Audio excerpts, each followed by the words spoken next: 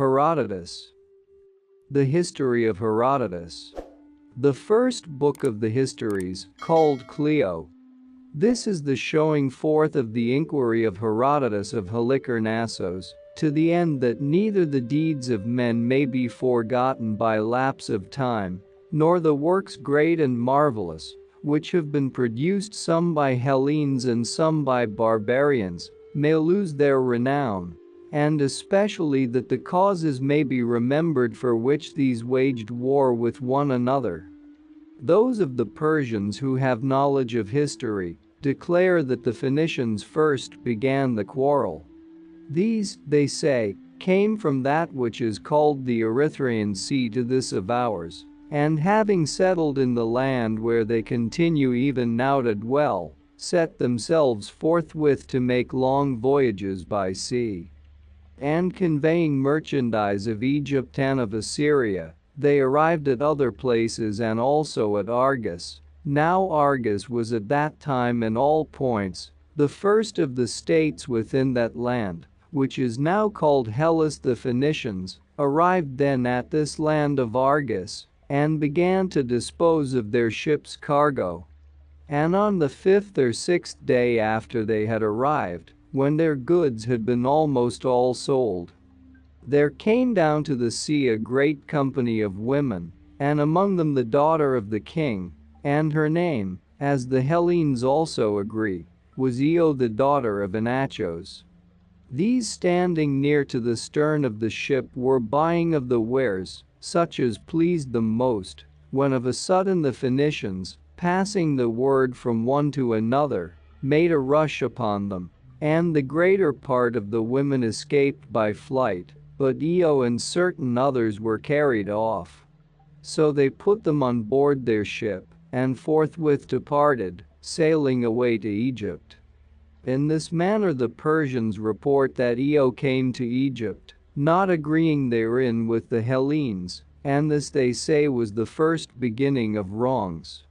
Then after this, they say, certain Hellenes, but the name of the people they are not able to report, put into the city of Tyre in Phoenicia, and carried off the king's daughter Europe. Of these would doubtless be Cretans, and so they were quits for the former injury. After this, however, the Hellenes, they say, were the authors of the second wrong, for they sailed into Ia of Colchis and to the river Phasis with a ship of war, and from thence, after they had done the other business for which they came, they carried off the king's daughter Medea. And the king of Colchis sent a herald to the land of Hellas, and demanded satisfaction for the rape, and to have his daughter back, but they answered that, as the barbarians had given them no satisfaction for the rape of Io the Argive, so neither would they give satisfaction to the barbarians for this. In the next generation after this, they say, Alexander the son of Priam, having heard of these things, desired to get a wife for himself by violence from Hellas, being fully assured that he would not be compelled to give any satisfaction for this wrong, inasmuch as the Hellenes gave none for theirs. So he carried off Helen, and the Hellenes resolved to send messengers first, and to demand her back with satisfaction for the rape. And when they put forth this demand, the others alleged to them the rape of Medea, saying that the Hellenes were now desiring satisfaction to be given to them by others, though they had given none themselves, nor had surrendered the person when demand was made. Up to this point, they say, nothing more happened than the carrying away of women on both sides, but after this the Hellenes were very greatly to blame, for they set the first example of war, making an expedition into Asia before the barbarians made any into Europe. Now they say that in their judgment, though it is an act of wrong to carry away women by force, it is a folly to set one's heart on taking vengeance for their rape, and the wise course is to pay no regard when they have been carried away, for it is evident that they would never be carried away if they were not themselves willing to go. And the Persians say that they, namely the people of Asia, when their women were carried away by force, had made it a matter of no account, but the Hellenes on account of a woman of Lacedaemon, gathered together a great armament,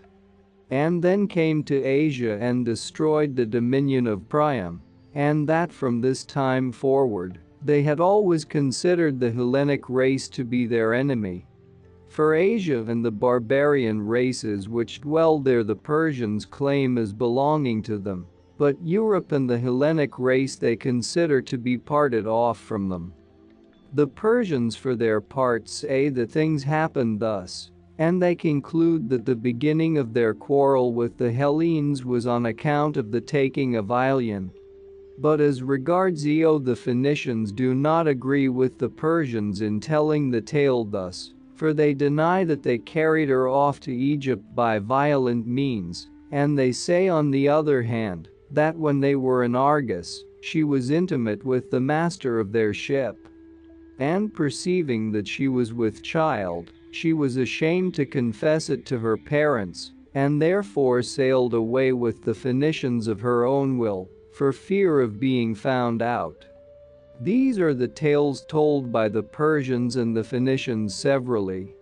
And concerning these things I am not going to say that they happened thus or thus. 401. But when I have pointed to the man who first within my own knowledge began to commit wrong against the Hellenes, I shall go forward further with the story, giving an account of the cities of men, small as well as great. For those which in old times were great have for the most part become small, while those that were in my own time great used in former times to be small. So then, since I know that human prosperity never continues steadfast, I shall make mention of both indifferently. Croesus was Lydian by race, the son of Alyattes and ruler of the nations which dwell on this side of the river Halys, which river, flowing from the south between the Syrians and the Paphlagonians, runs out towards the north wind into that sea, which is called the Euxine. This Croesus, first of all the barbarians of whom we have knowledge, subdued certain of the Hellenes and forced them to pay tribute, while others he gained over and made them his friends. Those whom he subdued were the Ionians, the Aeolians, and the Dorians who dwell in Asia, and those whom he made his friends were the Lacedaemonians. But before the reign of Croesus all the Hellenes were free, for the expedition of the Cimmerians, which came upon Ionia before the time of Croesus, was not a conquest of the cities, but a plundering incursion only. Now the supremacy which had belonged to the Heraclidae came to the family of Croesus, called Myrmidai, in the following manner. Candalos, whom the Hellenes call Marcelos, was ruler of Sardis and a descendant of Alcaeus, son of Heracles. For Agron, the son of Ninos, the son of Belos, the son of Alcaeus, was the first of the Heraclidae who became king of Sardis. And Candalos the son of Myrsos was the last, but those who were kings over this land before Agron were descendants of Lytos the son of Aetes, whence this whole nation was called Lydian, having been before called Meonian. From these the Heraclidae, descended from Heracles and the slave girl of Iordanos, obtained the government, being charged with it by reason of an oracle, and they reigned for 22 generations of men, 505 years, handing on the power from father to son, till the time of Candalos the son of Myrsos. This Candalos then of whom I speak had become passionately in love with his own wife, and having become so, he deemed that his wife was fairer by far than all other women, and thus deeming, Tygiges the son of Dascylos, for he of all his spearmen, was the most pleasing to him, to this Gyges, I say, he used to impart as well the more weighty of his affairs as also the beauty of his wife, praising it above measure. And after no long time, Since it was destined that evil should happen to Candace, he said to Gyges as follows. Gyges, I think that thou dost not believe me when I tell thee of the beauty of my wife, for it happens that men's ears are less apt of belief than their eyes. Contrive therefore means by which thou mayest look upon her naked. But he cried aloud and said, Master, what word of unwisdom is this which thou dost utter, bidding me look upon my mistress naked? When a woman puts off her tunic, she puts off her modesty also. Moreover, of old time those fair sayings have been found out by men, from which we ought to learn wisdom, and of these one is this, that each man should look on his own. But I believe indeed that she is of all women the fairest, and I entreat thee not to ask of me that which it is not lawful for me to do. With such words as these he resisted, fearing lest some evil might come to him from this. But the king answered him thus. Be of good courage, Gyges, and have no fear, either of me, that I am saying these words to try thee, or of my wife, lest any harm may happen to thee from her. For I will contrive it so from the first that she shall not even perceive that she has been seen by thee. I will place thee in the room where we sleep, behind the open door, and after I have gone in, my wife also will come to lie down. Now there is a seat near the entrance of the room, and upon this she will lay her garments as she takes them off one by one, and so thou wilt be able to gaze upon her at full leisure. And when she goes from the chair to the bed, and thou shalt be behind her back, then let it be thy part to take care that she sees thee not as thou goest through the door. He then, since he might not avoid it, gave consent. And Candace, when he considered that it was time to rest, led Gyges to the chamber, and straightway after this the woman also appeared. And Gyges looked upon her after she came in, and as she laid down her garments, and when she had her back turned towards him, as she went to the bed, then he slipped away from his hiding place and was going forth. And as he went out, the woman caught sight of him, and perceiving that which had been done by her husband, she did not cry out, though struck with shame, but she made as though she had not perceived the matter, meaning to avenge herself upon Candace. For among the Lydians, as also among most other barbarians, it is a shame even for a man to be seen naked. At the time then she kept silence, as I say, and made no outward sign, but as soon as day had dawned, and she made ready those of the servants whom she perceived to be the most attached to herself, and after that she sent to summon Gyges. He then, not supposing that anything of that which had been done was known to her, came upon her summons, for he had been accustomed before to go whenever the queen summoned him. And when Gyges was come, the woman said to him these words. There are now two ways open to thee, Gyges, and I give thee the choice which of the two thou wilt prefer to take.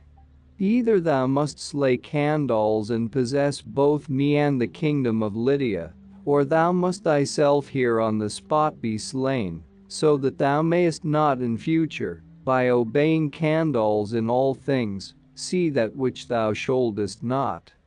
Either he must die who formed this design, or thou who hast looked upon me naked and done that which is not accounted lawful. For a time then Gyges was amazed at these words, and afterwards he began to entreat her that she would not bind him by necessity to make such a choice. Then however, as he could not prevail with her, but saw that necessity was in truth set before him either to slay his master or to be himself slain by others, he made the choice to live himself, and he inquired further as follows. Since thou dost compel me to take my master's life against my own will, let me hear from thee also what is the manner in which we shall lay hands upon him. And she answering said, "From that same place shall the attempt be, where he displayed me naked, and we will lay hands upon him as he sleeps." So after they had prepared the plot, when night came on, for Gyges was not let go, nor was there any way of escape for him, but he must either be slain himself or slay Candace, he followed the woman to the bedchamber, and she gave him a dagger and concealed him behind that very same door. Then afterwards, while Candace was sleeping, Gyges came privily up to him and slew him, and he obtained both his wife and his kingdom. Of him moreover Archelaus the Parian, who lived about that time, made mention in a trimeter iambic verse.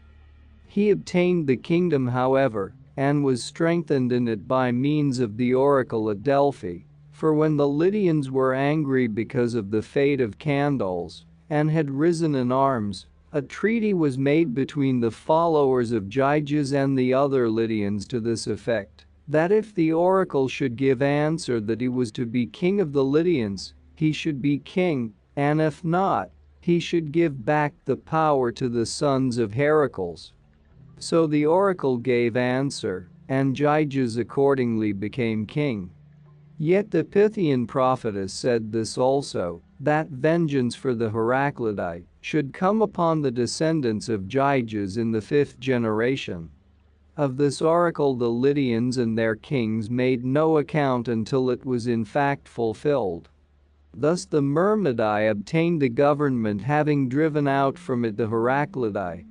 And Gyges, when he became ruler, sent votive offerings to Delphi, not a few, for of all the silver offerings at Delphi, his are more in number than those of any other man. And besides the silver he offered a vast quantity of gold, and especially one offering which is more worthy of mention than the rest, namely 6 golden mixing bowls, which are dedicated there as his gift. Of these the weight is 30 talents, and they stand in the treasury of the Corinthians, though in truth this treasury does not belong to the state of the Corinthians, but is that of Capselos the son of Aetion. This Gyges was the first of the barbarians within our knowledge who dedicated votive offerings at Delphi, except only Midas, the son of Gordias king of Phrygia, who dedicated for an offering the royal throne on which he sat before all to decide causes, and this throne, a sight worth seeing, stands in the same place with the bowls of Gyges. This gold and silver which Gyges dedicated is called Gygon by the people of Delphi, after the name of him who offered it. Now Gyges also, as soon as he became king, led an army against Miletos and Smyrna, and he took the lower town of Colophon.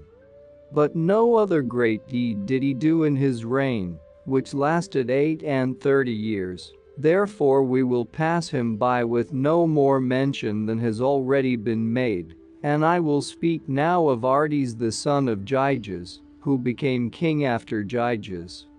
He took Priam and made an invasion against Miletos, and while he was ruling over Sardis, the Cimmerians, driven from their abodes by the nomad Scythians, came to Asia and took Sardis except the citadel.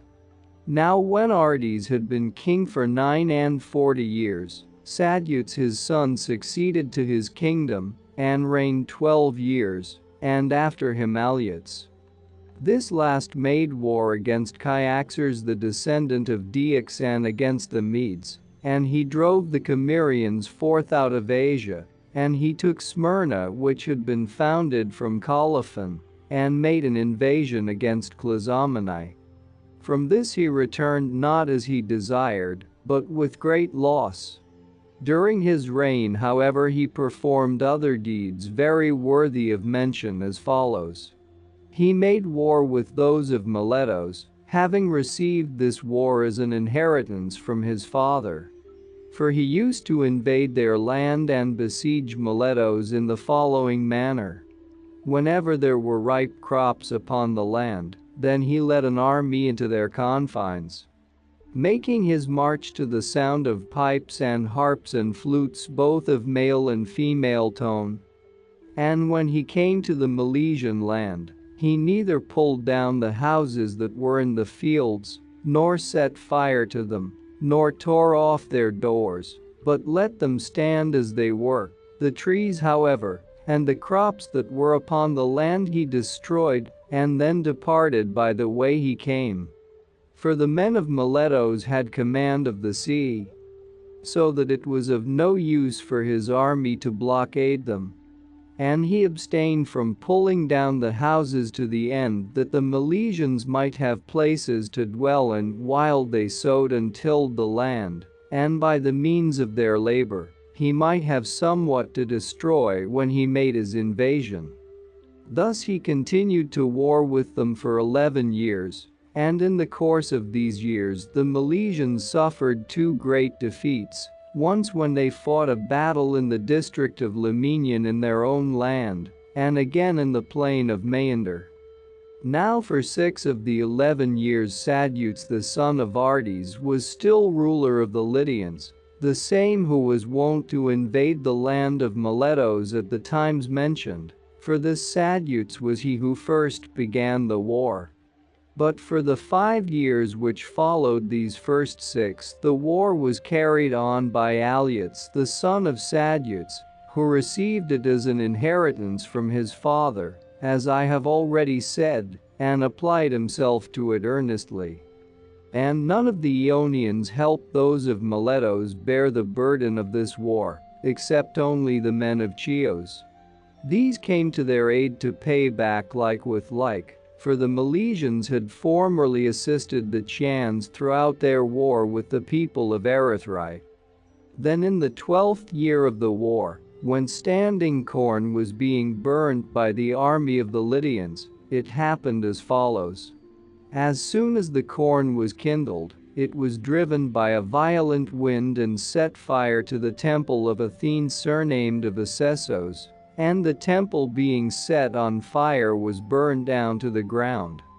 Of this no account was made then, but afterwards when the army had returned to Sardis, Alyattes fell sick, and as his sickness lasted long, he sent messengers to inquire of the oracle at Delphi, either being advised to do so by some one, or because he himself thought it best to send and inquire of the god concerning his sickness.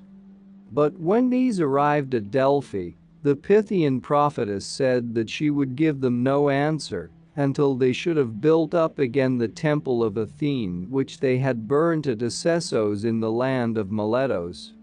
Thus much I know by the report of the people of Delphi. But the Milesians add to this that Periander the son of Cypselos, being a special guest friend of Thrasybulus the then despot of Miletus, heard of the oracle which had been given to Alyattes, and sending a messenger told Thrasybulus, in order that he might have knowledge of it beforehand, and take such counsel as the case required. This is the story told by the Milesians. And Alyattes, when this answer was reported to him, sent a herald forthwith to Miletus, desiring to make a truce with Thrasybulus and the Milesians for so long a time, as he should be building the temple. He then was being sent as envoy to Miletus, and Thrasybulus in the meantime being informed beforehand of the whole matter, and knowing what Alyattes was meaning to do, contrived this device. He gathered together in the marketplace all the store of provisions which was found in the city,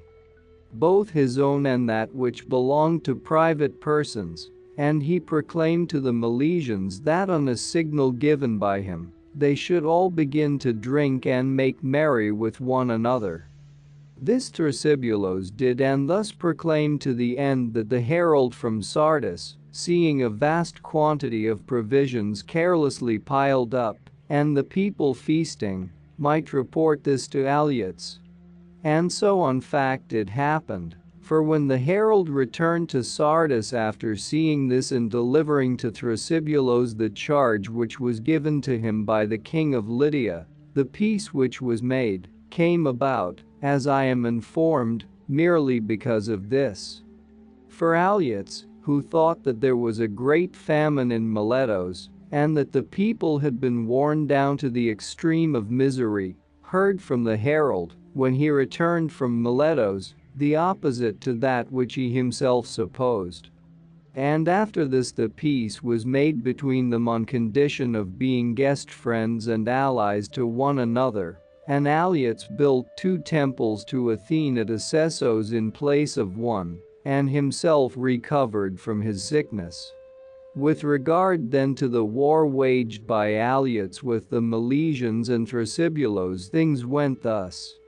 As for Periander, the man who gave information about the oracle to Thrasybulus, he was the son of Capselos and despot of Corinth. In his life, say the Corinthians, and with them agree the Lesbians, there happened to him a very great marvel, namely that Arion of Methymna was carried ashore at Taenaron upon a dolphin's back. This man was a harper second to none of those who then lived, and the first, so far as we know, who compassed a dithyramb, naming it so, and teaching it to a chorus at Corinth. This Arion, they say, who for the most part of his time stayed with Periander, conceived a desire to sail to Italy and Sicily, and after he had there acquired large sums of money, he wished to return again to Corinth.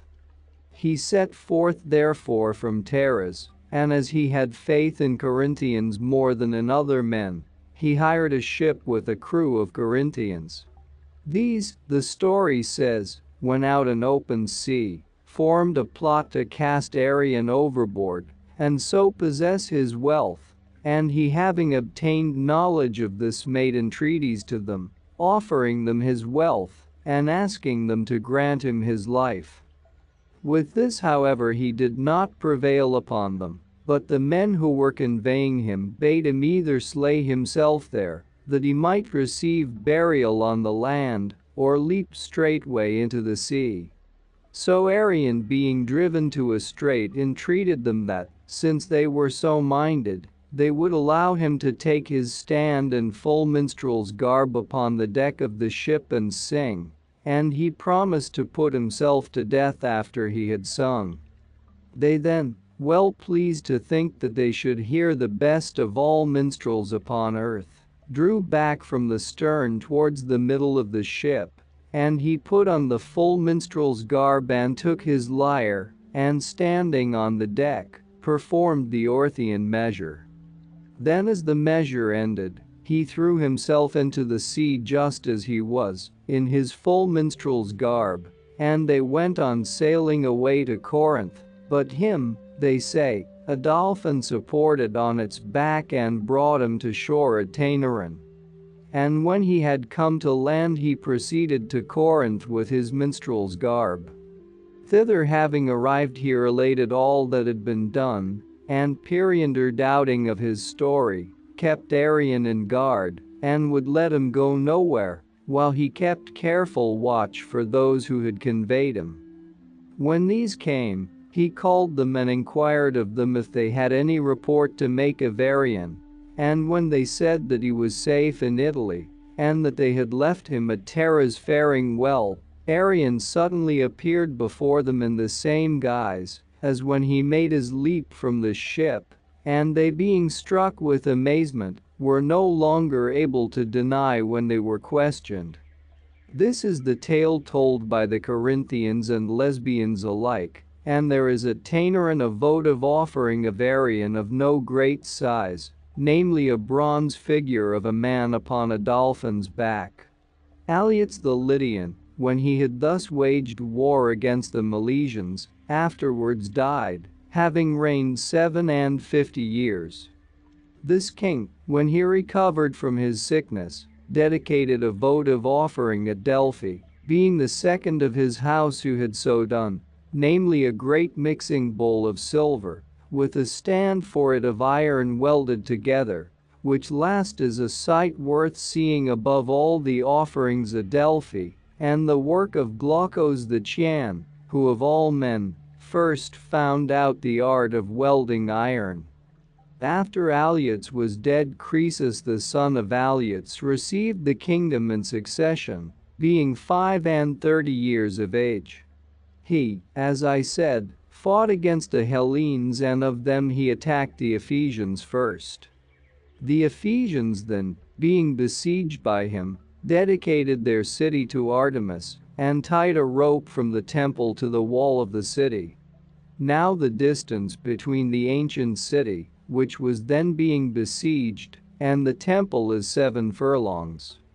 These, I say, were the first upon whom Croesus laid hands, but afterwards he did the same to the other Ionian and Aeolian cities one by one, alleging against them various causes of complaint, and making serious charges against those in whose cases he could find serious grounds, while against others of them, he charged merely trifling offenses.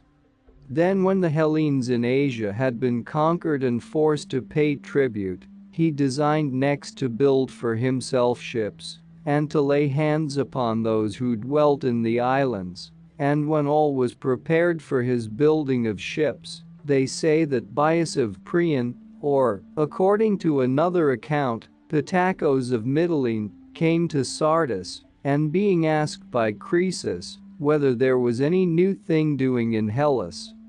brought to an end his building of ships by this saying, "O king," said he, "the men of the islands are hiring a troop of 10,000 horse, and with this they mean to march to Sardis and fight against thee." And Croesus, supposing that what he reported was true, said, "May the gods put it into the minds of the dwellers of the islands to come with horses against the sons of the Lydians." And he answered and said, "O king, I perceive that thou dost earnestly desire to catch the men of the islands on the mainland riding upon horses, and it is not unreasonable that thou shouldest wish for this. What else, however, thinkest thou the men of the islands desire and have been praying for ever since the time they heard that thou wert about to build ships against them, than that they might catch the Lydians upon the sea, so as to take vengeance upon thee for the Hellenes who dwell upon the mainland, whom thou dost hold enslaved?" Croesus, they say, was greatly pleased with this conclusion, and obeying his suggestion, for he judged him to speak suitably, he stopped his building of ships, and upon that he formed a friendship with the Ionians dwelling in the islands. As time went on, when nearly all those dwelling on the side the river Halys had been subdued, for except the Cilicians and Lycians Croesus subdued and kept under his rule all the nations, that is to say Lydians, Phrygians, Mysians, Mariandanoi, Chalybians, Paphlagonians, Thracians, both Thynian and Bithynian, Carians, Ionians, Dorians, Aeolians, and Pamphylians. When these, I say, had been subdued, and while he was still adding to his Lydian dominions, there came to Sardis, then at the height of its wealth, all the wise men of the Hellas who chanced to be alive at that time, brought thither severally by various occasions, and of them one was Solon the Athenian, who after he had made laws for the Athenians at their bidding, left his native country for 10 years and sailed away, saying that he desired to visit various lands, in order that he might not be compelled to repeal any of the laws which he had proposed. For of themselves the Athenians were not competent to do this, having bound themselves by solemn oaths to submit for 10 years to the laws which Solon should propose for them. So Solon, having left his native country for this reason and for the sake of seeing various lands, came to Amasis in Egypt, and also to Croesus at Sardis. Having there arrived, he was entertained as a guest by Croesus in the king's palace, and afterwards, on the 3rd or 4th day, at the bidding of Croesus, his servants led Solon round to see his treasuries, and they showed him all things, how great and magnificent they were. And after he had looked upon them all and examined them as he had occasion, Croesus asked him as follows: Athenian guest, much report of thee has come to us, both in regard to thy wisdom and thy wanderings, how that in thy search for wisdom thou hast traversed many lands to see them. Now therefore a desire has come upon me to ask thee whether thou hast seen any whom thou deemest to be of all men the most happy. This he asked supposing that he himself was the happiest of men, but Solon, using no flattery but the truth only, said, Yes, O king, Telos the Athenian. And Croesus, marveling at that which he said, asked him earnestly, In what respect dost thou judge Telos to be the most happy? And he said, Telos, in the first place, living while his native state was prosperous, had sons fair and good, and saw from all of them children begotten and living to grow up. And secondly, he had what with us is accounted wealth, and after his life a most glorious end. For when a battle was fought by the Athenians at Eleusis against the neighboring people, he brought up supports and routed the foe, and there died by a most fair death. And the Athenians buried him publicly where he fell, and honored him greatly. So when Solon had moved Croesus to inquire further by the story of Telos, recounting how many points of happiness he had, the king asked again whom he had seen proper to be placed next after this man, supposing that he himself would certainly obtain at least the second place, but he replied, Cleobis and Biton. For these, who were of Argus by race, possessed a sufficiency of wealth and, in addition to this, strength of body such as I shall tell. Both equally had won prizes in the games, and moreover the following tale is told of them. There was a feast of Hera among the Argives, and it was by all means necessary that their mother should be borne in a cart to the temple. But since their oxen were not brought up in time from the field, the young men, barred from all else by lack of time, submitted themselves to the yoke and drew the wain, their mother being borne by them upon it. And so they brought it on for 45 furlongs, and came to the temple. Then after they had done this and had been seen by the assembled crowd, there came to their life a most excellent ending. And in this the deity declared that it was better for man to die than to continue to live. For the Argive men were standing round and extolling the strength of the young men, while the Argive women were extolling the mother to whose lot it had fallen to have such sons, and the mother being exceedingly rejoiced both by the deed itself and by the report made of it, took her stand in front of the image of the goddess, and prayed that she would give to Cleobis and Biton her sons, who had honored her greatly, that gift which is best for man to receive. And after this prayer, when they had sacrificed and feasted, the young men lay down to sleep within the temple itself, and never rose again, but were held bound in this last end. And the Argives made statues in the likeness of them, and dedicated them as offerings at Delphi, thinking that they had proved themselves most excellent. Thus Solon assigned the second place in respect of happiness to these.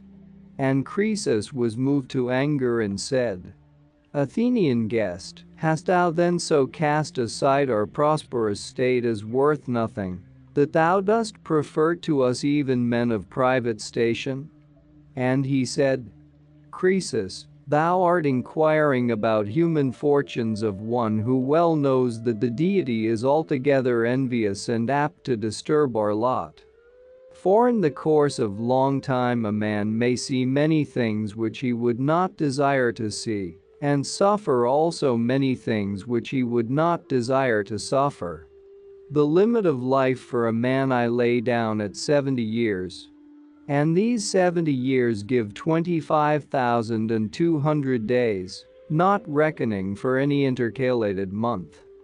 Then if every other one of these years shall be made longer by 1 month, that the seasons may be caused to come round at the due time of the year, the intercalated months will be in number 35 besides the 70 years, and of these months, the days will be 1050.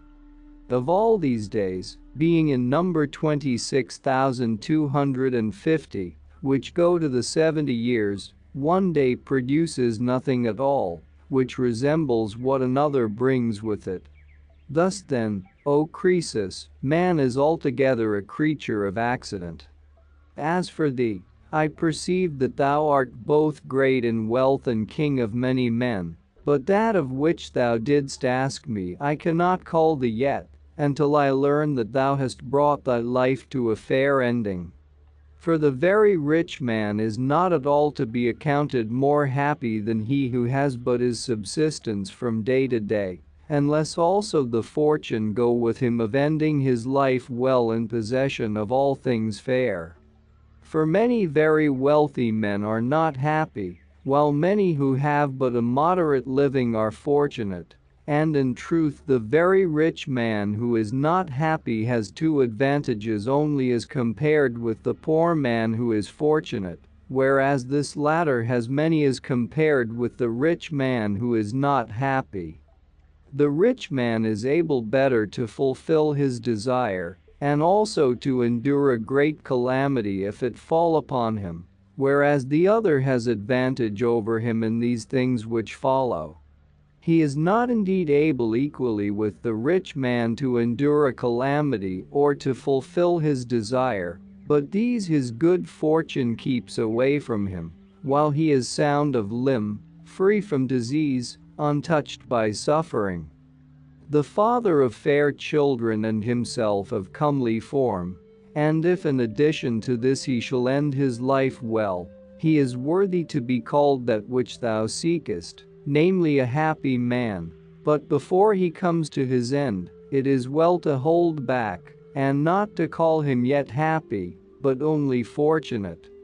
Now to possess all these things together is impossible for one who is mere man, just as no single land suffices to supply all things for itself, but one thing it has and another it lacks, and the land that has the greatest number of things is the best. So also in the case of a man, no single person is complete in himself.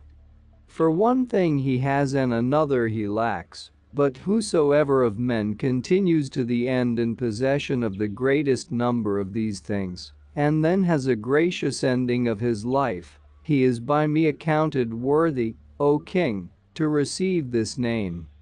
But we must of everything examine the end and how it will turn out at the last, for to many God shows but a glimpse of happiness, and then plucks them up by the roots and overturns them.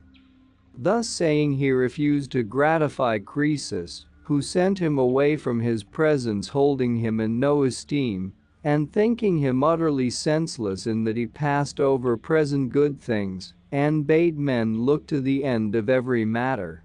After Solon had departed, a great retribution from God came upon Croesus, probably because he judged himself to be the happiest of all men.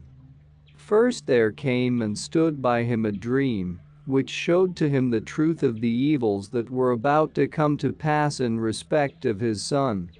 Now Croesus had two sons, of whom one was deficient, seeing that he was deaf and dumb, while the other far surpassed his companions of the same age in all things. And the name of this last was Hades. As regards this Hades then, the dream signified to Croesus that he should lose him by the blow of an iron spear point. And when he rose up from sleep and considered the matter with himself, he was struck with fear on account of the dream, and first he took for his son a wife, and whereas his son had been wont to lead the armies of the Lydians, he now no longer sent him forth anywhere on any such business, and the javelins and lances and all such things which men use for fighting, he conveyed out of the men's apartments and piled them up in the inner bedchambers, for fear lest something hanging up might fall down upon his son.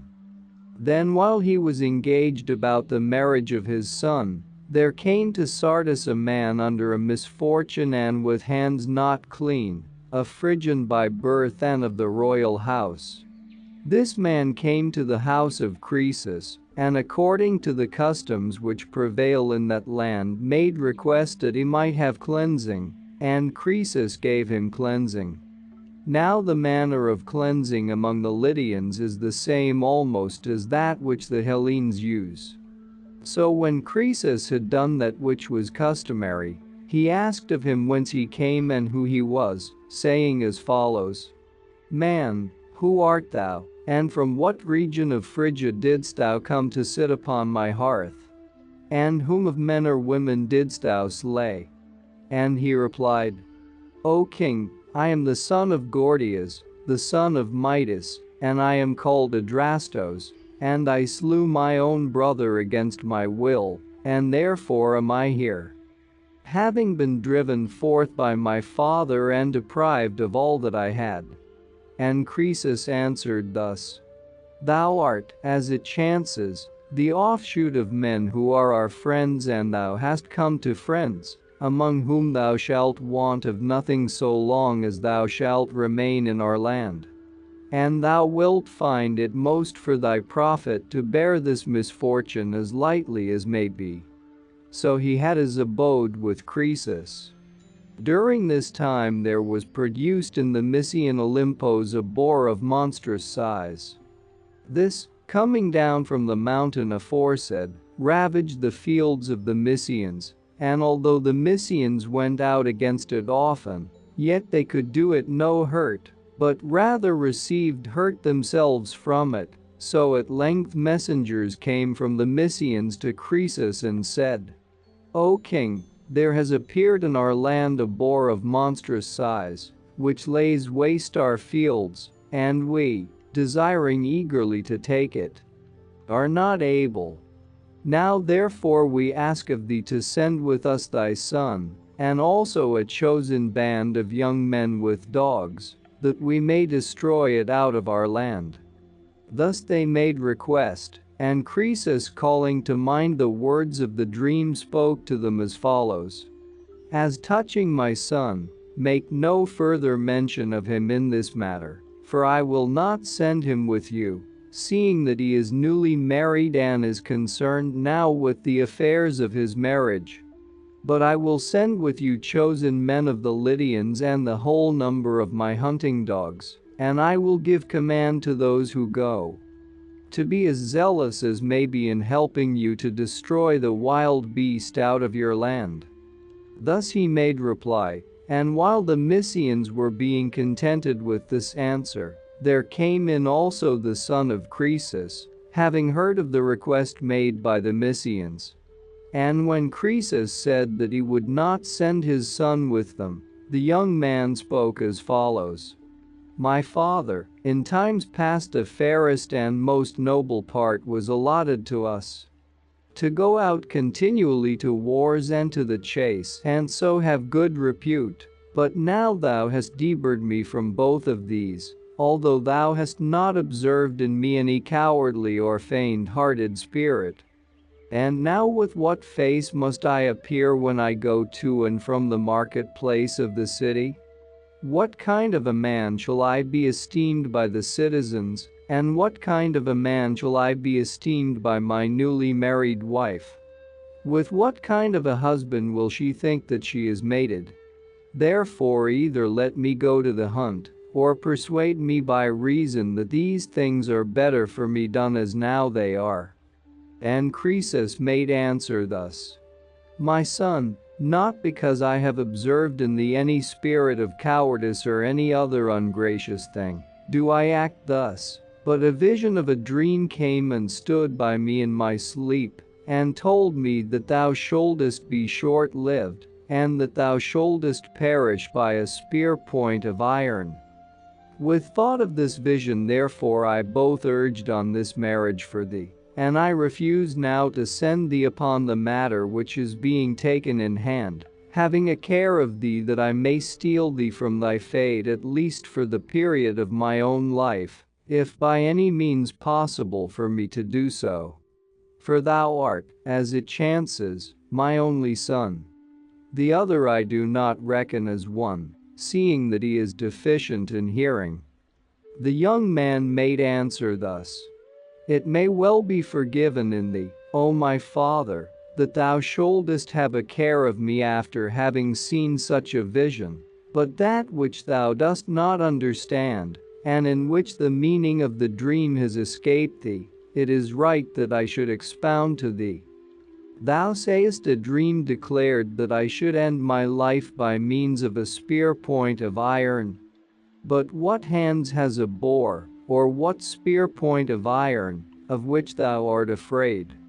If the dream had told thee that I should end my life by a tusk, or any other thing which resembles that, it would be right for thee doubtless to do as thou art doing, but it said by a spear point.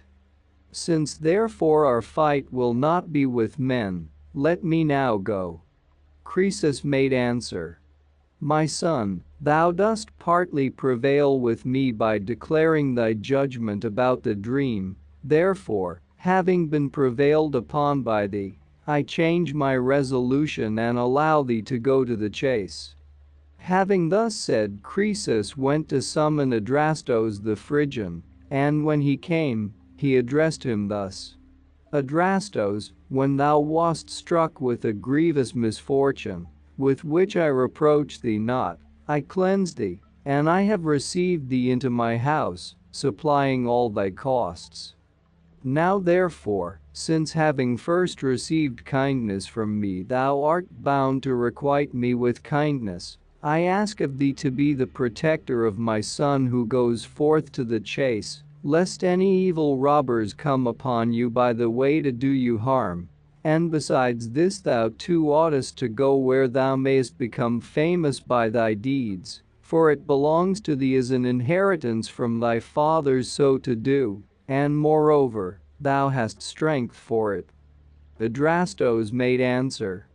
"O king, but for this I should not have been going to any such contest of valor. For first it is not fitting that one who is suffering such a great misfortune as mine should seek the company of his fellows who are in prosperity, and secondly, I have no desire for it, and for many reasons I should have kept myself away.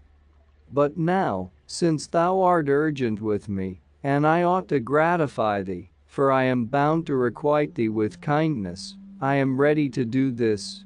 Expect therefore that thy son, whom thou commandest me to protect, will return home to thee unhurt, so far as his protector may avail to keep him safe." When he had made answer to Croesus in words like these, they afterwards set forth provided with chosen young men and with dogs. And when they were come to Mount Olympos, they tracked the animal, and having found it and taken their stand round in a circle, they were hurling against it their spears. Then the guest, he who had been cleansed of manslaughter, whose name was Adrastos, hurling a spear at it missed the boar, and struck the son of Croesus. So he being struck by the spear point fulfilled the saying of the dream. And one ran to report to Croesus that which had come to pass, and having come to Sardis, he signified to him of the combat and of the fate of his son. And Croesus was very greatly disturbed by the death of his son, and was much the more moved to complaining by this, namely that his son was slain by the man whom he had himself cleansed of manslaughter. And being grievously troubled by the misfortune he called upon Zeus the cleanser, protesting to him that which he had suffered from his guest, and he called moreover upon the protector of suppliants and the guardian of friendship, naming still the same God, and calling upon him as the protector of suppliants, because when he received the guest into his house, he had been fostering ignorantly the slayer of his son. and as the guardian of friendship, because having sent him as a protector, he had found him the worst of foes. After this the Lydians came bearing the corpse, and behind it followed the slayer. And he, taking his stand before the corpse, delivered himself up to Croesus, holding forth his hands and bidding the king slay him over the corpse, speaking of his former misfortune, and saying that in addition to this, he had now been the destroyer of the man who had cleansed him of it, and that life for him was no more worth living. But Croesus, hearing this, pitied Adrastos, although he was himself suffering so great an evil of his own, and said to him, "Guest, I have already received from thee all the satisfaction that is due, seeing that thou dost condemn thyself to suffer death. And not thou alone art the cause of this evil, except in so far as thou wert the instrument of it against thine own will, but some one, as I suppose, of the gods, who also long ago signified to me that which was about to be." So Croesus buried his son as was fitting. But Adrastos, the son of Gordias, the son of Midas, he who had been the slayer of his own brother, and the slayer also of the man who had cleansed him, when silence came of all men round about the tomb, recognizing that he was more grievously burdened by misfortune than all men of whom he knew, slew himself upon the grave. For 2 years then Croesus remained quiet in his mourning, because he was deprived of his son. But after this period of time the overthrowing of the rule of Astyages the son of Cyaxares by Cyrus the son of Cambyses, and the growing greatness of the Persians, caused Croesus to cease from his mourning, and led him to a care of cutting short the power of the Persians, if by any means he might, while yet it was in growth and before they should have become great. So having formed this design he began forthwith to make trial of the oracles, both those of the Hellenes and that in Libya, sending messengers some to one place and some to another, some to go to Delphi, others to Abai of the Phocians, and others to Dodona, and some were sent to the shrine of Amphiaraus and to that of Trophonius, others to Branchidae and the land of Miletos. These are the oracles of the Hellenes, to which Croesus sent messengers to seek divination, and others he sent to the shrine of Ammon in Libya to inquire there. Now he was sending the messengers abroad to the end that he might try the oracles, and find out what knowledge they had, so that if they should be found to have knowledge of the truth, he might send and ask them. Secondly, whether he should attempt to march against the Persians. And to the Lydians whom he sent to make trial of the oracles, he gave charge as follows: that from the day on which they set out from Sardis, they should reckon up the number of the days following, and on the 100th day they should consult the oracles, asking what Croesus the son of Alyattes king of the Lydians chanced then to be doing, and whatever the oracles severally should prophesy, this they should cause to be written down and bear it back to him. Now what the other oracles prophesied is not by any reported, but at Delphi, so soon as the Lydians entered the sanctuary of the temple to consult the god, and asked that which they were commanded to ask, the Pythian prophetess spoke thus in hexameter measure: "But the number of sand I know, and the measure of drops in the ocean, the dumb man I understand. And I hear the speech of the speechless. And there hath come to my soul the smell of a strong-shelled tortoise boiling in cauldron of bronze, and the flesh of a lamb mingled with it, under it bronze is laid, it hath bronze as a clothing upon it." When the Pythian prophetess had uttered this oracle, the Lydians caused the prophecy to be written down, and went away at once to Sardis.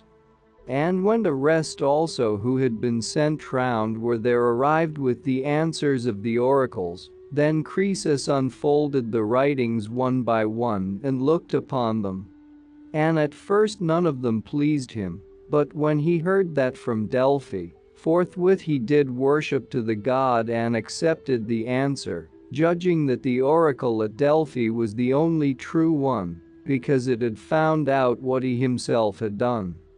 For when he had sent to the several oracles his messengers to consult the gods, keeping well in mind the appointed day, he contrived the following device. He thought of something which it would be impossible to discover or to conceive of, and cutting up a tortoise and a lamb, he boiled them together himself in a cauldron of bronze, laying a cover of bronze over them. This then was the answer given to Croesus from Delphi, and as regards the answer of Amphiaraus, I cannot tell what he replied to the Lydians after they had done the things customary in his temple, for there is no record of this any more than of the others, except only that Croesus thought that he also possessed a true oracle. After this, with great sacrifices, he endeavored to win the favor of the god at Delphi. For of all the animals that are fit for sacrifice, he offered 3,000 of each kind, and he heaped up couches overlaid with gold and overlaid with silver, and cups of gold, and robes of purple, and tunics, making of them a great pyre, and this he burnt up, hoping by these means the more to win over the god to the side of the Lydians. And he proclaimed to all the Lydians that every one of them should make sacrifice with that which each man had. And when he had finished the sacrifice, he melted down a vast quantity of gold, and of it he wrought half-plinths, making them 6 palms in length and 3 in breadth, and in height 1 palm, and their number was 117. Of these 4 were of pure gold weighing 2 talents and a half each, and others of gold alloyed with silver weighing 2 talents. And he caused to be made also an image of a lion of pure gold weighing 10 talents, which lion, when the temple of Delphi was being burnt down, fell from off the half-plinths, for upon these it was set, and is placed now in the treasury of the Corinthians, weighing 6 talents and a half, for 3 talents and a half were melted away from it. So Croesus, having finished all these things, sent them to Delphi, and with them these besides: 2 mixing bowls of great size, one of gold and the other of silver, of which the golden bowl was placed on the right hand as one enters the temple, and the silver on the left, but the places of these also were changed after the temple was burnt down, and the golden bowl is now placed in the treasury of the people of Clazomenae, weighing 8.5 talents and 12 pounds over, while the silver one is placed in the corner of the vestibule, and holds 600 amphors, being filled with wine by the Delphians on the feast of the Theophania. This the people of Delphi say is the work of Theodoros the Samian, and, as I think, rightly, for it is evident to me that the workmanship is of no common kind. Moreover, Croesus sent 4 silver wine jars, which stand in the treasury of the Corinthians, and 2 vessels for lustral water, one of gold and the other of silver, of which the gold one is inscribed from the Lacedaemonians, who say that it is their offering. Therein, however, they do not speak rightly, for this also is from Croesus, but one of the Delphians wrote the inscription upon it, desiring to gratify the Lacedaemonians, and his name I know, but will not make mention of it. The boy through whose hand the water flows is from the Lacedaemonians, but neither of the vessels for lustral water. And many other votive offerings Croesus sent with these, not specially distinguished, among which are certain castings of silver of a round shape, and also a golden figure of a woman 3 cubits high, which the Delphians say is a statue of the baker of Croesus. Moreover, Croesus dedicated the ornaments from his wife's neck and her girdles.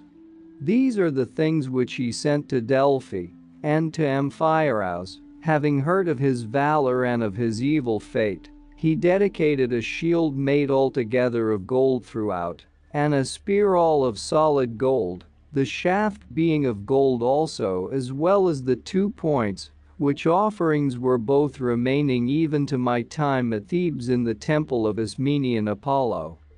To the Lydians who were to carry these gifts to the temples, Croesus gave charge that they should ask the oracles this question also, whether Croesus should march against the Persians, and if so, whether he should join with himself any army of men as his friends. And when the Lydians had arrived at the places to which they had been sent and had dedicated the votive offerings, they inquired of the oracles and said, Croesus, king of the Lydians and of other nations, considering that these are the only true oracles among men, presents to you gifts such as your revelations deserve, and asks you again now whether he shall march against the Persians, and if so, whether he shall join with himself any army of men as allies. They inquired thus, and the answers of both the oracles agreed in one, declaring to Croesus that if he should march against the Persians, he should destroy a great empire. And they counseled him to find out the most powerful of the Hellenes, and join these with himself as friends. So when the answers were brought back and Croesus heard them, he was delighted with the oracles, and expecting that he would certainly destroy the kingdom of Cyrus, he sent again to Pytho, and presented to the men of Delphi, having ascertained the number of them, 2 staters of gold for each man. And in return for this the Delphians gave to Croesus and to the Lydians precedence in consulting the oracle and freedom from all payments, and the right to front seats at the games, with this privilege also for all time, that any one of them who wished should be allowed to become a citizen of Delphi. And having made presents to the men of Delphi, Croesus consulted the oracle the 3rd time, for from the time when he learnt the truth of the oracle, he made abundant use of it. And consulting the oracle, he inquired whether his monarchy would endure for a long time. And the Pythian prophetess answered him thus, But when it cometh to pass that a mule of the Medes shall be monarch, then by the pebbly Hermos, O Lydian delicate-footed, flee and stay not, and be not ashamed to be called a coward. By these lines when they came to him, Croesus was pleased more than by all the rest, for he supposed that the mule would never be ruler of the Medes instead of a man, and accordingly that he himself and his heirs would never cease from their rule. Then after this he gave thought to inquire which people of the Hellenes he should esteem the most powerful and gain over to himself as friends. And inquiring he found that the Lacedaemonians and the Athenians had the preeminence, the first of the Dorian and the others of the Ionian race. For these were the most eminent races in ancient time, the second being a Pelasgian and the first a Hellenic race. And the one never migrated from its place in any direction, while the other was very exceedingly given to wanderings. For in the reign of Deucalion this race dwelt in Thyatis, and in the time of Doros, the son of Helen, in the land lying below Ossa and Olympos, which is called Histiaetus, and when it was driven from Histiaetus by the sons of Cadmos, it dwelt in Pindos and was called Maecnion, and thence it moved afterwards to Dryapus, and from Dryapus it came finally to Peloponnesus, and began to be called Dorian. What language, however, the Pelasgians used to speak I am not able with certainty to say. But if one must pronounce, judging by those that still remain of the Pelasgians who dwelt in the city of Creston 60 above the Tersenians, and who were once neighbors of the race now called Dorian, dwelling then in the land which is now called Thessalietis, and also by those that remain of the Pelasgians who settled at Placia and Skylake in the region of the Hellespont, who before that had been settlers with the Athenians, and of the natives of the various other towns which are really Pelasgian, though they have lost the name if one must pronounce judging by these. The Pelasgians used to speak a barbarian language. If therefore all the Pelasgian race was such as these, then the Attic race, being Pelasgian, at the same time when it changed and became Hellenic, unlearned also its language. For the people of Creston do not speak the same language with any of those who dwell about them, nor yet do the people of Phocia, but they speak the same language one as the other. And by this it is proved that they still keep unchanged the form of language which they brought with them when they migrated to these places.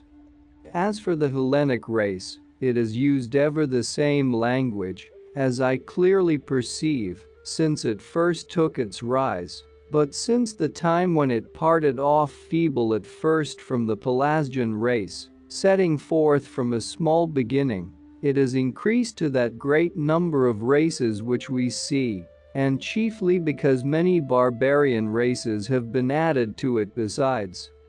Moreover, it is true, as I think, 6201 of the Pelasgian race also, that so far as it remained barbarian, it never made any great increase. Of these races then Croesus was informed that the Athenian was held subject and torn with faction by Pisistratos, the son of Hippocrates, who then was despot of the Athenians. For to Hippocrates, when as a private citizen he went to view the Olympic Games, a great marvel had occurred. After he had offered the sacrifice, the cauldrons which were standing upon the hearth, full of pieces of flesh and of water, boiled without fire under them and ran over. And Chilon the Lacedaemonian, who chanced to have been present and to have seen the marvel, advised Hippocrates first not to bring into his house a wife to bear him children, and secondly, if he happened to have one already, to dismiss her, and if he chanced to have a son, to disown him. When Chilon had thus recommended, Hippocrates, they say, was not willing to be persuaded, and so there was born to him afterwards this Pisistratos, who, when the Athenians of the shore were at feud with those of the plain, Megacles the son of Alcmaeon being leader of the first faction, and Lycurgos the son of Aristolades of that of the plain, aimed at the despotism for himself, and gathered a third party. So then, after having collected supporters and called himself leader of the men of the mountain lands, he contrived a device as follows. He inflicted wounds upon himself and upon his mules, and then drove his car into the marketplace, as if he had just escaped from his opponents, who, as he alleged, had desired to kill him when he was driving into the country. And he asked the commons that he might obtain some protection from them.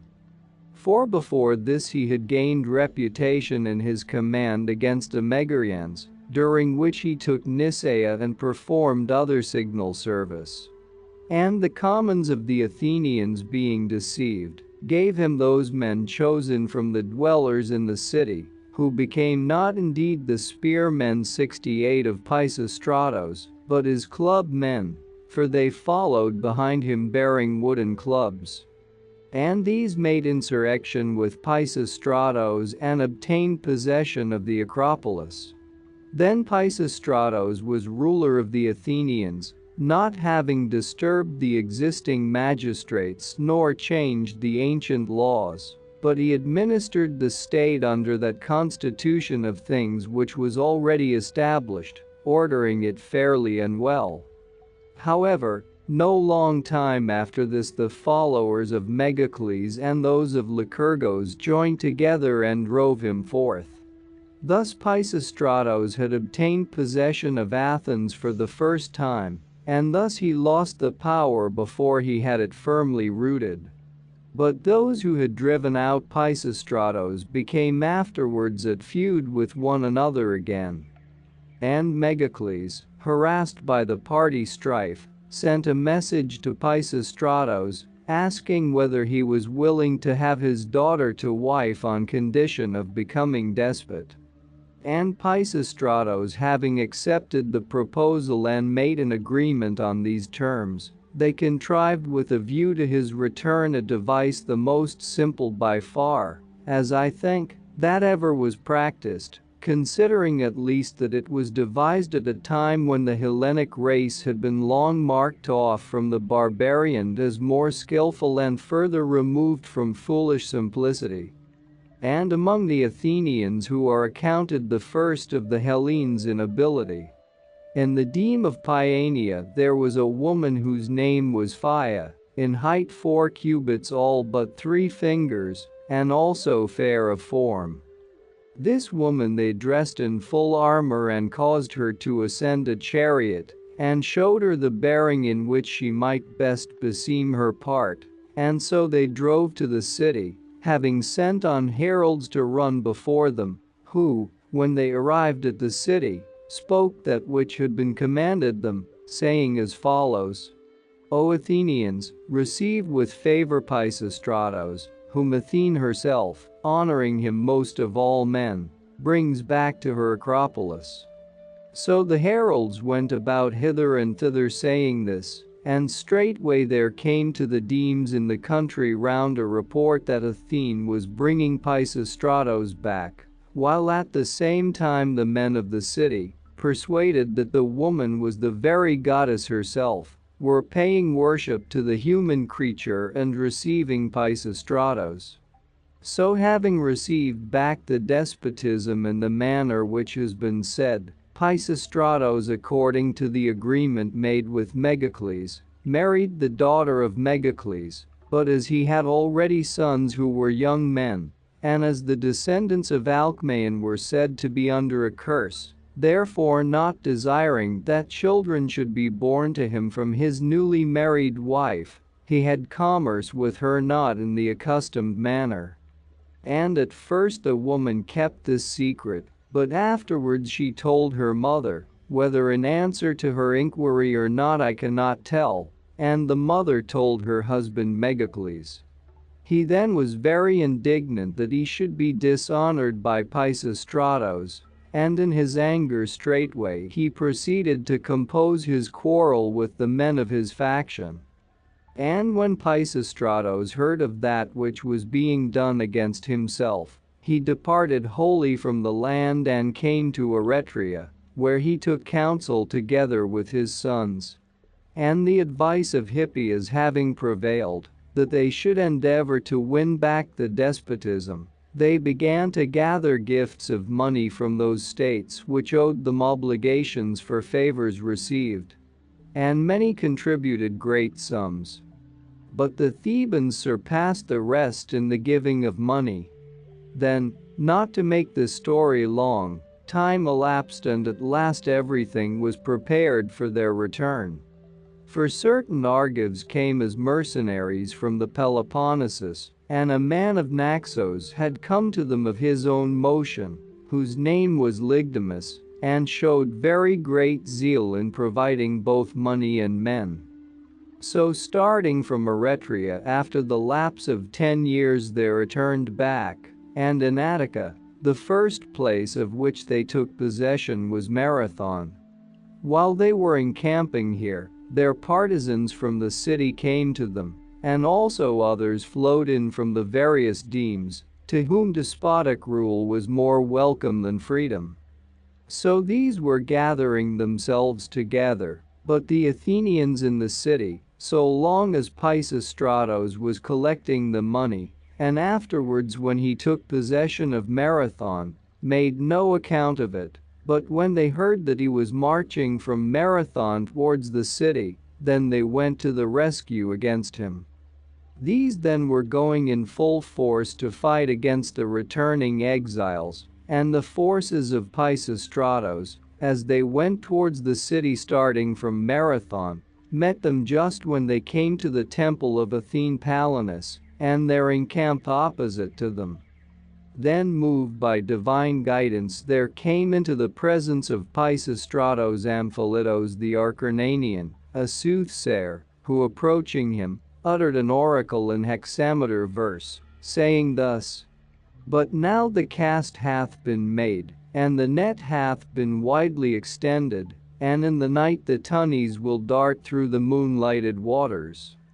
This oracle he uttered to him being divinely inspired, and Pisistratos, having understood the oracle and having said that he accepted the prophecy which was uttered, led his army against the enemy. Now the Athenians from the city were just at that time occupied with the morning meal, and some of them after their meal with games of dice or with sleep. And the forces of Pisistratos fell upon the Athenians and put them to flight. Then as they fled, Pisistratos devised a very skillful counsel, to the end that the Athenians might not gather again into one body, but might remain scattered abroad.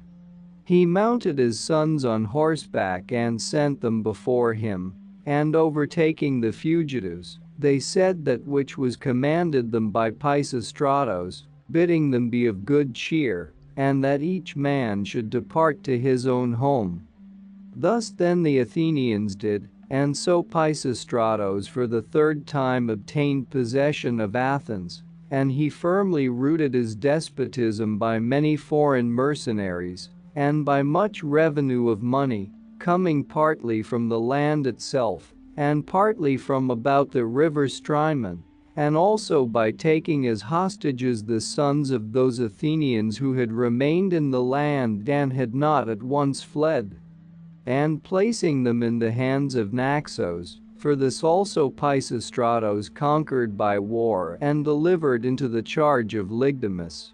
Moreover, besides this, he cleansed the island of Delos in obedience to the oracles, and his cleansing was of the following kind. So far as the view from the temple extended, he dug up all the dead bodies which were buried in this part, and removed them to another part of Delos. So Pisistratos was despot of the Athenians, but of the Athenians some had fallen in the battle, and others of them with the sons of Alcmaeon were exiles from their native land. Such was the condition of things which Croesus heard was prevailing among the Athenians during this time. But as to the Lacedaemonians, he heard that they had escaped from great evils, and had now got the better of the Tegeans in the war. For when Leon and Hegesippus were kings of Sparta, the Lacedaemonians, who had good success in all their other wars, suffered disaster in that alone which they waged against the men of Tegea. Moreover, in the times before this they had the worst laws of almost all the Hellenes, both in matters which concerned themselves alone, and also in that they had no dealings with strangers. And they made their change to a good constitution of laws thus. Lycurgos, a man of the Spartans who was held in high repute, came to the oracle at Delphi, and as he entered the sanctuary of the temple, straightway the Pythian prophetess said as follows: "Lo, thou art come, O Lycurgos, to this rich shrine of my temple, loved thou by Zeus, and by all who possess the abodes of Olympos. Whether to call thee a god, I doubt, in my voices prophetic, god or a man, but rather a god I think, O Lycurgos." Some say in addition to this that the Pythian prophetess also set forth to him the order of things which is now established for the Spartans, but the Lacedaemonians themselves say that Lycurgos, having become guardian of Leobates his brother's son, who was king of the Spartans, brought in these things from Crete. For as soon as he became guardian, he changed all the prevailing laws, and took measures that they should not transgress his institutions. And after this Lycurgos established that which appertained to war, namely Anomedes and Trichids and common meals, 7701, and in addition to this the ephors in the Senate. Having changed thus, the Spartans had good laws, and to Lycurgos after he was dead they erected a temple, and they pay him great worship. So then, as might be supposed, with a fertile land and with no small number of men dwelling in it, they straightway shot up and became prosperous. And it was no longer sufficient for them to keep still, but presuming that they were superior in strength to the Arcadians, they consulted the oracle at Delphi respecting conquest of the whole of Arcadia, and the Pythian prophetess gave answer thus. The land of Arcadia thou askest me much, I refuse it. Many there are in Arcadian land, stout men, eating acorns, these will prevent thee from this. But I am not grudging towards thee. Tegea beaten with sounding feet I will give thee to dance in, and a fair plain I will give thee to measure with line and divide it. When the Lacedaemonians heard report of this, they held off from the other Arcadians, and marched against the Tegeans with fetters in their hands, trusting to a deceitful 78 oracle, and expecting that they would make slaves of the men of Tegea. But having been worsted in the encounter, those of them who were taken alive worked wearing the fetters which they themselves brought with them, and having measured with line and divided 79 the plain of the Tegeans. And these fetters with which they had been bound were preserved even to my own time at Tegea, hanging about the temple of Athena Lee. In the former war then I say they struggled against the Tegeans continually with ill success, but in the time of Croesus and in the reign of Anaxandrides and Ariston at Lacedaemon, the Spartans had at length become victors in the war, and they became so in the following manner. As they continued to be always worsted in the war by the men of Tegea, they sent messengers to consult the oracle at Delphi, and inquired what god they should propitiate, in order to get the better of the men of Tegea in the war. And the Pythian prophetess made answer to them that they should bring into their land the bones of Orestes, the son of Agamemnon. Then as they were not able to find the grave of Orestes, they sent men again to go to the god, and to inquire about the spot where Orestes was laid. And when the messengers who were sent asked this, the prophetess said as follows. Tegea there is, in Arcadian land, in a smooth place founded, where there do blow two blasts by strong compulsion together, stroke two there is and stroke in return, and trouble on trouble. There Agamemnon's son in the life-giving earth is reposing, him if thou bring with thee home, of Tegea thou shalt be master. When the Lacedaemonians had heard this they were none the less far from finding it out, though they searched all places, until the time that Lichas, one of those Spartans who are called well-doers, 82 discovered it. Now the well-doers are of the citizens the eldest who are passing from the ranks of the horsemen, in each year 5, and these are bound during that year in which they pass out from the horsemen, to allow themselves to be sent without ceasing to various places by the Spartan state. Lichas then, being one of these, discovered it in Tegea by means both of fortune and ability. For as there were at that time dealings under truce with the men of Tegea, he had come to a forge there and was looking at iron being wrought, and he was in wonder as he saw that which was being done. The smith therefore, perceiving that he marveled at it, ceased from his work and said, Surely, thou stranger of Lacedaemon, if thou hadst seen that which I once saw, thou wouldst have marveled much, since now it falls out that thou dost marvel so greatly at the working of this iron, for I, desiring in this enclosure to make a well,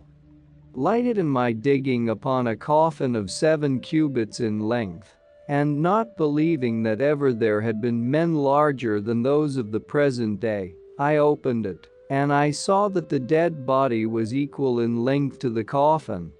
Then after I had measured it, I filled in the earth over it again. He then thus told him of that which he had seen, and the other, having thought upon that which was told, conjectured that this was Orestes, according to the saying of the oracle, forming his conjecture in the following manner. Whereas he saw that the smith had 2 pairs of bellows, he concluded that these were the winds spoken of, and that the anvil and the hammer were the stroke and the stroke in return. And that the iron which was being wrought was the trouble laid upon trouble, making comparison by the thought that iron has been discovered for the evil of mankind. Having thus conjectured, he came back to Sparta and declared the whole matter to the Lacedaemonians, and they brought a charge against him on a fictitious pretext, and drove him out into exile. So having come to Tegea, he told the smith of his evil fortune, and endeavored to hire from him the enclosure, but at first he would not allow him to have it. At length, however, Lichas persuaded him, and he took up his abode there, and he dug up the grave and gathered together the bones and went with them away to Sparta. From that time, whenever they made trial of one another, the Lacedaemonians had much the advantage in the war, and by now they had subdued to themselves the greater part of Peloponnesus besides. Croesus, accordingly, being informed of all these things, was sending messengers to Sparta with gifts in their hands to ask for an alliance, having commanded them what they ought to say. And they, when they came, said, Croesus, king of the Lydians and also of other nations, sent us hither and saith as follows. O Lacedaemonians, whereas the god by an oracle bade me join with myself the Hellene as a friend, therefore, since I am informed that ye are the chiefs of Hellas, I invite you according to the oracle, desiring to be your friend and your ally, apart from all guile and deceit. Thus did Croesus announce to the Lacedaemonians through his messengers, and the Lacedaemonians, who themselves also had heard of the oracle given to Croesus, were pleased at the coming of the Lydians and exchanged oaths of friendship and alliance. For they were bound to Croesus also by some services rendered to them even before this time, since the Lacedaemonians had sent to Sardis and were buying gold there with purpose of using it for the image of Apollo, which is now set up on Mount Thornax in the Lacedaemonian land, and Croesus, when they desired to buy it, gave it them as a gift. For this reason, therefore, the Lacedaemonians accepted the alliance, and also because he chose them as his friends, preferring them to all the other Hellenes.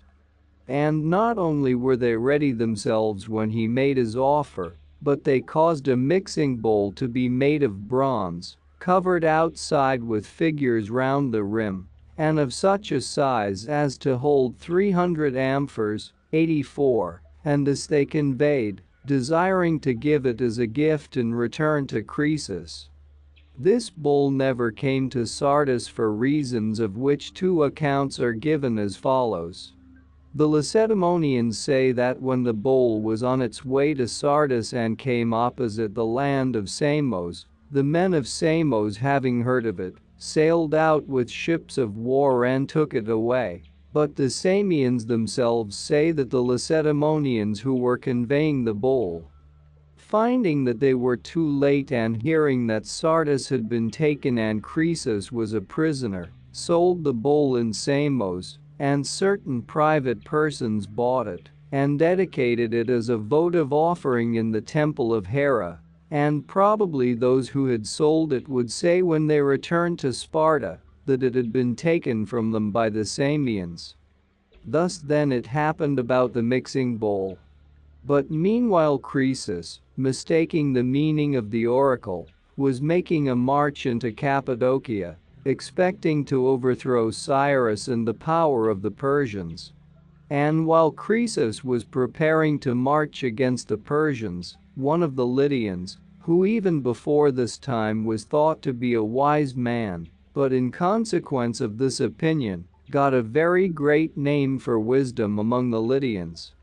had advised Croesus as follows. The name of the man was Sandinus. O king, thou art preparing to march against men who wear breeches of leather, and the rest of their clothing is of leather also, and they eat food not such as they desire, but such as they can obtain, dwelling in a land which is rugged, and moreover, they make no use of wine, but drink water, and no figs have they for dessert, nor any other good thing. On the one hand, if thou shalt overcome them, what wilt thou take away from them, seeing they have nothing? And on the other hand, if thou shalt be overcome, consider how many good things thou wilt lose, for once having tasted our good things, they will cling to them fast, and it will not be possible to drive them away. I for my own part feel gratitude to the gods that they do not put it into the minds of the Persians to march against the Lydians. Thus he spoke, not persuading Croesus. For it is true indeed that the Persians before they subdued the Lydians had no luxury nor any good thing.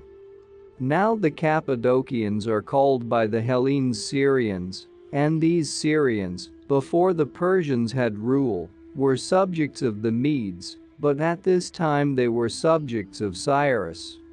For the boundary between the Median Empire and the Lydian was the river Halys, and this flows from the mountain land of Armenia through the Cilicians, and afterwards, as it flows, it has the Medanians on the right hand and the Phrygians on the other side. Then passing by these and flowing up towards the north wind, it bounds on the one side the Cappadocian Syrians, and on the left hand the Paphlagonians.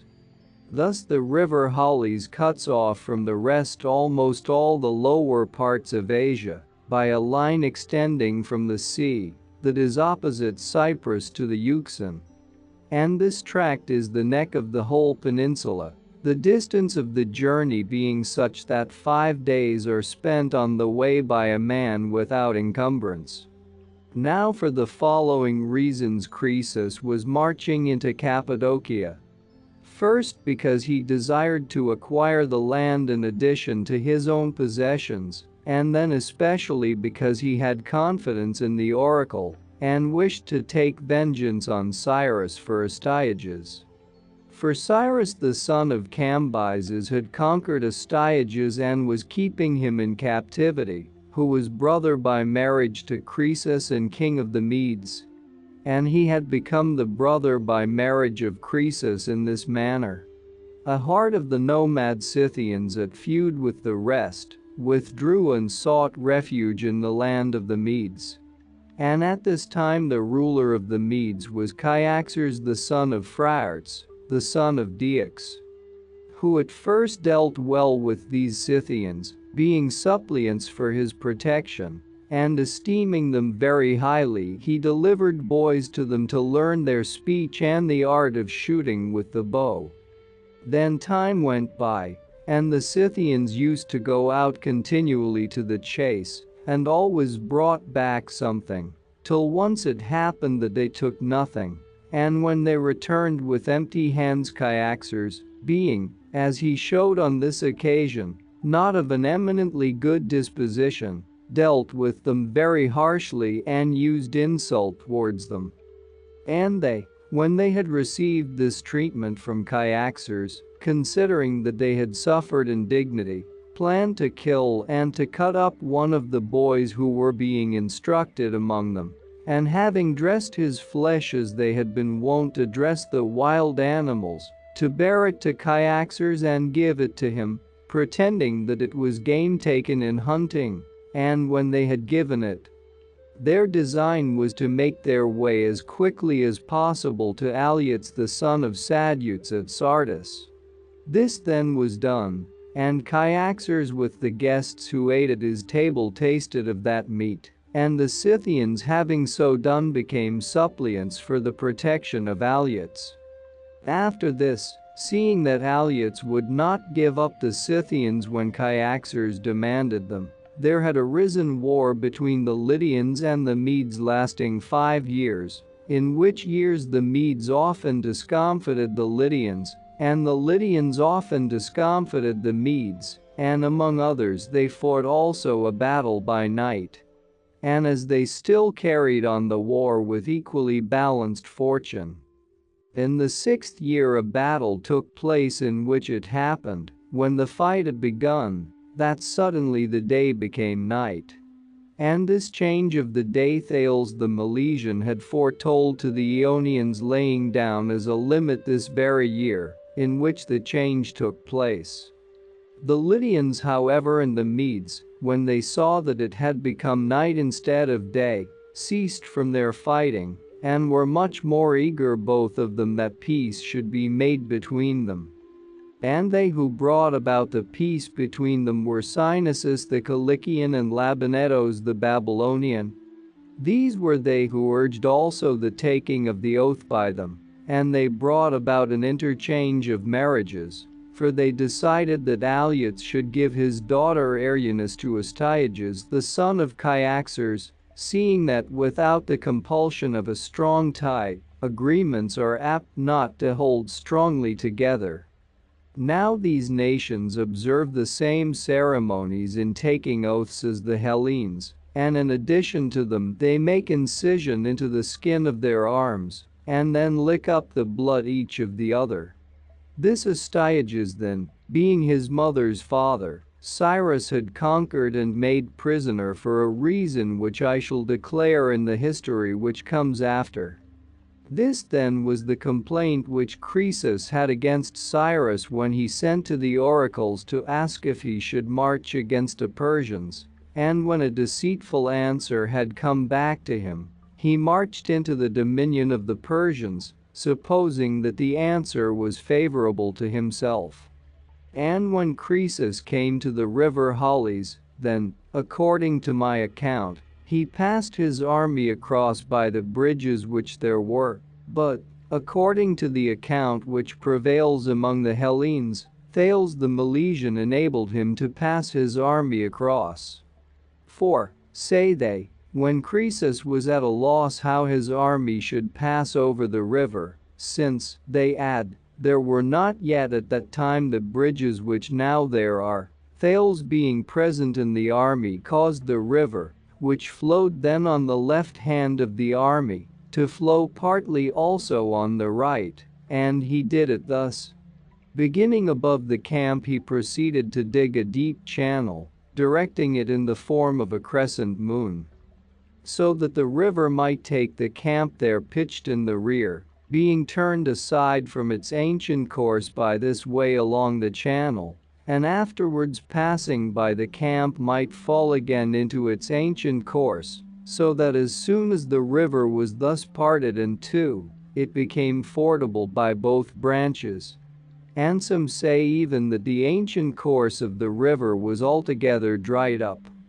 But this tale I do not admit as true, for how then did they pass over the river as they went back? And Croesus, when he had passed over with his army, came to that place in Cappadocia which is called Pteria. Now Pteria is the strongest place in this country, and is situated somewhere about in a line with the city of Sinop on the Euxine. Here he encamped and ravaged the fields of the Syrians. Moreover, he took the city of the Pterians, and sold the people into slavery, and he took also all the towns that lay about it, and the Syrians, who were not guilty of any wrong, he forced to remove from their homes. Meanwhile Cyrus, having gathered his own forces and having taken up in addition to them all who dwelt in the region between, was coming to meet Croesus. Before he began, however, to lead forth his army, he had sent heralds to the Ionians and tried to induce them to revolt from Croesus, but the Ionians would not do as he said. Then when Cyrus was come and had encamped over against Croesus, they made trial of one another by force of arms in the land of Pteria. And after hard fighting, when many had fallen on both sides, at length, Night having come on, they parted from one the other with no victory on either side. Thus the two armies contended with one another. And Croesus, being ill satisfied with his own army in respect of number, for the army which he had when he fought was far smaller than that of Cyrus, being dissatisfied with it, I say, on this account, as Cyrus did not attempt to advance against him on the following day, marched back to Sardis,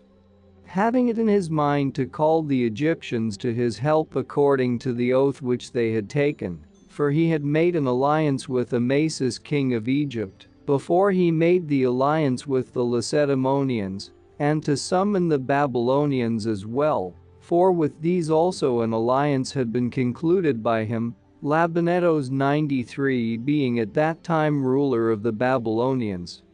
And moreover to send a message to the Lacedaemonians bidding them appear at a fixed time. And then after he had got all these together and had gathered his own army, his design was to let the winter go by and at the coming of spring to march against the Persians. So with these thoughts in his mind, as soon as he came to Sardis, he proceeded to send heralds to his several allies, to give them notice that by the 5th month from that time, they should assemble at Sardis. But the army which he had with him and which had fought with the Persians, an army which consisted of mercenary troops, 94 he let go and disbanded altogether, never expecting that Cyrus, after having contended against him with such even fortune, would after all march upon Sardis. When Croesus had these plans in his mind, the suburb of the city became of a sudden all full of serpents, and when these had appeared, the horses leaving off to feed in their pastures, came constantly thither and devoured them. When Croesus saw this he deemed it to be a portent, as indeed it was. And forthwith he dispatched messengers to the dwelling of the Ptolemicians, who interpret omens. And the messengers who were sent to consult arrived there and learned from the Ptolemicians what the portent meant to signify, but they did not succeed in reporting the answer to Croesus, for before they sailed back to Sardis Croesus had been taken prisoner. The Ptolemicians however gave decision thus: that an army speaking a foreign tongue was to be looked for by Croesus to invade his land, and that this when it came would subdue the native inhabitants, for they said that the serpent was born of the soil, while the horse was an enemy and a stranger. The men of Ptolemais thus made answer to Croesus after he was already taken prisoner, not knowing as yet anything of the things which had happened to Sardis, and to Croesus himself. Cyrus, however, so soon as Croesus marched away after the battle which had been fought in Pteria, having learnt that Croesus meant after he had marched away to disband his army, took counsel with himself, and concluded that it was good for him to march as quickly as possible to Sardis, before the power of the Lydians should be again gathered together. So when he had resolved upon this, he did it without delay. For he marched his army into Lydia with such speed that he was himself the first to announce his coming to Croesus. Then Croesus, although he had come to a great strait, since his affairs had fallen out altogether contrary to his own expectation, yet proceeded to lead forth the Lydians into battle. Now there was at this time no nation in Asia more courageous or more stout in battle than the Lydian, and they fought on horseback carrying long spears, the men being excellent in horsemanship. So when the armies had met in that plain which is in front of the city of Sardis, a plain white and open, through which flow rivers, and especially the river Hylos, all rushing down to join the largest called Hermos, which flows from the mountain sacred to the mother surnamed of Dindymos, and runs out into the sea by the city of Phocaea. Then Cyrus, when he saw the Lydians being arrayed for battle, fearing their horsemen, did on the suggestion of Harpago's meet as follows. All the camels which were in the train of his army carrying provisions and baggage he gathered together. And he took off their burdens and set men upon them provided with the equipment of cavalry. And having thus furnished them forth, he appointed them to go in front of the rest of the army towards the horsemen of Croesus, and after the camel troop, he ordered the infantry to follow, and behind the infantry, he placed his whole force of cavalry.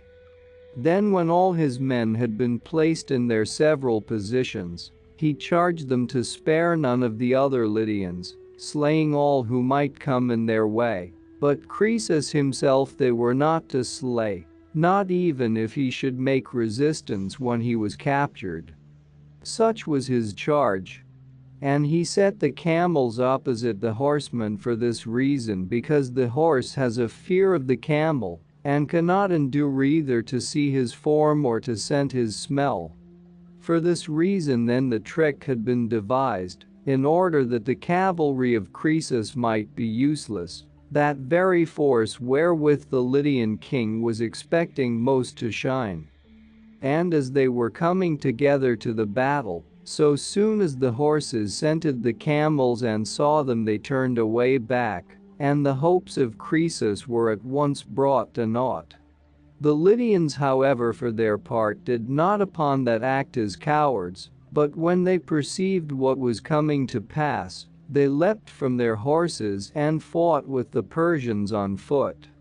At length, however, when many had fallen on either side, the Lydians turned to flight, and having been driven within the wall of their fortress, they were besieged by the Persians.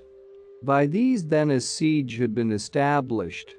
But Croesus, supposing that the siege would last a long time, proceeded to send from the fortress other messengers to his allies. For the former messengers were sent round to give notice that they should assemble at Sardis by the 5th month, but these he was sending out to ask them to come to his assistance as quickly as possible, because Croesus was being besieged. So then in sending to his other allies he sent also to Lacedaemon. But these two, the Spartans I mean, had themselves at this very time, for so it had fallen out, a quarrel in hand with the Argives about the district called Thyre. For this Thyre, being part of the Argive possessions, the Lacedaemonians had cut off and taken for themselves. Now the whole region towards the west extending as far down as Malea 96, was then possessed by the Argives, both the parts situated on the mainland, and also the island of Cythera with the other islands.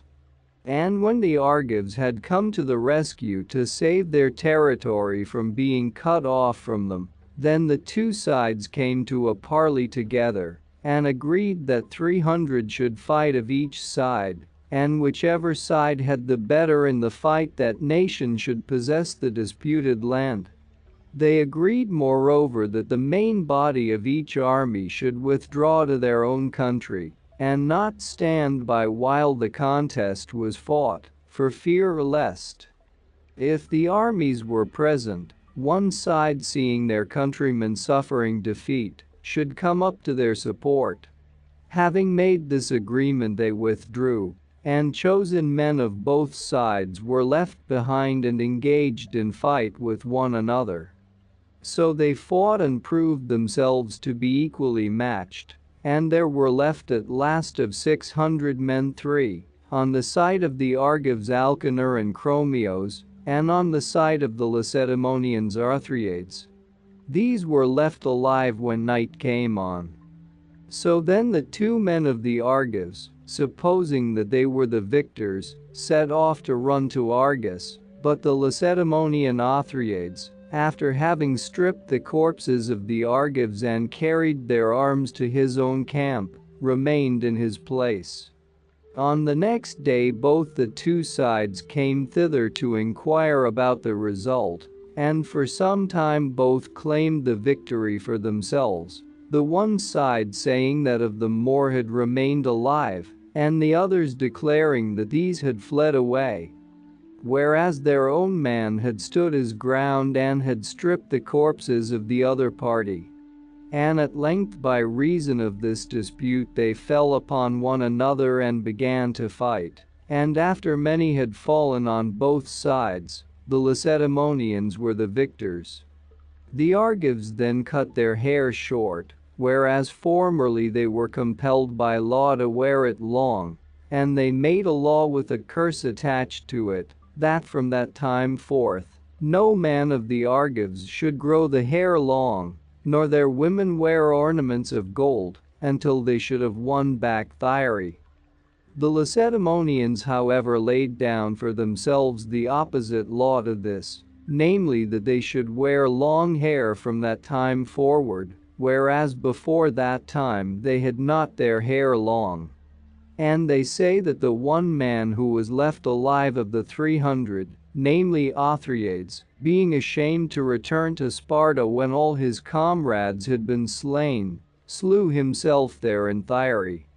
Such was the condition of things at Sparta when the herald from Sardis arrived asking them to come to the assistance of Croesus, who was being besieged. And they, notwithstanding their own difficulties, as soon as they heard the news from the herald, were eager to go to his assistance, but when they had completed their preparations and their ships were ready, there came another message reporting that the fortress of the Lydians had been taken, and that Croesus had been made prisoner. Then, and not before, they ceased from their efforts, being grieved at the event as at a great calamity. Now the taking of Sardis came about as follows. When the 14th day came after Croesus began to be besieged, Cyrus made proclamation to his army, sending horsemen round to the several parts of it, that he would give gifts to the man who should first scale the wall. After this the army made an attempt, and when it failed, then after all the rest had ceased from the attack, a certain Mardian whose name was Hieroiades, made an attempt to approach on that side of the citadel, where no guard had been set, for they had no fear that it would ever be taken from that side, seeing that here the citadel is precipitous and unassailable. To this part of the wall alone Mels also, who formerly was king of Sardis, did not carry round the lion which his concubine bore to him, the Ptolemicians having given decision that if the lion should be carried round the wall, Sardis should be safe from capture. And Mels having carried it round the rest of the wall, that is to say those parts of the citadel where the fortress was open to attack, passed over this part as being unassailable and precipitous. Now this is a part of the city which is turned towards Dmolos.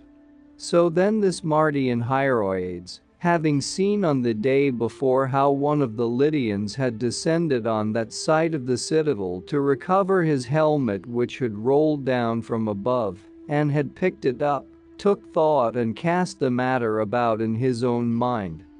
Then he himself 98 ascended first, and after him came up others of the Persians, and many having thus made approach, Sardis was finally taken, and the whole city was given up to plunder.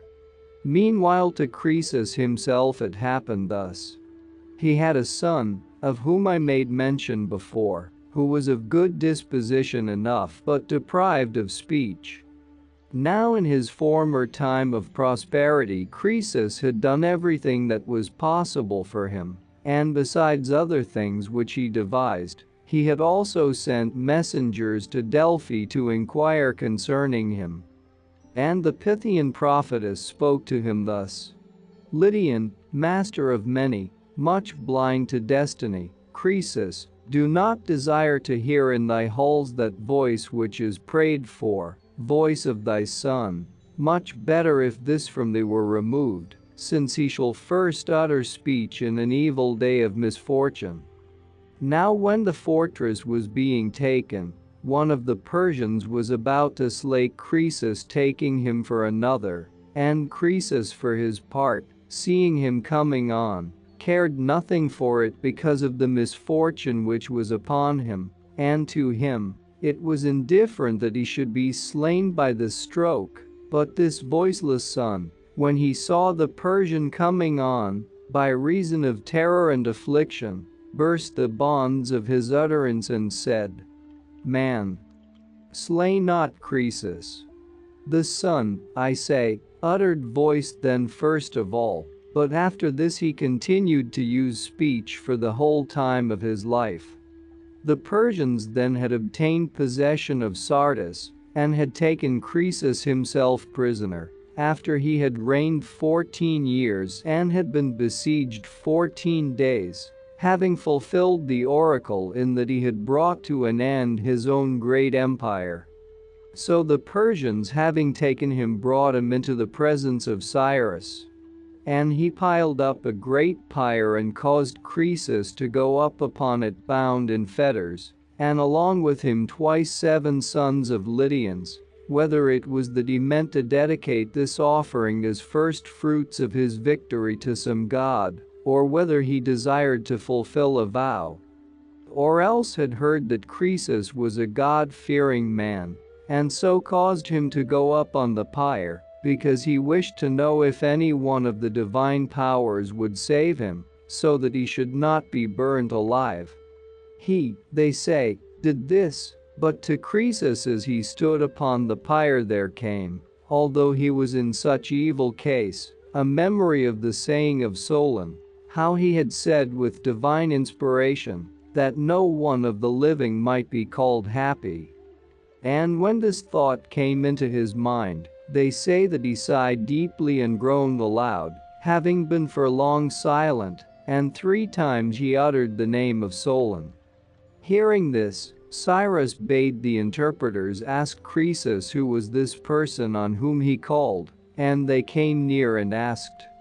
And Croesus for a time, it is said, kept silence when he was asked this, but afterwards being pressed he said,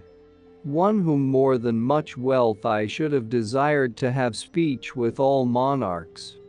Then, since his words were of doubtful import, they asked again of that which he said, and as they were urgent with him and gave him no peace, he told how once Solon an Athenian had come, and having inspected all his wealth had made light of it, with such and such words, and how all had turned out for him, according as Solon had said, not speaking at all, especially with a view to Croesus himself, but with a view to the whole human race and especially those who seem to themselves to be happy men. And while Croesus related these things, already the pyre was lighted, and the edges of it round about were burning. Then they say that Cyrus, hearing from the interpreters what Croesus had said, changed his purpose and considered that he himself also was but a man, and that he was delivering another man, who had been not inferior to himself in felicity, alive to the fire, and moreover he feared the requital, and reflected that there was nothing of that which men possessed which was secure. Therefore, they say, he ordered them to extinguish as quickly as possible the fire that was burning, and to bring down Croesus and those who were with him from the pyre, and the using endeavors were not able now to get the mastery of the flames. Then it is related by the Lydians that Croesus, having learned how Cyrus had changed his mind, and seeing that every one was trying to put out the fire, but that they were no longer able to check it, cried aloud entreating Apollo that if any gift had ever been given by him, which had been acceptable to the god, he would come to his aid and rescue him from the evil which was now upon him. So he with tears entreated the god, and suddenly, they say, after clear sky and calm weather clouds gathered and a storm burst, and it rained with a very violent shower, and the pyre was extinguished. Then Cyrus, having perceived that Croesus was a lover of the gods and a good man, caused him to be brought down from the pyre, and asked him as follows: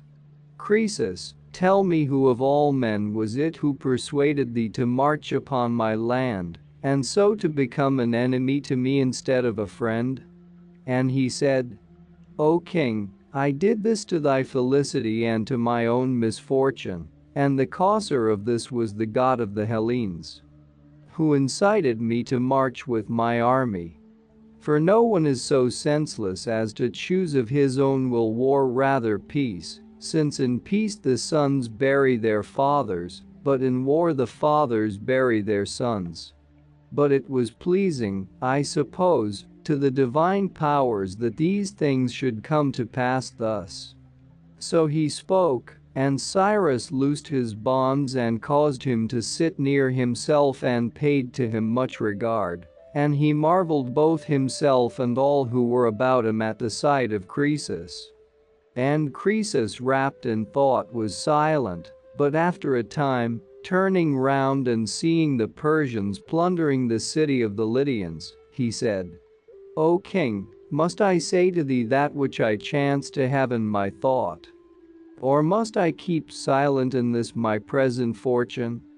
Then Cyrus bade him say boldly whatsoever he desired, and he asked him, saying, What is the business that this great multitude of men is doing with so much eagerness? And he said, They are plundering thy city and carrying away thy wealth. And Croesus answered,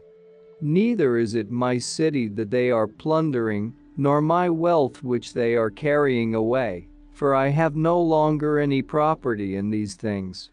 But it is thy wealth that they are carrying and driving away. And Cyrus was concerned by that which Croesus had said, and he caused all the rest to withdraw, and asked Croesus what he discerned for his advantage as regards that which was being done, and he said,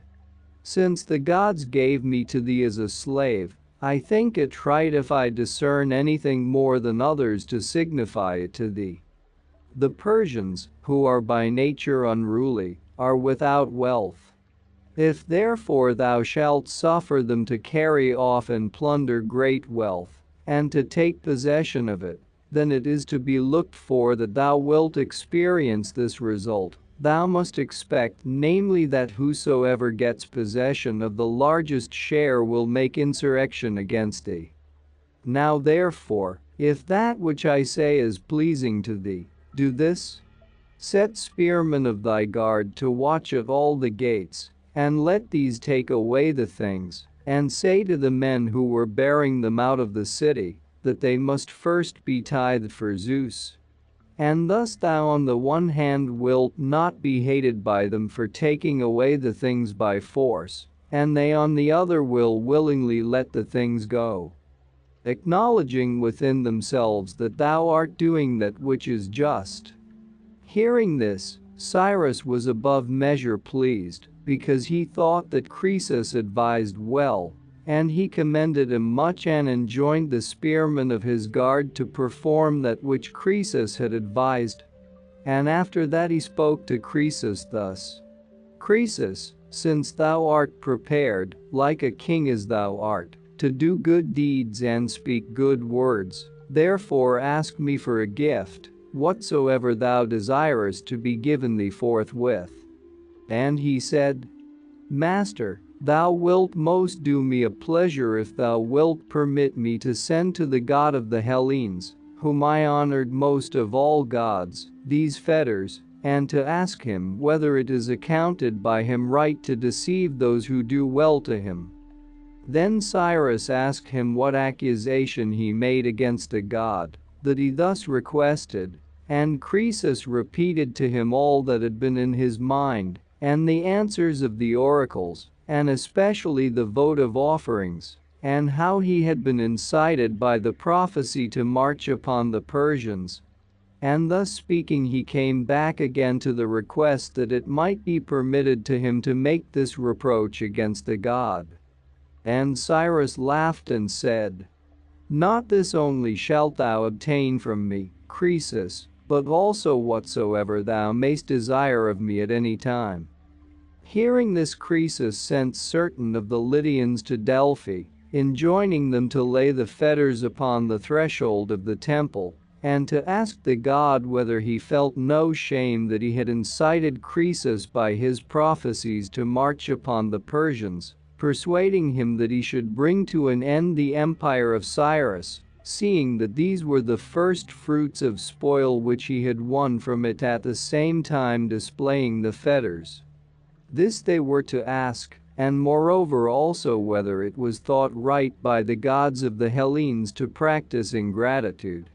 When the Lydians came and repeated that which they were enjoined to say, it is related that the Pythian prophetess spoke as follows. The fated destiny it is impossible even for a god to escape. And Croesus paid the debt due for the sin of his fifth ancestor, who being one of the spearmen of the Heraclidai, followed the treacherous device of a woman, and having slain his master, took possession of his royal dignity, which belonged not to him of right.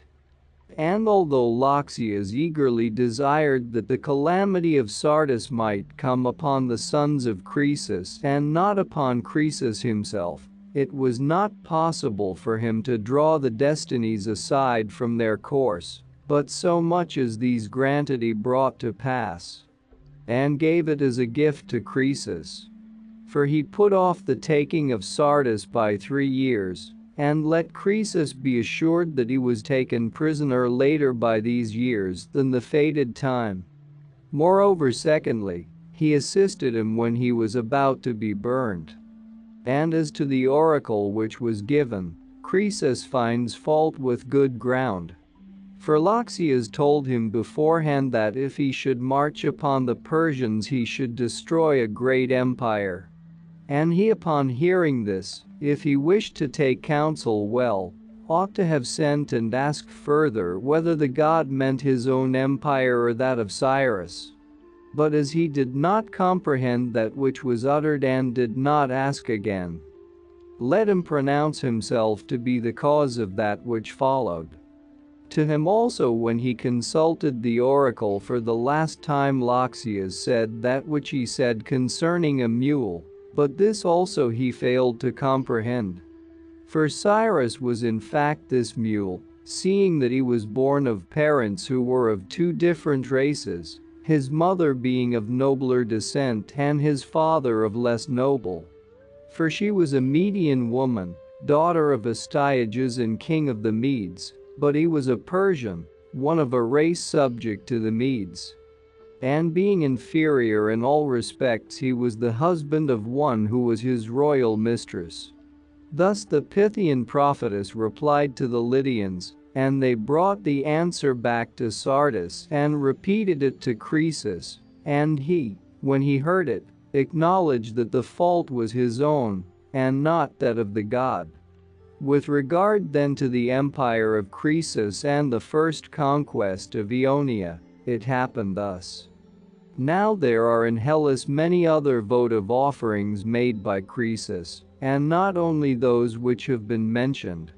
For first at Thebes of the Boeotians there is a tripod of gold, which he dedicated to the Ismenian Apollo. Then at Ephesus there are the golden cows and the greater number of the pillars of the temple, and in the temple of Athene Pranea at Delphi, a large golden shield. These were still remaining down to my own time, but others of his votive offerings have perished.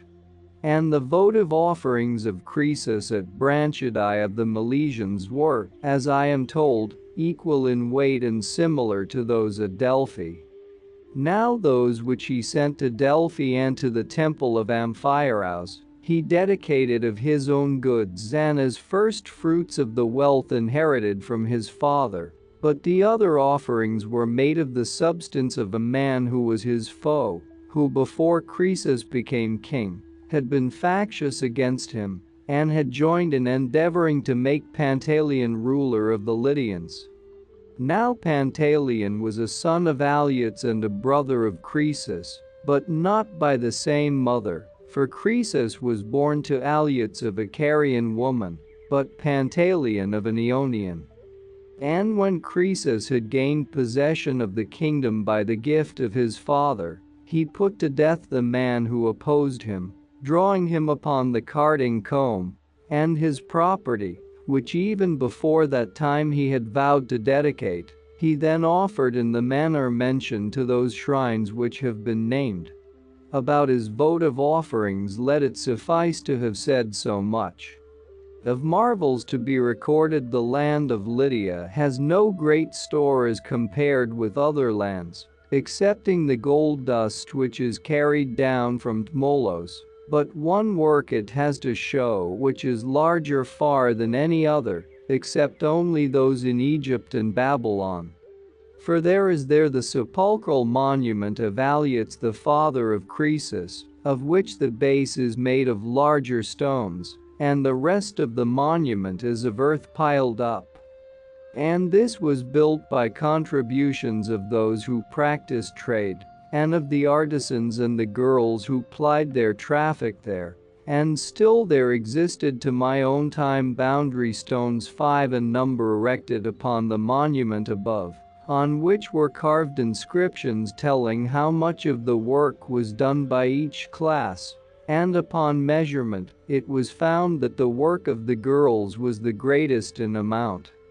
For the daughters of the common people in Lydia practice prostitution one and all, to gather for themselves dowries, continuing this until the time when they marry, and the girls give themselves away in marriage.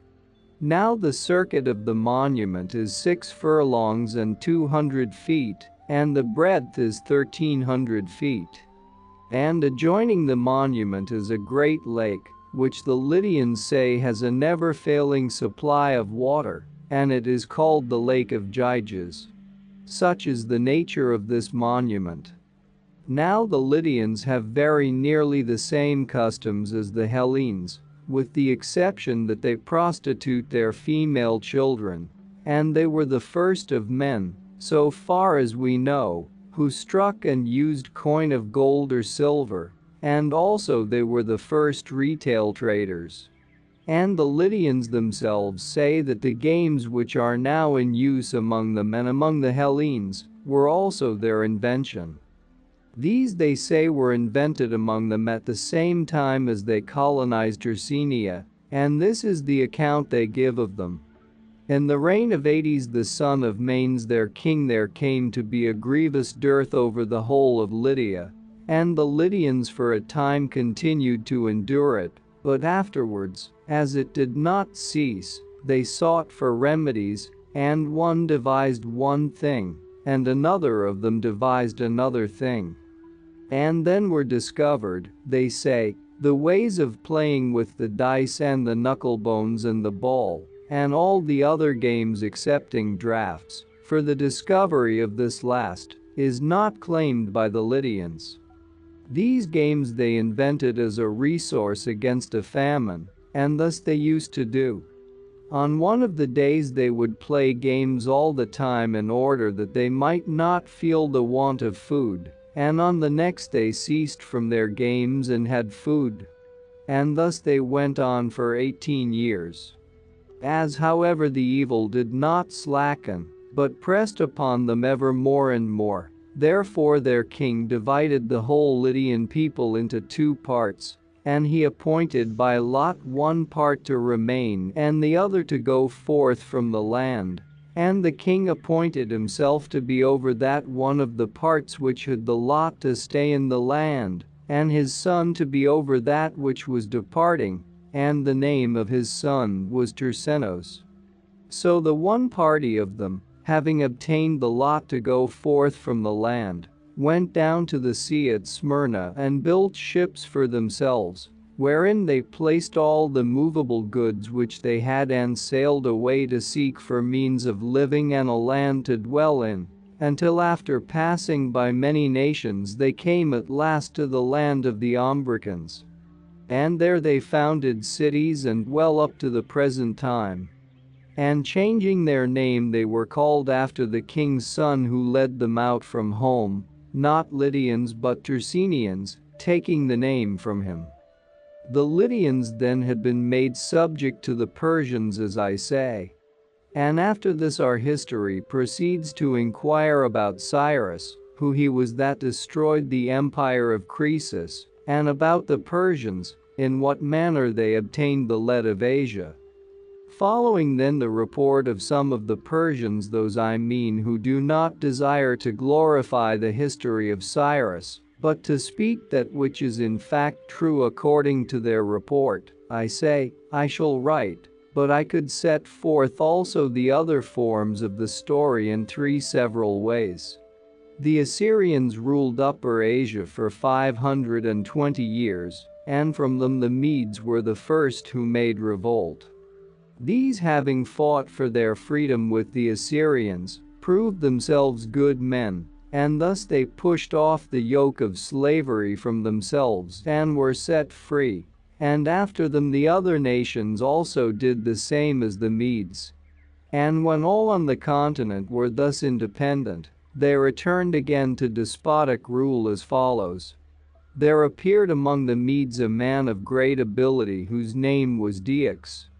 And this man was the son of Phraates. This Diox, having formed a desire for despotic power, did thus. Whereas the Medes dwelt in separate villages, he, being even before that time of great repute in his own village, set himself to practice just dealing much more and with greater zeal than before. And this he did, although there was much lawlessness throughout the whole of Media, and although he knew that injustice is ever at feud with justice. And the Medes of the same village, seeing his manners, chose him for their judge. So he, since he was aiming at power, was upright and just, and doing thus he had no little praise from his fellow citizens, insomuch that those of the other villages, learning that Diox was a man who more than all others gave decision rightly, whereas before this they had been wont to suffer from unjust judgments, themselves also when they heard it came gladly to Diox to have their causes determined. And at last they trusted the business to no one else. Then, as more and more continually kept coming to him, because men learned that his decisions proved to be according to the truth, Diox, perceiving that everything was referred to himself, would no longer sit in the place where he used formerly to sit in public to determine causes, and said that he would determine causes no more. For it was not profitable for him to neglect his own affairs, and to determine causes for his neighbors all through the day. So then, since robbery and lawlessness prevailed even much more in the villages than they did before, the Medes, having assembled together in one place, considered with one another, and spoke about the state in which they were. And I suppose the friends of Diox spoke much to this effect. Seeing that we are not able to dwell in the land under the present order of things, let us set up a king from among ourselves. And thus the land will be well governed, and we ourselves shall turn to labor, and shall not be ruined by lawlessness. By some such words as these they persuaded themselves to have a king. And when they straightway proposed the question whom they should set up to be king, Diox was much put forward and commended by every one, until at last they agreed that he should be their king. And he bade them build for him a palace worthy of the royal dignity, and strengthen him with a guard of spearmen. And the Medes did so. For they built him a large and strong palace in that part of the land which he told them, and they allowed him to select spearmen from all the Medes. And when he had obtained the rule over them, he compelled the Medes to make one fortified city, and pay chief attention to this, having less regard to the other cities. And as the Medes obeyed him in this also, he built large and strong walls, those which are now called Agbatana, standing in circles one within the other. And this wall is so contrived that one circle is higher than the next by the height of the battlements alone. And to some extent, I suppose, The nature of the ground, seeing that it is on a hill, assists towards this end, but much more was it produced by art, since the circles are in all 7 in number. And within the last circle are the royal palace and the treasure houses. The largest of these walls is in size about equal to the circuit of the wall round Athens. And of the first circle the battlements are white, of the second black, of the third crimson, of the fourth blue, of the fifth red. Thus are the battlements of all the circles colored with various tints, and the 2 last have their battlements, one of them overlaid with silver and the other with gold. These walls then Diox built for himself and round his own palace, and the people he commanded to dwell round about the wall. And after all was built, Diox established the rule, which he was the first to establish, ordaining that none should enter into the presence of the king, but that they deal with him always through messengers, and that the king should be seen by no one, and moreover that the laugh or to spit in presence is unseemly, and this last for every one without exception. Now he surrounded himself with this state to the end that his fellows, who had been brought up with him and were of no meaner family nor behind him in manly virtue, might not be grieved by seeing him and make plots against him, but that being unseen by them, he might be thought to be of different mold. Having set these things in order and strengthened himself and his despotism, he was severe in preserving justice, and the people used to write down their causes and send them into his presence, and he determined the questions which were brought into him and sent them out again. Thus he used to do about the judgment of causes, and he also took order for this, that is to say, if he heard that any one was behaving in an unruly manner, he sent for him and punished him according as each act of wrong deserved, and he had watchers and listeners about all the land over which he ruled. Diox then united the Median race alone, and was ruler of this. And of the Medes there are the tribes which here follow, namely, Busite, Peredicenians, Struchates, Arizantians, Butians, Magians. The tribes of the Medes are so many in number. Now the son of Diox was Phraates, who when Diox was dead, having been king for 53 years, received the power in succession, and having received it, he was not satisfied to be ruler of the Medes alone, but marched upon the Persians, and attacking them first before others, he made these first subject to the Medes. After this, being ruler of these 2 nations and both of them strong, he proceeded to subdue Asia, going from one nation to another, until at last he marched against the Assyrians, those Assyrians I mean who dwelt at Nineveh, and who formerly had been rulers of the whole, but at that time they were left without support, their allies having revolted from them, though at home they were prosperous enough. Phraates marched, I say, against these, and was both himself slain, after he had reigned 22 years, and the greater part of his army was destroyed. When Phraates had brought his life to an end, Cyaxares the son of Phraates, the son of Diox, received the power.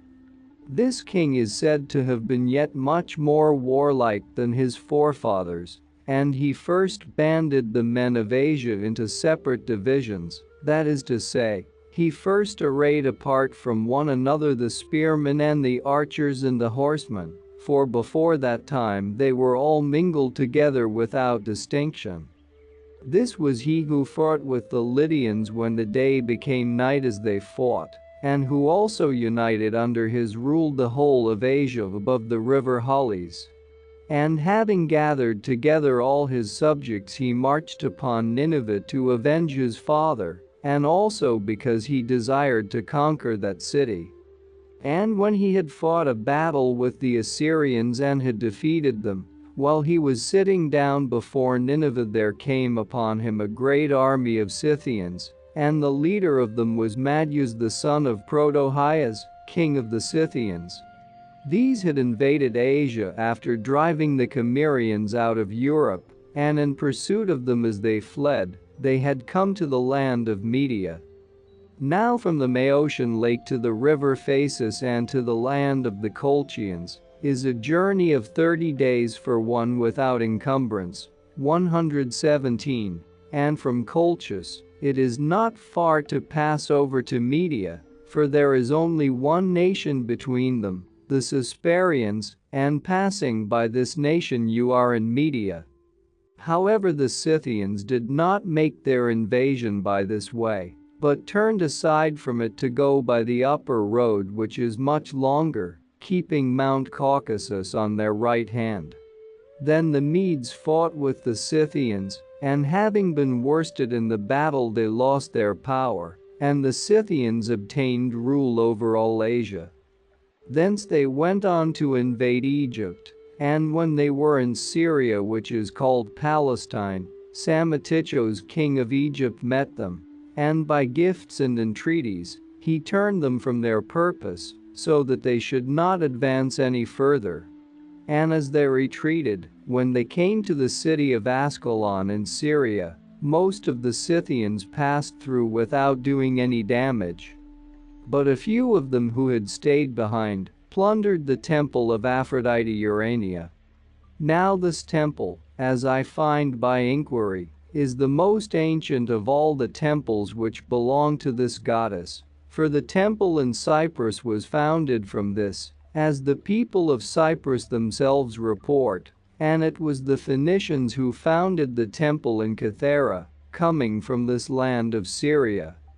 So these Scythians who had plundered the temple at Ascalon, and their descendants forever, were smitten by the divinity with a disease which made them women instead of men. And the Scythians say that it was for this reason that they were diseased, and that for this reason travelers who visit Scythia now see among them the affection of those who by the Scythians are called Enares.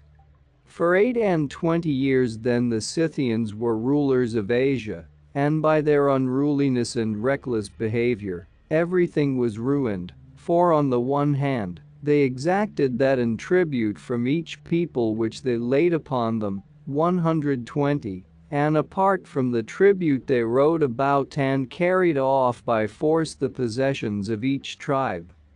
Then Cyaxares with the Medes, having invited the greater number of them to a banquet, made them drunk and slew them, and thus the Medes recovered their power, and had rule over the same nations as before. And they also took Nineveh. The manner how it was taken I shall set forth in another history, and made the Assyrians subject to them, excepting only the land of Babylon. After this Cyaxares died, having reigned 40 years including those years during which the Scythians had rule, and Astyages son of Cyaxares received from him the kingdom. To him was born a daughter whom he named Mandane, and in his sleep it seemed to him that there passed from her so much water as to fill his city, and also to flood the whole of Asia. This dream he delivered over to the Magian interpreters of dreams, and when he heard from them the truth at each point he became afraid. And afterwards, when this Mandane was of an age to have a husband, he did not give her in marriage to any one of the Medes who were his peers, because he feared the vision, but he gave her to a Persian named Cambyses, whom he found to be of a good descent and of a quiet disposition, counting him to be in station much below a Mede of middle rank. And when Mandane was married to Cambyses, in the first year Astyages saw another vision. It seemed to him that from the womb of this daughter a vine grew, and this vine overspread the whole of Asia.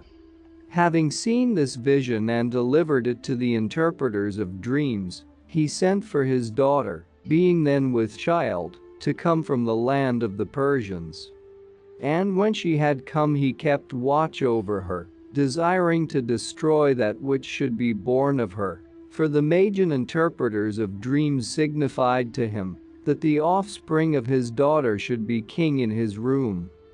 Astyages then, desiring to guard against this, when Cyrus was born, called Harpagos, a man who was of kin near him and whom he trusted above all the other Medes, and had made him manager of all his affairs, and to him he said as follows: "Neglect not by any means, Harpagos, the matter which I shall lay upon thee to do, and beware lest thou set me aside." 123 And choosing the advantage of others instead, bring thyself afterwards to destruction. Take the child which Mandane bore, and carry it to thy house and slay it, and afterwards bury it in whatsoever manner thou thyself desirest. To this he made answer: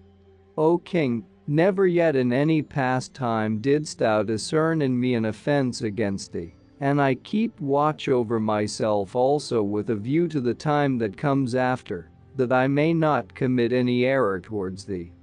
If it is indeed thy pleasure that this should so be done, my service at least must be fitly rendered. Thus he made answer, and when the child had been delivered to him adorned as for death, Harpagos went weeping to his wife all the words which had been spoken by Astyages. And she said to him, "Now, therefore, what is it in thy mind to do?" And he made answer, "Not according as Astyages enjoined. For not even if he shall come to be yet more out of his senses and more mad than he now is, will I agree to his will or serve him in such a murder as this. And for many reasons I will not slay the child, first because he is akin to me, and then because Astyages is old and without male issue, and if after he is dead the power shall come through me, does not the greatest of dangers then await me? To secure me, this child must die, but one of the servants of Astyages must be the slayer of it, and not one of mine." Thus he spoke, and straightway sent a messenger to that one of the herdsmen of Astyages who he knew fed his herds on the pastures which were most suitable for his purpose, and on the mountains most haunted by wild beasts. The name of this man was Mithridates, and he was married to one who was his fellow slave, and the name of the woman to whom he was married was Kino in the tongue of the Hellenes, and in the Median tongue Spako, for what the Hellenes call Kina, bitch, the Medes call Spaka. Now, it was on the skirts of the mountains that this herdsman had his cattle pastures, from Agbatana towards the north wind and towards the Euxine Sea. For here in the direction of the Hesperians, the Median land is very mountainous and lofty and thickly covered with forests, but the rest of the land of Media is all level plain. So when this herdsman came, being summoned with much urgency, Harpagos said these words: "Astyages bids thee take this child and place it on the most desolate part of the mountains, so that it may perish as quickly as possible. And he bade me to say that if thou do not kill it, but in any way shalt preserve it from death, he will slay thee by the most evil kind of destruction. And I have been appointed to see that the child is laid forth." Having heard this and having taken up the child, the herdsman went back by the way he came, and arrived at his dwelling. And his wife also, as it seems, having been every day on the point of bearing a child, by a providential chance brought her child to birth just at that time, when the herdsman was gone to the city. And both were in anxiety, each for the other, the man having fear about the childbearing of his wife, and the woman about the cause why Harpagos had sent to summon her husband, not having been wont to do so aforetime. So as soon as he returned and stood before her, the woman, seeing him again beyond her hopes, was the first to speak, and asked him for what purpose Harpagos had sent for him so urgently.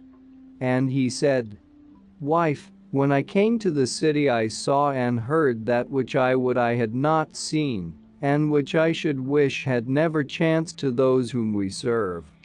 For the house of Harpagos was all full of mourning, and I being astonished thereat went within. And as soon as I entered I saw laid out to view an infant child gasping for breath and screaming, which was adorned with gold ornaments and embroidered clothing. And when Harpagos saw me he bade me forthwith to take up the child and carry it away and lay it on that part of the mountains which is most haunted by wild beasts, saying that it was Astyages who laid this task upon me, and using to me many threats, if I should fail to do this. And I took it up and bore it away, supposing that it was the child of some one of the servants of the house, for never could I have supposed whence it really was, but I marveled to see it adorned with gold and raiment, and I marveled also because mourning was made for it openly in the house of Harpagos. And straightway as we went by the road, I learnt the whole of the matter from the servant who went with me out of the city and placed in my hands the babe, namely that it was in truth the son of Mandane the daughter of Astyages, and of Cambyses the son of Cyrus, and that Astyages bade slay it. And now here it is. And as he said this the herdsman uncovered it and showed it to her. And she, seeing that the child was large and of fair form, wept and clung to the knees of her husband, beseeching him by no means to lay it forth. But he said that he could not do otherwise than so, for watchers would come backwards and forwards sent by Harpagos to see that this was done, and he would perish by a miserable death, if he should fail to do this. And as she could not after all persuade her husband, the wife next said as follows: Since then I am unable to persuade thee not to lay it forth, do thou this which I shall tell thee, if indeed it needs must be seen laid forth. I also have borne a child, but I have borne it dead. Take this and expose it, and let us rear the child of the daughter of Astyages, as if it were our own. Thus thou wilt not be found out doing a wrong to those whom we serve, nor shall we have taken ill counsel for ourselves, for the dead child will obtain a royal burial, and the surviving one will not lose his life. To the herdsman it seemed that, the case standing thus, his wife spoke well, and forthwith he did so. The child which he was bearing to put to death, this he delivered to his wife, and his own, which was dead, he took and placed in the chest in which he had been bearing the other, and having adorned it with all the adornment of the other child, he bore it to the most desolate part of the mountains and placed it there. And when the third day came after the child had been laid forth, the herdsman went to the city, leaving one of his under herdsmen to watch there. And when he came to the house of Harpagos, he said that he was ready to display the dead body of the child, and Harpagos sent the most trusted of his spearmen, and through them he saw and buried the herdsman's child. This then had had burial, but him who was afterwards called Cyrus the wife of the herdsman had received, and was bringing him up, giving him no doubt some other name, not Cyrus. And when the boy was 10 years old, it happened with regard to him as follows, and this made him known. He was playing in the village in which were stalls for oxen. He was playing there, I say, with other boys of his age in the road. And the boys in their play chose as their king this one who was called the son of the herdsman. And he set some of them to build palaces and others to be spearmen of his guard, and one of them no doubt he appointed to be the eye of the king, and to one he gave the office of bearing the messages, 12,401, appointing a work for each one severally. Now one of these boys who was playing with the rest, the son of Artembers, a man of repute among the Medes, did not do that which Cyrus appointed him to do, Therefore Cyrus bade the other boys seize him hand and foot, and when they obeyed his command, he dealt with the boy very roughly, scourging him. But he, so soon as he was let go, being made much more angry because he considered that he had been treated with indignity, went down to the city and complained to his father of the treatment which he had met with from Cyrus, calling him not Cyrus, for this was not yet his name, but the son of the herdsman of Astyages. And Artembers in the anger of the moment went at once to Astyages, taking the boy with him, and he declared that he had suffered things that were unfitting and said, "O king, by thy slave, the son of a herdsman, we have been thus outraged," showing him the shoulders of his son. And Astyages, having heard and seen this, wishing to punish the boy to avenge the honor of Artembers, sent for both the herdsman and his son. And when both were present, Astyages looked at Cyrus and said, "Didst thou dare, being the son of so mean a father as this, to treat with such unseemly insult the son of this man who is first in my favor?" And he replied thus, "Master, I did so to him with right. For the boys of the village, of whom he also was one, in their place set me up as king over them, for I appeared to them most fitted for this place. Now the other boys did what I commanded them, but this one disobeyed and paid no regard, until at last he received the punishment due. If therefore for this I am worthy to suffer any evil, here I stand before thee." While the boy thus spoke, there came upon Astyages a sense of recognition of him, and the lineaments of his face seemed to him to resemble his own, and his answer appeared to be somewhat over free for his station, while the time of the laying forth seemed to agree with the age of the boy.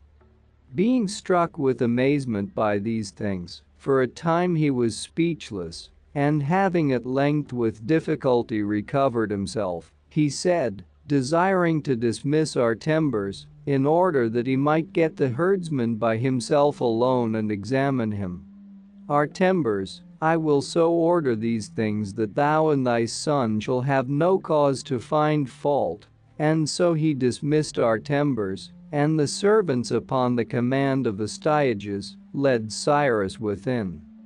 And when the herdsman was left alone with the king, Astyages, being alone with him, asked whence he had received the boy, and who it was who had delivered the boy to him. And the herdsman said that he was his own son, and that the mother was living with him still as his wife. But Astyages said that he was not well advised in desiring to be brought to extreme necessity, and as he said this, he made a sign to the spearmen of his guard to seize him. So he, as he was being led away to the torture, then declared the story as it really was, and beginning from the beginning he went through the whole, telling the truth about it, and finally ended with entreaties, asking that he would grant him pardon. So when the herdsman had made known the truth, Astyages now cared less about him, but with Harpagos he was very greatly displeased, and bade his spearmen summon him. And when Harpagos came, Astyages asked him thus, "By what death, Harpagos, didst thou destroy the child whom I delivered to thee, born of my daughter?" And Harpagos, seeing that the herdsman was in the king's palace, turned not to any false way of speech, lest he should be convicted and found out, but said as follows, "O king, so soon as I received the child, I took counsel and considered how I should do according to thy mind, and how without offense to thy command, I might not be guilty of murder against thy daughter and against thyself. I did therefore thus. I called this herdsman and delivered the child to him, saying first that thou wert he who bade him slay it, and in this at least I did not lie, for thou didst so command. I delivered it, I say, to this man commanding him to place it upon a desolate mountain, and to stay by it and watch it until it should die, threatening him with all kinds of punishment if he should fail to accomplish this. And when he had done that which was ordered and the child was dead, I sent the most trusted of my eunuchs, and through them I saw and buried the child. Thus, O king, it happened about this matter, and the child had this death which I say." So Harpagos declared the truth, and Astyages concealed the anger which he kept against him for that which had come to pass. And first he related the matter over again to Harpagos, according as he had been told it by the herdsman, and afterwards, when it had been thus repeated by him, he ended by saying that the child was alive, and that that which had come to pass was well, for, continued he, I was greatly troubled by that which had been done to this child, and I thought it no light thing that I had been made at variance with my daughter. Therefore consider that this is a happy change of fortune, and first send thy son to be with the boy who is newly come, and then, seeing that I intend to make a sacrifice of thanksgiving for the preservation of the boy to those gods to whom that honor belongs, be here thyself to dine with me." When Harpagos heard this, he did reverence and thought it a great matter that his offense had turned out for his profit, and moreover that he had been invited to dinner with happy augury, and so he went to his house. And having entered it straightway, he sent forth his son, for he had one only son of about 13 years old, bidding him go to the palace of Astyages, and do whatsoever the king should command. And he himself being overjoyed told his wife that which had befallen him. But Astyages, when the son of Harpagos arrived, cut his throat and divided him limb from limb, and having roasted some pieces of the flesh and boiled others, he caused them to be dressed for eating, and kept them ready. And when the time arrived for dinner and the other guests were present and also Harpagos, then before the other guests and before Astyages himself were placed tables covered with flesh of sheep, but before Harpagos was placed the flesh of his own son, all but the head and the hands and the feet, 128, and these were laid aside covered up in a basket. Then when it seemed that Harpagos was satisfied with food, Astyages asked him whether he had been pleased with the banquet, and when Harpagos said that he had been very greatly pleased, they who had been commanded to do this brought to him the head of his son covered up, together with the hands and the feet, and standing near they bade Harpagos uncover and take of them that which he desired. So when Harpagos obeyed and uncovered, he saw the remains of his son, and seeing them he was not overcome with amazement, but contained himself. And Astyages asked him whether he perceived of what animal he had been eating the flesh.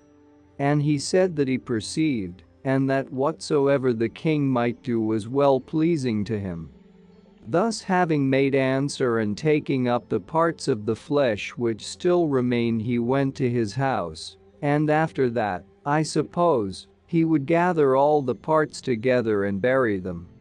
On Harpagos Astyages laid this penalty, and about Cyrus he took thought, and summoned the same men of the Magians, who had given judgment about his dream in the manner which has been said. And when they came, Astyages asked how they had given judgment about his vision, and they spoke according to the same manner, saying that the child must have become king if he had lived on and had not died before. He made answer to them thus: "The child is alive and not dead." And while he was dwelling in the country, the boys of the village appointed him king, and he performed completely all those things which they do who are really kings, for he exercised rule, appointed to their places spearmen of the guard and doorkeepers and bearers of messages and all else. Now therefore, To what does it seem to you that these things tend?" The Magians said, "If the child is still alive and became king without any arrangement, be thou confident concerning him and have good courage, for he shall not be ruler again the second time, since some even of our oracles have had but small results, and that at least which has to do with dreams, comes often in the end to a feeble accomplishment." Astyages made answer in these words, "I myself also, O Magians, am most disposed to believe that this is so, namely that since the boy was named king, the dream has had its fulfillment, and that this boy is no longer a source of danger to me. Nevertheless give counsel to me, having well considered what is likely to be most safe both for my house and for you." Replying to this, the Magians said, "To us also, O king, it is of great consequence that thy rule should stand firm, for in the other case it is transferred to strangers, coming round to this boy who is a Persian, and we being Medes are made slaves and become of no account in the eyes of the Persians, seeing that we are of different race, but while thou art established as our king, who art one of our own nation, we both have our share of rule and receive great honors from thee. Thus then we must by all means have a care of thee and of thy rule. And now, if we saw in this anything to cause fear, we would declare all to thee beforehand.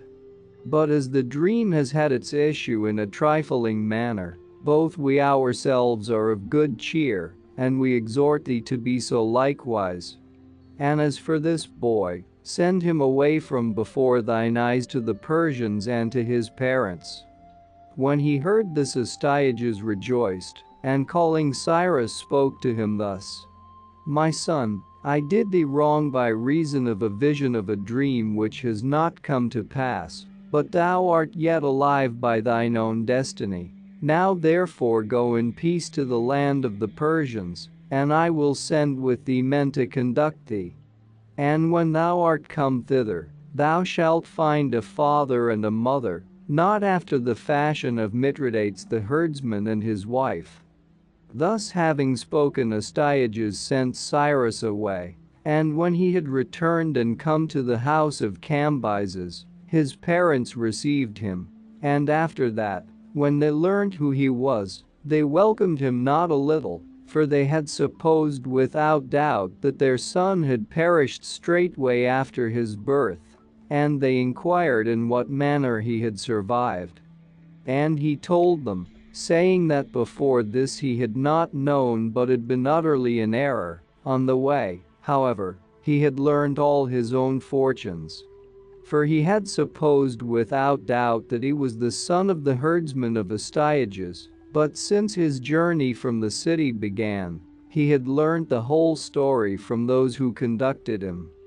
And he said that he had been brought up by the wife of the herdsman, and continued to praise her throughout, so that Kino was the chief person in his tale. And his parents took up this name from him, and in order that their son might be thought by the Persians to have been preserved in a more supernatural manner, they set on foot a report that Cyrus, when he was exposed, had been reared by a bitch. And from that source has come this report. Then as Cyrus grew to be a man, being of all those of his age the most courageous and the best beloved, Harpagos sought to become his friend and sent him gifts, because he desired to take vengeance on Astyages. For he saw not how from himself, who was in a private station, punishment should come upon Astyages, but when he saw Cyrus growing up, he endeavored to make him an ally, finding a likeness between the fortunes of Cyrus and his own. And even before that time he had effected something. For Astyages being harsh towards the Medes, Harpagos communicated severally with the chief men of the Medes, and persuaded them that they must make Cyrus their leader and cause Astyages to cease from being king.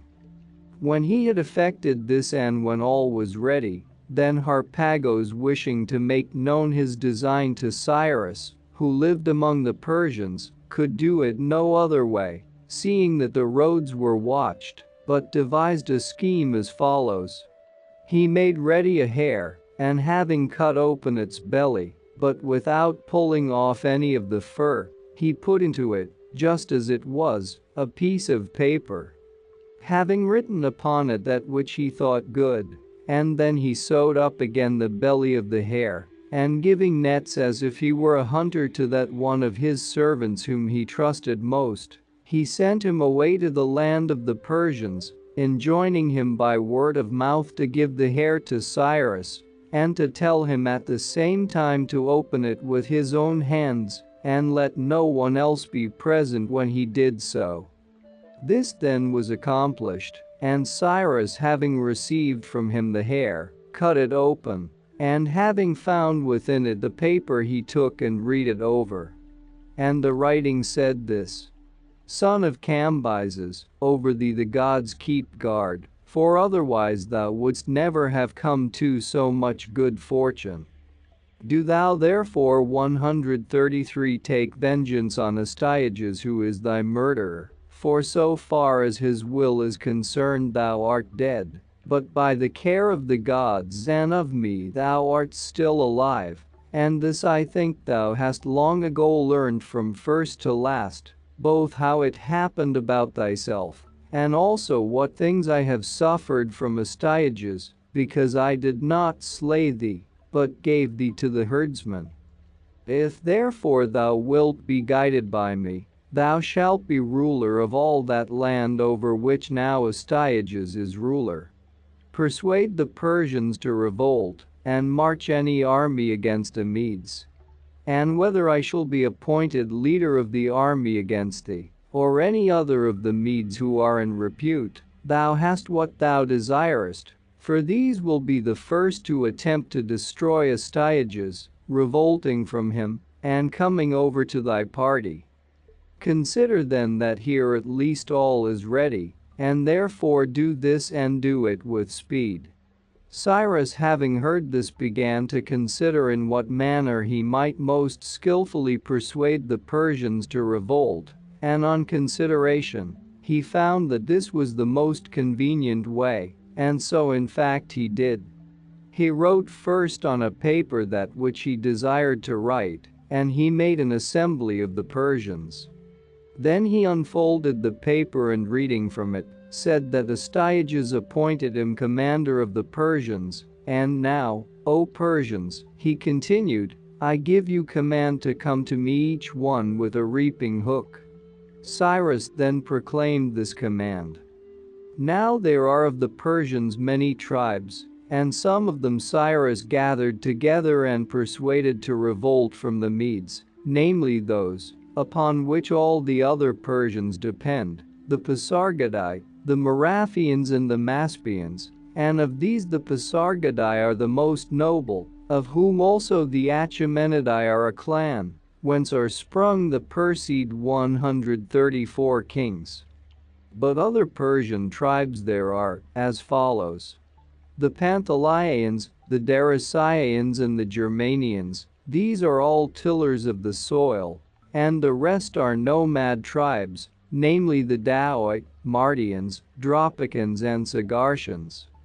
Now there was a certain region of the Persian land which was overgrown with thorns, extending some 18 or 20 furlongs in each direction, and when all had come with that which they had been before commanded to bring, Cyrus bade them clear this region for cultivation within one day. And when the Persians had achieved the task proposed, then he bade them come to him on the next day bathed and clean. Meanwhile Cyrus, having gathered together in one place all the flocks of goats and sheep and the herds of cattle belonging to his father, slaughtered them and prepared with them to entertain the host of the Persians, and moreover with wine and other provisions of the most agreeable kind. So when the Persians came on the next day, he made them recline in a meadow and feasted them. And when they had finished dinner, Cyrus asked them whether that which they had on the former day or that which they had now seemed to them preferable.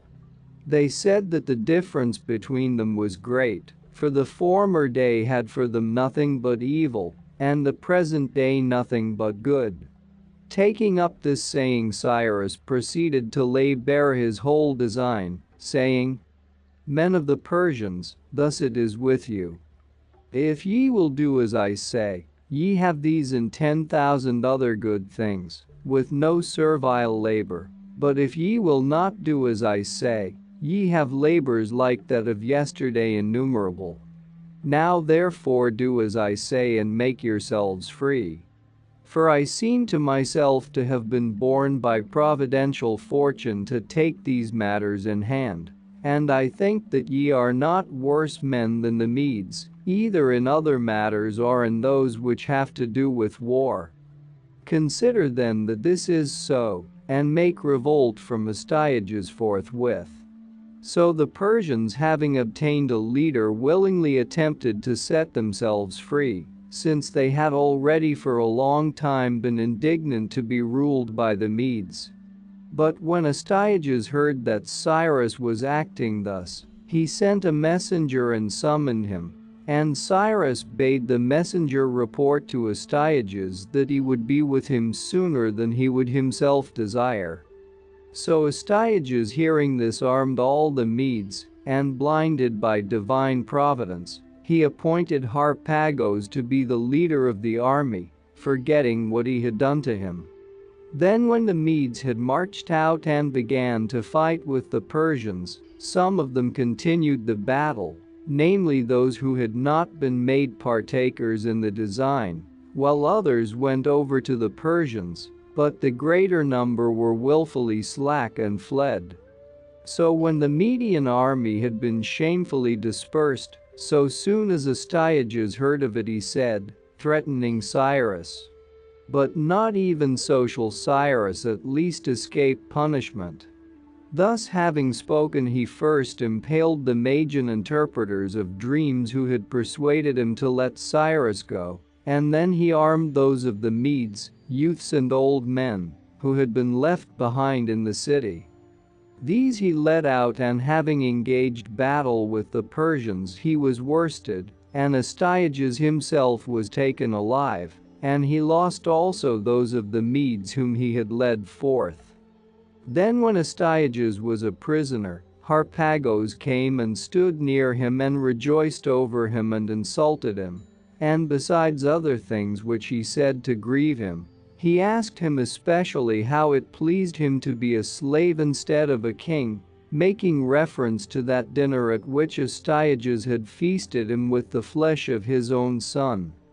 135 He looking at him asked him in return whether he claimed the work of Cyrus as his own deed. And Harpagos said that since he had written the letter, the deed was justly his.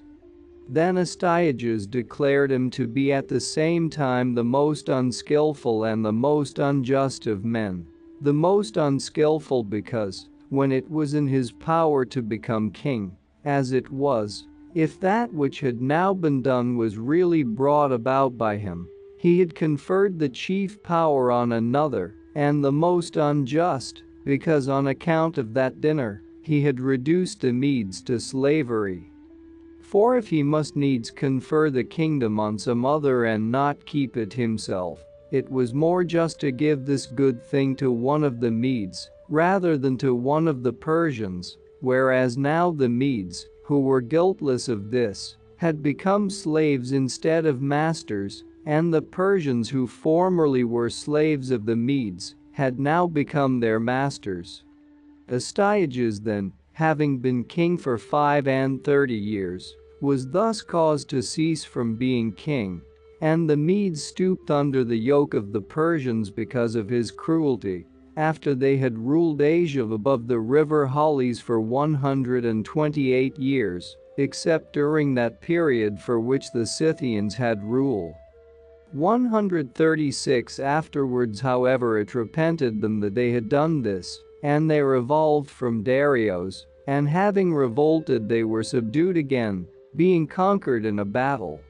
At this time then, I say, in the reign of Astyages, the Persians with Cyrus rose up against the Medes, and from that time forth were rulers of Asia.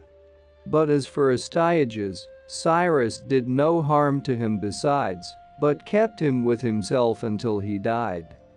Thus born and bred Cyrus became king, and after this he subdued Croesus, who was the first to begin the quarrel, as I have before said, and having subdued him, he then became ruler of all Asia. These are the customs, so far as I know, which the Persians practice. Images and temples and altars they do not account it lawful to erect, nay, they even charge with folly those who do these things, and this, as it seems to me, because they do not account the gods to be in the likeness of men, as do the Hellenes. But it is their wont to perform sacrifices to Zeus going up to the most lofty of the mountains, and the whole circle of the heavens they call Zeus. And they sacrifice to the sun and the moon and the earth, to fire and to water and to the winds. These are the only gods to whom they have sacrificed ever from the first, but they have learned also to sacrifice to Aphrodite Urania. Having learnt it both from the Assyrians and the Arabians, and the Assyrians call Aphrodite Melita, the Arabians Alita, 13,601, and the Persians Mitra. Now this is the manner of sacrifice for the gods aforesaid which is established among the Persians. They make no altars, neither do they kindle fire, and when they mean to sacrifice they use no libation nor music of the pipe, nor chaplets 137, nor meal for sprinkling 138, but when a man wishes to sacrifice to any one of the gods, he leads the animal for sacrifice to an unpolluted place, and calls upon the god. Having his tiara 13,801 wreathed round generally with a branch of myrtle. For himself alone separately the man who sacrifices may not request good things in his prayer, but he prays that it may be well with all the Persians, and with the king, for he himself also is included of course in the whole body of Persians. And when he has cut up the victim into pieces and boiled the flesh, he spreads a layer of the freshest grass and especially clover, upon which he places forthwith all the pieces of flesh, and when he has placed them in order, a Magian man stands by them and chants over them a theogony, for of this nature, they say that their incantation is, seeing that without a Magian, it is not lawful for them to make sacrifices. Then after waiting a short time the sacrificer carries away the flesh and uses it for whatever purpose he pleases. And of all days their wont is to honor most that on which they were born, each one.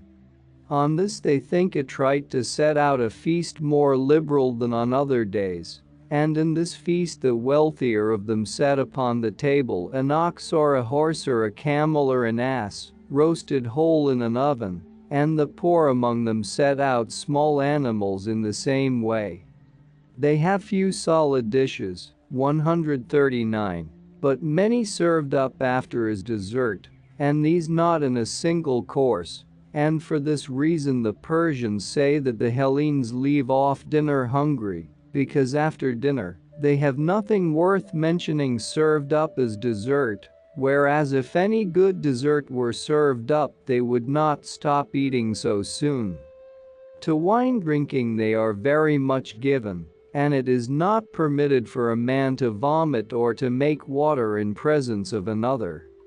Thus do they provide against these things. And they are wont to deliberate when drinking hard about the most important of their affairs, and whatsoever conclusion has pleased them in their deliberation, this on the next day, when they are sober, the master of the house in which they happen to be when they deliberate lays before them for discussion.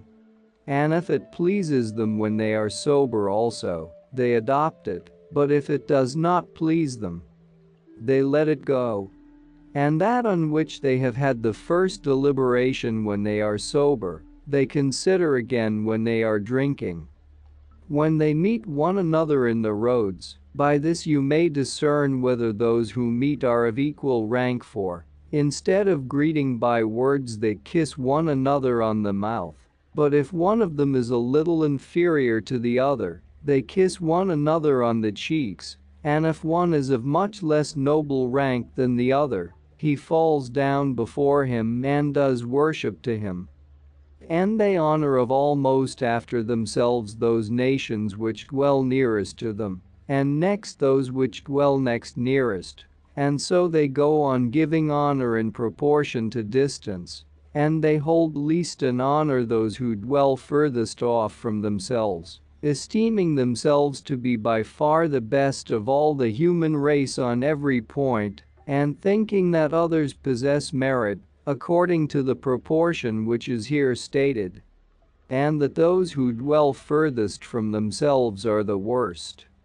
And under the supremacy of the Medes the various nations used also to govern one another according to the same rule as the Persians observe in giving honor, the Medes governing the whole and in particular those who dwelt nearest to themselves, and these having rule over those who bordered upon them,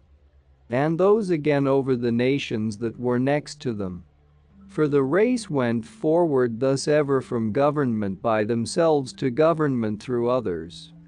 The Persians more than any other men admit foreign usages, for they both wear the Median dress, judging it to be more comely than their own, and also for fighting the Egyptian corslet.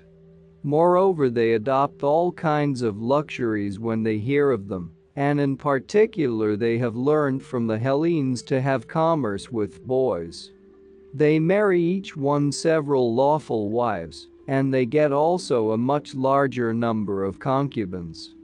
It is established as a sign of manly excellence next after excellence in fight, to be able to show many sons, and to those who have most the king sends gifts every year. For they consider number to be a source of strength. And they educate their children, beginning at 5 years old and going on till 20, in 3 things only, in writing, in shooting, and in speaking the truth. But before the boy is 5 years old he does not come into the presence of his father, but lives with the women, and it is so done for this reason, that if the child should die while he is being bred up, he may not be the cause of any grief to his father. I commend this custom of theirs, and also the one which is next to be mentioned, namely that neither the king himself shall put any to death for one cause alone, nor any of the other Persians for one cause alone, shall do hurt that is irremediable to any of his own servants. But if after reckoning he finds that the wrongs done are more in number and greater than the services rendered, 143, then only he gives vent to his anger. Moreover, they say that no one ever killed his own father or mother, but whatever deeds have been done which seem to be of this nature, if examined must necessarily, they say, be found to be due either to changelings or to children of adulterous birth, for, say they, it is not reasonable to suppose that the true parent would be killed by his own son. Whatever things it is not lawful for them to do, these it is not lawful for them even to speak of. And the most disgraceful thing in their estimation is to tell and lie, and next to this to owe money. This last for many other reasons, but especially because it is necessary, they say, for him who owes money, also sometimes to tell lies. And whosoever of the men of the city has leprosy or whiteness of skin, he does not come into a city nor mingle with the other Persians, and they say that he has these diseases because he has offended in some way against the sun. But a stranger who is taken by these diseases, in many regions they drive out of the country altogether, and also white doves, alleging against him the same cause. And into a river they neither make water nor spit, neither do they wash their hands in it, nor allow any other to do these things, but they reverence rivers very greatly. This moreover also has chanced to them, which the Persians have themselves failed to notice, but I have not failed to do so. Their names, which are formed to correspond with their bodily shapes or their magnificence of station, and all with the same letter, that letter which the Dorians call San and the Ionians Sigma. With this you will find, if you examine the matter, that all the Persian names end. Not some with this and others with other letters, but all alike. So much I am able to say for certain from my own knowledge about them. But what follows is reported about their dead as a secret mystery, and not with clearness, namely that the body of a Persian man is not buried until it has been torn by a bird or a dog. The Magians I know for a certainty have this practice, for they do it openly. However that may be, the Persians cover the body with wax, and then bury it in the earth. Now the Magians are distinguished in many ways from other men, as also from the priests in Egypt. For these last esteem it a matter of purity to kill no living creature, except the animals which they sacrifice, but the Magians kill with their own hands all creatures except dogs and men, and they even make this a great end to aim at, killing both ants and serpents and all other creeping and flying things. About this custom then be it as it was from the first established, and I return now to the former narrative. 145 The Ionians and Aeolians, as soon as the Lydians had been subdued by the Persians, sent messengers to Cyrus at Sardis, desiring to be his subjects on the same terms as they had been subjects of Croesus. And when he heard that which they proposed to him, he spoke to them a fable, saying that a certain player on the pipe saw fishes in the sea and played on his pipe, supposing that they would come out to land, but being deceived in his expectation, he took a casting net and enclosed a great multitude of the fishes, and drew them forth from the water. And when he saw them leaping about, he said to the fishes, "Stop dancing, I pray you now, seeing that ye would not come out and dance before when I piped." Cyrus spoke this fable to the Ionians and Aeolians for this reason, because the Ionians had refused to comply before, when Cyrus himself by a messenger requested them to revolt from Croesus, while now when the conquest had been made they were ready to submit to Cyrus. Thus he said to them in anger, and the Ionians, when they heard this answer, brought back to their cities, put walls round about them severally, and gathered together to the Pannonian, all except the men of Miletus, for with these alone Cyrus had sworn an agreement on the same terms as the Lydians had granted. The rest of the Ionians resolved by common consent to send messengers to Sparta, to ask the Spartans to help the Ionians. These Ionians, to whom belongs the Pannonian, had the fortune to build their cities in the most favorable position for climate and seasons of any men whom we know. For neither the regions above Ionia nor those below, neither those towards the east nor those towards the west, 146 produce the same results as Ionia itself, the regions in the one direction being oppressed by cold and moisture, and those in the other by heat and drought. And these do not use all the same speech, but have 4 different variations of language. 147 First of their cities on the side of the south lies Miletus, and next to it Myus and Prion. These are settlements made in Caria, and speak the same language with one another, and the following are in Lydia: Ephesos, Colophon, Libidos, Teos, Clazomenae, Phocaea. These cities resemble not at all those mentioned before in the speech which they use, but they agree one with another. There remain besides 3 Ionian cities, of which 2 are established in the islands of Samos and Chios, and 1 is built upon the mainland, namely Erythrae. Now the men of Chios and of Erythrae use the same form of language, but the Samians have one for themselves alone. Thus there result 4 separate forms of language. Of these Ionians then those of Miletos were sheltered from danger, since they had sworn an agreement, and those of them who lived in islands had no cause for fear, for the Phoenicians were not yet subjects of the Persians, and the Persians themselves were not seamen. Now these 148 were parted off from the other Ionians for no other reason than this. The whole Hellenic nation was at that time weak, but of all its races, the Ionian was much the weakest and of least account. Except Athens, indeed, it had no considerable city. Now the other Ionians, and among them the Athenians, avoided the name, not wishing to be called Ionians, nay even now I perceive that the greater number of them are ashamed of the name.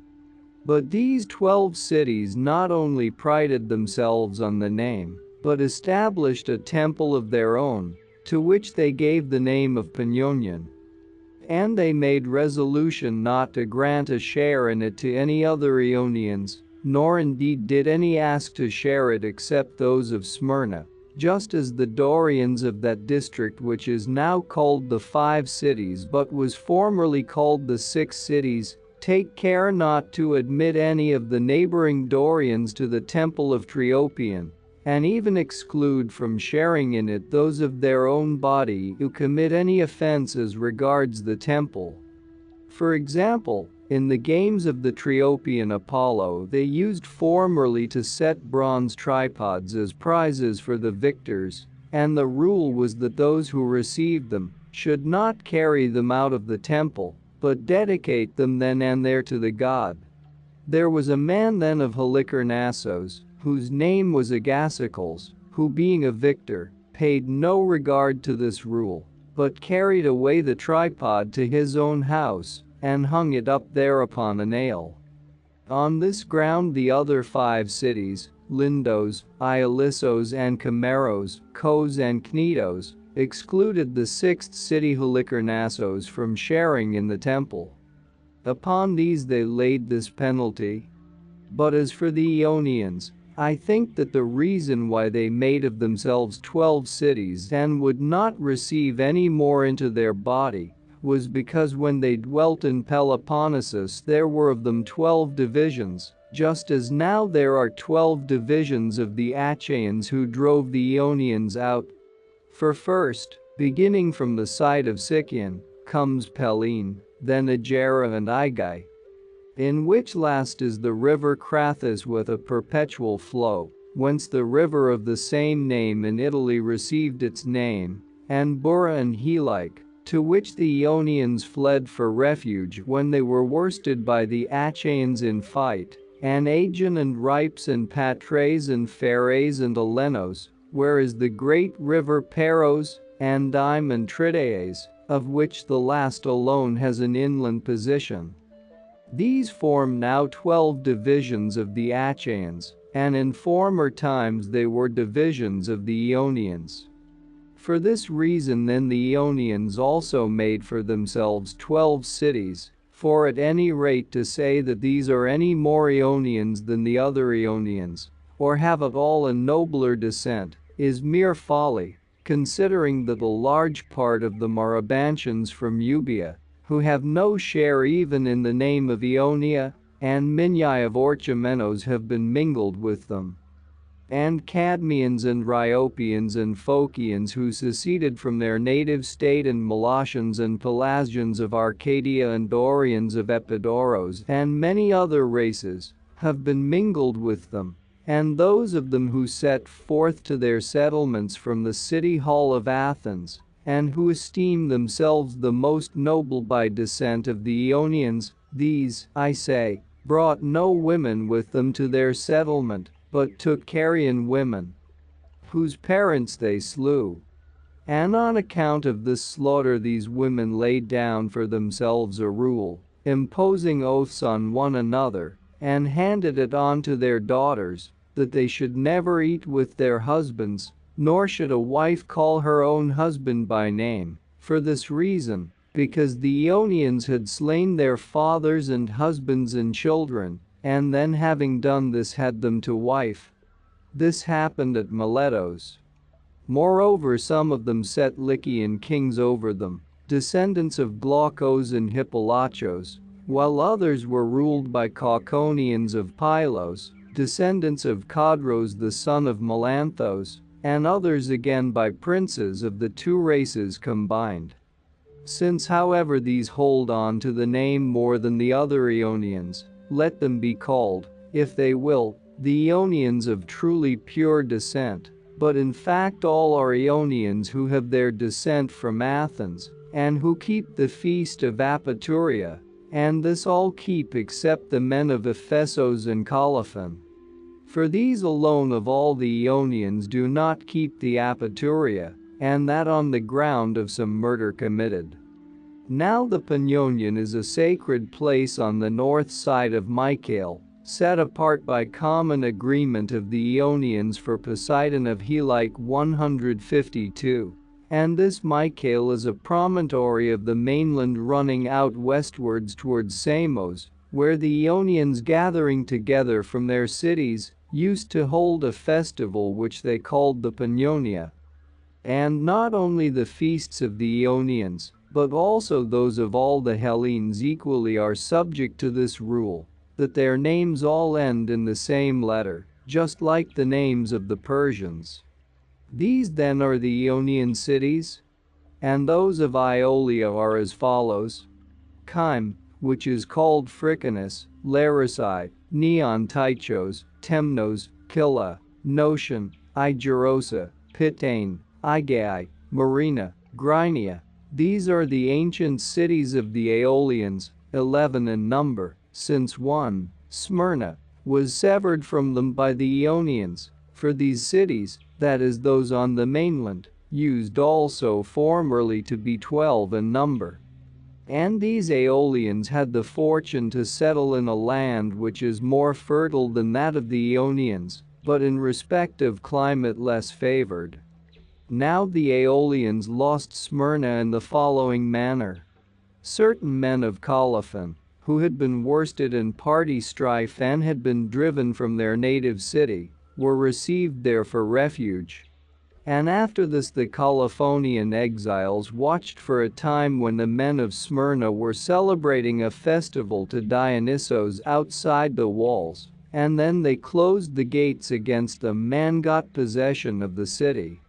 After this, when the whole body of Aeolians came to the rescue, they made an agreement that the Ionians should give up the movable goods, and that on this condition, the Aeolians should abandon Smyrna.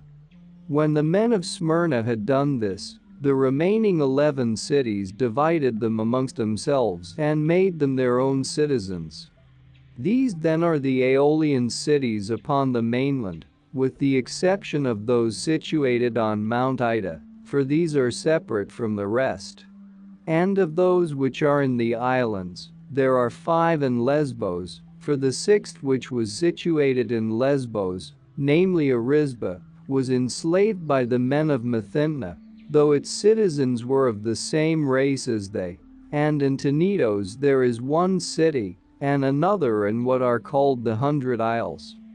Now the Lesbians and the men of Tenedos, like those Ionians who dwelt in the islands, had no cause for fear, but the remaining cities came to a common agreement to follow the Ionians whithersoever they should lead. Now when the messengers from the Ionians and Aeolians came to Sparta, for this business was carried out with speed, they chose before all others to speak for them the Phocaean, whose name was Pathermos. He then put upon him a purple cloak, in order that as many as possible of the Spartans might hear of it and come together, And having been introduced before the assembly 155, he spoke at length, asking the Spartans to help them. The Lacedaemonians, however, would not listen to him, but resolved on the contrary not to help the Ionians. So they departed, and the Lacedaemonians, having dismissed the messengers of the Ionians, sent men notwithstanding in a ship of 50 oars, to find out, as I imagine, about the affairs of Cyrus and about Ionia. These, when they came to Phocaea, sent to Sardis the man of most repute among them, whose name was Lacrines, to report to Cyrus the saying of the Lacedaemonians, bidding him do hurt to no city of the Hellas, since they would not permit it. When the herald had spoken thus, Cyrus is said to have asked those of the Hellenes whom he had with him, what men the Lacedaemonians were, and how many in number, that they made this proclamation to him, and hearing their answer, he said to the Spartan herald, "Never yet did I fear men such as these, who have a place appointed in the midst of their city where they gather together and deceive one another by false oaths. And if I continue in good health, not the misfortunes of the Ionians will be for them a subject of talk, but rather their own." These words Cyrus threw out scornfully with reference to the Hellenes in general, because they have got for themselves markets and practice buying and selling there, for the Persians themselves are not wont to use markets, nor have they any marketplace at all. After this he entrusted Sardis to Tabelos a Persian, and the gold both of Croesus and of the other Lydians he gave to Pactyus a Lydian to take charge of, and himself marched away to Ecbatana, taking with him Croesus, and making for the present no account of the Ionians. For Babylon stood in his way still, as also the Bactrian nation and the Sacans and the Egyptians, and against these he meant to make expeditions himself, while sending some other commander about the Ionians. But when Cyrus had marched away from Sardis, Pactyus caused the Lydians to revolt from Tabelos and from Cyrus. This man went down to the sea, and having in his possession all the gold that there had been in Sardis, he hired for himself mercenaries, and persuaded the men of the sea coast to join his expedition. So he marched on Sardis and besieged Tabelos, having shut himself up in the citadel. Hearing this on his way, Cyrus said to Croesus as follows: "Croesus, what end shall I find of these things which are coming to pass? The Lydians will not cease, as it seems, from giving trouble to me and from having it themselves. I doubt me if it were not best 157 to sell them all as slaves, for as it is, I see that I have done in like manner, as if one should slay the father and then spare his sons. Just so I took prisoner and am carrying away thee, who wert much more than the father of the Lydians, while to the Lydians themselves I delivered up their city. And can I feel surprise after this that they have revolted from me?" Thus he said what was in his mind.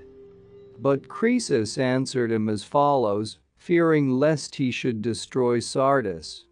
"O king, that which thou hast said is not without reason, but do not thou altogether give vent to thy wrath, nor destroy an ancient city which is guiltless both of the former things, and also of those which have come to pass now.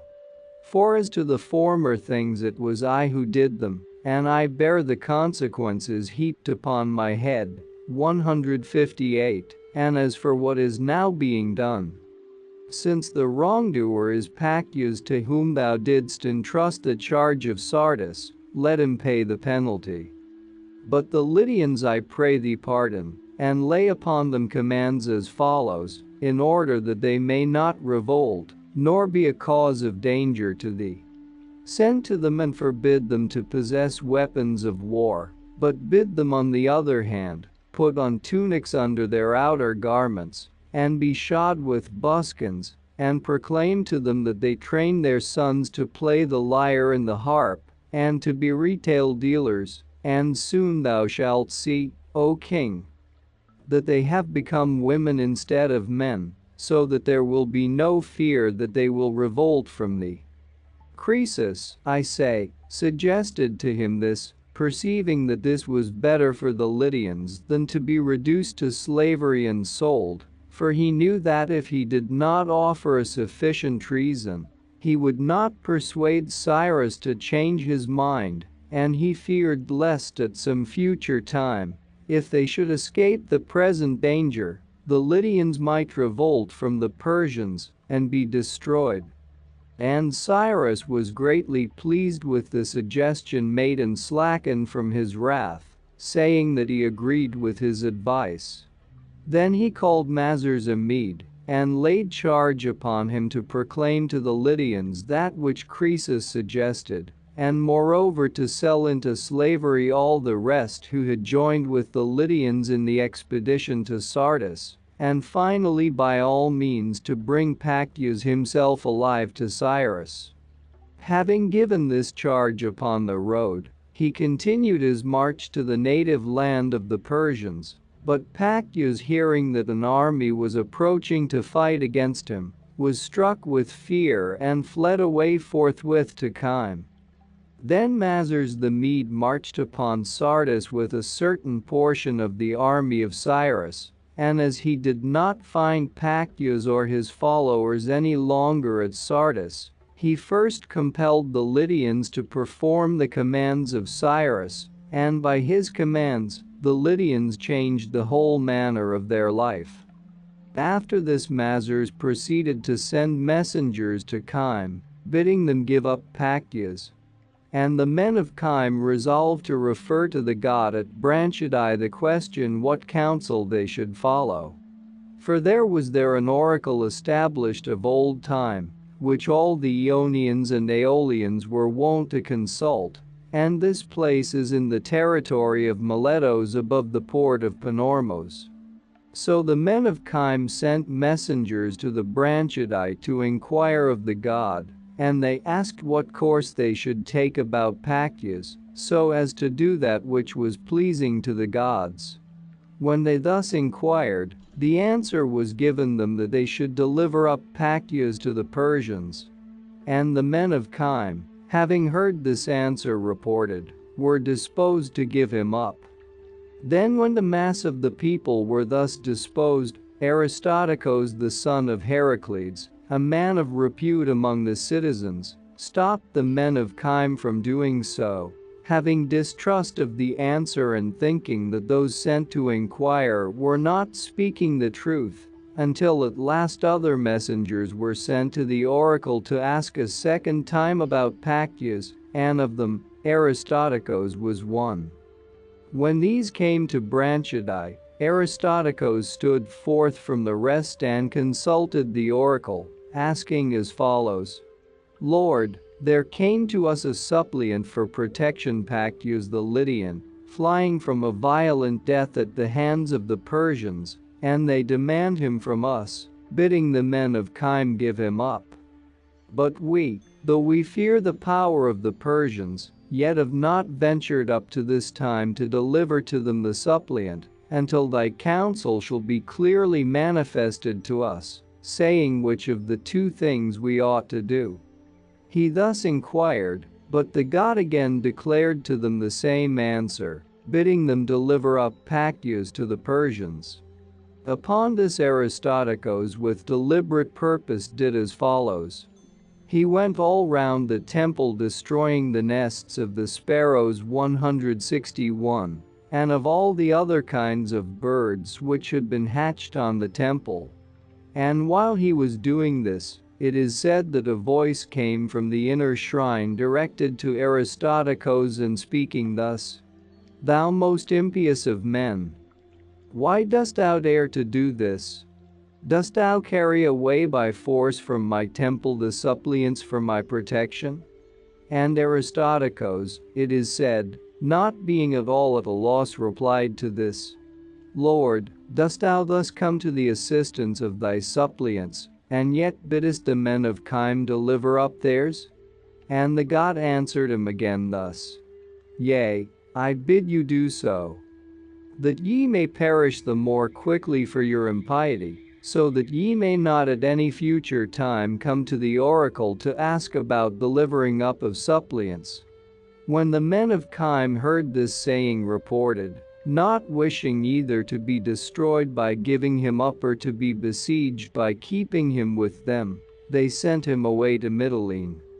Those of Mytilene, however, when Mazars sent messages to them, were preparing to deliver up Pactyus for a price, but what the price was I cannot say for certain, since the bargain was never completed, for the men of Kime, when they learnt that this was being done by the Mytileneans, sent a vessel to Lesbos and conveyed away Pactyus to Chios.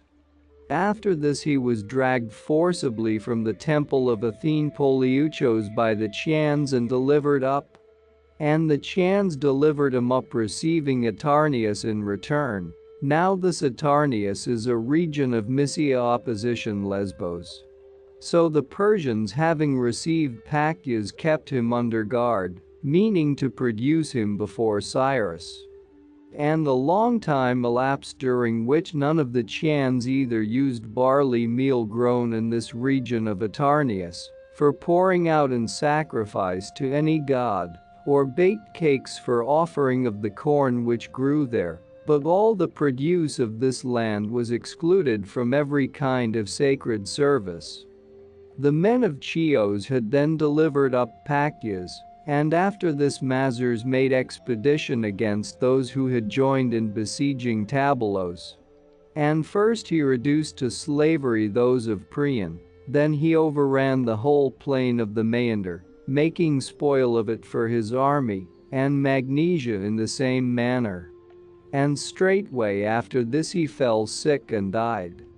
After he was dead, Harpagos came down to take his place in command, being also a Mede by race. This was the man whom the king of the Medes Astyages feasted with the unlawful banquet, and who helped to give the kingdom to Cyrus.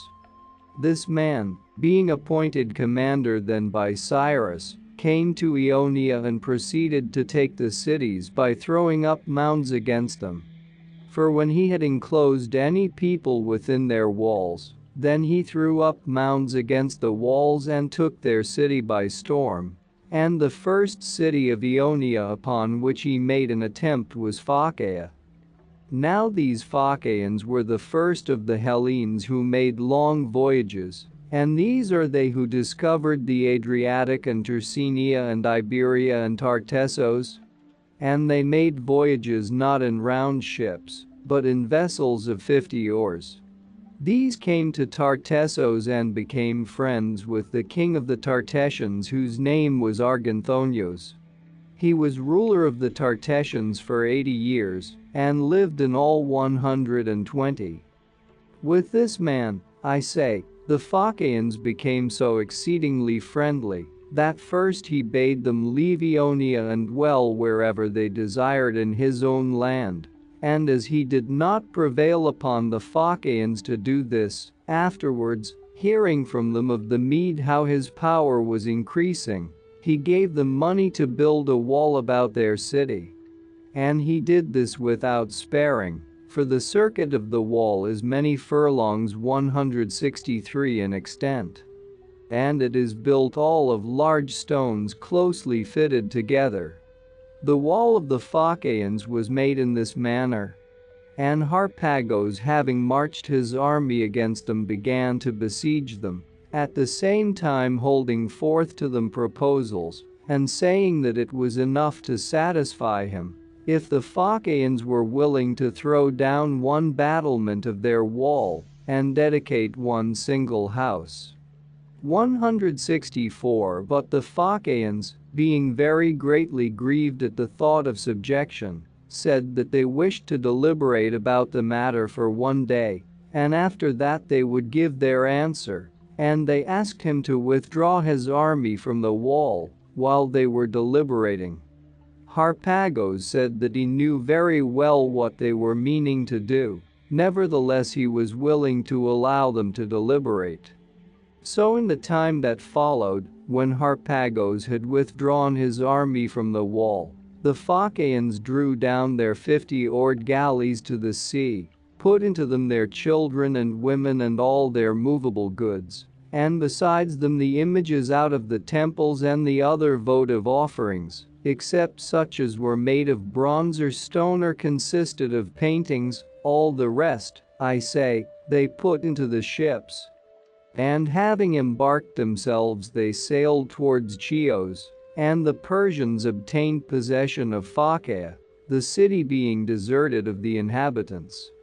But as for the Phocaeans, since the men of Chios would not sell them at their request the islands called Anusai, from the fear lest these islands might be made a seat of trade and their island might be shut out, therefore they set out for Kurnos.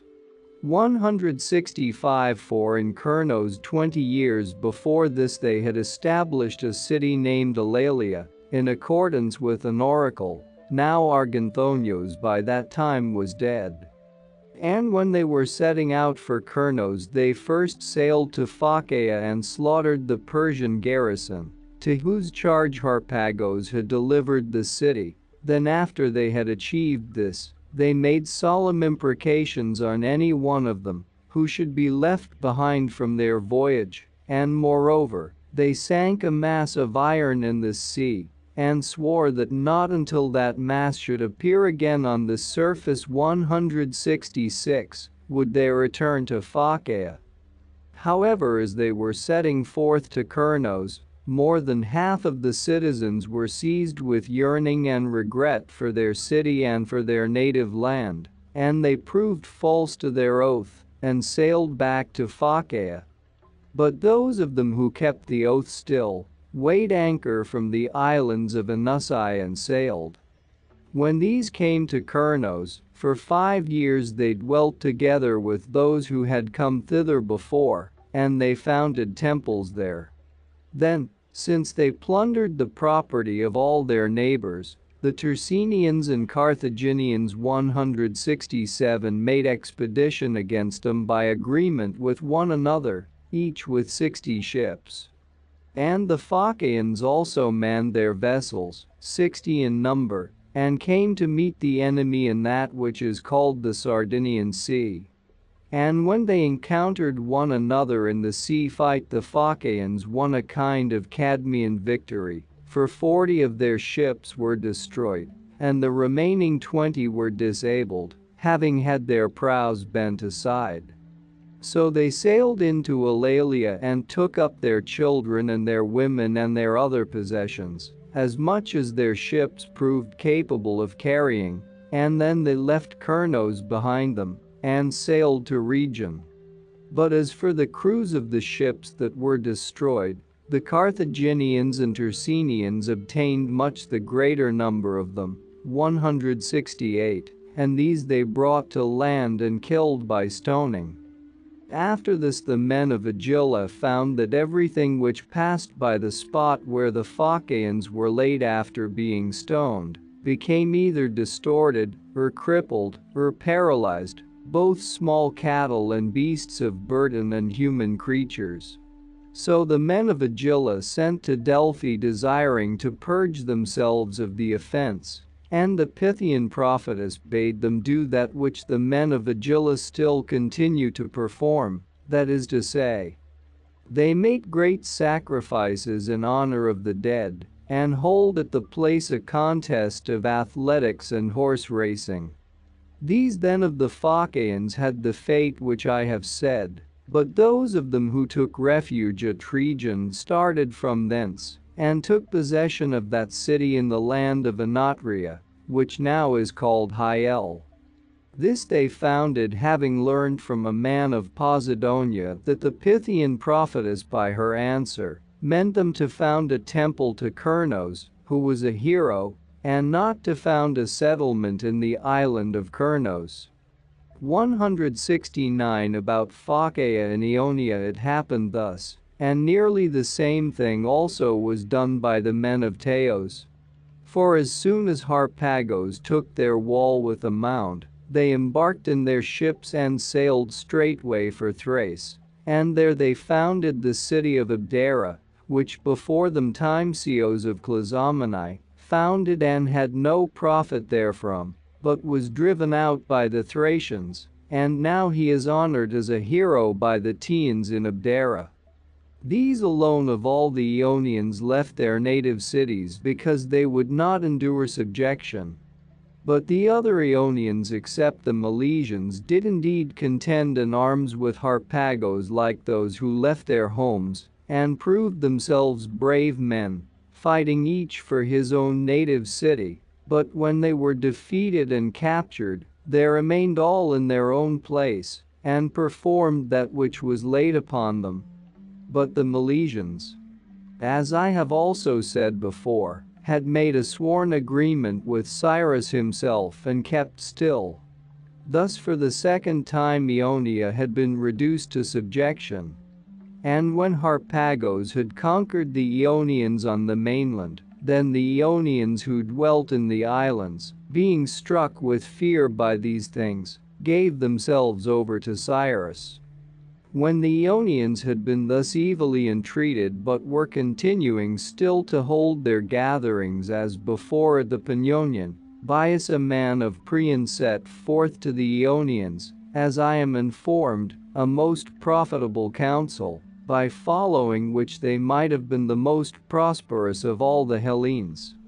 He urged that the Ionians should set forth in one common expedition and sail to Sardinia, and after that found a single city for all the Ionians.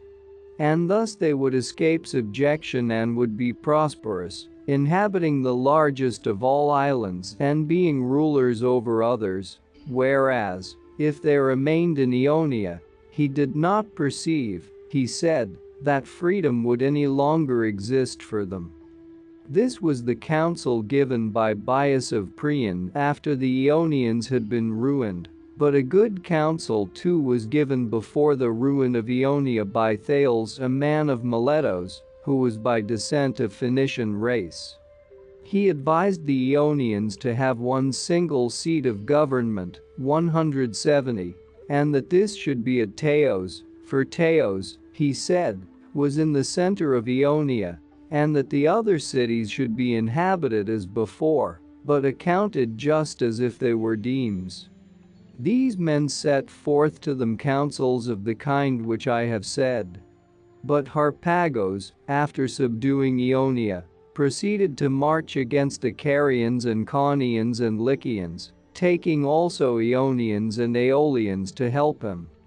Of these the Carians came to the mainland from the islands, for being of old time subjects of Minos and being called Leleges, they used to dwell in the islands, paying no tribute, so far back as I am able to arrive by hearsay, but whenever Minos required it, they used to supply his ships with seamen. And as Minos subdued much land and was fortunate in his fighting, the Carian nation was of all nations by much the most famous at that time together with him. And they produced 3 inventions of which the Hellenes adopted the use. That is to say, the Carians were those who first set the fashion of fastening crests on helmets, and of making the devices which are put onto shields, and these also were the first who made handles for their shields, whereas up to that time, all who were wont to use shields carried them without handles, and with leathern straps to guide them, having them hung about their necks and their left shoulders. Then after the lapse of a long time the Dorians and Ionians drove the Carians out of the islands, and so they came to the mainland. With respect to the Carians the Cretans relate that it happened thus. The Carians themselves however do not agree with this account, but suppose that they are dwellers on the mainland from the beginning, and that they went always by the same name which they have now. And they point as evidence of this to an ancient temple of Carian Zeus at Mylasa, in which the Mysians and Lydians share as being brother races of the Carians. For they say that Lytos and Mysos were brothers of Car, these share in it, but those who being of another race have come to speak the same language as the Carians, these have no share in it. It seems to me, however, that the Caunians are dwellers there from the beginning, though they say themselves that they came from Crete. But they have been assimilated to the Carian race in language, or else the Carians to the Caunian race, I cannot with certainty determine which. They have customs, however, in which they differ very much from all other men as well as from the Carians. For example, the fairest thing in their estimation is to meet together in numbers for drinking, according to equality of age or friendship, both men, women, and children. And again, when they had founded temples for foreign deities, afterwards they changed their purpose and resolved to worship only their own native gods.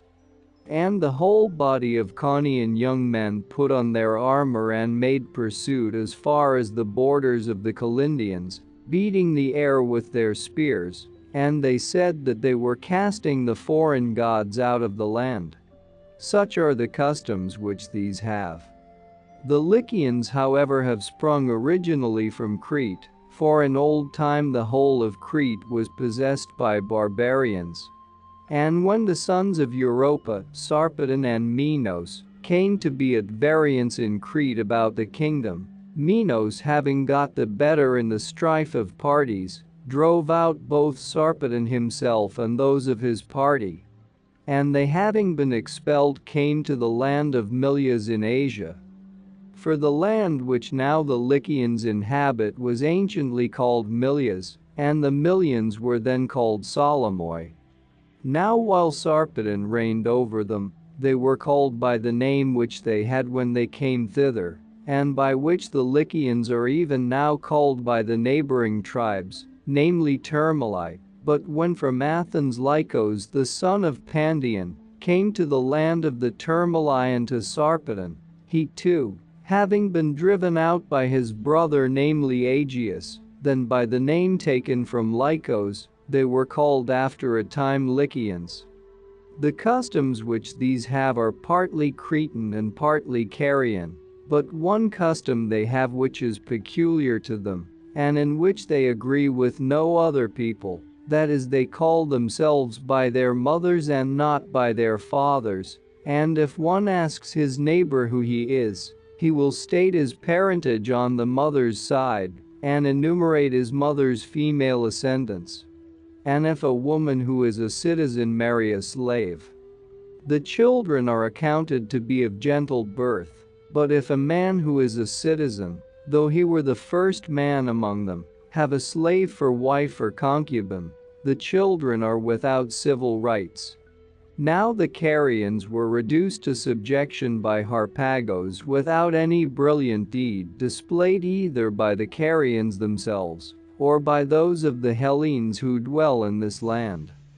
Of these last there are besides others the men of Cnidos, settlers from Lacedaemon, whose land runs out into the sea, 173 being in fact a region which is called Triopian, beginning from the peninsula of Babassos. And since all the land of Cnidos except a small part is washed by the sea, for the part of it which looks towards the north is bounded by the Gulf of Karamos, and that which looks to the south by the sea off Sim and Rhodes. Therefore the men of Cnidos began to dig through this small part, which is about 5 furlongs across, while Harpagos was subduing Ionia, desiring to make their land an island. And within the isthmus all was theirs, for where the territory of Cnidos ends in the direction of the mainland, here is the isthmus which they were digging across. And while the Cnidians were working at it with a great number of men, it was perceived that the men who worked suffered injury much more than might have been expected, and in a more supernatural manner, both in other parts of their bodies, and especially in their eyes, when the rock was being broken up. So they sent men to ask the oracle at Delphi what the cause of the difficulty was. And the Pythian prophetess, as the men of Cnidos themselves report, gave them this reply in trimeter verse. Fence not the place with towers, nor dig the isthmus through. Zeus would have made your land an island, had he willed. When the Pythian prophetess had given this oracle, the men of Cnidos not only ceased from their digging, but delivered themselves to Harpagos without resistance, when he came against them with his army. There were also the Pedasians, who dwelt in the inland country above Halicarnassos, and among these, whenever anything hurtful is about to happen either to themselves or to their neighbors, the priestess of Athene has a great beard. This befell them 3 times. These of all about Caria were the only men who held out for any time against Harpagos, and they gave him trouble more than any other people, having fortified a mountain called Lyde. After a time the Pedasians were conquered, and the Lycians, when Harpagos marched his army into the plain of Xanthos, came out against him and fought, few against many, and displayed proofs of valor, but being defeated and confined within their city, they gathered together into the citadel their wives and their children, their property and their servants, and after that they set fire to this citadel, so that it was all in flames. And having done so and sworn terrible oaths with one another, they went forth against the enemy and were slain in fight, that is to say all the men of Xanthos. And of the Xanthians who now claim to be Lycians, the greater number have come in from abroad, except only 80 households, but these 80 households happened at that time to be away from their native place, and so they escaped destruction. Thus Harpagos obtained possession of Conos, for the men of Conos imitated in most respects the behavior of the Lycians.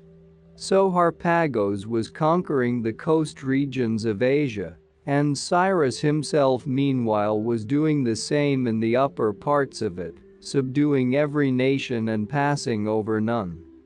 Now most of these actions I shall pass over in silence, but the undertakings which gave him trouble more than the rest, and which are the most worthy of note, of these I shall make mention. Cyrus, so soon as he had made subject to himself all other parts of the mainland, proceeded to attack the Assyrians.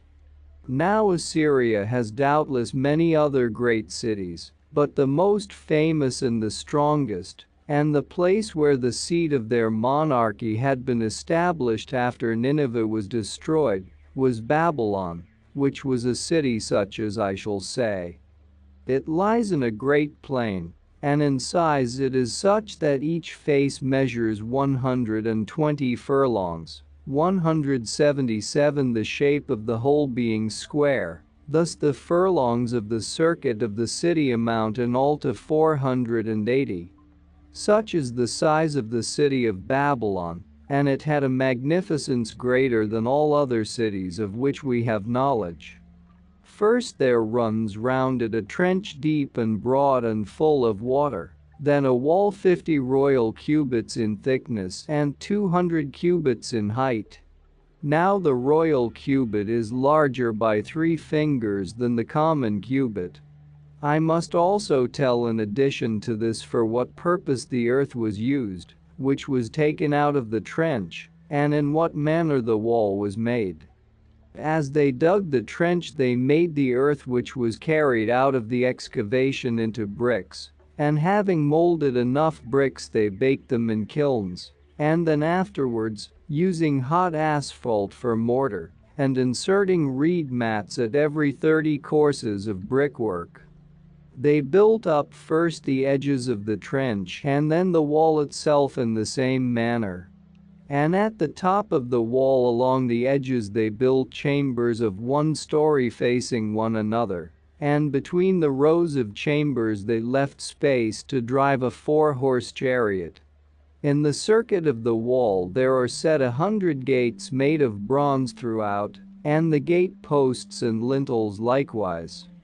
Now there is another city distant from Babylon, a space of 8 days' journey, of which the name is. And there is a river there of no great size, and the name of the river is also is, and it sends its stream into the river Euphrates. This river is throws up together with its water lumps of asphalt in great abundance, and thence was brought the asphalt for the wall of Babylon. Babylon then was walled in this manner, and there are 2 divisions of the city, for a river whose name is Euphrates parts it in the middle. This flows from the land of the Armenians and is large and deep and swift, and it flows out into the Erythraean Sea. The wall then on each side has its bends 179 carried down to the river, and from this point the return walls stretch along each bank of the stream, in the form of a rampart of baked bricks. And the city itself is full of houses of 3 and 4 stories, and the roads by which it is cut up run in straight lines, including the cross roads which lead to the river, and opposite to each road, there were set gates in the rampart which ran along the river, in many in number as the ways, 180, and these also were of bronze, and led like the ways 181 to the river itself. This wall then which I have mentioned is as it were a cuirass 182 for the town, and another wall runs round within it, not much weaker for defense than the first, but enclosing a smaller space. 183, and in each division of the city was a building in the midst, in the one the king's palace of great extent and strongly fortified round, and in the other the temple of Zeus Bellows with bronze gates, and this exists still up to my time and measures 2 furlongs each way, 184 being of a square shape. And in the midst of the temple 185 is built a solid tower measuring a furlong both in length and in breadth. And on this tower another tower has been erected, and another again upon this, and so on up to the number of 8 towers.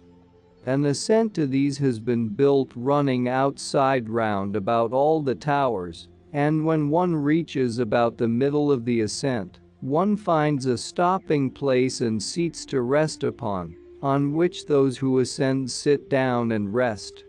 And on the top of the last tower there is a large cell, 186, and in the cell a large couch is laid, well covered. And by it is placed a golden table. And there is no image there set up, nor does any human being spend the night there, except only one woman of the natives of the place, whomsoever the god shall choose from all the women, as say the Chaldeans who are the priests of this god. These same men say also, but I do not believe them, that the god himself comes often to the cell and rests upon the couch, as happens likewise in the Egyptian Thebes, according to the report of the Egyptians, for there also a woman sleeps in the temple of the Theban Zeus, and both these women are said to abstain from commerce with men, and as happens also with the prophetess of the god in Patara of Lycia, whenever there is one. For there is not always an oracle there, but whenever there is one, then she is shut up during the nights in the temple within the cell.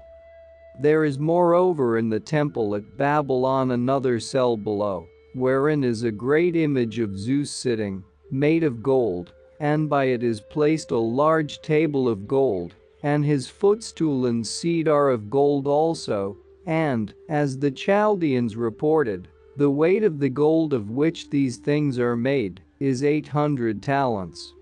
Outside this cell is an altar of gold, and there is also another altar of great size, where full-grown animals 188 are sacrificed, whereas on the golden altar, it is not lawful to sacrifice any but young sucklings only. And also on the larger altar the Chaldeans offer 1,000 talents of frankincense every year at the time when they celebrate the feast in honor of this god. There was moreover in these precincts still remaining at the time of Cyrus, a statue 12 cubits high, of gold and solid. This I did not myself see, but that which is related by the Chaldeans I relate. Against this statue Darius the son of Histus formed a design, but he did not venture to take it. It was taken however by Xerxes the son of Darius, who also killed the priest when he forbade him to meddle with the statue. This temple, then, is thus adorned with magnificence, and there are also many private votive offerings.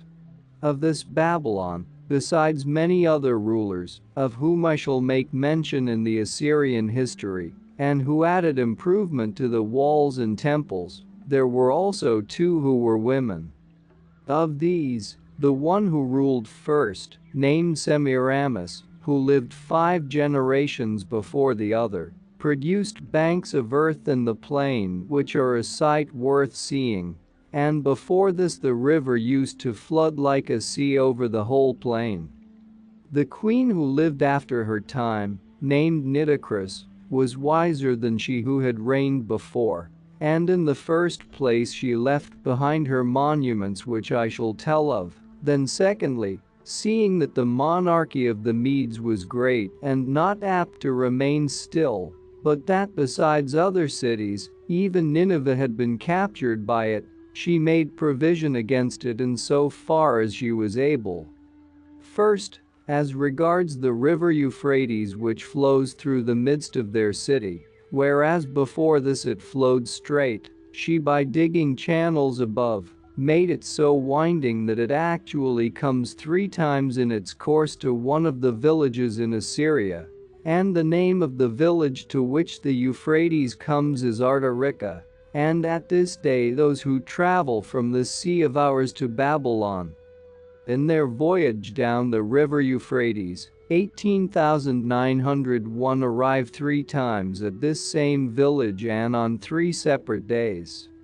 This she did thus, and she also piled up a mound along each bank of the river, which is worthy to cause wonder for its size and height.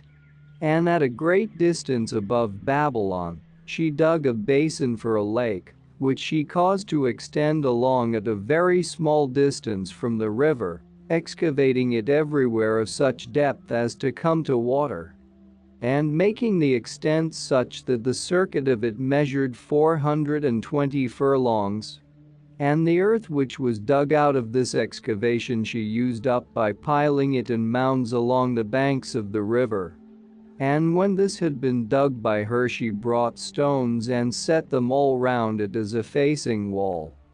Both these 2 things she did, that is she made the river to have a winding course, and she made the place which was dug out all into a swamp, in order that the river might run more slowly, having its force broken by going round many bends, and that the voyages might be winding to Babylon, and after the voyages there might succeed a long circuit of the pool. These works she carried out in that part where the entrance to the country was, and the shortest way to it from Media, so that the Medes might not have dealings with her kingdom and learn of her affairs. These defenses she cast round her city from the depth, and she made the following addition which was dependent upon them. The city was in 2 divisions, and the river occupied the space between, and in the time of the former rulers, when anyone wished to pass over from the one division to the other, he had to pass over in a boat, and that, as I imagine, was troublesome. She however made provision also for this, for when she was digging the basin for the lake she left this other monument of herself derived from the same work, that is, she caused stones to be cut of very great length, and when the stones were prepared for her and the place had been dug out, she turned aside the whole stream of the river into the place which she had been digging, and while this was being filled with water,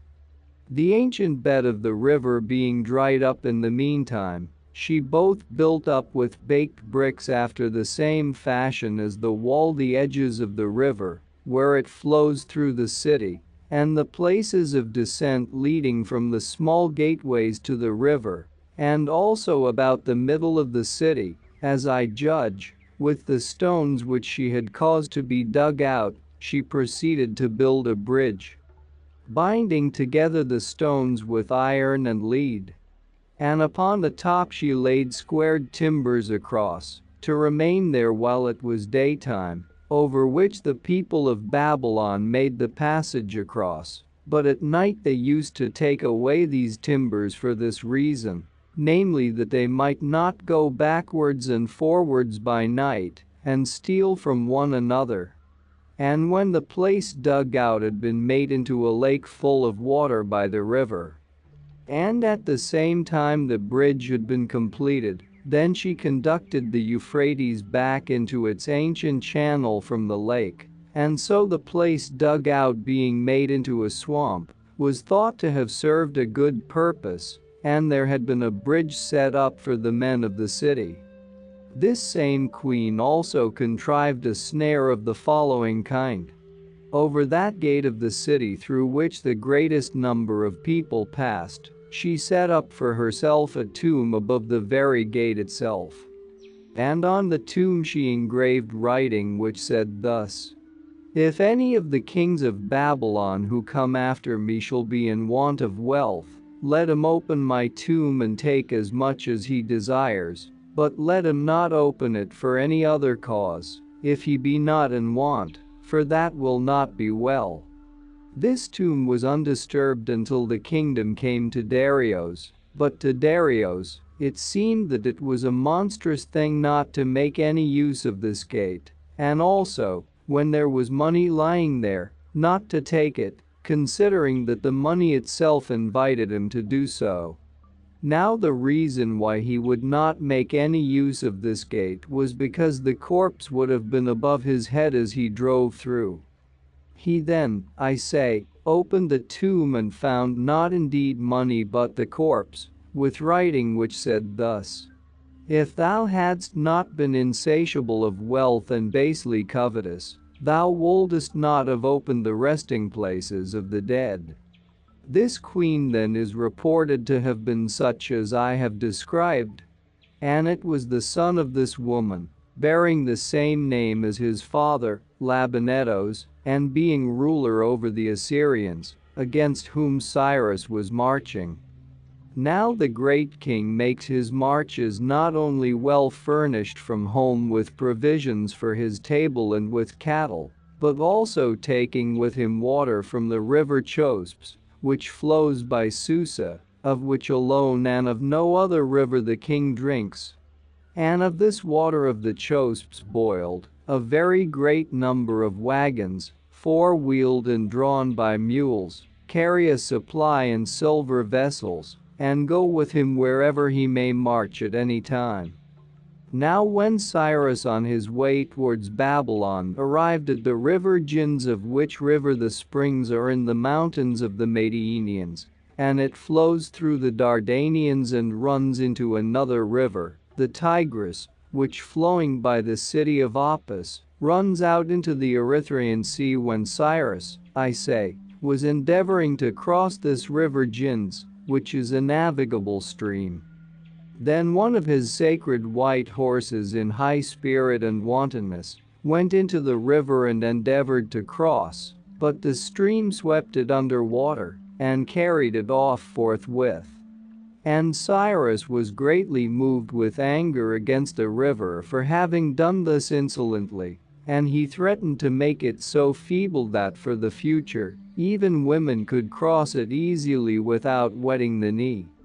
So after this threat he ceased from his march against Babylon and divided his army into two parts, and having divided it, he stretched lines and marked out straight channels, 180 on each bank of the Gins, directed every way, and having disposed his army along them he commanded them to dig. So, As a great multitude was working, the work was completed indeed, but they spent the whole summer season at this spot working. When Cyrus had taken vengeance on the river Gins by dividing it into 360 channels, and when the next spring was just beginning, then at length he continued his advance upon Babylon. And the men of Babylon had marched forth out of their city and were awaiting him. So when in his advance he came near to the city, the Babylonians joined battle with him, and having been worsted in the fight, they were shut up close within their city. But knowing well even before this that Cyrus was not apt to remain still, and seeing him lay hands on every nation equally, they had brought in provisions beforehand for very many years. So while these made no account of the siege, Cyrus was in straits what to do, for much time went by, and his affairs made no progress onwards. Therefore, whether it was some other man who suggested it to him when he was in a strait what to do, or whether he of himself perceived what he ought to do, he did as follows. The main body of his army he posted at the place where the river runs into the city, and then again behind the city he set others, where the river issues forth from the city, and he proclaimed to his army that so soon as they should see that the stream had become passable, they should enter by this way into the city. Having thus set them in their places and in this manner exhorted them, he marched away himself with that part of his army which was not fit for fighting. And when he came to the lake, Cyrus also did the same things which the queen of the Babylonians had done as regards the river and the lake, that is to say, he conducted the river by a channel into the lake, which was at that time a swamp, and so made the former course of the river passable by the sinking of the stream. When this had been done in such a manner, the Persians who had been posted for this very purpose entered by the bed of the river Euphrates into Babylon, the stream having sunk so far that it reached about to the middle of a man's thigh. Now if the Babylonians had had knowledge of it beforehand or had perceived that which was being done by Cyrus, they would have allowed 196 the Persians to enter the city, and then destroyed them miserably, for if they had closed all the gates that led to the river, and mounted themselves upon the ramparts which were carried along the banks of the stream, they would have caught them as it were in a fish wheel. But as it was, the Persians came upon them unexpectedly, and owing to the size of the city, so it is said by those who dwell there, after those about the extremities of the city had suffered capture, those Babylonians who dwelt in the middle did not know that they had been captured, but as they chanced to be holding a festival, they went on dancing and rejoicing during this time, until they learnt the truth only too well. Babylon then had thus been taken for the first time. And as to the resources of the Babylonians, how great they are, I shall show by many other proofs, and among them also by this. For the support of the great king and his army, apart from the regular tribute, the whole land of which he is ruler has been distributed into portions. Now whereas 12 months go to make up the year, for 4 of these, he has his support from the territory of Babylon, and for the remaining 8 months from the whole of the rest of Asia. Thus the Assyrian land is in regard to resources the third part of all Asia. And the government, or satrapy as it is called by the Persians, of this territory is of all the governments by far the best, seeing that when Tritantachum son of Artabazos had this province from the king, there came into him every day an artab full of silver coin. Now the artab is a Persian measure, and holds more than the medimnos of Attica by 3 Attic choinics, and of horses he had in this province as his private property, apart from the horses for use in war. 800 stallions and 16,000 mares. For each of these stallions served 20 mares. Of Indian hounds, moreover, such a vast number were kept that 4 large villages in the plain, being free from other contributions, had been appointed to provide food for the hounds. Such was the wealth which belonged to the ruler of Babylon. Now the land of the Assyrians has but little rain, and this little gives nourishment to the root of the corn, but the crop is ripened, and the ear comes on by the help of watering from the river, not as in Egypt by the coming up of the river itself over the fields, but the crop is watered by hand or with swing buckets. For the whole Babylonian territory, like the Egyptian, is cut up into channels, and the largest of the channels is navigable for ships and runs in the direction of the sun rising in winter from the Euphrates to another river, namely the Tigris, along the bank of which lay the city of Nineveh. This territory is of all that we know the best by far for producing corn. 198 as to trees, 199, it does not even attempt to bear them, either fig or vine or olive, but for producing corn, it is so good that it returns as much as 200-fold for the average, and when it bears at its best, it produces 300-fold. The leaves of the wheat and barley there grow to be full 4 fingers broad, and from millet and sesame seed how large a tree grows, I know myself but shall not record, being well aware that even what has already been said relating to the crops produced has been enough to cause disbelief in those who have not visited the Babylonian land.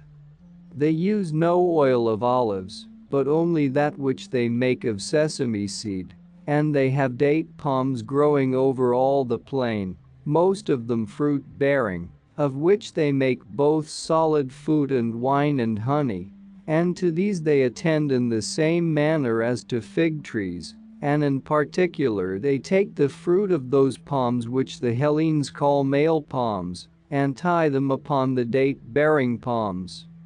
so that their gallfly may enter into the date and ripen it, and that the fruit of the palm may not fall off.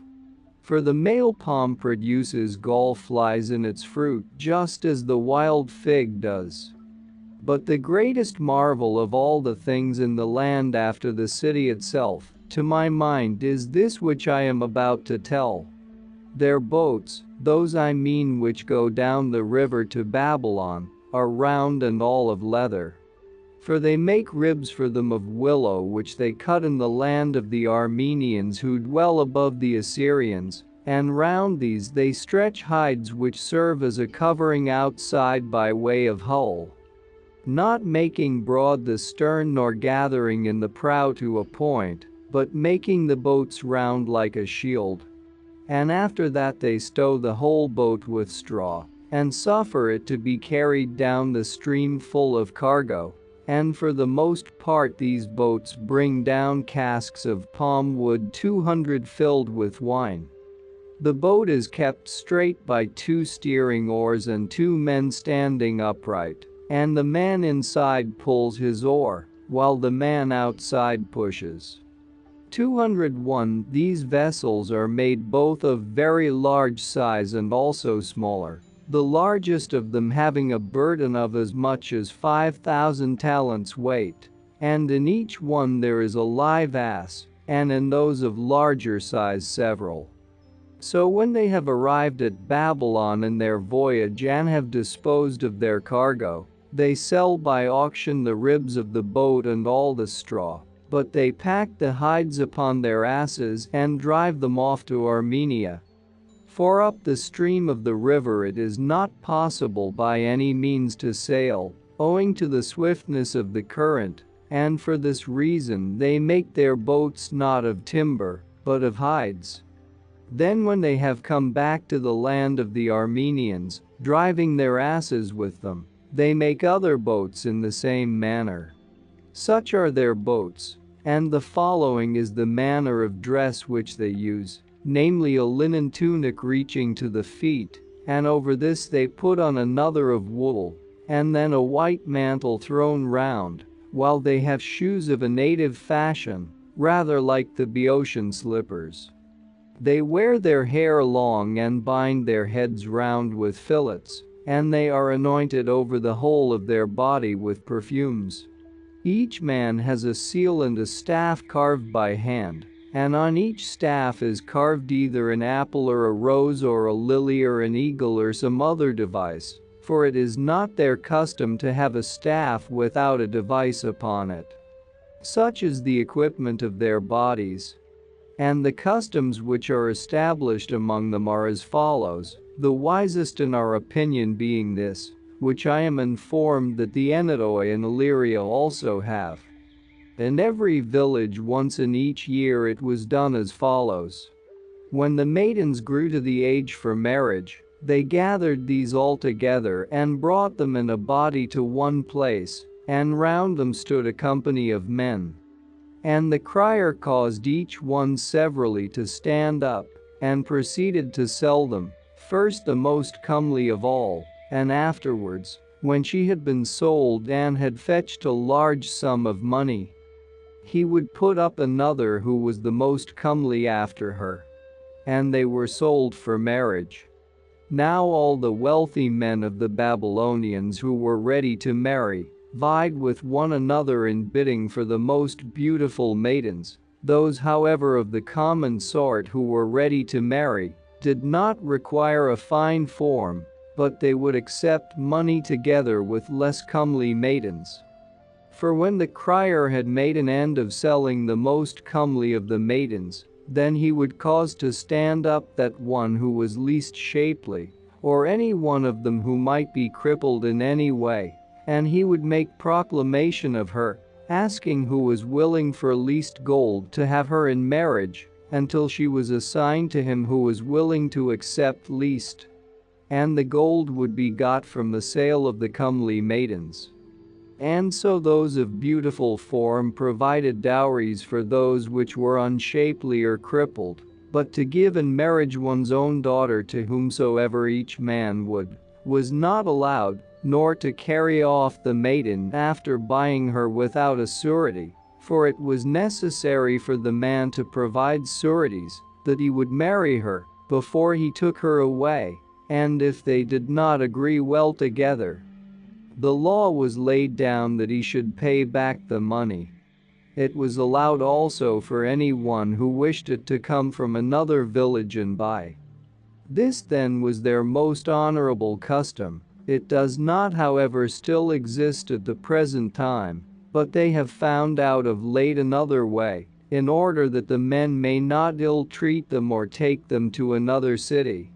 For since the time when being conquered they were oppressed and ruined, each one of the common people when he is in want of livelihood prostitutes his female children. Next in wisdom to that, is this other custom which was established among them. They bear out the sick into the marketplace, for of physicians they make no use. So people come up to the sick man and give advice about his disease. If anyone himself has ever suffered anything like that which the sick man has, or saw any other who had suffered it, and coming near they advise and recommend those means by which they themselves got rid of a like disease, or seen some other get rid of it. And to pass by the sick man in silence is not permitted to them, nor until one has asked what disease he has. They bury their dead in honey, and their modes of lamentation are similar to those used in Egypt. And whenever a Babylonian man has intercourse with his wife, he sits by incense offered, and his wife does the same on the other side. And when it is morning they wash themselves, both of them, for they will touch no vessel until they have washed themselves. And the Arabians do likewise in this matter. Now the most shameful of the customs of the Babylonians is as follows. Every woman of the country must sit down in the precincts of Aphrodite once in her life, and have commerce with a man who is a stranger. And many women who do not deign to mingle with the rest, because they are made arrogant by wealth, drive to the temple with pairs of horses in covered carriages, and so take their place. And a large number of attendants follow after them, but the greater number do thus in the sacred enclosure of Aphrodite, sit great numbers of women with a wreath of cord about their heads, some come and others go. And there are passages in straight lines going between the women in every direction, through which the strangers pass by and make their choice. Here when a woman takes her seat she does not depart again to her house, until one of the strangers has thrown a silver coin into her lap, and has had commerce with her outside the temple, and after throwing it, he must say these words only: "I demand thee in the name of the goddess Melita." Now Melita is the name given by the Assyrians to Aphrodite. And the silver coin may be of any value, whatever it is she will not refuse it. For that is not lawful for her, seeing that this coin is made sacred by the act. And she follows the man who has first thrown and does not reject any. And after that she departs to her house, having acquitted herself of her duty to the goddess, nor will you be able thenceforth to give any gift so great as to win her. So then as many as have attained to beauty and stature are speedily released, but those of them who are unshapely remain there much time, not being able to fulfill the law, for some of them remain even as much as 3 or 4 years. And in some parts of Cyprus too there is a custom similar to this. These customs then are established among the Babylonians. And there are of them 3 tribes which eat nothing but fish only. And when they have caught them and dried them in the sun, they do thus: they throw them into brine, and then pound them with pestles and strain them through muslin. And they have them for food, either kneaded into a soft cake, or baked like bread, according to their liking. When this nation also had been subdued by Cyrus, he had a desire to bring the Massagetae into subjection to himself. This nation is reputed to be both great and warlike, and to dwell towards the east in the sun rising, beyond the river Araxes and over against the Isidonians. And some also say that this nation is of Scythian race. Now the Araxes is said by some to be larger and by others to be smaller than the Ister. And they say that there are many islands in it about equal in size to Lesbos, and in them people dwelling who feed in the summer upon roots of all kinds which they dig up, and certain fruits from trees, which have been discovered by them for food, they store up, it is said, in the season when they are ripe, and feed upon them in the winter. Moreover, it is said that other trees have been discovered by them which yield fruit of such a kind, that when they have assembled together in companies in the same place and lighted a fire, they sit round in a circle and throw some of it into the fire, and they smell the fruit which is thrown on, as it burns, and are intoxicated by the scent, as the Hellenes are with wine. And when more of the fruit is thrown on they become more intoxicated, until at last they rise up to dance and begin to sing. This is said to be their manner of living. And as to the river Araxes, it flows from the land of the Madianians, whence flows the Jinns which Cyrus divided into the 360 channels, and it discharges itself by 40 branches, of which all except one end in swamps and shallow pools, and among them they say that men dwell who feed on fish eaten raw, and who are wont to use as clothing the skins of seals. But the one remaining branch of the Araxes flows with unimpeded course into the Caspian Sea. Now the Caspian Sea is apart by itself, not having connection with the other sea. For all that sea which the Hellenes navigate, and the sea beyond the Pillars, which is called Atlantis, and the Erythraean Sea are in fact all one, but the Caspian is separate and lies apart by itself. In length it is a voyage of 15 days if one uses oars, 214, and in breadth, where it is broadest, a voyage of 8 days. On the side towards the west of this sea the Caucasus runs along by it, which is of all mountain ranges both the greatest in extent and the loftiest. And the Caucasus has many various races of men dwelling in it, living for the most part on the wild produce of the forests, and among them there are said to be trees which produce leaves of such a kind that by pounding them and mixing water with them, they paint figures upon their garments. And the figures do not wash out, but grow old with the woolen stuff, as if they had been woven into it at the first. And men say that the sexual intercourse of these people is open like that of cattle. On the west then of this sea, which is called Caspian, the Caucasus is the boundary, while towards the east and the rising sun, a plain succeeds which is of limitless extent to the view.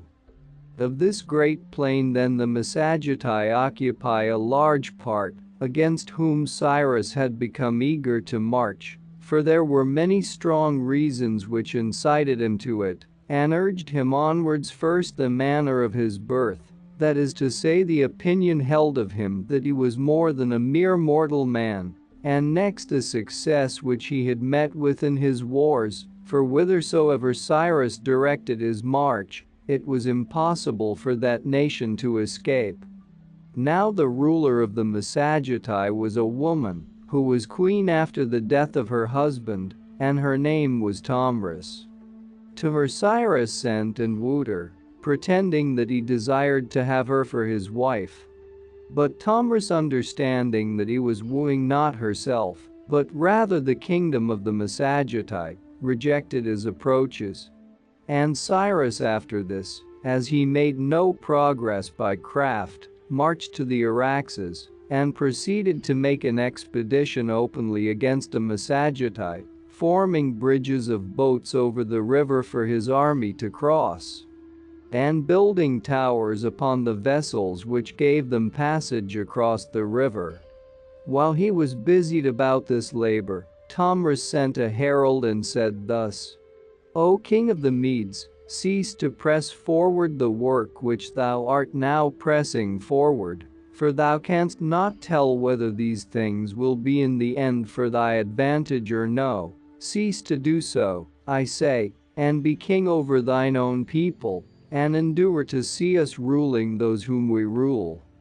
Since however I know that thou wilt not be willing to receive this counsel, but dost choose anything rather than to be at rest, therefore if thou art greatly anxious to make trial of the Massagetae and fight, come now, leave that labor which thou hast in yawking together the banks of the river, and cross over into our land. When we have first withdrawn 3 days' journey from the river. Or if thou desirest rather to receive us into your land, do thou the same thing thyself. Having heard this, Cyrus called together the first men among the Persians, and having gathered these together, he laid the matter before them for discussion, asking their advice as to which of the two things he should do. And their opinions all agreed in one, bidding him receive Tomris and her army into his country. But Croesus the Lydian, being present and finding fault with this opinion, declared an opinion opposite to that which had been set forth, saying as follows: O King, I told thee in former time also, that since Zeus had given me over to thee, I would avert according to my power whatever occasion of falling I might see coming near thy house. And now my sufferings, which have been bitter, 216, have proved to be lessons of wisdom to me.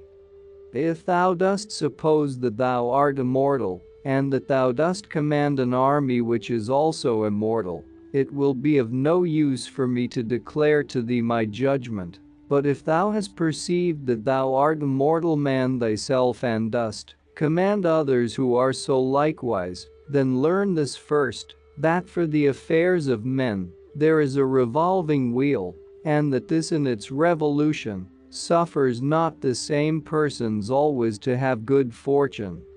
I therefore now have an opinion about the matter laid before us, which is opposite to that of these men. For if we shall consent to receive the enemy into our land, there is for thee this danger in so doing. If thou shalt be worsted, thou wilt lose in addition all thy realm, for it is evident that if the Massagetai are victors, they will not turn back and fly, but will march upon the provinces of thy realm. And on the other hand, if thou shalt be the victor, thou wilt not be victor so fully as if thou shouldest overcome the Massagetai after crossing over into their land and shouldest pursue them when they fled. For against that which I said before I will set the same again here, and say that thou, when thou hast conquered, wilt march straight against the realm of Tomris. Moreover, besides that which has been said, it is a disgrace and not to be endured that Cyrus the son of Cambyses should yield to a woman, and so withdraw from her land. Now therefore it seems good to me that we should cross over and go forward from the crossing, as far as they go in their retreat, and endeavor to get the better of them by doing as follows. The Massagetai, as I am informed, are without experience of Persian good things, and have never enjoyed any great luxuries. Cut up therefore cattle without stint and dress the meat, and set out for these men a banquet in our camp. Moreover, also provide without stint bowls of unmixed wine and provisions of every kind, and having so done, leave behind the most worthless part of thy army, and let the rest begin to retreat from the camp towards the river. For if I am not mistaken in my judgment, they when they see a quantity of good things will fall to the feast. And after that it remains for us to display great deeds. These were the conflicting opinions, and Cyrus, letting go the former opinion and choosing that of Croesus, gave notice to Tomris to retire, as he was intending to cross over to her. She then proceeded to retire, as she had at first engaged to do, but Cyrus delivered Croesus into the hands of his son Cambyses, to whom he meant to give the kingdom, and gave him charge earnestly to honor him, and to treat him well, if the crossing over to go against the Massagetai should not be prosperous. Having thus charged him and sent these away to the land of the Persians, he crossed over the river both himself and his army. And when he had passed over the Araxes, night having come on, he saw a vision in his sleep in the land of the Massagetai, as follows. In his sleep it seemed to Cyrus that he saw the eldest of the sons of Histips having upon his shoulders wings, and that with the one of these he overshadowed Asia, and with the other Europe. Now of Histips the son of Arsames, who was a man of the Achaemenid clan, the eldest son was Darius, who was then, I suppose, a youth of about 20 years of age, and he had been left behind in the land of the Persians, for he was not yet of full age to go out to the wars. So then when Cyrus awoke he considered with himself concerning the vision, and as the vision seemed to him to be of great import, he called Histips, and having taken him apart by himself he said, Histips, thy son has been found plotting against me and against my throne. And how I know this for certain I will declare to thee. The gods have a care of me and show me beforehand all the evils that threaten me. So in the night that is past while sleeping I saw the eldest of thy sons having upon his shoulders wings, and with the one of these he overshadowed Asia and with the other Europe. To judge by this vision then, it cannot be but that he is plotting against me. Do thou therefore go by the quickest way back to Persia and take care that, when I return thither after having subdued these regions, Thou set thy son before me to be examined." Cyrus said, thus supposing that Darius was plotting against him, but in fact the divine powers were showing him beforehand that he was destined to find his end there, and that his kingdom was coming about to Darius. To this then Histips replied as follows: "O king, heaven forbid that there should be any man of Persian race who would plot against thee, and if there be any, I pray that he perish as quickly as may be, seeing that thou didst make the Persians to be free instead of slaves, and to rule all nations, instead of being ruled by others. And if any vision announces to thee that my son is planning rebellion against thee, I deliver him over to thee to do with him whatsoever thou wilt." Histips then, having made answer with these words and having crossed over the Araxes, was going his way to the Persian land to keep watch over his son Darius for Cyrus. And Cyrus meanwhile went forward and made a march of 1 day from the Araxes, according to the suggestion of Croesus. After this, when Cyrus and the best part of the army of the Persians had marched back to the Araxes, and those who were unfit for fighting had been left behind, then a third part of the army of the Massagetae came to the attack and proceeded to slay, not without resistance, those who were left behind of the army of Cyrus. And seeing the feast that was set forth, when they had overcome their enemies, they lay down and feasted. And being satiated with food and wine, they went to sleep. Then the Persians came upon them and slew many of them, and took alive many more even than they slew, and among these the son of the queen Tomris, who was leading the army of the Massagetae, and his name was Spargapises. She then, when she heard that which had come to pass concerning the army and also the things concerning her son, sent a herald to Cyrus and said as follows: "Cyrus, insatiable of blood, be not elated with pride by this which has come to pass, namely because with that fruit of the vine, with which ye fill yourselves and become so mad that as the wine descends into your bodies, evil words flowed up upon its stream because setting a snare. I say, with such a drug as this thou didst overcome my son, and not by valor in fight. Now therefore receive the word which I utter, giving thee good advice. Restore to me my son and depart from this land without penalty, triumphant over a third part of the army of the Massagetae. But if thou shalt not do so, I swear to thee by the sun, who is lord of the Massagetae, that surely I will give thee thy fill of blood, insatiable as thou art." When these words were reported to him, Cyrus made no account of them, and the son of the queen Tomris, Spargapises, when the wine left him, and he learnt in what evil case he was, entreated Cyrus that he might be loosed from his chains and gained his request, and then so soon as he was loosed and had got power over his hands, he put himself to death. He then ended his life in this manner. But Tomris, as Cyrus did not listen to her, gathered together all her power and joined battle with Cyrus. This battle of all the battles fought by barbarians I judge to have been the fiercest, and I am informed that it happened thus. First, it is said, they stood apart and shot at one another, and afterwards when their arrows were all shot away, they fell upon one another and engaged in close combat with their spears and daggers, and so they continued to be in conflict with one another for a long time. And neither side would flee, but at last the Massagetae got the better in the fight. And the greater part of the Persian army was destroyed there on the spot, and Cyrus himself brought his life to an end there, after he had reigned in all 30 years wanting one.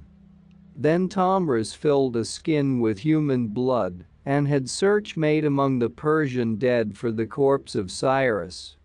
And when she found it, She let his head down into the skin and doing outrage to the corpse she said at the same time this. Though I yet live and have overcome thee in fight, nevertheless thou didst undo me by taking my son with craft. But I according to my threat will give thee thy fill of blood. Now as regards the end of the life of Cyrus there are many tales told, but this which I have related is to my mind the most worthy of belief. As to the Massagetae, they wear a dress which is similar to that of the Scythians, and they have a manner of life which is also like theirs. And there are of them horsemen and also men who do not ride on horses, for they have both fashions, and moreover, there are both archers and spearmen, and their custom it is to carry battle axes, and for everything they use either gold or bronze. For in all that has to do with spear points or arrowheads or battle axes they use bronze. But for head dresses and girdles and belts round the armpits they employ gold as ornament. And in like manner as regards their horses, they put breastplates of bronze about their chests, but on their bridles and bits and cheek pieces they employ gold. Iron however and silver they use not at all, for they have them not in their land, but gold and bronze in abundance. These are the customs which they have. Each marries a wife, but they have their wives in common, for that which the Hellenes say that the Scythians do, is not in fact done by the Scythians, but by the Massagetae, that is to say, whatever woman a man of the Massagetae may desire, he hangs up his quiver in front of the wagon, and has commerce with her freely. They have no precise limit of age laid down for their life, but when a man becomes very old, his nearest of kin come together and slaughter him solemnly and cattle also with him, and then after that they boil the flesh and banquet upon it. This is considered by them the happiest lot, but him who has ended his life by disease they do not eat, but cover him up in the earth, counting it a misfortune that he did not attain to being slaughtered. They sow no crops but live on cattle and on fish, which last they get in abundance from the river Araxes. Moreover, they are drinkers of milk. Of gods they reverence the sun alone, and to him they sacrifice horses. And the rule of the sacrifice is this: to the swiftest of the gods they assign the swiftest of all mortal things. When Cyrus had brought his life to an end, Cambyses received the royal power and succession, being the son of Cyrus and of Cassandane, the daughter of Pharnaspes, for whose death, which came about before his own, Cyrus had made great mourning himself, and also had proclaimed to all those over whom he bore rule, that they should make mourning for her.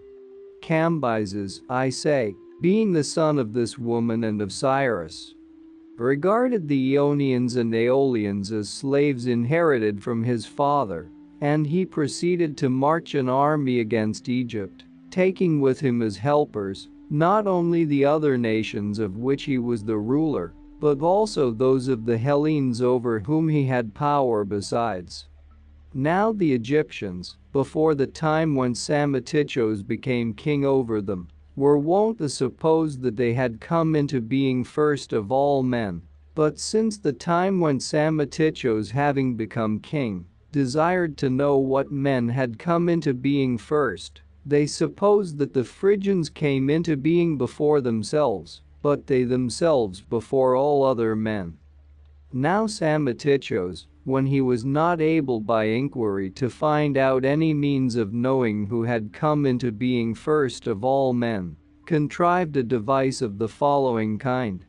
Taking 2 new-born children belonging to persons of the common sort, he gave them to a shepherd to bring up at the place where his flocks were, with a manner of bringing up such as I shall say, charging him, namely, that no man should utter any word in their presence,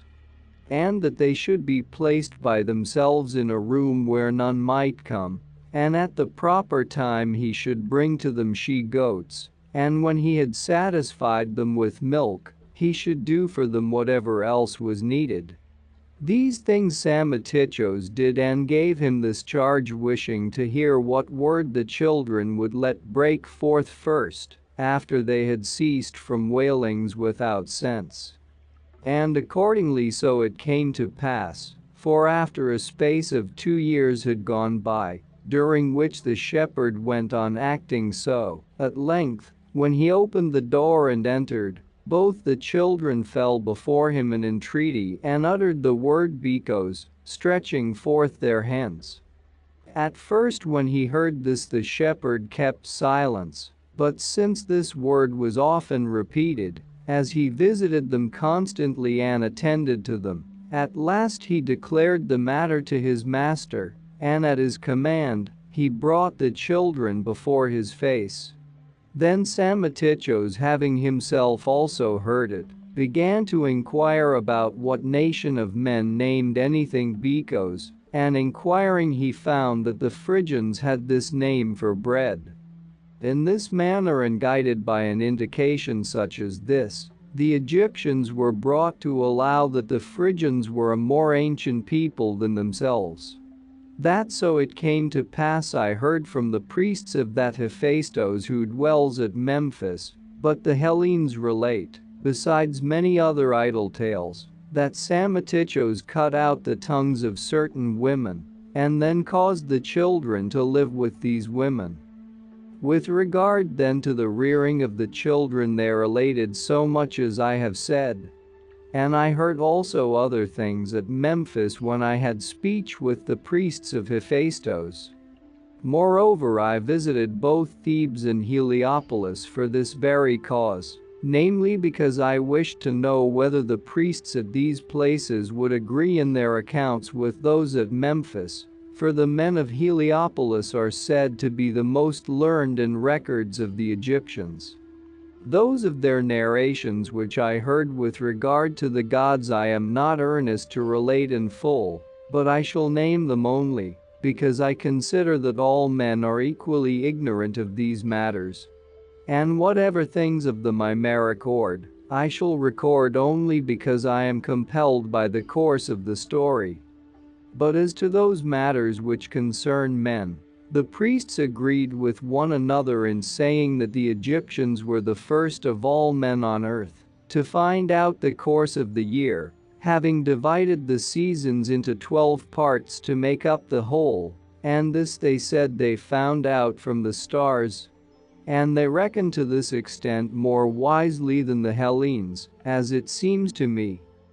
Inasmuch as the Hellenes throw in an intercalated month every other year, to make the seasons right, whereas the Egyptians, reckoning the 12 months at 30 days each, bring in also every year 5 days beyond the number, and thus the circle of their seasons is completed, and comes round to the same point whence it set out.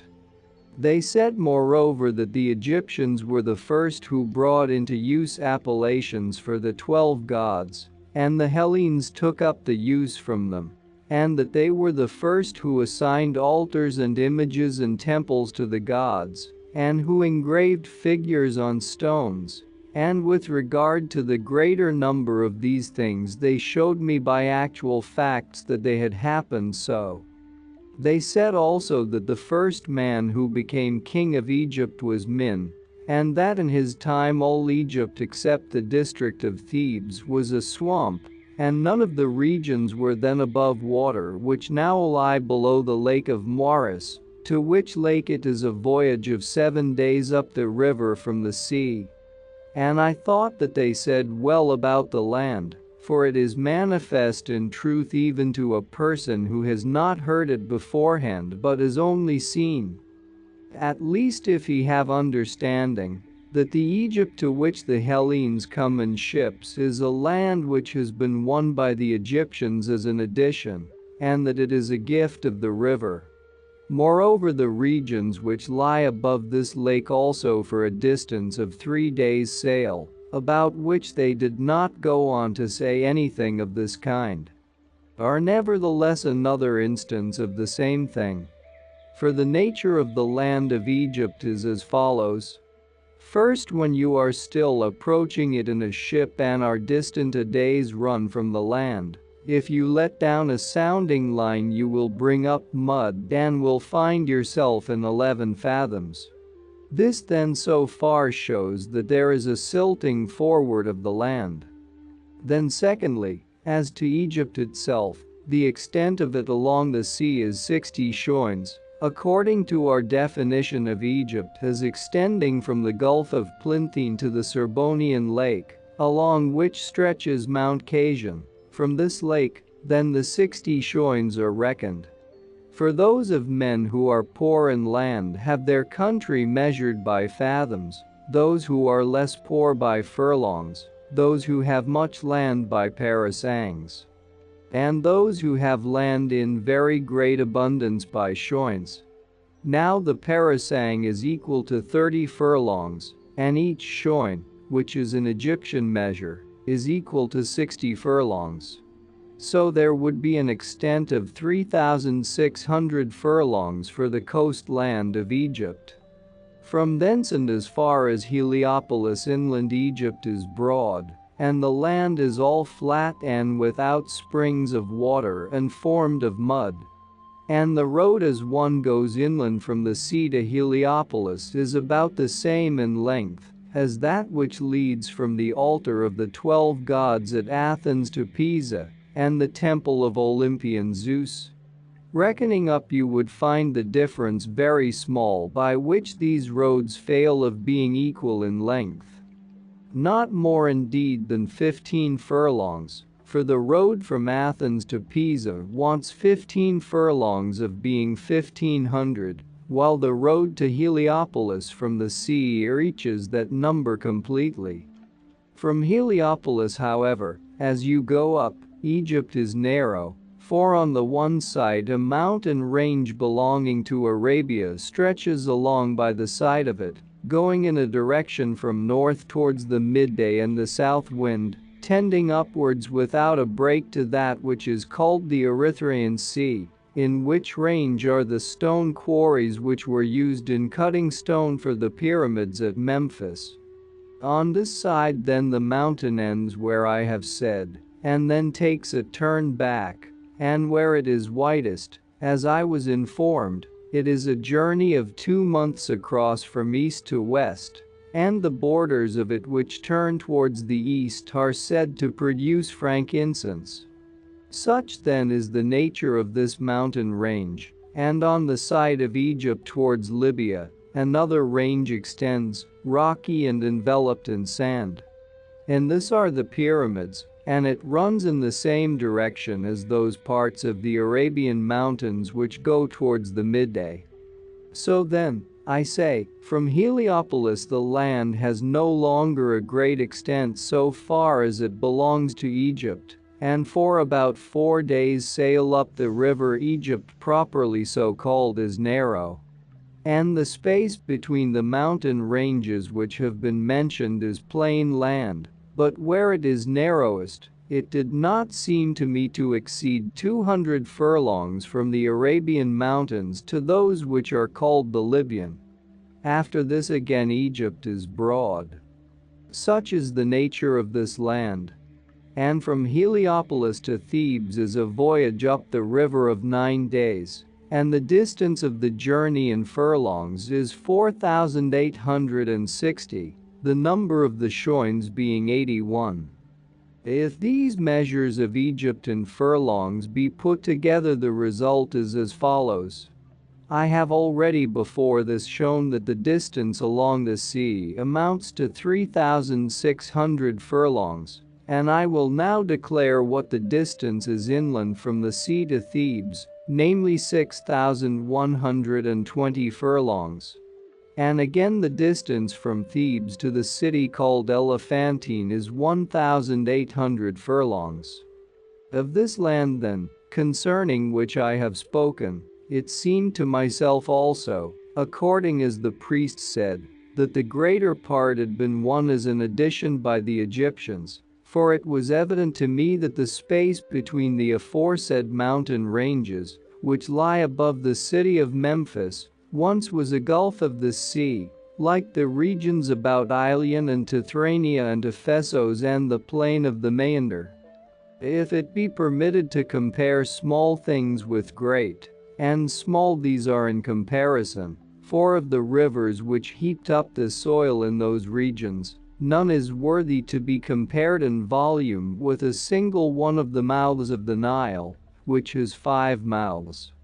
Moreover, there are other rivers also, not in size at all equal to the Nile, which have performed great feats, of which I can mention the names of several, and especially the Achelous, which flowing through Acarnania and so issuing out into the sea, has already made half of the Echinades from islands into mainland.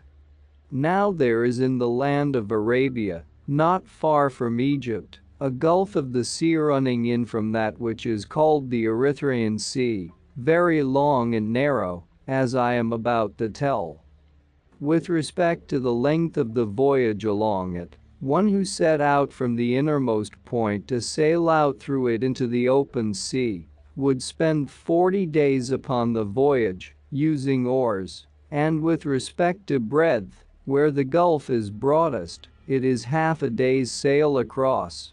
And there is in it an ebb and flow of tide every day. Just such another gulf I suppose that Egypt was, and that the one ran in towards Ethiopia from the northern sea, and the other, the Arabian, of which I am about to speak, tended from the south towards Syria, the gulfs boring in so as almost to meet at their extreme points, and passing by one another, with but a small space left between.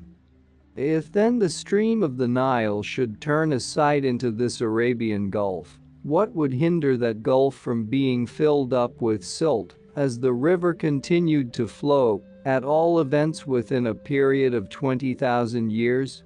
Indeed, for my part, I am of opinion that it would be filled up even within 10,000 years. How, then, in all the time that has elapsed before I came into being, should not a gulf be filled up even of much greater size than this by a river so great and so active? As regards Egypt, then, I both believe those who say that things are so, and for myself also I am strongly of opinion that they are so, because I have observed that Egypt runs out into the sea further than the adjoining land, and that shells are found upon the mountains of it, and an efflorescence of salt forms upon the surface, so that even the pyramids are being eaten away by it, and moreover that of all the mountains of Egypt, the range which lies above Memphis is the only one which has sand. Besides which I notice that Egypt resembles neither the land of Arabia, which borders upon it, nor Libya, nor yet Syria, for they are Syrians who dwell in the parts of Arabia lying along the sea, but that it has soil which is black and easily breaks up, seeing that it is in truth mud and silt brought down from Ethiopia by the river. But the soil of Libya, we know, is reddish in color and rather sandy, while that of Arabia and Syria is somewhat clayey and rocky. 1901 The priests also gave me a strong proof concerning this land as follows, namely that in the reign of King Warus, whenever the river reached a height of at least 8 cubits it watered Egypt below Memphis, and not yet 900 years had gone by since the death of Warus, when I heard these things from the priests. Now, however, unless the river rises to 16 cubits, or 15 at the least, it does not go over the land.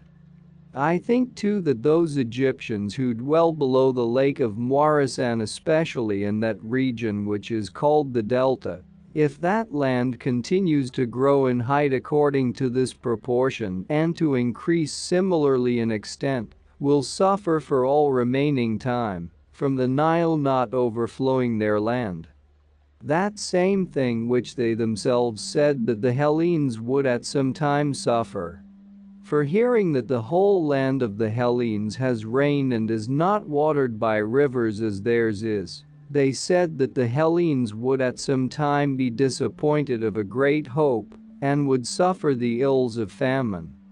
This saying means that if the god shall not send them rain, but shall allow drought to prevail for a long time, the Hellenes will be destroyed by hunger, for they have in fact no other supply of water to save them, except from Zeus alone. This has been rightly said by the Egyptians with reference to the Hellenes. But now let me tell how matters are with the Egyptians themselves in their turn. If, in accordance with what I before said, their land below Memphis, for this is that which is increasing, shall continue to increase in height, according to the same proportion as in past time, assuredly those Egyptians who dwell here will suffer famine, if their land shall not have rain nor the river be able to go over their fields. It is certain, however, that now they gather in fruit from the earth with less labor than any other men, and also with less than the other Egyptians, for they have no labor in breaking up furrows with a plow, nor in hoeing, nor in any other of those labors which other men have about a crop. But when the river has come up of itself and watered their fields, and after watering has left them again, then each man sows his own field and turns into it swine, and when he has trodden the seed into the ground by means of the swine, after that he waits for the harvest, and when he has threshed the corn by means of the swine, then he gathers it in. If we desire to follow the opinions of the Ionians as regards Egypt, who say that the delta alone is Egypt, reckoning its sea coast to be from the watchtower called of Perseus to the fish-curing houses of Pelusium, a distance of 40 shoins, and counting it to extend inland as far as the city of Kirkosaros, where the Nile divides and runs to Pelusium and Canobos, while as for the rest of Egypt, they assign it partly to Libya and partly to Arabia. If, I say, we should follow this account, we should thereby declare that in former times the Egyptians had no land to live in, for, as we have seen, their delta at any rate is alluvial, and has appeared, so to speak, lately, as the Egyptians themselves say, and as my opinion is. If then at the first there was no land for them to live in, why did they waste their labor to prove that they had come into being before all other men? They needed not to have made trial of the children to see what language they would first utter. However, I am not of opinion that the Egyptians came into being at the same time as that which is called by the Ionians the Delta, but that they existed always ever since the human race came into being, and that as their land advanced forwards, many of them were left in their first abodes, and many came down gradually to the lower parts. At least it is certain that in old times Thebes had the name of Egypt, and of this 23, the circumference measures 6,120 furlongs. If then we judge aright of these matters, the opinion of the Ionians about Egypt is not sound.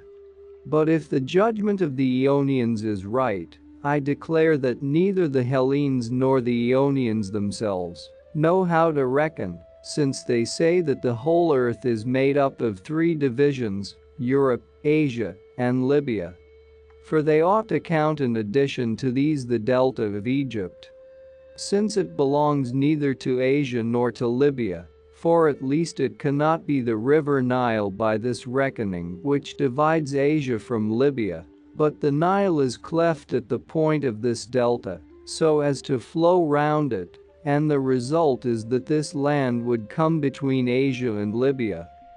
We dismiss then the opinion of the Ionians, and express a judgment of our own in this matter also, that Egypt is all that land which is inhabited by Egyptians, just as Cilicia is that which is inhabited by Cilicians, and Assyria that which is inhabited by Assyrians, and we know of no boundary properly speaking between Asia and Libya, except the borders of Egypt. If, however, we shall adopt the opinion which is commonly held by the Hellenes, we shall suppose that the whole of Egypt, beginning from the Cataract 26 and the city of Elephantine, is divided into two parts, and that it thus partakes of both the names. Since one side will thus belong to Libya and the other to Asia, for the Nile from the cataract onwards flows to the sea, cutting Egypt through the midst, and as far as the city of Kirkosoros the Nile flows in one single stream, but from this city onwards, it is parted into three ways, and one, which is called the Pelusian mouth, turns towards the east, the second of the ways goes towards the west, and this is called the Canobic mouth, but that one of the ways which is straight runs. Thus when the river in its course downwards comes to the point of the delta, then it cuts the delta through the midst, and so issues out to the sea. In this we have a portion of the water of the river which is not the smallest nor the least famous, and it is called the Sebennytic mouth. There are also two other mouths which part off from the Sebennytic and go to the sea, and these are called, one the Saitic, the other the Mendesian mouth. The Bulbitinitic and Bucolic mouths, on the other hand, are not natural but made by digging. Moreover, also the answer given by the oracle of Ammon bears witness in support of my opinion that Egypt is of the extent which I declare it to be in my account, and of this answer I heard after I had formed my own opinion about Egypt. For those of the city of Maria and of Apis, dwelling in the parts of Egypt which border on Libya, being of opinion themselves that they were Libyans and not Egyptians, and also being burdened by the rules of religious service, because they desired not to be debarred from the use of cow's flesh, sent to Ammon saying that they had naught in common with the Egyptians. For they dwelt outside the delta and agreed with them in nothing, and they said they desired that it might be lawful for them to eat everything without distinction. The god, however, did not permit them to do so, but said that that land which was Egypt which the Nile came over and watered, and that those were Egyptians who dwelling below the city of Elephantine, drank of that river. Thus it was answered to them by the oracle about this. And the Nile, when it is in flood, goes over not only the delta, but also of the land which is called Libyan, and of that which is called Arabian, sometimes as much as 2 days' journey on each side, and at times even more than this or at times less. As regards the nature of the river, neither from the priests nor yet from any other man was I able to obtain any knowledge. And I was desirous especially to learn from them about these matters, namely why the Nile comes down increasing in volume from the summer solstice onwards for 100 days, and then, when it has reached the number of these days, turns and goes back, failing in its stream, so that through the whole winter season it continues to be low, and until the summer solstice returns. Of none of these things was I able to receive any account from the Egyptians, when I inquired of them what power the Nile has, whereby it is of a nature opposite to that of other rivers. And I made inquiry, desiring to know both this which I say, and also why, unlike all other rivers, it does not give rise to any breezes blowing from it. However, some of the Hellenes who desired to gain distinction for cleverness have given an account of this water in 3 different ways. 2 of these I do not think it worthwhile even to speak of, except only to indicate their nature, of which the one says that the Etesian winds are the cause that makes the river rise, by preventing the Nile from flowing out into the sea. But often the Etesian winds fail, and yet the Nile does the same work as it is wont to do, and moreover, if these were the cause, All the other rivers also which flow in a direction opposed to the Etesian winds ought to have been affected in the same way as the Nile, and even more, inasmuch as they are smaller and present to them a feebler flow of stream. But there are many of these rivers in Syria and many also in Libya, and they are affected in no such manner as the Nile. The second way shows more ignorance than that which has been mentioned, and it is more marvelous to tell. 28 For it says that the river produces these effects because it flows from the ocean, and that the ocean flows round the whole earth. The third of the ways is much the most specious, but nevertheless it is the most mistaken of all. For indeed this way has no more truth in it than the rest, alleging as it does that the Nile flows from melting snow, whereas it flows out of Libya through the midst of the Ethiopians, and so comes out into Egypt. How then should it flow from snow, when it flows from the hottest parts to those which are cooler? And indeed most of the facts are such as to convince a man, one at least who is capable of reasoning about such matters, that it is not at all likely that it flows from snow. The first and greatest evidence is afforded by the winds, which blow hot from these regions. The second is that the land is rainless always and without frost, whereas after snow has fallen rain must necessarily come within 5 days, so that if it snowed in those parts rain would fall there. The third evidence is afforded by the people dwelling there, who are of a black color by reason of the burning heat. Moreover, kites and swallows remain there through the year and do not leave the land, and cranes flying from the cold weather which comes on in the region of Scythia come regularly to these parts for wintering. If then it snowed ever so little in that land through which the Nile flows and in which it has its rise, none of these things would take place, as necessity compels us to admit. As for him who talked about the ocean, he carried his tale into the region of the unknown, and so he need not be refuted, since I for my part know of no river ocean existing, but I think that Homer or one of the poets who were before him invented the name and introduced it into his verse.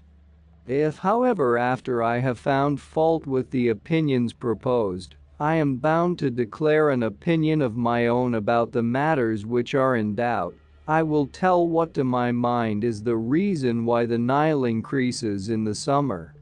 In the winter season the sun, being driven away from his former path through the heaven by the stormy winds, comes to the upper parts of Libya. If one would set forth the matter in the shortest way, all has now been said. For whatever region this god approaches most and stands directly above, this it may reasonably be supposed is most in want of water, and its native streams of rivers are dried up most. However, to set it forth at greater length, thus it is.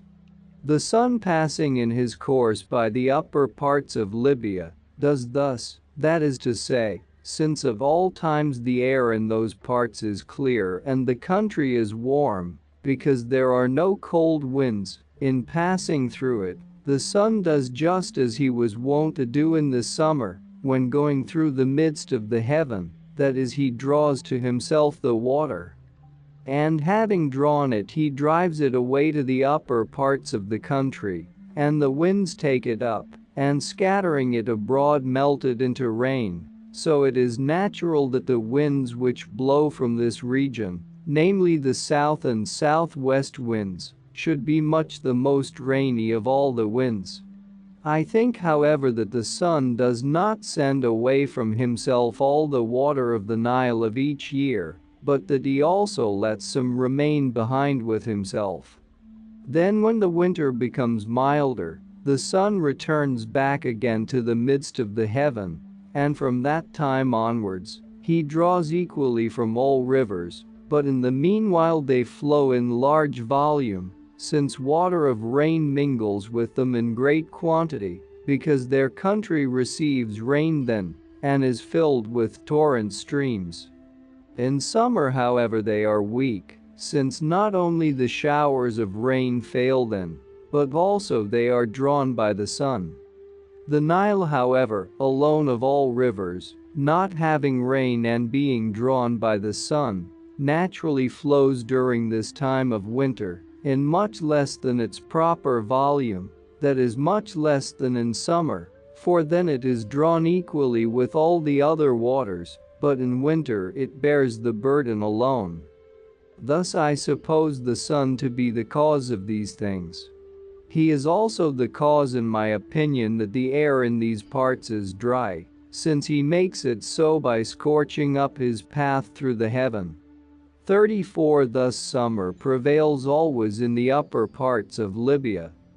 If, however, the station of the seasons had been changed, and where now in the heaven are placed the north wind in winter, there was the station of the south wind and of the midday, and where now is placed the south wind, there was the north. If this had been so, the sun being driven from the midst of the heaven by the winter, and the north wind would go to the upper parts of Europe, just as now he comes to the upper parts of Libya. And passing in his course throughout the whole of Europe, I suppose that he would do to the Ister that which he now works upon the Nile. As to the breeze, why none blows from the river, my opinion is that from very hot places, it is not natural that anything should blow, and that a breeze is wont to blow from something cold. Let these matters then be as they are and as they were at the first. But as to the sources of the Nile, not one either of the Egyptians or of the Libyans or of the Hellenes, who came to speech with me, professed to know anything, except the scribe of the sacred treasury of Athene at the city of Say in Egypt. To me, however, this man seemed not to be speaking seriously when he said that he had certain knowledge of it, and he said as follows, namely that there were 2 mountains of which the tops ran up to a sharp point, situated between the city of Syene, which is in the district of Thebes, and Elephantine, and the names of the mountains were, of the one Crophi and of the other Mophi. From the middle between these 2 mountains flowed, he said, the sources of the Nile, which were fathomless in depth, and half of the water flowed to Egypt and towards the north wind, the other half to Ethiopia and the south wind. As for the fathomless depth of the source, he said that Psammetichos, king of Egypt, came to a trial of this matter, for he had a rope twisted of many thousands of fathoms and let it down in this place, and it found no bottom. By this the scribe, if this which he told me was really as he said, gave me to understand 35, that there were certain strong eddies there and a backward flow, and that since the water dashed against the mountains, therefore the sounding line could not come to any bottom when it was let down. From no other person was I able to learn anything about this matter, but for the rest I learned so much as here follows by the most diligent inquiry. 36 For I went myself as an eyewitness as far as the city of Elephantine, and from that point onwards I gathered knowledge by report. From the city of Elephantine as one goes up the river there is country which slopes steeply, so that here one must attach ropes to the vessel on both sides, as one fastens an ox, and so make one's way onward, and if the rope break, the vessel is gone at once, carried away by the violence of the stream.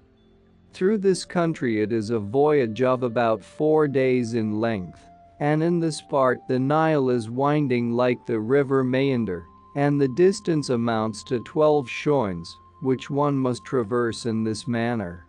Then you will come to a level plain, in which the Nile flows round an island named Tchampso. Now in the regions above Elephantine there dwell Ethiopians at once succeeding, who also occupy half of the island, 37, and Egyptians the other half. Adjoining this island there is a great lake, round which dwell Ethiopian nomad tribes, and when you have sailed through this, you will come to the stream of the Nile again, which flows into this lake. After this you will disembark and make a journey by land of 40 days, for in the Nile sharp rocks stand forth out of the water, and there are many reefs, by which it is not possible for a vessel to pass. Then after having passed through this country in the 40 days which I have said, you will embark again in another vessel and sail for 12 days, and after this you will come to a great city called Meroe. This city is said to be the mother city of all the other Ethiopians, and they who dwell in it reverence of the gods Zeus and Dionysos alone, and these they greatly honor, and they have an oracle of Zeus established, and make warlike marches whensoever this god commands them by prophesyings, and to whatsoever place he commands. Sailing from this city you will come to the deserters in another period of time equal to that in which you came from Elephantine to the mother city of the Ethiopians. Now the name of these deserters is Asmach, and this word signifies, when translated into the tongue of the Hellenes, those who stand on the left hand of the king. These were 240,000 Egyptians of the warrior class, who revolted and went over to the Ethiopians for the following cause. In the reign of Psammetichos garrisons were set, one towards the Ethiopians at the city of Elephantine, another towards the Arabians and Assyrians at Daphne of Pelusium, and another towards Libya at Maria. And even in my own time the garrisons of the Persians too are ordered in the same manner as these were in the reign of Psammetichos, for both at Elephantine and at Daphne the Persians have outposts. The Egyptians then of whom I speak had served as outposts for 3 years, and no one relieved them from their guard. Accordingly they took counsel together, and adopting a common plan they all in a body revolted from Psammetichos and set out for Ethiopia. Hearing this Psammetichos set forth in pursuit, and when he came up with them, he entreated them much and endeavored to persuade them not to desert the gods of their country and their children and wives. Upon which it is said that one of them pointed to his privy member, and said that wherever this was, there would they have both children and wives. When these came to Ethiopia they gave themselves over to the king of the Ethiopians, and he rewarded them as follows. There were certain of the Ethiopians who had come to be at variance with him, and he bade them drive these out and dwell in their land. So since these men settled in the land of the Ethiopians have come to be of milder manners, from having learnt the customs of the Egyptians. The Nile then, besides that part of its course which is in Egypt, is known as far as a 4 months' journey by river and land. For that is the number of months which are found by reckoning to be spent in going from Elephantine to these deserters. And the river runs from the west and the setting of the sun. But what comes after that no one can clearly say, for this land is desert by reason of the burning heat. Thus much however I heard from men of Cyrene, who told me that they had been to the oracle of Ammon, and had come to speech with Eteirchos king of the Ammonians.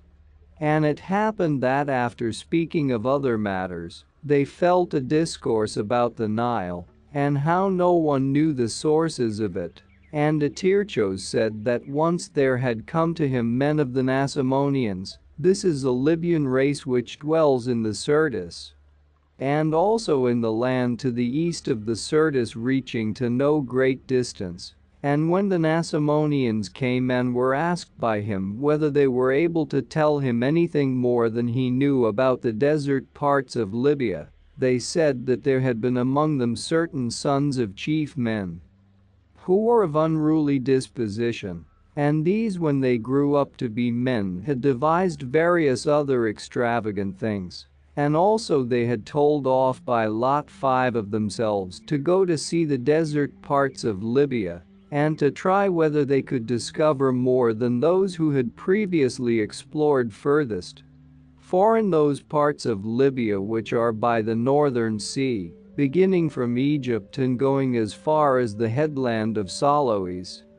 which is the extreme point of Libya, Libyans, and of the many races, extend along the whole coast, except so much as the Hellenes and Phoenicians hold, but in the upper parts, which lie above the sea coast and above those people whose land comes down to the sea, Libya is full of wild beasts, and in the parts above the land of wild beasts, it is full of sand, terribly waterless and utterly desert. These young men then, said they, being sent out by their companions well furnished with supplies of water and provisions, went first through the inhabited country, and after they had passed through this, they came to the country of wild beasts, and after this they passed through the desert, making their journey towards the west wind, and having passed through a great tract of sand in many days, they saw at last trees growing in a level place, and having come up to them, they were beginning to pluck the fruit which was upon the trees. But as they began to pluck it, there came upon them small men, of less stature than men of the common size. And these seized them and carried them away, and neither could the Nasamonians understand anything of their speech, nor could those who were carrying them off understand anything of the speech of the Nasamonians. And they led them, so it was said, through very great swamps. And after passing through these they came to a city in which all the men were in size, like those who carried them off and in color of skin black, and by the city ran a great river, which ran from the west towards the sun rising, and in it were seen crocodiles. Of the account given by Etearchos the Ammonian let so much suffice as is here said, except that, as the men of Cyrene told me, he alleged that the Nasamonians returned safe home, and that the people to whom they had come were all wizards. Now this river which ran by the city, Etearchos conjectured to be the Nile, and moreover reason compels us to think so, for the Nile flows from Libya, and cuts Libya through in the midst, and as I conjecture, judging of what is not known by that which is evident to the view, it starts at a distance from its mouth equal to that of the Ister. For the river Ister begins from the Keltoi and the city of Pyrene, and so runs that it divides Europe in the midst. Now the Keltoi are outside the pillars of Heracles and border upon the Canesians, who dwell furthest towards the sunset of all those who have their dwelling in Europe, and the Ister ends, having its course through the whole of Europe, by flowing into the Euxine Sea at the place where the Milesians have their settlement of Istria. Now the Ister, since it flows through land which is inhabited, is known by the reports of many, but of the sources of the Nile, no one can give an account, for the part of Libya through which it flows is uninhabited and desert. About its course, however, so much as it was possible to learn by the most diligent inquiry has been told, and it runs out into Egypt. Now Egypt lies nearly opposite to the mountain districts of Cilicia, and from thence to Sinop, which lies upon the Euxine Sea, is a journey in the same straight line of 5 days for a man without encumbrance, 3701. And Sinop lies opposite to the place where the Ister runs out into the sea. Thus I think that the Nile passes through the whole of Libya, and is of equal measure with the Ister. Of the Nile then let so much suffice as has been said. Of Egypt however I shall make my report at length, because it has wonders more in number than any other land, and works too it has to show as much as any land, which are beyond expression great. For this reason then more shall be said concerning it. The Egyptians, in agreement with their climate, which is unlike any other, and with the river, which shows a nature different from all other rivers, established for themselves manners and customs in a way opposite to other men in almost all matters. For among them the women frequent the market and carry on trade, while the men remain at home and weave, and whereas others weave pushing the woof upwards, the Egyptians push it downwards. The men carry their burdens upon their heads and the women upon their shoulders. The women make water standing up and the men crouching down. They ease themselves in their houses and they eat without in the streets, alleging as reason for this, that it is right to do secretly the things that are unseemly though necessary, but those which are not unseemly in public. No woman is a minister either of male or female divinity, but men of all, both male and female. To support their parents the sons are in no way compelled, if they do not desire to do so, but the daughters are forced to do so, be they never so unwilling. The priests of the gods in other lands wear long hair, but in Egypt they shave their heads. Among other men the custom is that in mourning those whom the matter concerns most nearly have their hair cut short, but the Egyptians, when deaths occur, let their hair grow long, both that on the head and that on the chin, having before been close shaven. Other men have their daily living separated from beasts, but the Egyptians have theirs together with beasts. Other men live on wheat and barley, but to any one of the Egyptians who makes his living on these it is a great reproach. They make their bread of maize, which some call spelt. They knead dough with their feet and clay with their hands, with which also they gather up dung. And whereas other men, except such as have learned otherwise from the Egyptians, have their members as nature made them, the Egyptians practice circumcision. As to garments, the men wear two each and the women but one. And whereas others make fast the rings and ropes of the sails outside the ship, the Egyptians do this inside.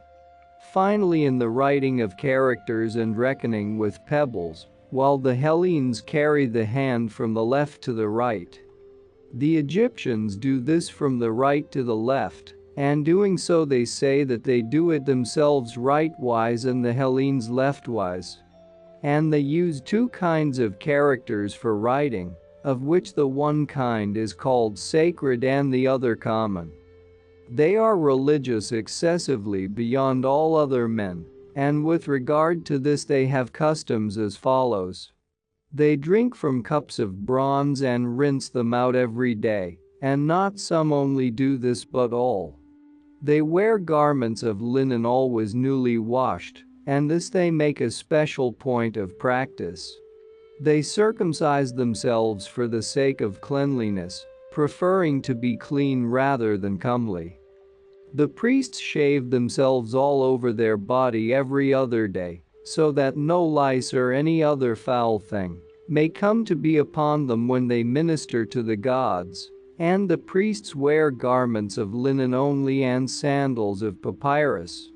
And any other garment they may not take nor other sandals. These wash themselves in cold water twice in the day, and twice again in the night, and other religious services they perform, one may almost say, of infinite number. They enjoy also good things not a few. For they do not consume or spend anything of their own substance, but there is sacred bread baked for them, and they have each great quantity of flesh of oxen and geese coming into them each day, and also wine of grapes is given to them, but it is not permitted to them to taste of fish. Beans moreover the Egyptians do not at all sow in their land. And those which grow they neither eat raw nor boil for food, nay the priests do not endure even to look upon them, thinking this to be an unclean kind of pulse. And there is not one priest only for each of the gods, but many, and of them one is chief priest, and whenever a priest dies his son is appointed to his place. The males of the ox kind they consider to belong to Epaphos, and on account of him they test them in the following manner. If the priest sees one single black hair upon the beast he counts it not clean for sacrifice, and one of the priests who is appointed for the purpose makes investigation of these matters, both when the beast is standing upright and when it is lying on its back, drawing out its tongue moreover, to see if it is clean in respect of the appointed signs, which I shall tell of in another part of the history. He looks also at the hairs of the tail to see if it has them growing in the natural manner. And if it be clean in respect of all these things, he marks it with a piece of papyrus, rolling this round the horns, and then when he has plastered sealing earth over it, he sets upon it the seal of his signet ring. And after that they take the animal away. But for one who sacrifices a beast not sealed the penalty appointed is death. In this way then the beast is tested, and their appointed manner of sacrifice is as follows. They lead the sealed beast to the altar where they happen to be sacrificing, and then kindle a fire. After that, having poured libations of wine over the altar so that it runs down upon the victim, and having called upon the god, they cut its throat, and having cut its throat, they sever the head from the body. The body then of the beast they flay, but upon the head 43 they make many imprecations first, and then they who have a market and Hellenes sojourning among them for trade, these carry it to the marketplace and sell it, while they who have no Hellenes among them cast it away into the river. And this is the form of imprecation which they utter upon the heads,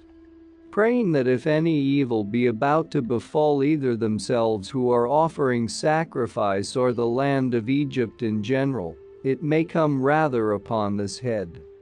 Now as regards the heads of the beasts which are sacrificed and the pouring over them of the wine.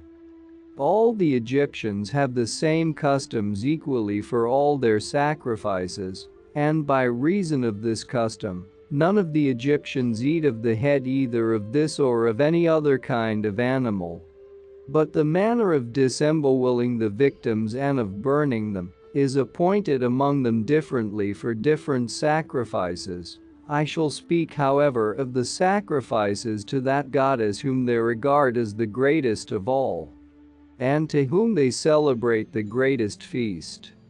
When they have flayed the bullock and made imprecation, they take out the whole of its lower entrails, but leave in the body the upper entrails and the fat, and they sever from it the legs and the end of the loin and the shoulders and the neck. And this done, they fill the rest of the body of the animal with consecrated loaves and honey and raisins and figs and frankincense and myrrh and every other kind of spices. And having filled it with these they offer it, pouring over it great abundance of oil. They make their sacrifice after fasting, and while the offerings are being burned, they all beat themselves for mourning, and when they have finished beating themselves, they set forth as a feast that which they left unburnt of the sacrifice. The clean males then of the ox kind, both full-grown animals and calves, are sacrificed by all the Egyptians. The females however they may not sacrifice, but these are sacred to Isis, for the figure of Isis is in the form of a woman with cow's horns, just as the Hellenes present Io in pictures.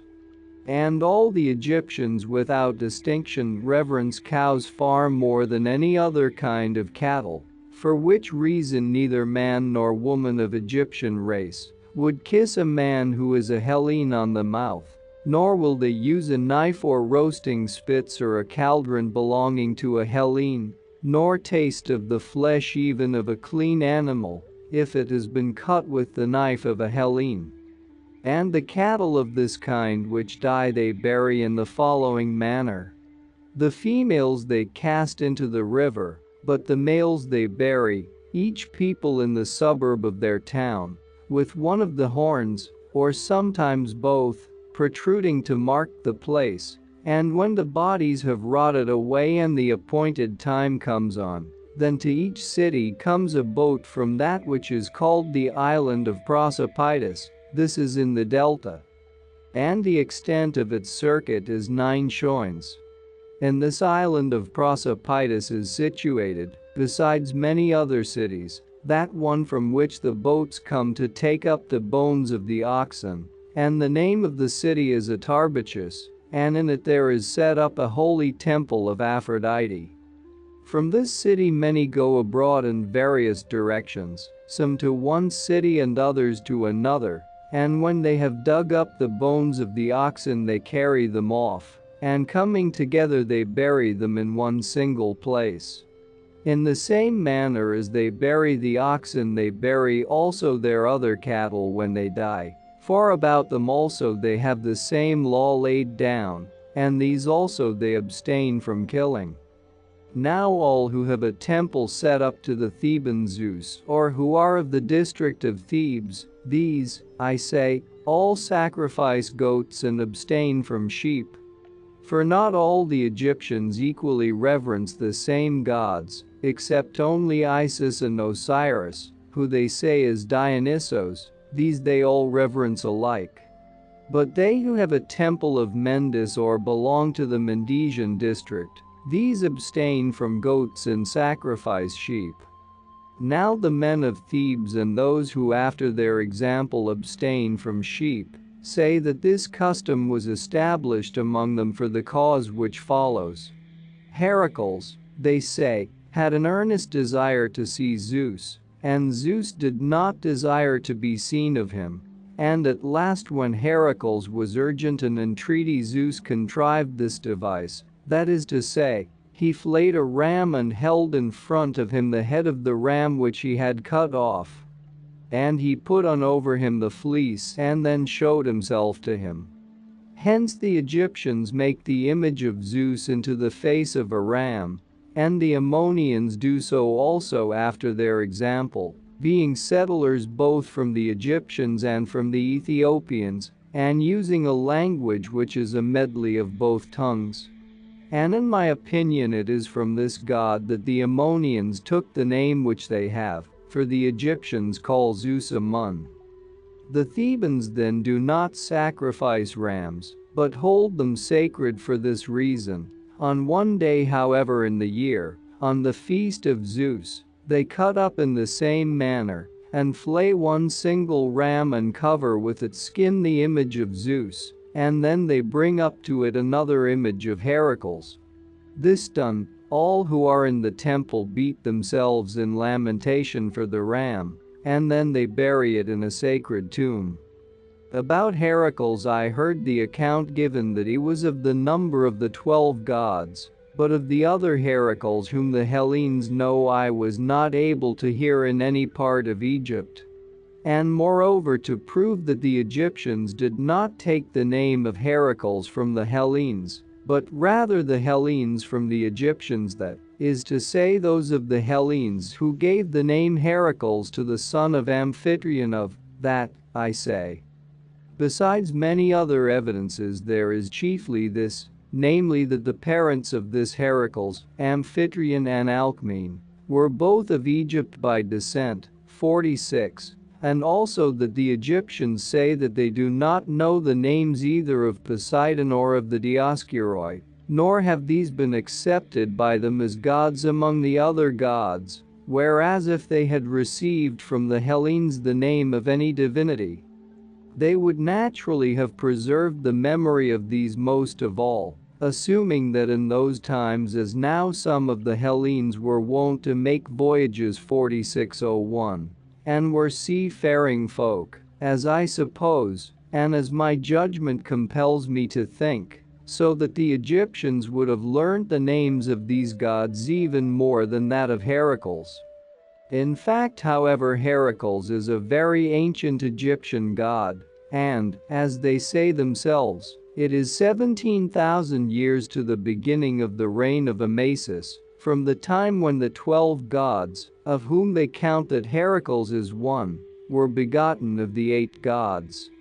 I moreover, desiring to know something certain of these matters so far as might be, made a voyage also to Tyre of Phoenicia, hearing that in that place there was a holy temple of Heracles, and I saw that it was richly furnished with many votive offerings besides, and especially there were in it 2 pillars.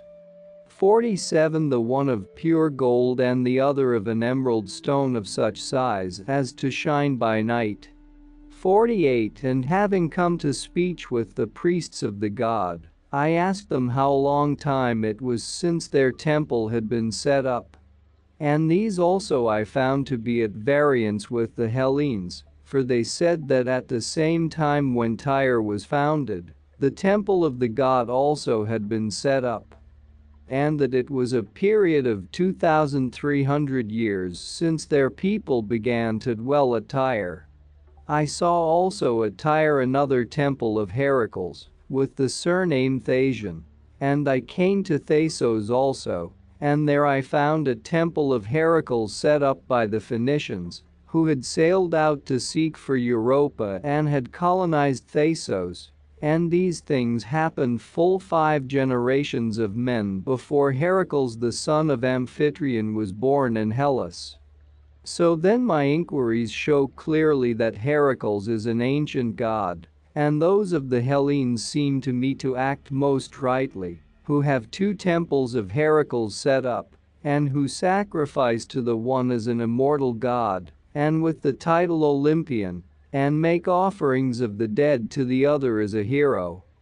Moreover, besides many other stories which the Hellenes tell without due consideration, this tale is especially foolish which they tell about Heracles, namely that when he came to Egypt, the Egyptians put on him wreaths and led him forth in procession to sacrifice him to Zeus, and he for some time kept quiet, but when they were beginning the sacrifice of him at the altar, he betook himself to prowess and slew them all. I for my part am of opinion that the Hellenes when they tell this tale are altogether without knowledge of the nature and customs of the Egyptians, for how should they for whom it is not lawful to sacrifice even beasts, except swine and the males of oxen and calves, such of them as are clean, and geese, how should these sacrifice human beings? Besides this, how is it in nature possible that Heracles, being one person only and moreover a man, as they assert, should slay many myriads? Having said so much of these matters, we pray that we may have grace from both the gods and the heroes for our speech. Now the reason why those of the Egyptians whom I have mentioned do not sacrifice goats, female or male, is this. The Mendesians count Pan to be one of the 8 gods. Now these 8 gods they say came into being before the 12 gods, and the painters and image makers represent in painting and in sculpture the figure of Pan, just as the Hellenes do, with goat's face and legs.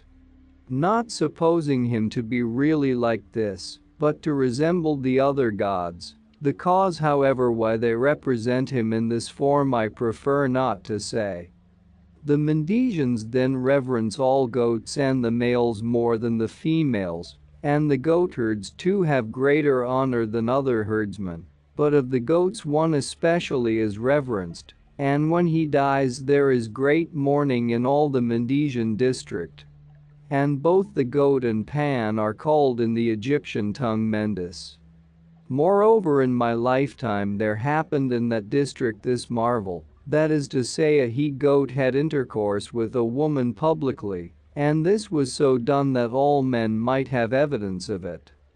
The pig is accounted by the Egyptians an abominable animal, and first, if any of them in passing by touch a pig, he goes into the river and dips himself forthwith in the water together with his garments, and then 2 swineherds, though they be native Egyptians, unlike all others, do not enter any of the temples in Egypt. Nor is anyone willing to give his daughter in marriage to one of them or to take a wife from among them. But the swineherds both give in marriage to one another and take from one another. Now to the other gods the Egyptians do not think it right to sacrifice swine, but to the moon and to Dionysos alone at the same time, and on the same full moon they sacrifice swine, and then eat their flesh. And as to the reason why, when they abominate swine at all their other feasts, they sacrifice them at this, there is a story told by the Egyptians, and this story I know, but it is not a seemly one for me to tell. Now the sacrifice of the swine to the moon is performed as follows. When the priest has slain the victim, he puts together the end of the tail and the spleen and the caul, and covers them up with the whole of the fat of the animal which is about the paunch, and then he offers them with fire, and the rest of the flesh they eat on that day of full moon, upon which they have held the sacrifice. But on any day after this they will not taste of it. The poor, however, among them, by reason of the scantiness of their means, shape pigs of dough, and having baked them, they offer these as a sacrifice. Then for Dionysos on the eve of the festival, each one kills a pig by cutting its throat before his own doors, and after that he gives the pig to the swineherd who sold it to him, to carry away again. And the rest of the feast of Dionysos is celebrated by the Egyptians in the same way as by the Hellenes in almost all things except choral dances, but instead of the phallos they have invented another contrivance. Namely figures of about a cubit in height worked by strings, which women carry about the villages, with the privy member made to move, and not much less in size than the rest of the body.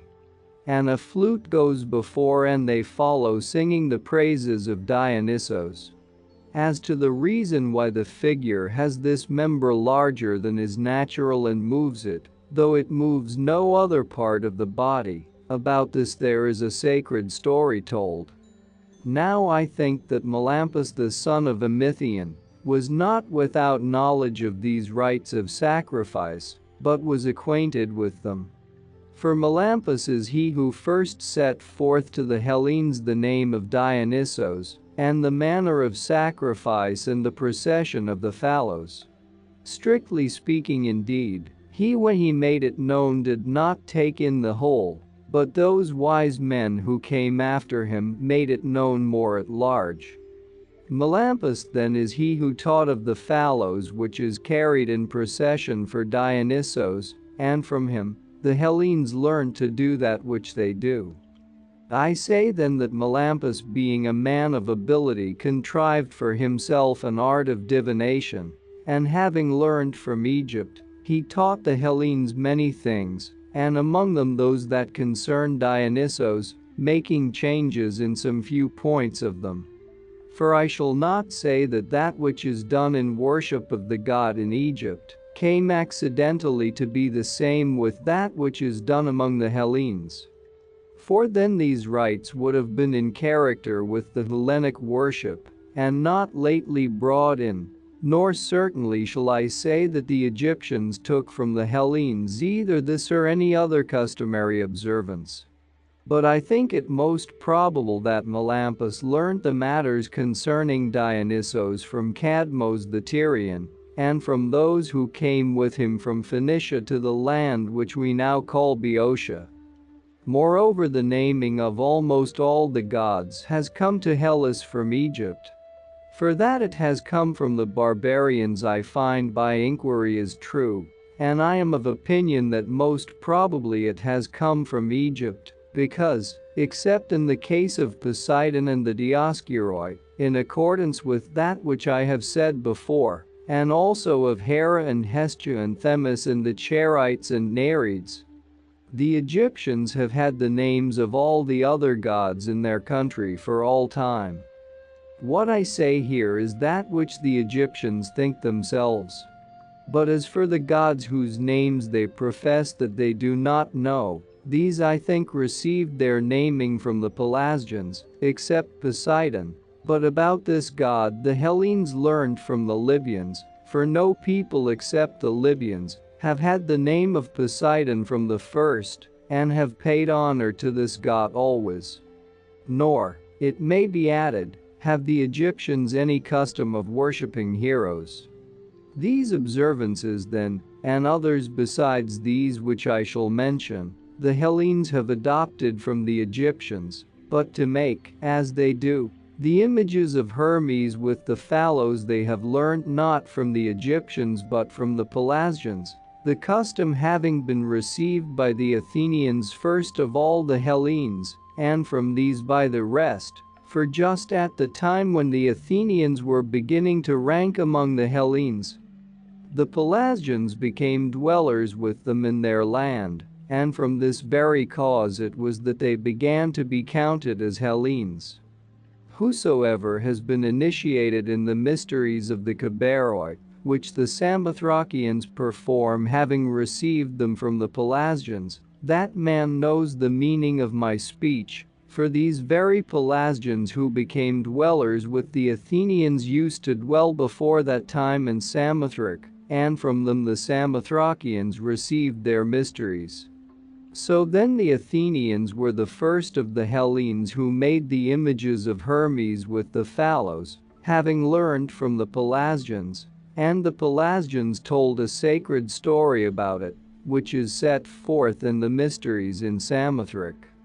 Now the Pelasgians formerly were wont to make all their sacrifices calling upon the gods in prayer, as I know from that which I heard at Dodona, but they gave no title or name to any of them, for they had not yet heard any, but they called them gods, theos, from some such notion as this, that they had set, thentes, in order all things, and so had the distribution of everything. Afterwards, when much time had elapsed, they learnt from Egypt the names of the gods, all except Dionysos, for his name they learnt long afterwards. And after a time the Pelasgians consulted the oracle at Dodona about the names, for this prophetic seed is accounted to be the most ancient of the oracles which are among the Hellenes, and at that time it was the only one. So when the Pelasgians asked the oracle at Dodona whether they should adopt the names which had come from the barbarians, the oracle in reply bade them make use of the names. From this time they sacrificed using the names of the gods, and from the Pelasgians the Hellenes afterwards received them. But whence the several gods had their birth, or whether they all were from the beginning, and of what form they are, they did not learn till yesterday, as it were, or the day before. For Hesiod and Homer I suppose were 400 years before my time and not more. And these are they who made a theogony for the Hellenes, and gave the titles to the gods and distributed to them honors and arts, and set forth their forms. But the poets who are said to have been before these men were really in my opinion after them. Of these things the first are said by the priestesses of Dodona, and the latter things, those namely which have regard to Hesiod and Homer, by myself. As regards the oracles both that among the Hellenes and that in Libya, the Egyptians tell the following tale. The priests of the Theban Zeus told me that 2 women in the service of the temple had been carried away from Thebes by Phoenicians, and that they had heard that one of them had been sold to go into Libya and the other to the Hellenes, and these women, they said, were they who first founded the prophetic seats among the nations which have been named. And when I inquired whence they knew so perfectly of this tale which they told, they said in reply that a great search had been made by the priests after these women, and that they had not been able to find them, but they had heard afterwards this tale about them which they were telling. This I heard from the priests at Thebes, and what follows is said by the prophetesses of Dodona. They say that two black doves flew from Thebes to Egypt, and came one of them to Libya and the other to their land. And this latter settled upon an oak tree and spoke with human voice, saying that it was necessary that a prophetic seat of Zeus should be established in that place, and they supposed that that was of the gods which was announced to them, and made one accordingly. And the dove which went away to the Libyans, they say, bade the Libyans to make an oracle of Ammon, and this also is of Zeus. The priestesses of Dodona told me these things, of whom the eldest was named Promenia, the next after her Timarete, and the youngest Nicandra, and the other people of Dodona who were engaged about the temple, gave accounts agreeing with theirs. I however have an opinion about the matter as follows. If the Phoenicians did in truth carry away the consecrated women, and sold one of them into Libya and the other into Hellas, I suppose that in the country now called Hellas, which was formerly called Pelasgia, this woman was sold into the land of the Thesprotians, and then being a slave there she set up a sanctuary of Zeus under a real oak tree, as indeed it was natural that being an attendant of the sanctuary of Zeus at Thebes, she should there, in the place to which she had come, have a memory of him, and after this, when she got understanding of the Hellenic tongue, she established an oracle, and she reported, I suppose, that her sister had been sold in Libya by the same Phoenicians by whom she herself had been sold.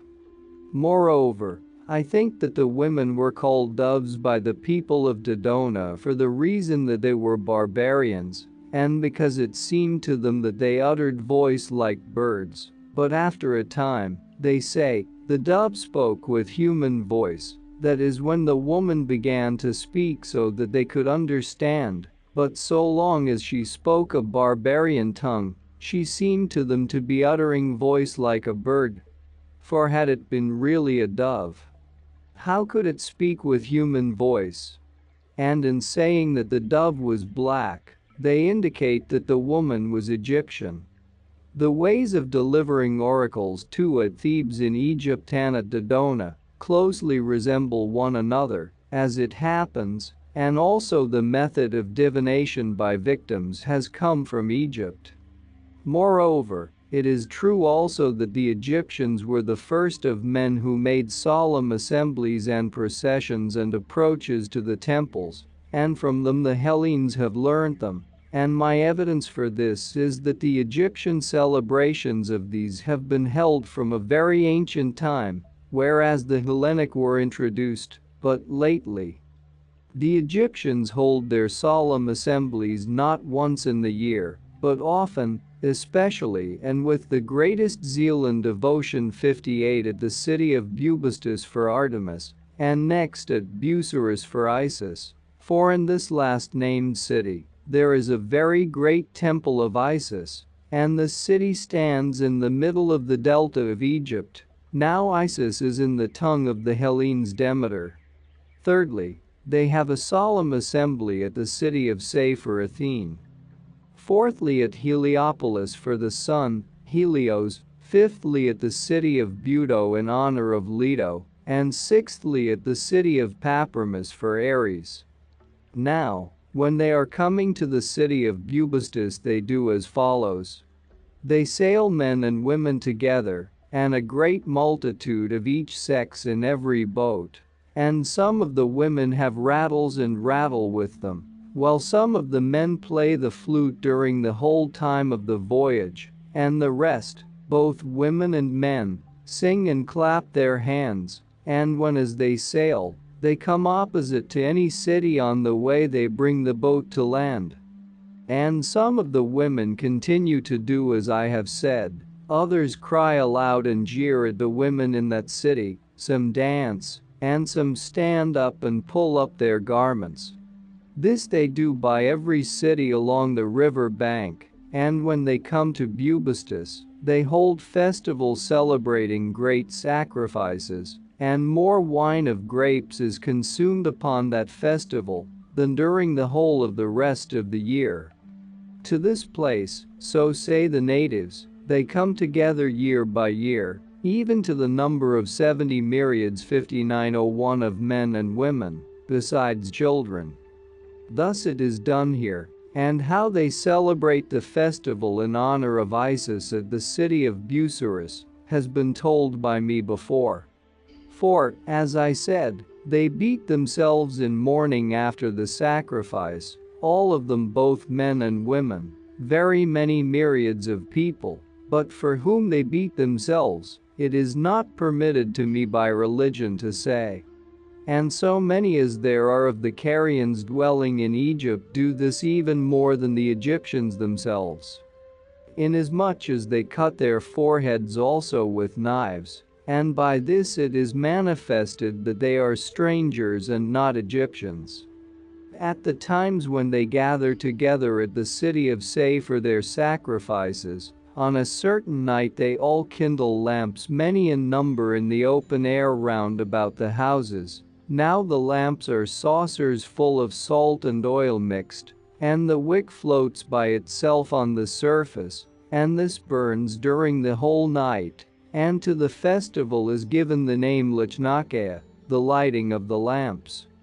Moreover, those of the Egyptians who have not come to this solemn assembly observe the night of the festival, and themselves also light lamps, all of them, and thus not in Say alone are they lighted, but over all Egypt. And as to the reason why light and honor are allotted to this night, about this there is a sacred story told. To Heliopolis and Buto they go year by year and do sacrifice only. But at Papermus they do sacrifice and worship as elsewhere, and besides that, when the sun begins to go down, while some few of the priests are occupied with the image of the god, the greater number of them stand in the entrance of the temple with wooden clubs, and other persons, to the number of more than 1,000 men with purpose to perform a vow. These also, having all of them staves of wood, stand in a body opposite to those.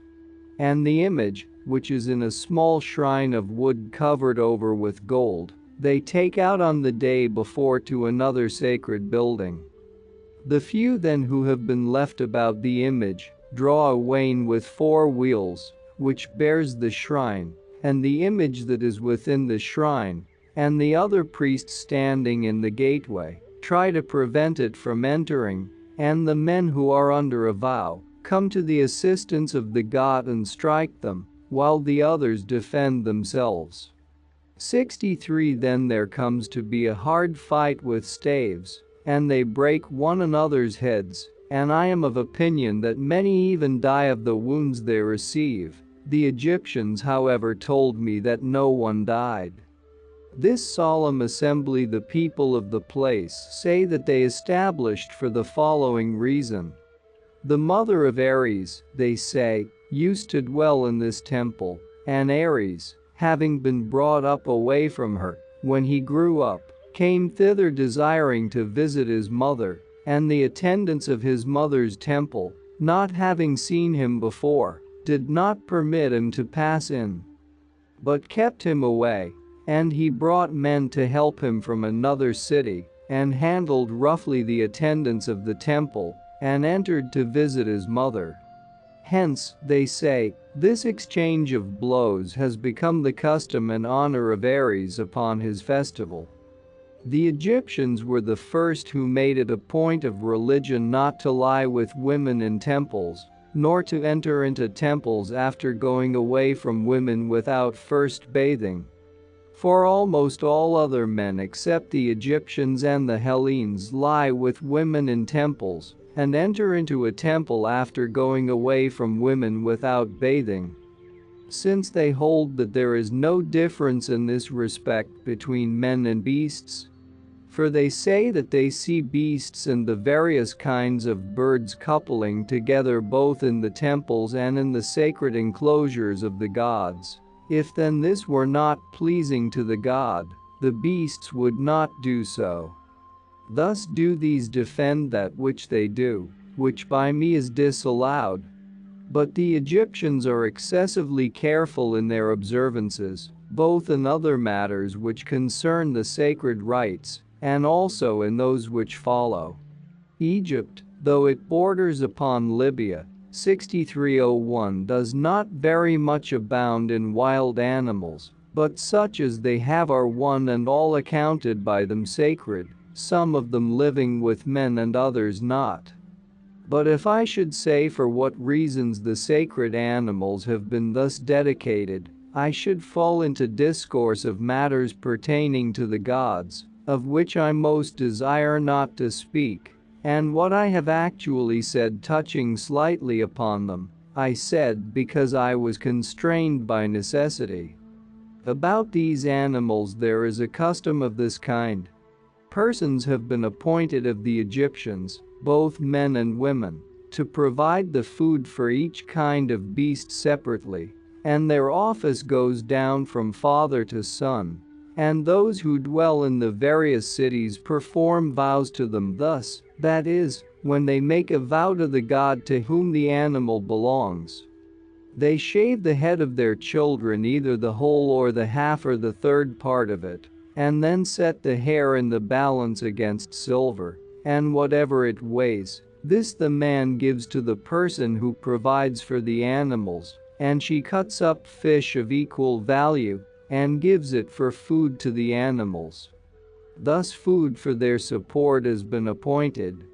And if anyone kill any of these animals, the penalty, if he do it with his own will, is death, and if against his will, such penalty as the priests may appoint. But whosoever shall kill an ibis or a hawk, whether it be with his will or against his will, must die. Of the animals that live with men there are great numbers, and would be many more, but for the accidents which befall the cats. For when the females have produced young they are no longer in the habit of going to the males, and these seeking to be united with them are not able. To this end then they contrive as follows: they either take away by force or remove secretly the young from the females and kill them, but after killing they do not eat them, and the females being deprived of their young and desiring more, therefore come to the males, for it is a creature that is fond of its young. Moreover, when a fire occurs, the cats seem to be divinely possessed. 64 For while the Egyptians stand at intervals and look after the cats, not taking any care to extinguish the fire, the cats slipping through or leaping over the men, jump into the fire, and when this happens, great mourning comes upon the Egyptians.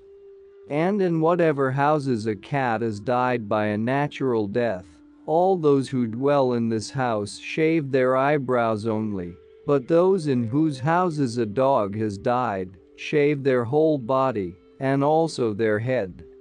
The cats when they are dead are carried away to sacred buildings in the city of Bubastis, where after being embalmed they are buried. But the dogs they bury each people in their own city in sacred tombs, and the ichneumons are buried just in the same way as the dogs.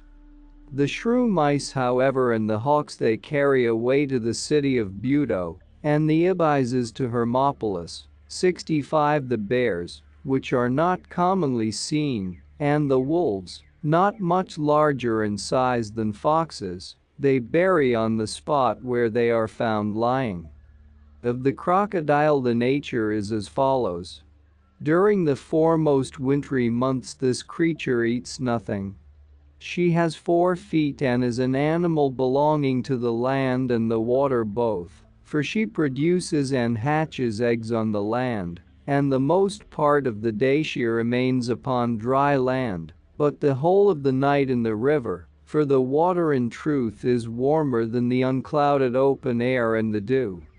Of all the mortal creatures of which we have knowledge this grows to the greatest bulk from the smallest beginning, for the eggs which she produces are not much larger than those of geese, and the newly hatched young one is in proportion to the egg, but as he grows he becomes as much as 17 cubits long and sometimes yet larger.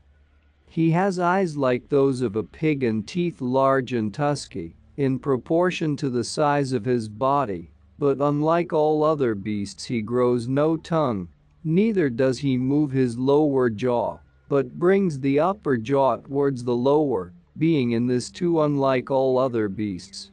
He has moreover strong claws and a scaly hide upon his back which cannot be pierced, and he is blind in the water, but in the air he is of very keen sight. Since he has his living in the water he keeps his mouth all full within of leeches, and whereas all other birds and beasts fly from him, the Trochilus is a creature which is at peace with him, seeing that from her he receives benefit, for the crocodile having come out of the water to the land, and then having opened his mouth, this he is wont to do generally towards the west wind. The Trochilus upon that enters into his mouth and swallows down the leeches, and he being benefited is pleased and does no harm to the Trochilus. Now for some of the Egyptians the crocodiles are sacred animals, and for others not so, but they treat them on the contrary as enemies. Those however who dwell about Thebes and about the lake of Moeris hold them to be most sacred, and each of these two peoples keeps one crocodile selected from the whole number, which has been trained to tameness.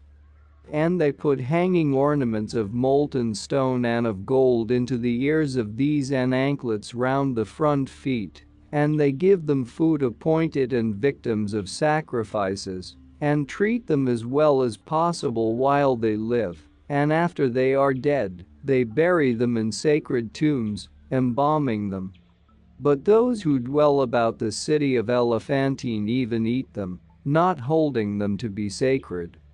They are called not crocodiles but champsi, and the Ionians gave them the name of crocodile, comparing their form to that of the crocodiles, lizards, which appear in their country in the stone walls. There are many ways in use of catching them and of various kinds. I shall describe that which to me seems the most worthy of being told. A man puts the back of a pig upon a hook as bait, and lets it go into the middle of the river, while he himself upon the bank of the river has a young live pig, which he beats, and the crocodile hearing its cries, makes for the direction of the sound, and when he finds the pig's back he swallows it down. Then they pull, and when he is drawn out to land, first of all the hunter forthwith plasters up his eyes with mud. And having so done he very easily gets the mastery of him, but if he does not do so he has much trouble. The river horse is sacred in the district of Papremis, but for the other Egyptians he is not sacred, and this is the appearance which he presents. He is four-footed, cloven-hoofed like an ox, flat-nosed, with a mane like a horse, and showing teeth like tusks, with a tail and voice like a horse, and in size as large as the largest ox, and his hide is so exceedingly thick that when it has been dried shafts of javelins are made of it. There are moreover otters in the river, which they consider to be sacred, and of fish also they esteem that which is called the lepidotos to be sacred, and also the eel, and these they say are sacred to the Nile. And of birds the fox goose. There is also another sacred bird called the phoenix which I did not myself see except in painting, for in truth, he comes to them very rarely, at intervals, as the people of Heliopolis say, of 500 years, and these say that he comes regularly when his father dies, and if he be like the painting, he is of this size and nature, that is to say, some of his feathers are of gold color and others red. And in outline and size he is as nearly as possible like an eagle. This bird they say, but I cannot believe the story, contrives as follows. Setting forth from Arabia he conveys his father, they say, to the temple of the sun, Helios, plastered up in myrrh, and buries him in the temple of the sun, and he conveys him thus. He forms first an egg of myrrh as large as he is able to carry, and then he makes trial of carrying it, and when he has made trial sufficiently, then he hollows out the egg and places his father within it, and plasters over with other myrrh that part of the egg where he hollowed it out to put his father in. And when his father is laid in it, it proves, they say, to be of the same weight as it was, and after he has plastered it up, he conveys the whole to Egypt to the temple of the sun. Thus they say that this bird does. There are also about Thebes sacred serpents, not at all harmful to men, which are small in size, and have 2 horns growing from the top of the head. These they bury when they die in the temple of Zeus, for to this god they say that they are sacred. There is a region moreover in Arabia, situated nearly over against the city of Buto, to which place I came to inquire about the winged serpents. And when I came thither I saw bones of serpents and spines in quantity so great that it is impossible to make report of the number, and there were heaps of spines, some heaps large and others less large, and others smaller still than these, and these heaps were many in number. This region in which the spines are scattered upon the ground is of the nature of an entrance from a narrow mountain pass to a great plain, which plain adjoins the plain of Egypt. And the story goes that at the beginning of spring winged serpents from Arabia fly towards Egypt, and the birds called ibises meet them at the entrance to this country, and do not suffer the serpents to go by, but kill them. On account of this deed it is, say the Arabians, that the ibis has come to be greatly honored by the Egyptians, and the Egyptians also agree that it is for this reason that they honor these birds. The outward form of the ibis is this. It is a deep black all over, and has legs like those of a crane and a very curved beak, and in size it is about equal to a rail. This is the appearance of the black kind which fight with the serpents, but of those which most crowd round men's feet, for there are 2 several kinds of ibises, the head is bare and also the whole of the throat. And it is white and feathering except the head and neck and the extremities of the wings and the rump. In all these parts of which I have spoken it is a deep black, while in legs, and in the form of the head it resembles the other. As for the serpent its form is like that of the water snake, and it has wings not feathered, but most nearly resembling the wings of the bat. Let so much suffice as has been said now concerning sacred animals. Of the Egyptians themselves, those who dwell in the part of Egypt which is sown for crops, practice memory more than any other men, and are the most learned in history by far of all those of whom I have had experience. And their manner of life is as follows. For 3 successive days in each month they purge, hunting after health with emetics and clysters. And they think that all the diseases which exist are produced in men by the food on which they live, for the Egyptians are from other causes also the most healthy of all men next after the Libyans, in my opinion on account of the seasons, because the seasons do not change, for by the changes of things generally, and especially of the seasons, diseases are most apt to be produced in men. And as to their diet, it is as follows. They eat bread, making loaves of maize, which they call chylestus, and they use habitually a wine made out of barley, for vines they have not in their land. Of their fish some they dry in the sun and then eat them without cooking, others they eat cured in brine. Of birds they eat quails and ducks and small birds without cooking, after first curing them, and everything else which they have belonging to the class of birds or fishes, except such as have been set apart by them as sacred, they eat roasted or boiled.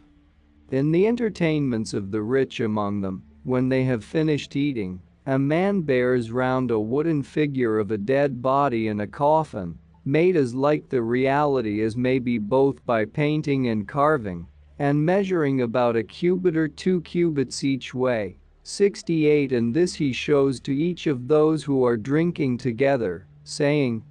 "When thou lookest upon this, drink and be merry, for thou shalt be such as this when thou art dead." Thus they do at their carousals. The customs which they practice are derived from their fathers, and they do not acquire others in addition, but besides other customary things among them which are worthy of mention, they have one song, 6801, that of Linos, the same who is sung of both in Phoenicia and in Cyprus and elsewhere, having however a name different, according to the various nations. This song agrees exactly with that which the Hellenes sing calling on the name of Linos, so that besides many other things about which I wonder among those matters which concern Egypt, I wonder especially about this, namely whence they got the song of Linos. It is evident however that they have sung this song from immemorial time, and in the Egyptian tongue, Linos is called Moneros. The Egyptians told me that he was the only son of him who first became king of Egypt, and that he died before his time and was honored with these lamentations by the Egyptians, and that this was their first and only song. In another respect, the Egyptians are in agreement with some of the Hellenes, namely with the Lacedaemonians, but not with the rest, that is to say, the younger of them when they meet the elder give way and move out of the path, and when their elders approach they rise out of their seat. In this which follows however they are not in agreement with any of the Hellenes. Instead of addressing one another in the roads they do reverence, lowering their hand down to their knee. They wear tunics of linen about their legs with fringes, which they call calaceris. Above these they have garments of white wool thrown over. Woolen garments however are not taken into the temples, nor are they buried with them, for this is not permitted by religion. In these points they are in agreement with the observances called Orphic and Bacchic, which are really Egyptian, and also with those of the Pythagoreans. For one who takes part in these mysteries is also forbidden by religious rule to be buried in woolen garments, and about this there is a sacred story told. Besides these things, the Egyptians have found out also to what god each month and each day belongs, and what fortunes a man will meet with who is born on any particular day, and how he will die, and what kind of a man he will be. And these inventions were taken up by those of the Hellenes who occupied themselves about poesy.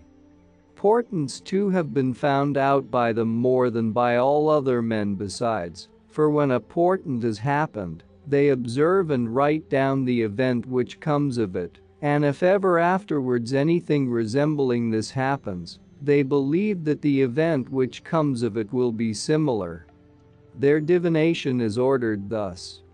The art is assigned not to any man, but to certain of the gods, for there are in their land oracles of Heracles, of Apollo, of Athene, of Artemis, of Ares, and of Zeus, and moreover, that which they hold most in honor of all, namely the oracle of Leto, which is in the city of Buto. The manner of divination, however, is not yet established among them according to the same fashion everywhere, but is different in different places. The art of medicine among them is distributed thus. Each physician is a physician of one disease and of no more, and the whole country is full of physicians, for some profess themselves to be physicians of the eyes, others of the head, others of the teeth, others of the affections of the stomach, and others of the more obscure ailments. Their fashions of mourning and of burial are these. Whenever any household has lost a man who is of any regard amongst them, The whole number of women of that house forthwith plaster over their heads or even their faces with mud. Then leaving the corpse within the house, they go themselves to and fro about the city and beat themselves, with their garments bound up by a girdle and their breasts exposed. And with them go all the women who are related to the dead man. And on the other side the men beat themselves, they too having their garments bound up by a girdle. And when they have done this, they then convey the body to the embalming. In this occupation certain persons employ themselves regularly and inherit this as a craft.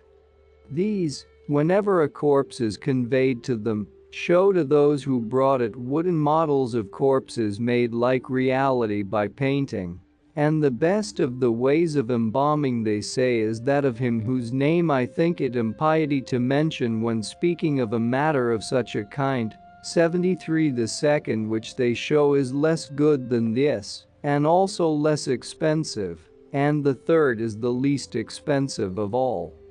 Having told them about this, they inquire of them in which way they desire the corpse of their friend to be prepared.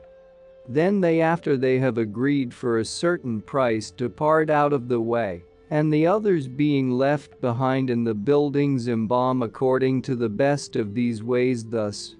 First, with a crooked iron tool they draw out the brain through the nostrils, extracting it partly thus, and partly by pouring in drugs, and after this with a sharp stone of Ethiopia, they make a cut along the side and take out the whole contents of the belly.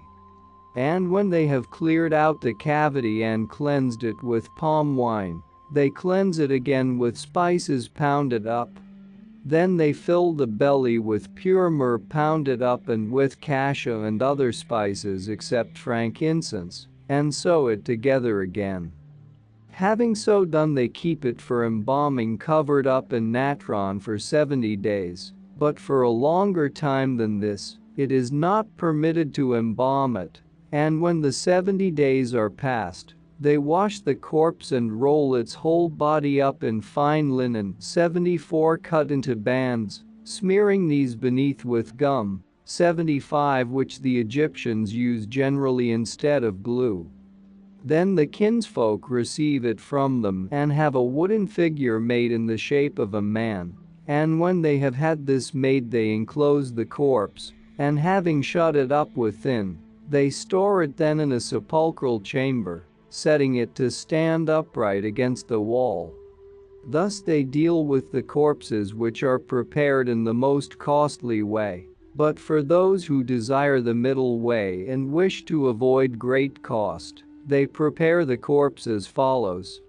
Having filled their syringes with the oil which is got from cedar wood, with this they forthwith fill the belly of the corpse, and this they do without having either cut it open or taken out the bowels, but they inject the oil by the breech. And having stopped the drench from returning back, they keep it then the appointed number of days for embalming. And on the last of the days they let the cedar oil come out from the belly, which they before put in, and it has such power that it brings out with it the bowels and interior organs of the body dissolved, and the natron dissolves the flesh, so that there is left of the corpse only the skin and the bones. When they have done this, they give back the corpse at once in that condition without working upon it any more. The third kind of embalming, by which are prepared the bodies of those who have less means, is as follows. They cleanse out the belly with a purge, and then keep the body for embalming during the 70 days, and at once after that they give it back to the bringers to carry away. The wives of men of rank when they die are not given at once to be embalmed, nor such women as are very beautiful or of greater regard than others, but on the 3rd or 4th day after their death, and not before, they are delivered to the embalmers.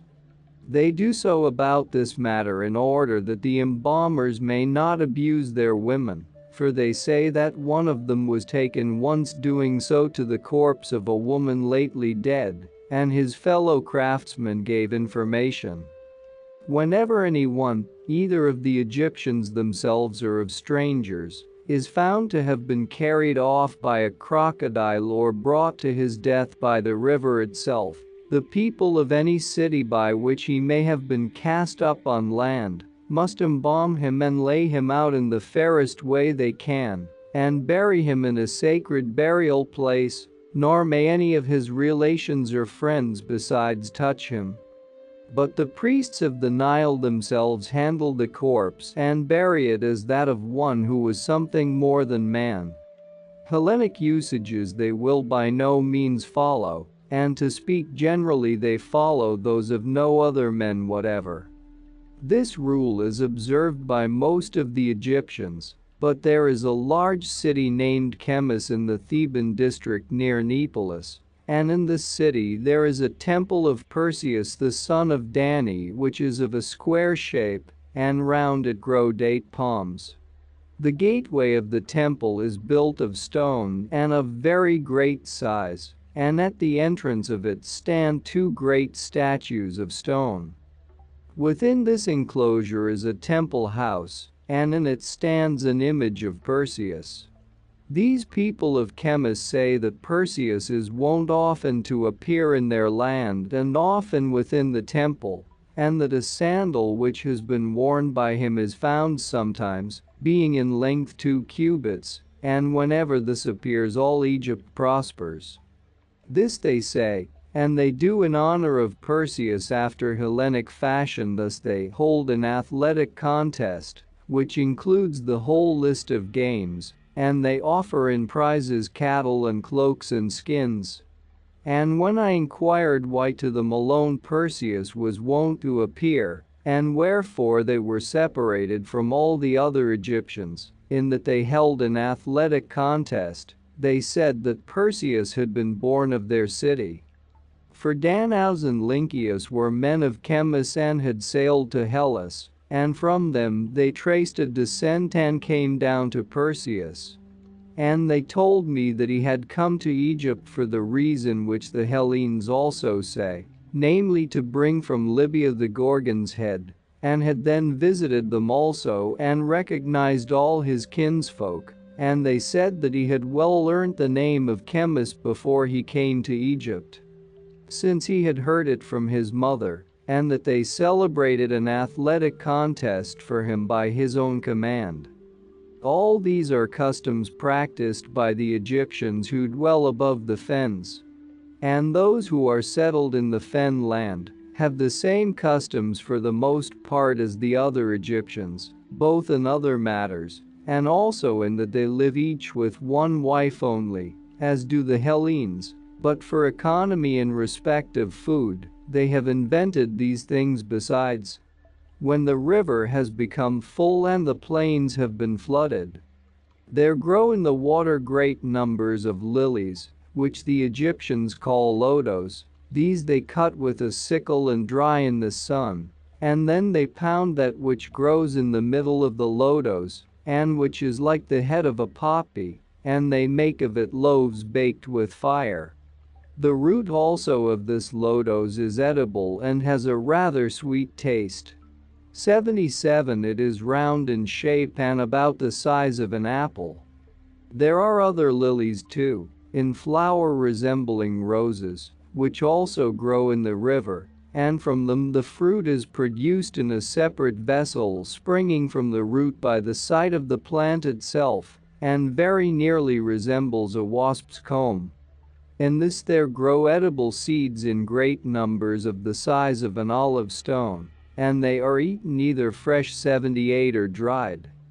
Besides this they pull up from the fens the papyrus which grows every year, and the upper parts of it they cut off and turn to other uses, but that which is left below for about a cubit in length they eat or sell. And those who desire to have the papyrus at its very best bake it in an oven heated red hot, and then eat it. Some 2 of these people live on fish alone, which they dry in the sun after having caught them and taken out the entrails, and then when they are dry, they use them for food. Fish which swim in shoals are not much produced in the rivers, but are bred in the lakes, and they do as follows.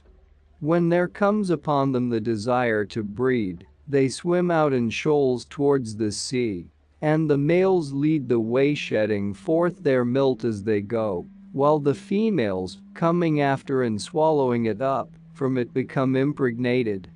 And when they have become full of young in the sea, they swim up back again, each shoal to its own haunts. The same, however, no longer led the way as before, but the lead comes now to the females, and they, leading the way in shoals, do just as the males did, that is to say, they shed forth their eggs by a few grains at a time, 79, and the males coming after swallow them up. Now these grains are fish, and from the grains which survive and are not swallowed, the fish grow which afterwards are bred up. Now those of the fish which are caught as they swim out to sea are found to be rubbed on the left side of the head, but those which are caught as they swim up again are rubbed on the right side. This happens to them because as they swim down to the sea they keep close to the land on the left side of the river, and again as they swim up they keep to the same side, approaching and touching the bank as much as they can, for fear doubtless of straying from their course by reason of the stream. When the Nile begins to swell, the hollow places of the land and the depressions by the side of the river first begin to fill, as the water soaks through from the river, and so soon as they become full of water, at once they are all filled with little fishes, and whence these are in all likelihood produced, I think that I perceive. In the preceding year, when the Nile goes down, the fish first lay eggs in the mud, and then retire with the last of the retreating waters, and when the time comes round again, and the water once more comes over the land, from these eggs forthwith are produced the fishes of which I speak. Thus it is as regards the fish. And for anointing, those of the Egyptians who dwell in the fens use oil from the castor berry, which oil the Egyptians call kiki, and thus they do. They sow along the banks of the rivers and pools these plants, which in a wild form grow of themselves in the land of the Hellenes. These are sown in Egypt and produce berries in great quantity, but of an evil smell, and when they have gathered these, some cut them up and press the oil from them. Others again roast them first, and then boil them down and collect that which runs away from them. The oil is fat and not less suitable for burning than olive oil, but it gives forth a disagreeable smell. Against the gnats, which are very abundant, they have contrived as follows. Those who dwell above the fen land are helped by the towers, to which they ascend when they go to rest, for the gnats by reason of the winds are not able to fly up high. But those who dwell in the fen land have contrived another way instead of the towers, and this is it. Every man of them has got a casting net, with which by day he catches fish. But in the night he uses it for this purpose, that is to say, he puts the casting net round about the bed in which he sleeps, and then creeps in under it and goes to sleep. And the gnats, if he sleeps rolled up in a garment or a linen sheet, bite through these, but through the net they do not even attempt to bite. Their boats with which they carry cargoes are made of the thorny acacia, of which the form is very like that of the Cairenian lotos, and that which exudes from it is gum. From this tree they cut pieces of wood about 2 cubits in length, and arrange them like bricks, fastening the boat together by running a great number of long bolts through the 2-cubit pieces, and when they have thus fastened the boat together, they lay cross pieces over the top, using no ribs for the sides, and within they calk the seams with papyrus. They make one steering oar for it, which is passed through the bottom of the boat, and they have a mast of acacia and sails of papyrus. These boats cannot sail up the river unless there be a very fresh wind blowing, but are towed from the shore. Downstream, however, they travel as follows. They have a door-shaped crate made of tamarisk wood and reed mats sewn together, and also a stone of about 2 talents weight bored with a hole, and of these, the boatman lets the crate float on in front of the boat, fastened with a rope, and the stone dragged behind by another rope. The crate then, as the force of the stream presses upon it, goes on swiftly and draws on the barris, for so these boats are called, while the stone dragging after it behind and sunk deep in the water, keeps its course straight. These boats they have in great numbers, and some of them carry many thousands of talents burden. When the Nile comes over the land, the cities alone are seen rising above the water, resembling more nearly than anything else the islands in the Aegean Sea, for the rest of Egypt becomes a sea, and the cities alone rise above water. Accordingly, whenever this happens, they pass by water not now by the channels of the river, but over the midst of the plain. For example, as one sails up from Naucratis to Memphis, the passage is then close by the pyramids, whereas the usual passage is not the same even here, 82, but goes by the point of the delta and the city of Kirkosaros, while if you sail over the plain to Naucratis from the sea and from Canobos, you will go by Anthilla, and the city called after Arkander. Of these Anthilla is a city of note, and is especially assigned to the wife of him who reigns over Egypt, to supply her with sandals. This is the case since the time when Egypt came to be under the Persians. The other city seems to me to have its name from Arkander, the son-in-law of Danaus, who was the son of Theos, the son of Achaeos, for it is called the city of Arkander. There might indeed be another Arkander, but in any case the name is not Egyptian. Hitherto my own observation and judgment and inquiry are the vouchers for that which I have said, but from this point onwards, I am about to tell the history of Egypt, according to that which I heard, to which will be added also something of that which I have myself seen. Of Min, who first became king of Egypt, the priest said that on the one hand he banked off the side of Memphis from the river.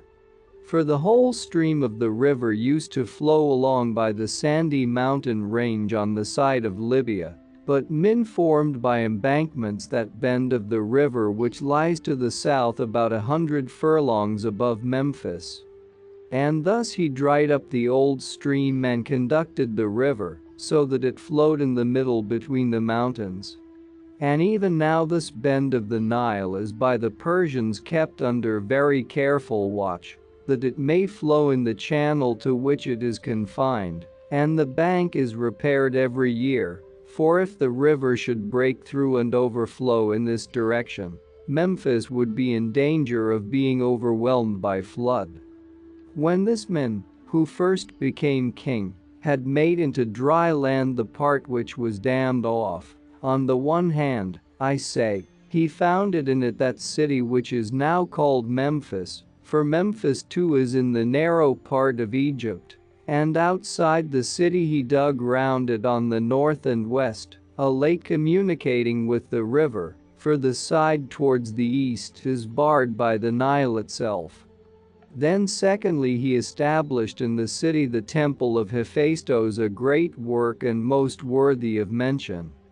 After this man the priests enumerated to me from a papyrus roll the names of other kings, 330 in number, and in all these generations of men 18 were Ethiopians, one was a woman, a native Egyptian, and the rest were men and of Egyptian race. And the name of the woman who reigned was the same as that of the Babylonian queen, namely Nitocris. Of her they said that, desiring to take vengeance for her brother, whom the Egyptians had slain when he was their king, and then, after having slain him, had given his kingdom to her, desiring, I say, to take vengeance for him, she destroyed by craft many of the Egyptians. For she caused to be constructed a very large chamber underground, and making as though she would handsel it, but in her mind devising other things, she invited those of the Egyptians whom she knew to have had most part in the murder, and gave a great banquet. Then while they were feasting, she let in the river upon them by a secret conduit of large size. Of her they told no more than this, except that, when this had been accomplished, she threw herself into a room full of embers, in order that she might escape vengeance. As for the other kings, they could tell me of no great works which had been produced by them, and they said that they had no renown except only the last of them, Morris. He, they said, produced as a memorial of himself the gateway of the temple of Hephaestus, which is turned towards the north wind, and dug a lake, about which I shall set forth afterwards how many furlongs of circuit it has. And in it built pyramids of the size which I shall mention at the same time when I speak of the lake itself. He, they said, produced these works, but of the rest, none produced any. Therefore, passing these by, I shall make mention of the king who came after these, whose name was Sesostris. He, the priests said, first of all set out with ships of war from the Arabian Gulf, and subdued those who dwelt by the shores of the Erythraean Sea, until as he sailed he came to a sea which could no further be navigated by reason of shoals. Then secondly, after he had returned to Egypt, according to the report of the priests, he took a great army and marched over the continent, subduing every nation which stood in his way.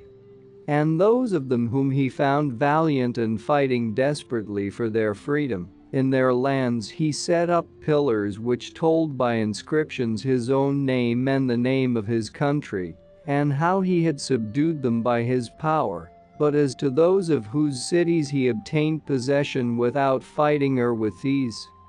on their pillars he inscribed words after the same tenor as he did for the nations which had shown themselves courageous, and in addition, he drew upon them the hidden parts of a woman, desiring to signify by this that the people were cowards and effeminate. Thus doing he traversed the continent, until at last he passed over to Europe from Asia and subdued the Scythians and also the Thracians. These, I am of opinion, were the furthest people to which the Egyptian army came, for in their country the pillars are found to have been set up, but in the land beyond this they are no longer found. From this point he turned and began to go back, and when he came to the river Phasis, what happened then I cannot say for certain, whether the king Sesostris himself divided off a certain portion of his army, and left the men there as settlers in the land, or whether some of his soldiers were wearied by his distant marches, and remained by the river Phasis. For the people of Colchis are evidently Egyptian, and this I perceived for myself before I heard it from others. So when I had come to consider the matter I asked them both, and the Colchians had remembrance of the Egyptians more than the Egyptians of the Colchians, but the Egyptians said they believed that the Colchians were a portion of the army of Sesostris. That this was so I conjectured myself, not only because they are dark-skinned and have curly hair, this of itself amounts to nothing, for there are other races which are so, but also still more because the Colchians, Egyptians, and Ethiopians alone of all the races of men have practiced circumcision from the first. The Phoenicians and the Syrians who dwell in Palestine confess themselves that they have learnt it from the Egyptians, and the Syrians about the river Thermodon and the river Parthenios, and the Macronians, who are their neighbors, say that they have learnt it lately from the Colchians. These are the only races of men who practice circumcision, and these evidently practice it in the same manner as the Egyptians. Of the Egyptians themselves, however, and the Ethiopians, I am not able to say which learnt from the other, for undoubtedly it is a most ancient custom, but that the other nations learnt it by intercourse with the Egyptians, this among others is to me a strong proof, namely that those of the Phoenicians who have intercourse with Hellas cease to follow the example of the Egyptians in this matter, and do not circumcise their children. Now let me tell another thing about the Colchians to show how they resemble the Egyptians. They alone work flax in the same fashion as the Egyptians, and the two nations are like one another in their whole manner of living, and also in their language. Now the linen of Colchis is called by the Hellenes sardonic, whereas that from Egypt is called Egyptian. The pillars which Sesostris of Egypt set up in the various countries are for the most part no longer to be seen extant, but in Syria-Palestine I myself saw them existing with the inscription upon them which I have mentioned in the emblem.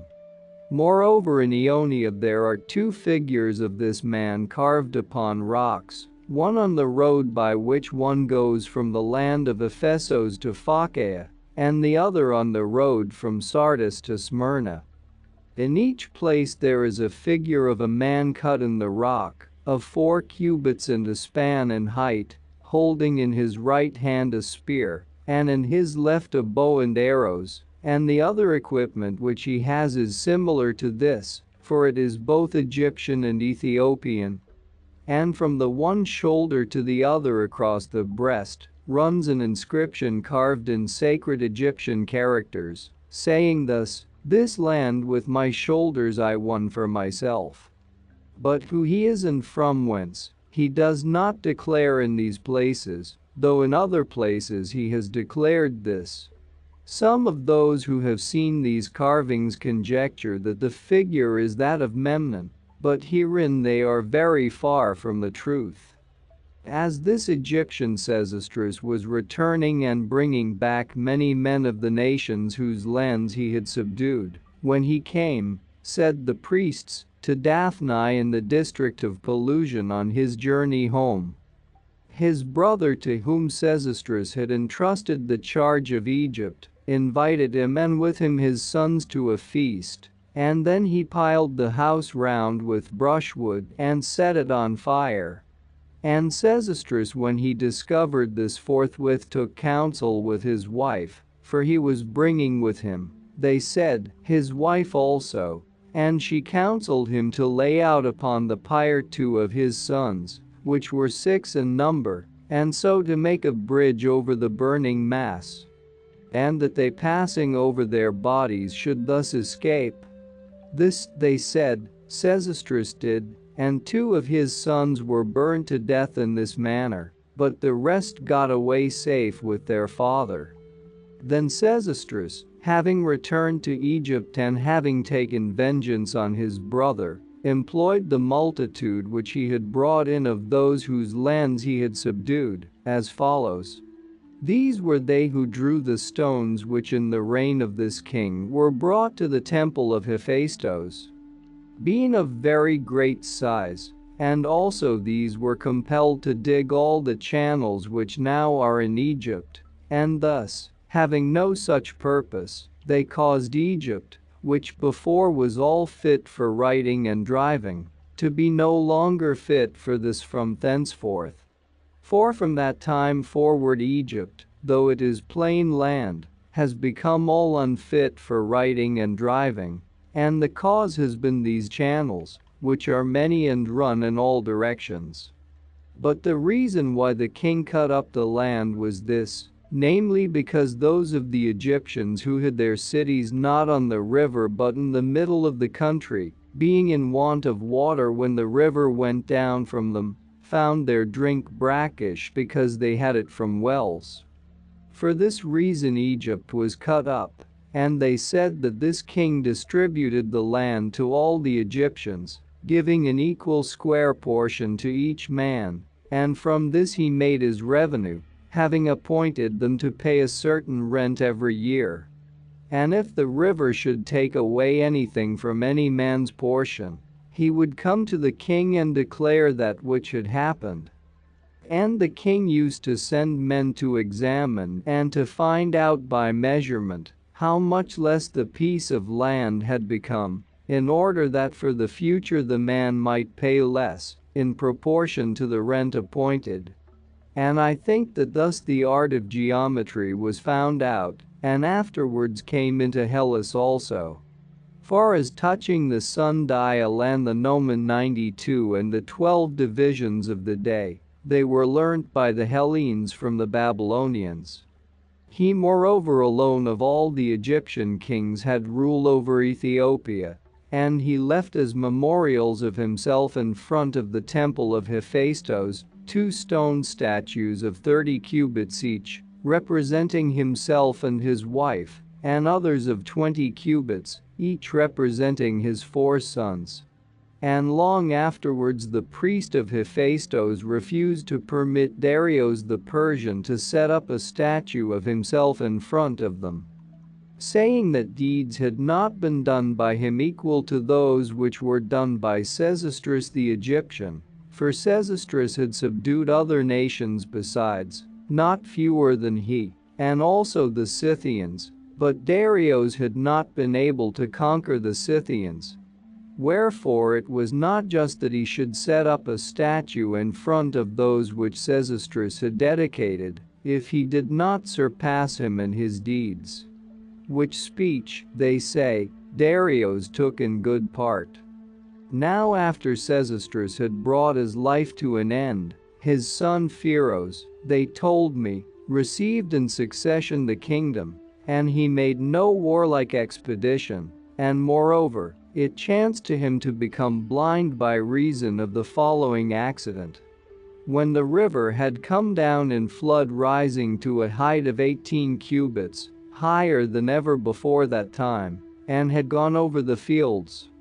a wind fell upon it, and the river became agitated by waves.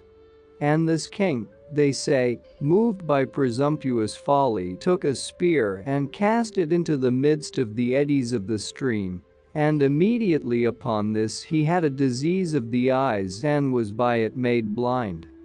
For 10 years then he was blind, and in the 11th year there came to him an oracle from the city of Buto, saying that the time of his punishment had expired, and that he should see again if he washed his eyes with the water of a woman who had accompanied with her own husband only, and had not knowledge of other men.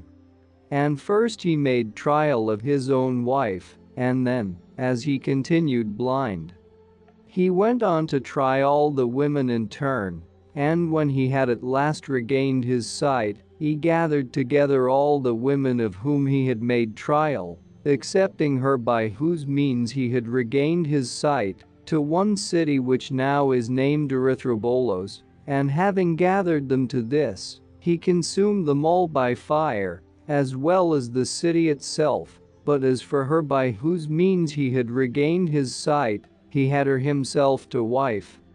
Then after he had escaped the malady of his eyes, he dedicated offerings at each one of the temples which were of renown, and especially, to mention only that which is most worthy of mention, he dedicated at the temple of the sun works which are worth seeing, namely 2 obelisks of stone, each of a single block, measuring in length 100 cubits each one, and in breadth 8 cubits.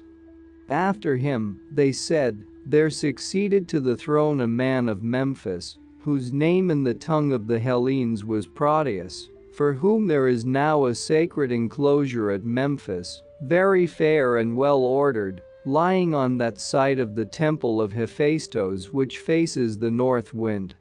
Round about this enclosure dwell Phoenicians of Tyre, and this whole region is called the camp of the Tyrians. Within the enclosure of Proteus there is a temple called the Temple of the Foreign Aphrodite, which temple I conjecture to be one of Helen the daughter of Tyndareus, not only because I have heard the tale how Helen dwelt with Proteus, but also especially because it is called by the name of the Foreign Aphrodite, for the other temples of Aphrodite, which there are, have none of them the addition of the word foreign to the name. And the priests told me, when I inquired, that the things concerning Helen happened thus.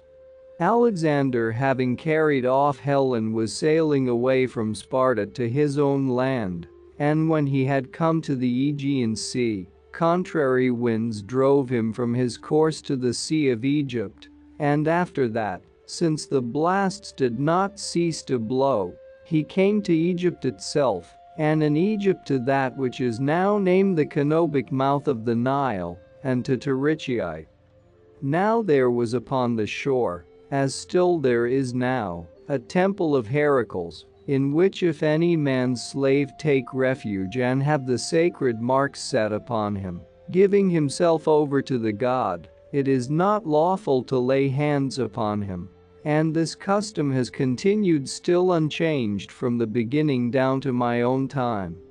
Accordingly the attendants of Alexander, having heard of the custom which existed about the temple, ran away from him, and sitting down as suppliants of the god, accused Alexander, because they desired to do him hurt, telling the whole tale how things were about Helen, and about the wrong done to Menelaus, and this accusation they made not only to the priests, but also to the warden of this river mouth, whose name was Faunus. Faunus then, having heard their tale, sent forthwith a message to Proteus at Memphis, which said as follows: There hath come a stranger, a Teucrian by race, who hath done in Hellas an unholy deed, for he hath deceived the wife of his own host, and is come hither bringing with him this woman herself and very much wealth, having been carried out of his way by winds to thy land.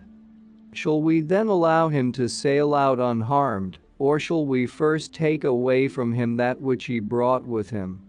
In reply to this Proteus sent back a messenger who said thus: Seize this man, whosoever he may be, who has done impiety to his own host, and bring him away into my presence, that I may know what he will find to say. Hearing this, Faunus seized Alexander and detained his ships, and after that he brought the man himself up to Memphis, and with him Helen and the wealth he had, and also in addition to them the suppliants.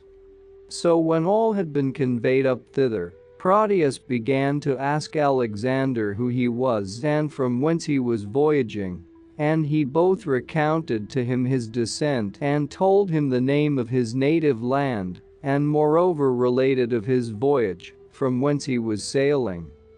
After this Proteus asked him whence he had taken Helen, and when Alexander went astray in his account and did not speak the truth, those who had become suppliants convicted him of falsehood, relating in full the whole tale of the wrong done.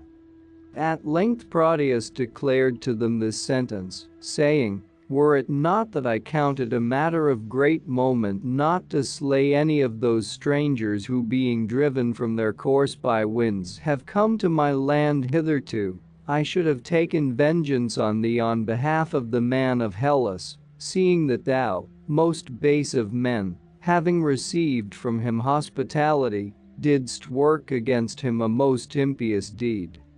For thou didst go into the wife of thine own host, and even this was not enough for thee, but thou didst stir her up with desire, and hast gone away with her like a thief. Moreover, not even this by itself was enough for thee, but thou art come hither with plunder taken from the house of thy host. Now therefore depart, seeing that I have counted it of great moment not to be a slayer of strangers. This woman indeed and the wealth which thou hast I will not allow thee to carry away, but I shall keep them safe for the Hellene who was thy host, until he come himself and desire to carry them off to his home. To thyself, however, and thy fellow voyagers I proclaim that ye depart from your anchoring within 3 days, and go from my land to some other, and if not, that ye will be dealt with as enemies." This, the priest said, was the manner of Helen's coming to Proteus, and I suppose that Homer also had heard this story, but since it was not so suitable to the composition of his poem as the other which he followed, he dismissed it finally, making it clear at the same time that he was acquainted with that story also. And according to the manner in which he described the wanderings of Alexander in the Iliad, nor did he elsewhere retract that which he had said, it is clear that when he brought Helen, he was carried out of his course, wandering to various lands, and that he came among other places to Sidon in Phoenicia. Of this the poet has made mention in the prowess of Diomed, and the verses run this: "There she had robes many-colored, the works of women of Sidon, those whom her son himself the god like of form Alexander carried from Sidon, what time the broad sea path he sailed over, bringing back Helene home, of a noble father begotten." And in the Odyssey also he has made mention of it in these verses: "Such had the daughter of Zeus, such drugs of exquisite cunning, good, which to her the wife of Thon, Polydamna, had given, dwelling in Egypt, the land where the bountiful meadow produces drugs more than all lands else, many good being mixed, many evil." And thus too Menelaus says to Telemachus: "Still the gods stayed me in Egypt, to come back hither desiring, stayed me from voyaging home, since sacrifice was due I performed not." In these lines he makes it clear that he knew of the wandering of Alexander to Egypt, for Syria borders upon Egypt, and the Phoenicians, of whom is Sidon, dwell in Syria. By these lines and by this passage, it is also most clearly shown that the Cyprian epic was not written by Homer, but by some other man. For in this it is said that on the 3rd day after leaving Sparta, Alexander came to Ilion bringing with him Helen, having had a gently blowing wind and a smooth sea, whereas in the Iliad it says that he wandered from his course when he brought her. Let us now leave Homer and the Cyprian epic, but this I will say, namely that I asked the priests whether it is but an idle tale which the Hellenes tell of that which they say happened about Ilion, and they answered me thus, saying that they had their knowledge by inquiries from Menelaus himself. After the rape of Helen there came indeed, they said, to the Teucrian land a large army of Hellenes to help Menelaus, and when the army had come out of the ships to land and had pitched its camp there, they sent messengers to Ilion, with whom went also Menelaus himself. And when these entered within the wall they demanded back Helen and the wealth which Alexander had stolen from Menelaus and had taken away, and moreover they demanded satisfaction for the wrongs done. And the Teucrians told the same tale then and afterwards, both with oath and without oath, namely that indeed and in truth, they had not Helen nor the wealth for which demand was made, but that both were in Egypt, and that they could not justly be compelled to give satisfaction for that which Proteus the king of Egypt had. The Hellenes however thought that they were being mocked by them and besieged the city, until at last they took it, and when they had taken the wall and did not find Helen, but heard the same tale as before, then they believed the former tale, and sent Menelaus himself to Proteus. And Menelaus having come to Egypt and having sailed up to Memphis, told the truth of these matters, and not only found great entertainment, but also received Helen unhurt, and all his own wealth besides. Then however, after he had been thus dealt with, Menelaus showed himself ungrateful to the Egyptians, for when he set forth to sail away, contrary winds detained him, and as this condition of things lasted long, he devised an impious deed, for he took 2 children of natives and made sacrifice of them. After this, when it was known that he had done so, he became abhorred, and being pursued he escaped and got away in his ships to Libya. But whither he went besides after this, the Egyptians were not able to tell. Of these things they said that they found out part by inquiries, and the rest, namely that which happened in their own land, they related from sure and certain knowledge. Thus the priests of the Egyptians told me, and I myself also agree with the story which was told of Helen, adding this consideration, namely that if Helen had been an Ilian, she would have been given up to the Hellenes, whether Alexander consented or no, for Priam assuredly was not so mad, nor yet the others of his house, that they were desirous to run risk of ruin for themselves and their children and their city, in order that Alexander might have Helen as his wife. And even supposing that during the first part of the time they had been so inclined, yet when many others of the Trojans besides were losing their lives as often as they fought with the Hellenes, and of the sons of Priam himself, always 2 or 3 or even more were slain when a battle took place, if one may trust at all to the epic poets when, I say, things were coming thus to pass. I consider that even if Priam himself had had Helen as his wife, he would have given her back to the Achaeans, if at least by so doing he might be freed from the evils which oppressed him. Nor even was the kingdom coming to Alexander next, so that when Priam was old the government was in his hands, but Hector, who was both older and more of a man than he, would have received it after the death of Priam, and him it behoved not to allow his brother to go on with his wrongdoing, considering that great evils were coming to pass on his account, both to himself privately and in general to the other Trojans.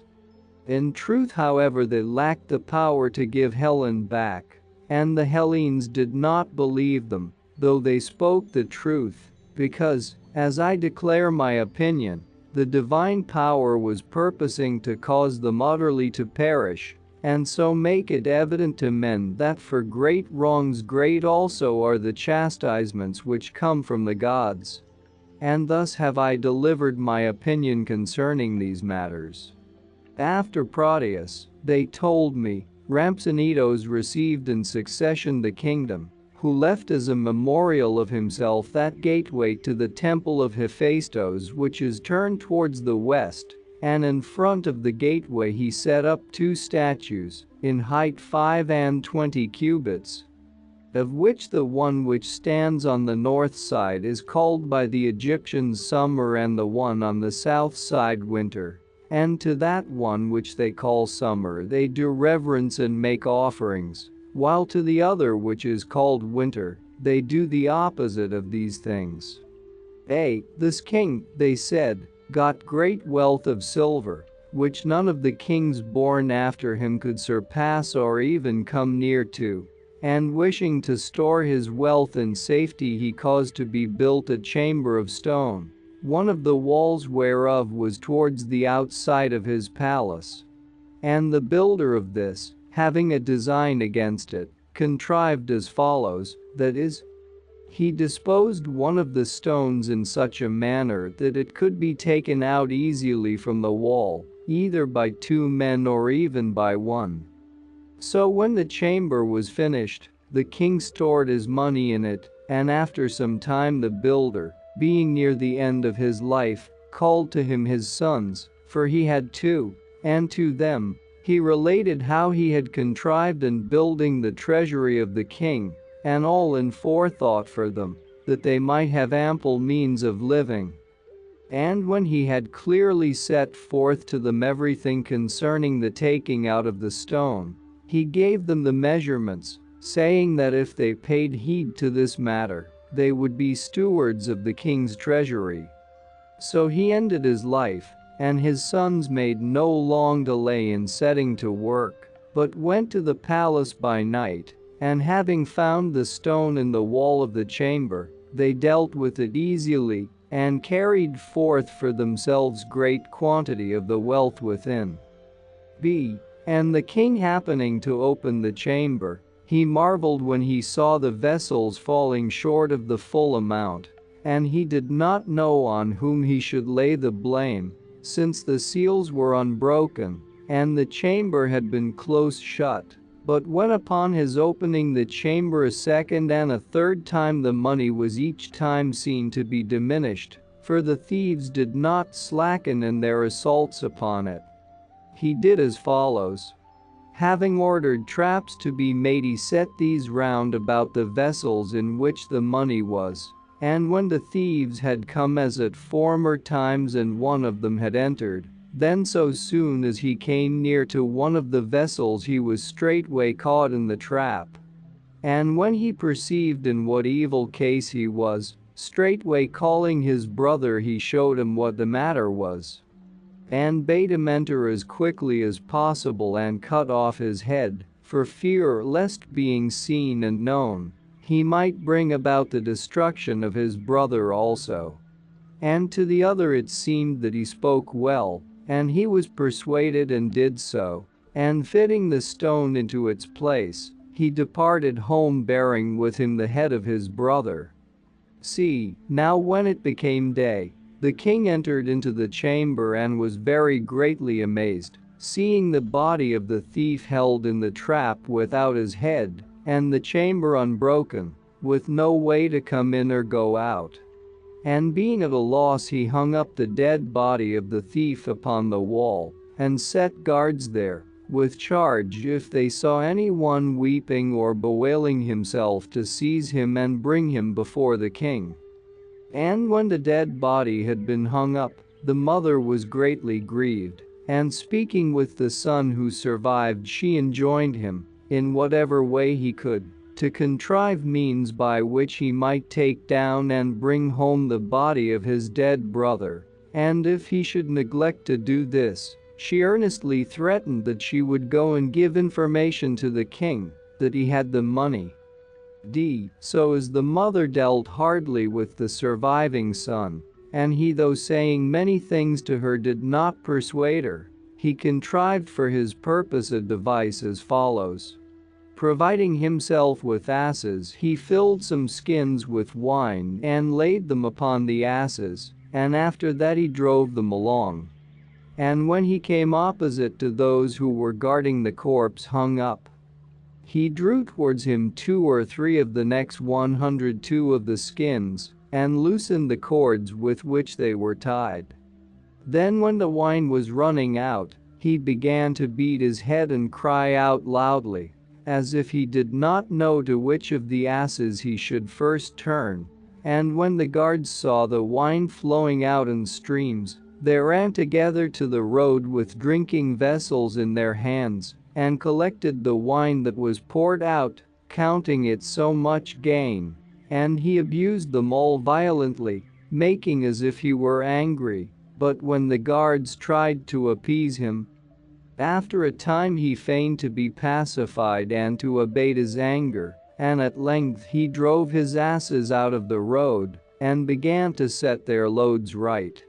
Then more talk arose among them, and 1 or 2 of them made jests at him, and brought him to laugh with them, and in the end he made them a present of 1 of the skins, in addition to what they had. Upon that they lay down there without more ado, being minded to drink, and they took him into their company and invited him to remain with them and join them in their drinking. So he, as may be supposed, was persuaded and stayed. Then as they in their drinking bade him welcome in a friendly manner, he made a present to them also of another of the skins, and so at length, having drunk liberally, the guards became completely intoxicated, and being overcome by sleep, they went to bed on the spot where they had been drinking. He then, as it was now far on in the night, first took down the body of his brother, and then in mockery, shaved the right cheeks of all the guards. And after that he put the dead body upon the asses and drove them away home, having accomplished that which was enjoined him by his mother. Upon this the king, when it was reported to him that the dead body of the thief had been stolen away, displayed great anger, and desiring by all means that it should be found out who it might be who devised these things, did this, so at least they said. But I do not believe the account he caused his own daughter to sit in the stews, and enjoined her to receive all equally. And before having commerce with any one to compel him to tell her what was the most cunning and what the most unholy deed which had been done by him in all his lifetime. And whosoever should relate that which had happened about the thief, him she must seize and not let him go out. Then as she was doing that which was enjoined by her father, the thief, hearing for what purpose this was done and having a desire to get the better of the king in resource, did thus. From the body of one lately dead he cut off the arm at the shoulder and went with it under his mantle. And having gone into the daughter of the king, and being asked that which the others also were asked, he related that he had done the most unholy deed when he cut off the head of his brother, who had been caught in a trap in the king's treasure chamber, and the most cunning deed in that he made drunk the guards, and took down the dead body of his brother hanging up. And she, when she heard it, tried to take hold of him, but the thief held out to her in the darkness the arm of the corpse, which she grasped and held,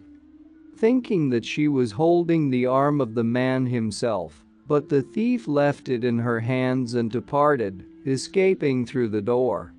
Now when this also was reported to the king, he was at first amazed at the ready invention and daring of the fellow, and then afterwards he sent round to all the cities, and made proclamation granting a free pardon to the thief, and also promising a great reward, if he would come into his presence.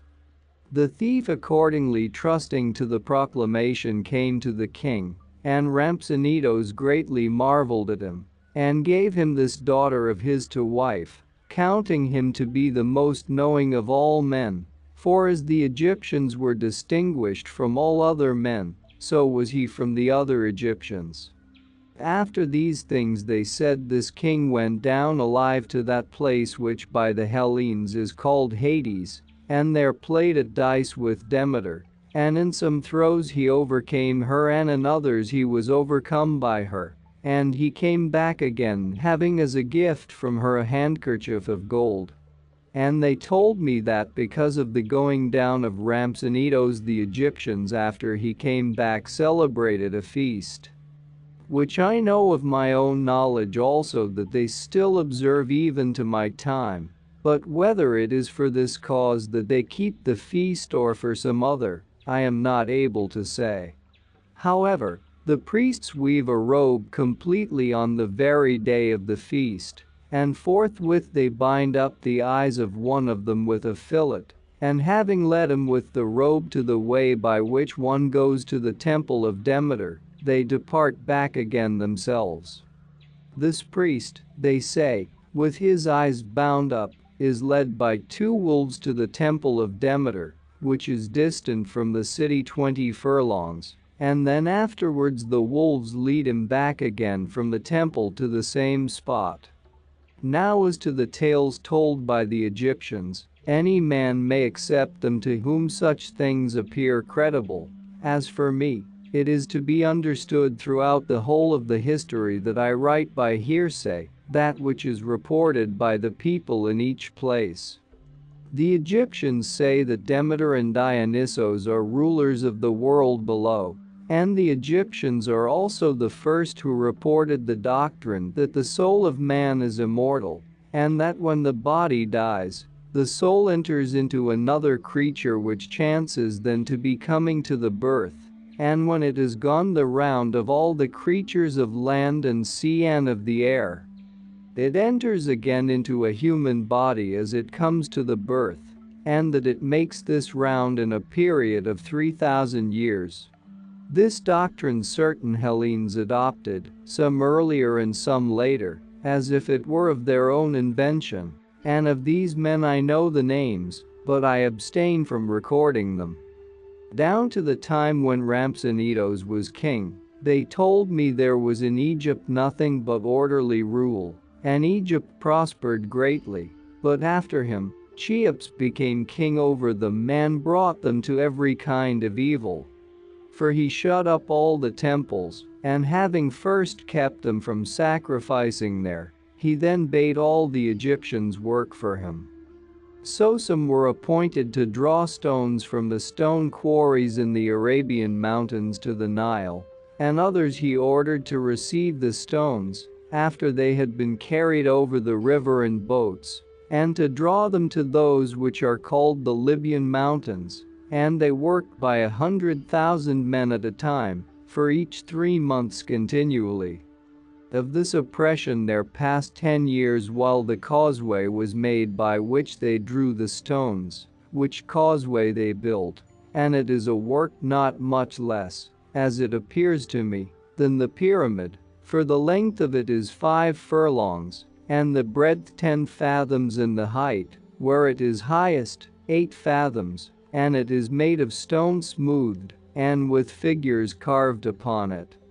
For this, they said, the 10 years were spent, and for the underground chambers on the hill upon which the pyramids stand, which he caused to be made as sepulchral chambers for himself in an island, having conducted thither a channel from the Nile.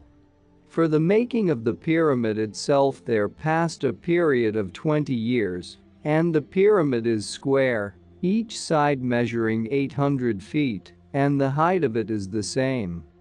It is built of stone smoothed and fitted together in the most perfect manner, not one of the stones being less than 30 feet in length. This pyramid was made after the manner of steps, which some call rows and others bases.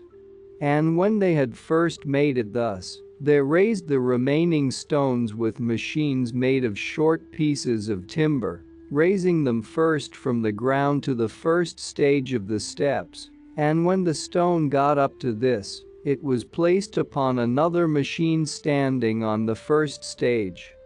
And so from this it was drawn to the second upon another machine, for as many as were the courses of the steps, so many machines there were also, or perhaps they transferred one and the same machine, made so as easily to be carried, to each stage successively, in order that they might take up the stones, for let it be told in both ways, according as it is reported.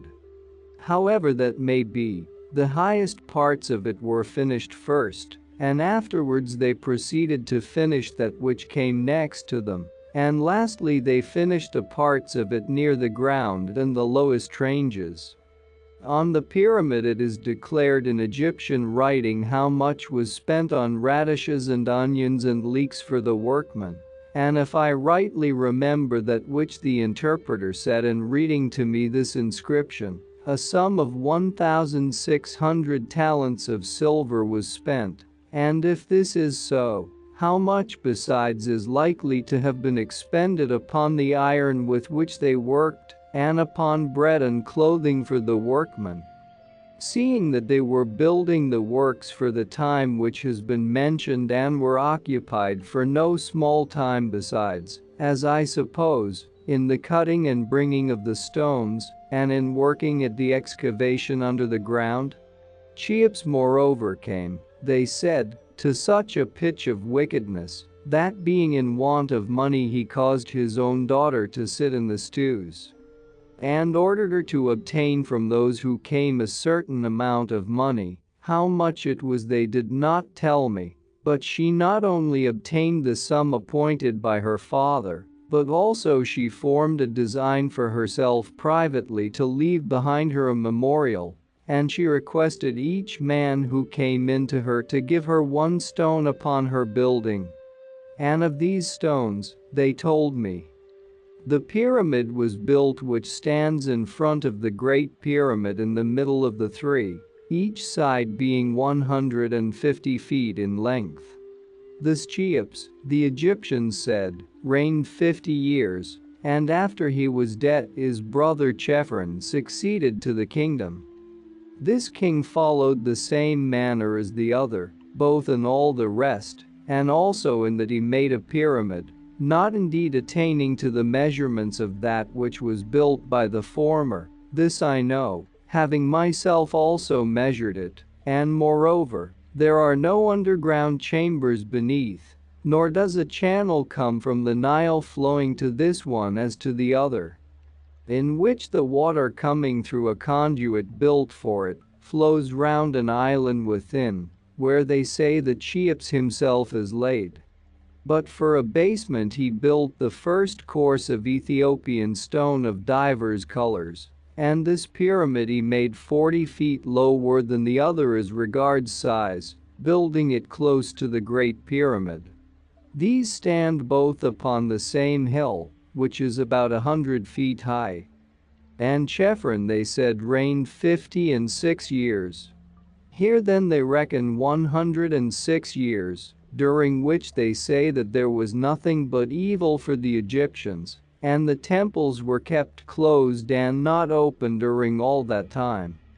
These kings the Egyptians, by reason of their hatred of them, are not very willing to name, nay, they even call the pyramids after the name of Philetus the shepherd, who at that time pastured flocks in those regions. After him, they said, Mykerinos became king over Egypt, who was the son of Cheops, and to him his father's deeds were displeasing, and he both opened the temples and gave liberty to the people, who were ground down to the last extremity of evil, to return to their own business and to their sacrifices. Also he gave decisions of their causes juster than those of all the other kings besides. In regard to this then they commend this king more than all the other kings who had arisen in Egypt before him, for he not only gave good decisions, but also when a man complained of the decision, he gave him recompense from his own goods, and thus satisfied his desire. But while Mykerinos was acting mercifully to his subjects and practicing this conduct which has been said, calamities befell him, of which the first was this, namely that his daughter died, the only child whom he had in his house. And being above measure grieved by that which had befallen him, and desiring to bury his daughter in a manner more remarkable than others, he made a cow of wood, which he covered over with gold. And then within it he buried this daughter who, as I said, had died. This cow was not covered up in the ground, but it might be seen even down to my own time in the city of Say, placed within the royal palace in a chamber which was greatly adorned, and they offer incense of all kinds before it every day, and each night a lamp burns beside it all through the night.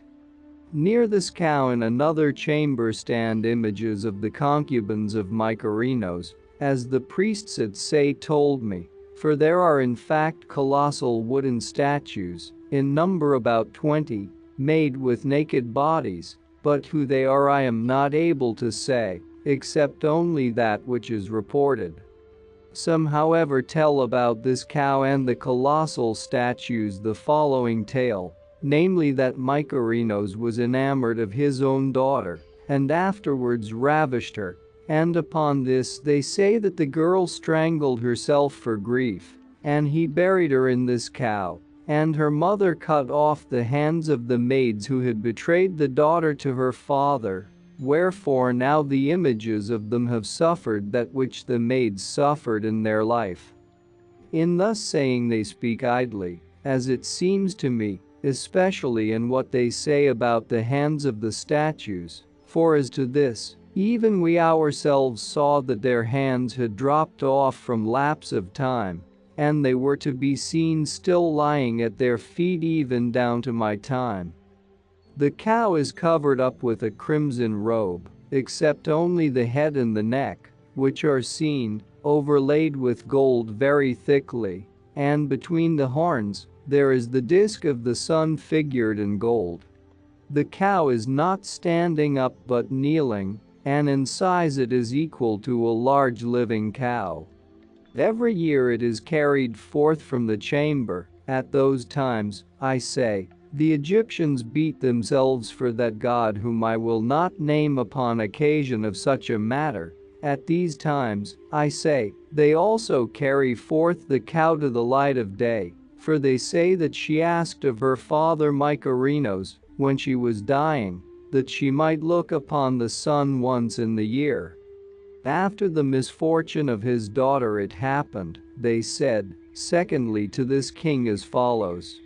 An oracle came to him from the city of Buto, saying that he was destined to live but 6 years more, in the 7th year to end his life.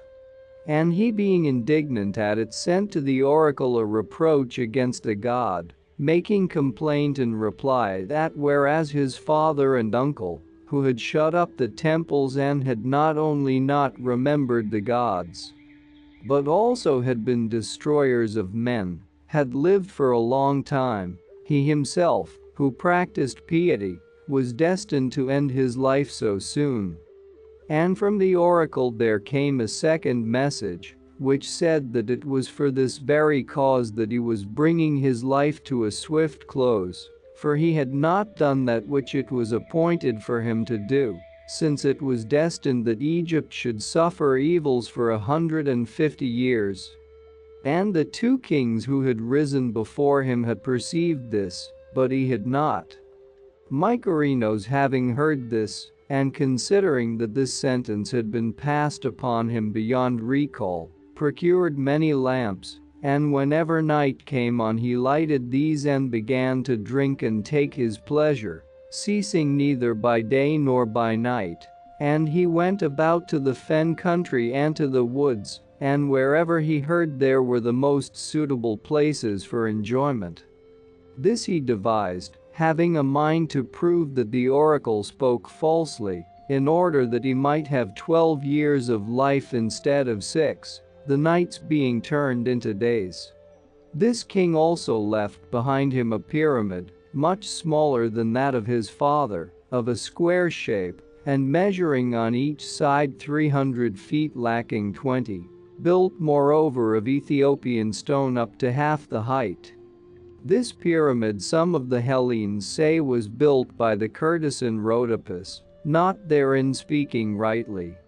And besides this it is evident to me that they who speak thus do not even know who Rhodopus was, for otherwise they would not have attributed to her the building of a pyramid like this, on which have been spent, so to speak, innumerable thousands of talents.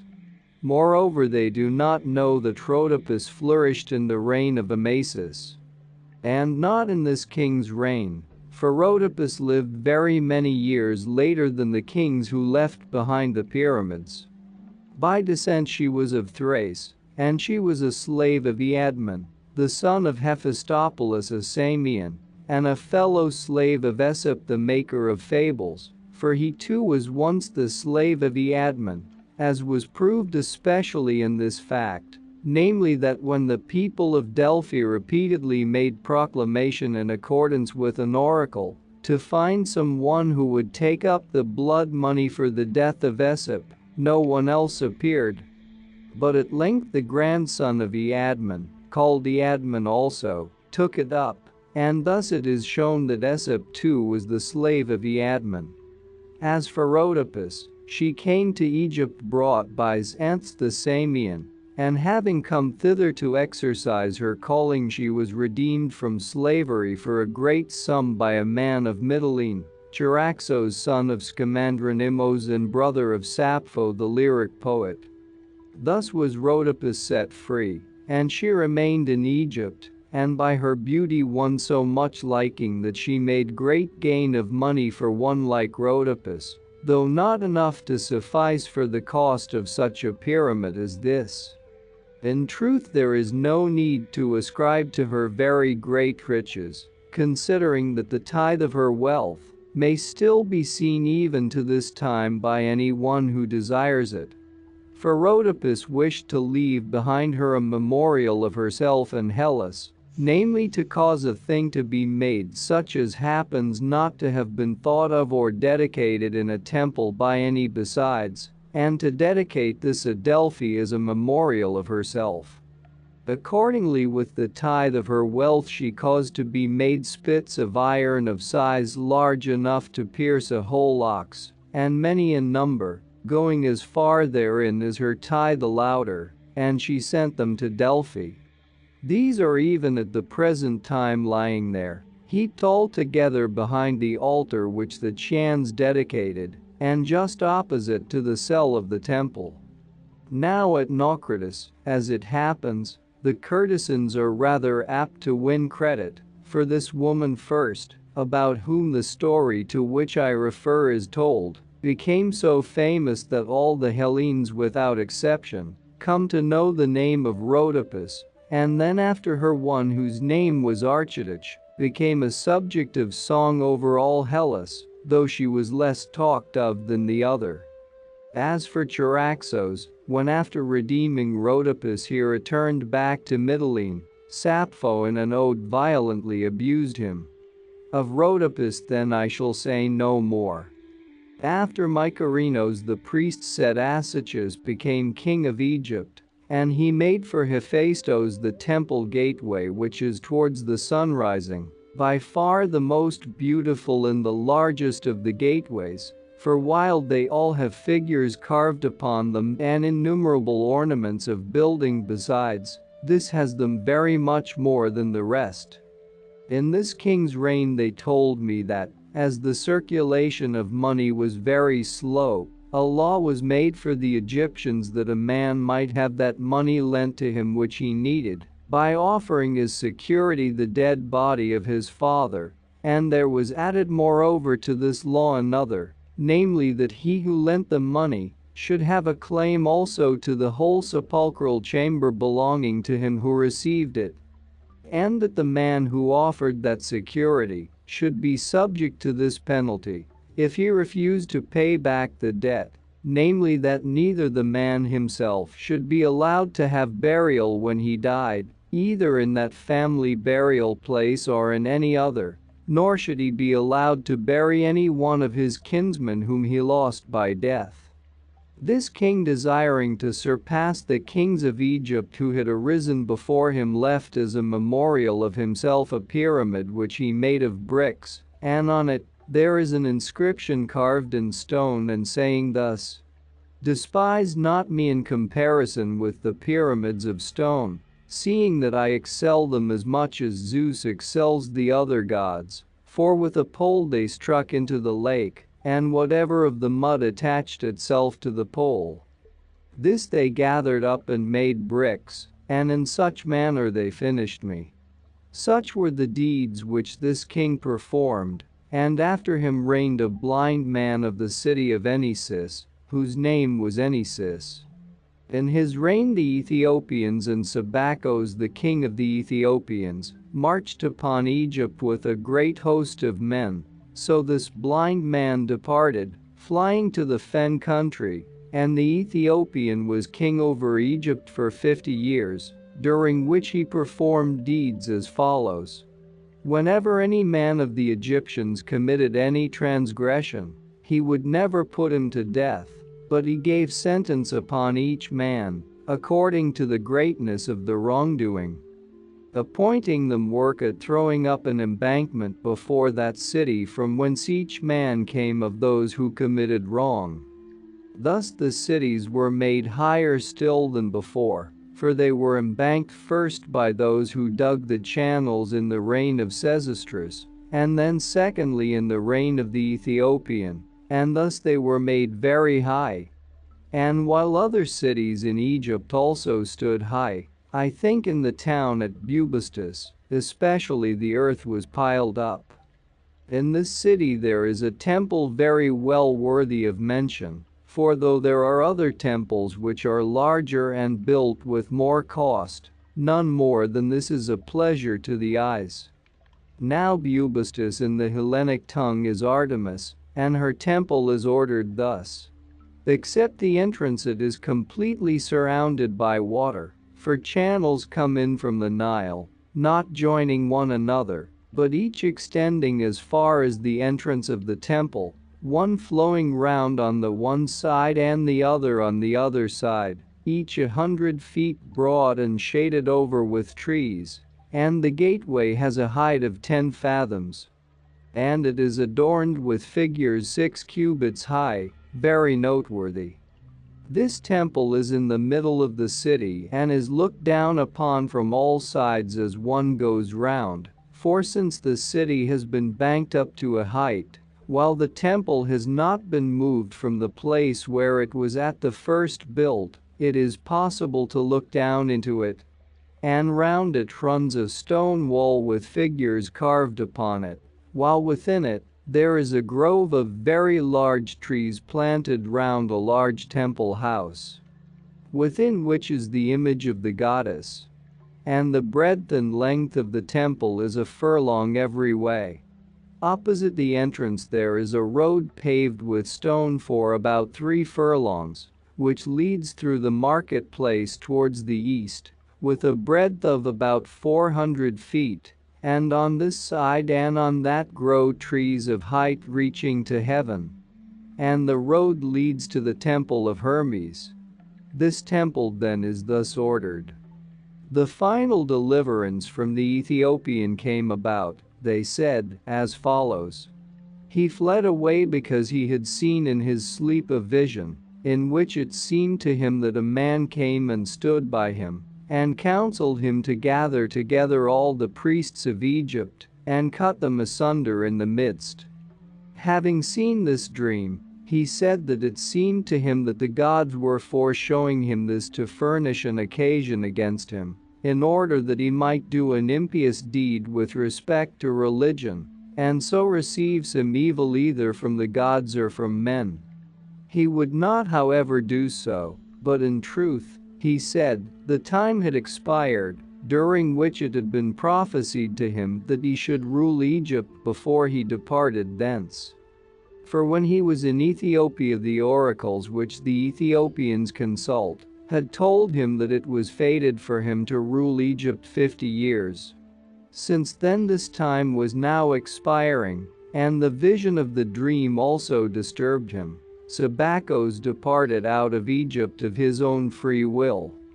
Then when the Ethiopian had gone away out of Egypt, the blind man came back from the fen country and began to rule again, having lived there during 50 years upon an island which he had made by heaping up ashes and earth. For whenever any of the Egyptians visited him bringing food, according as it had been appointed to them severally to do without the knowledge of the Ethiopian, he bade them bring also some ashes for their gift. This island none was able to find before Amyrtaeus, that is, for more than 700 years the kings who arose before Amyrtaeus were not able to find it. Now the name of this island is Elbow, and its size is 10 furlongs each way.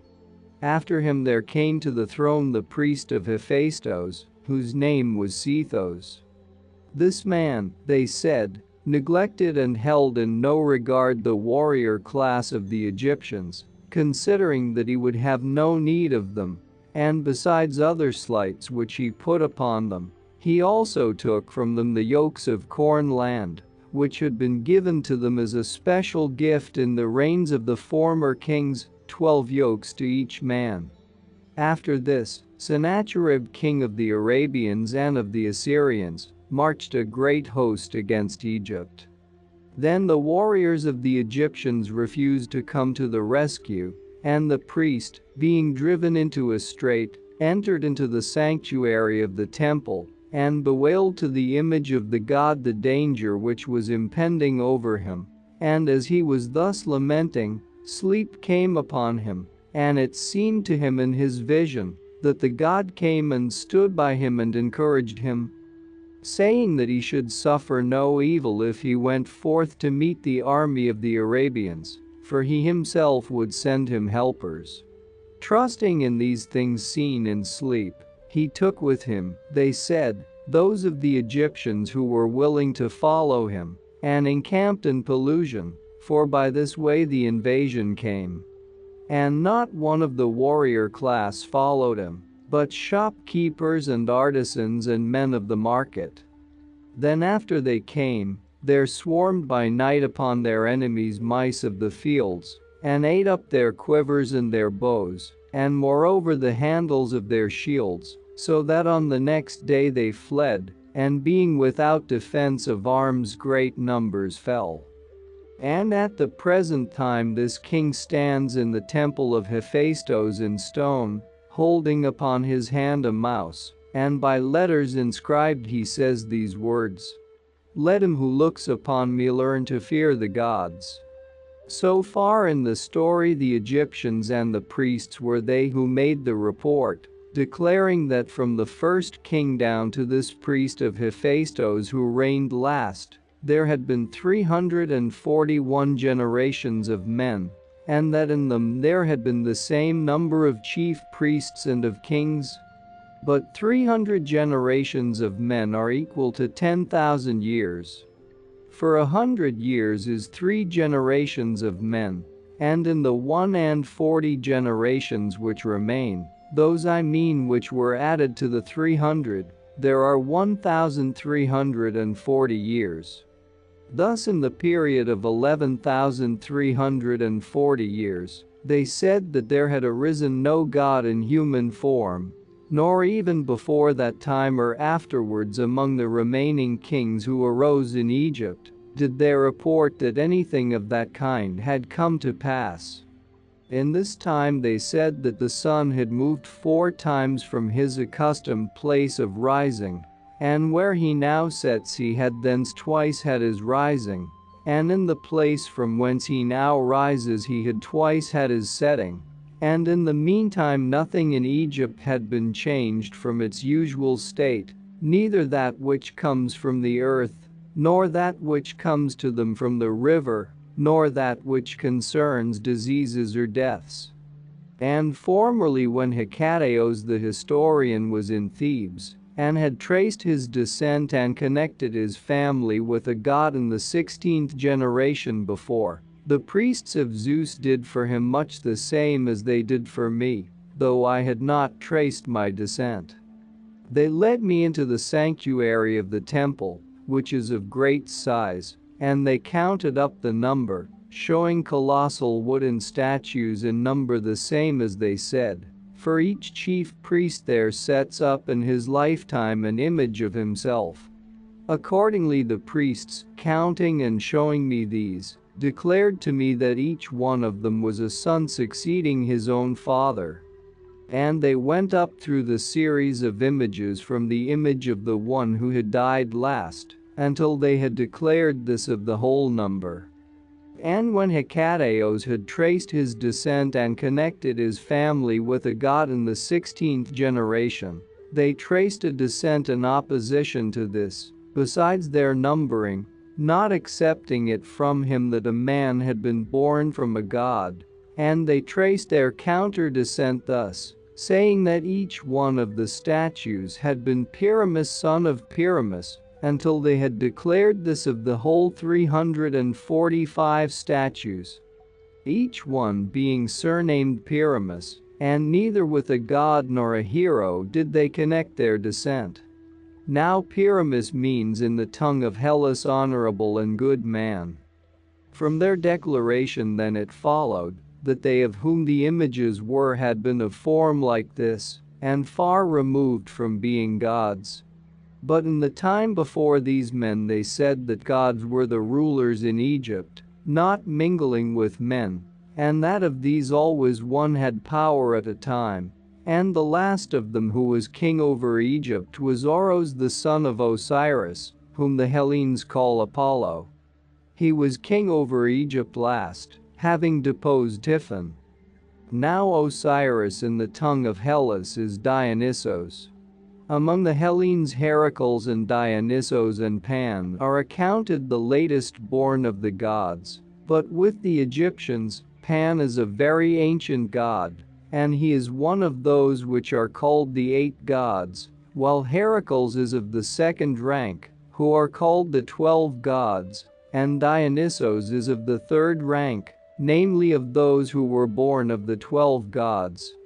Now as to Heracles, I have shown already how many years old he is according to the Egyptians themselves, reckoning down to the reign of Amasis, and Pan is said to have existed for yet more years than these, and Dionysos for the smallest number of years as compared with the others, and even for this last, they reckon down to the reign of Amasis 15,000 years. This the Egyptians say that they know for a certainty, since they always kept a reckoning and wrote down the years as they came. Now the Dionysos, who is said to have been born of Semele the daughter of Cadmos, was born about 1600 years before my time, and Heracles, who was the son of Alcmene, about 900 years, and that Pan, who was born of Penelope, for of her and of Hermes Pan, is said by the Hellenes to have been born, came into being later than the wars of Troy, about 800 years before my time. Of these two accounts every man may adopt that one which he shall find the more credible when he hears it. I, however, for my part, have already declared my opinion about them. For if these also, like Heracles the son of Amphitryon, had appeared before all men's eyes and had lived their lives to old age in Hellas, I mean Dionysos the son of Semele and Pan the son of Penelope, then one would have said that these also had been born mere men, having the names of those gods who had come into being long before. But as it is, with regard to Dionysos, the Hellenes say that as soon as he was born, Zeus sewed him up in his thigh and carried him to Nysa, which is above Egypt in the land of Ethiopia, and as to Pan, they cannot say whither he went after he was born. Hence it has become clear to me that the Hellenes learnt the names of these gods later than those of the other gods, and traced their descent as if their birth occurred at the time when they first learnt their names. Thus far then the history is told by the Egyptians themselves, but I will now recount that which other nations also tell, and the Egyptians in agreement with the others, of that which happened in this land. And there will be added to this also something of that which I have myself seen. Being set free after the reign of the priest of Hephaestus, the Egyptians, since they could not live any time without a king, set up over them 12 kings, having divided all Egypt into 12 parts. These made intermarriages with one another and reigned, making agreement that they would not put down one another by force, nor seek to get an advantage over one another, but would live in perfect friendship. And the reason why they made these agreements, guarding them very strongly from violation, was this, namely that an oracle had been given to them at first, when they began to exercise their rule. That he of them who should pour a libation with a bronze cup in the temple of Hephaestus should be king of all Egypt, for they used to assemble together in all the temples. Moreover, they resolved to join all together and leave a memorial of themselves, and having so resolved they caused to be made a labyrinth, situated a little above the lake of Moiris, and nearly opposite to that which is called the City of Crocodiles. This I saw myself, and I found it greater than words can say. For if one should put together and reckon up all the buildings and all the great works produced by the Hellenes, they would prove to be inferior in labor and expense to this labyrinth, though it is true that both the temple at Ephesus and that at Samos are works worthy of note. The pyramids also were greater than words can say, and each one of them is equal to many works of the Hellenes, great as they may be. But the labyrinth surpasses even the pyramids. It has 12 courts covered in, with gates facing one another, 6 upon the north side and 6 upon the south, joining on one to another, and the same wall surrounds them all outside. And there are in it two kinds of chambers, the one kind below the ground and the other above. Upon these, 3,000 in number, of each kind 1,500. The upper set of chambers we ourselves saw, going through them, and we tell of them having looked upon them with our own eyes. But the chambers underground we heard about only, for the Egyptians who had charge of them were not willing on any account to show them, saying that here were the sepulchres of the kings who had first built this labyrinth, and of the sacred crocodiles. Accordingly we speak of the chambers below by what we received from hearsay, while those above we saw ourselves and found them to be works of more than human greatness. For the passages through the chambers, and the goings this way and that way through the courts, which were admirably adorned, afforded endless matter for marvel, as we went through from a court to the chambers beyond it, and from the chambers to colonnades, and from the colonnades to other rooms, and then from the chambers again to other courts.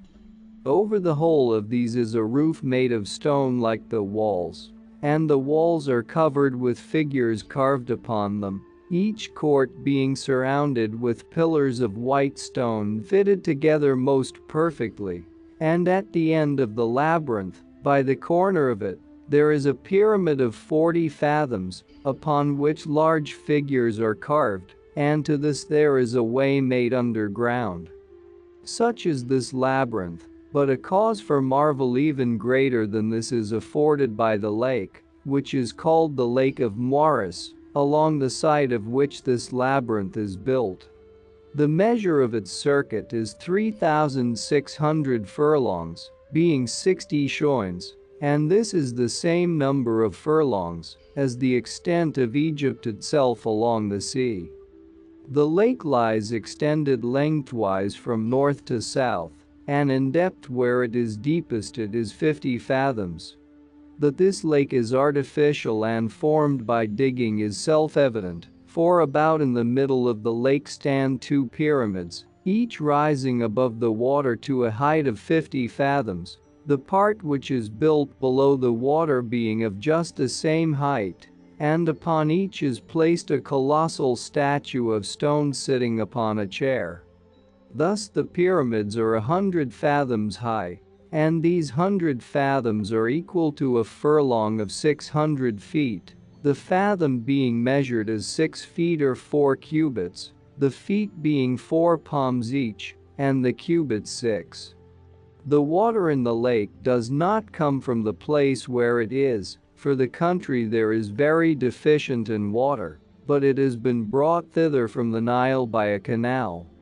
And for 6 months the water flows into the lake, and for 6 months out into the Nile again, and whenever it flows out, then for the 6 months it brings into the royal treasury a talent of silver a day from the fish which are caught, and 20 pounds when the water comes in. The natives of the place, moreover, said that this lake had an outlet underground to the Syrtis which is in Libya, turning towards the interior of the continent upon the western side, and running along by the mountain which is above Memphis. Now since I did not see anywhere existing the earth dug out of this excavation, for that was a matter which drew my attention, I asked those who dwelt nearest to the lake where the earth was which had been dug out. These told me to what place it had been carried away, and I readily believed them, for I knew by report that a similar thing had been done at Nineveh, the city of the Assyrians. There certain thieves formed a design once to carry away the wealth of Sardanapalus, son of Ninos, the king, which wealth was very great, and was kept in treasure houses under the earth. Accordingly they began from their own dwelling, and making estimate of their direction, they dug underground towards the king's palace, and the earth which was brought out of the excavation they used to carry away, when night came on, to the river Tigris which flows by the city of Nineveh, until at last they accomplished that which they desired.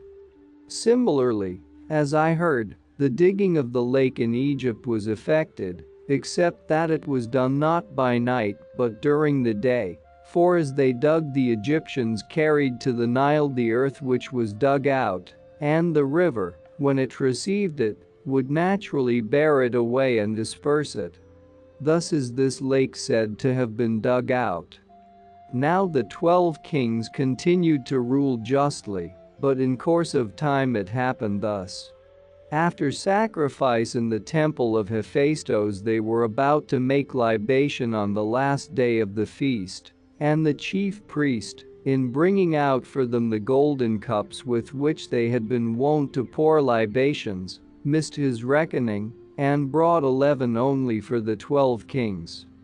Then that one of them who was standing last in order, namely Psammetichos, since he had no cup, took off from his head his helmet, which was of bronze, and having held it out to receive the wine he proceeded to make libation.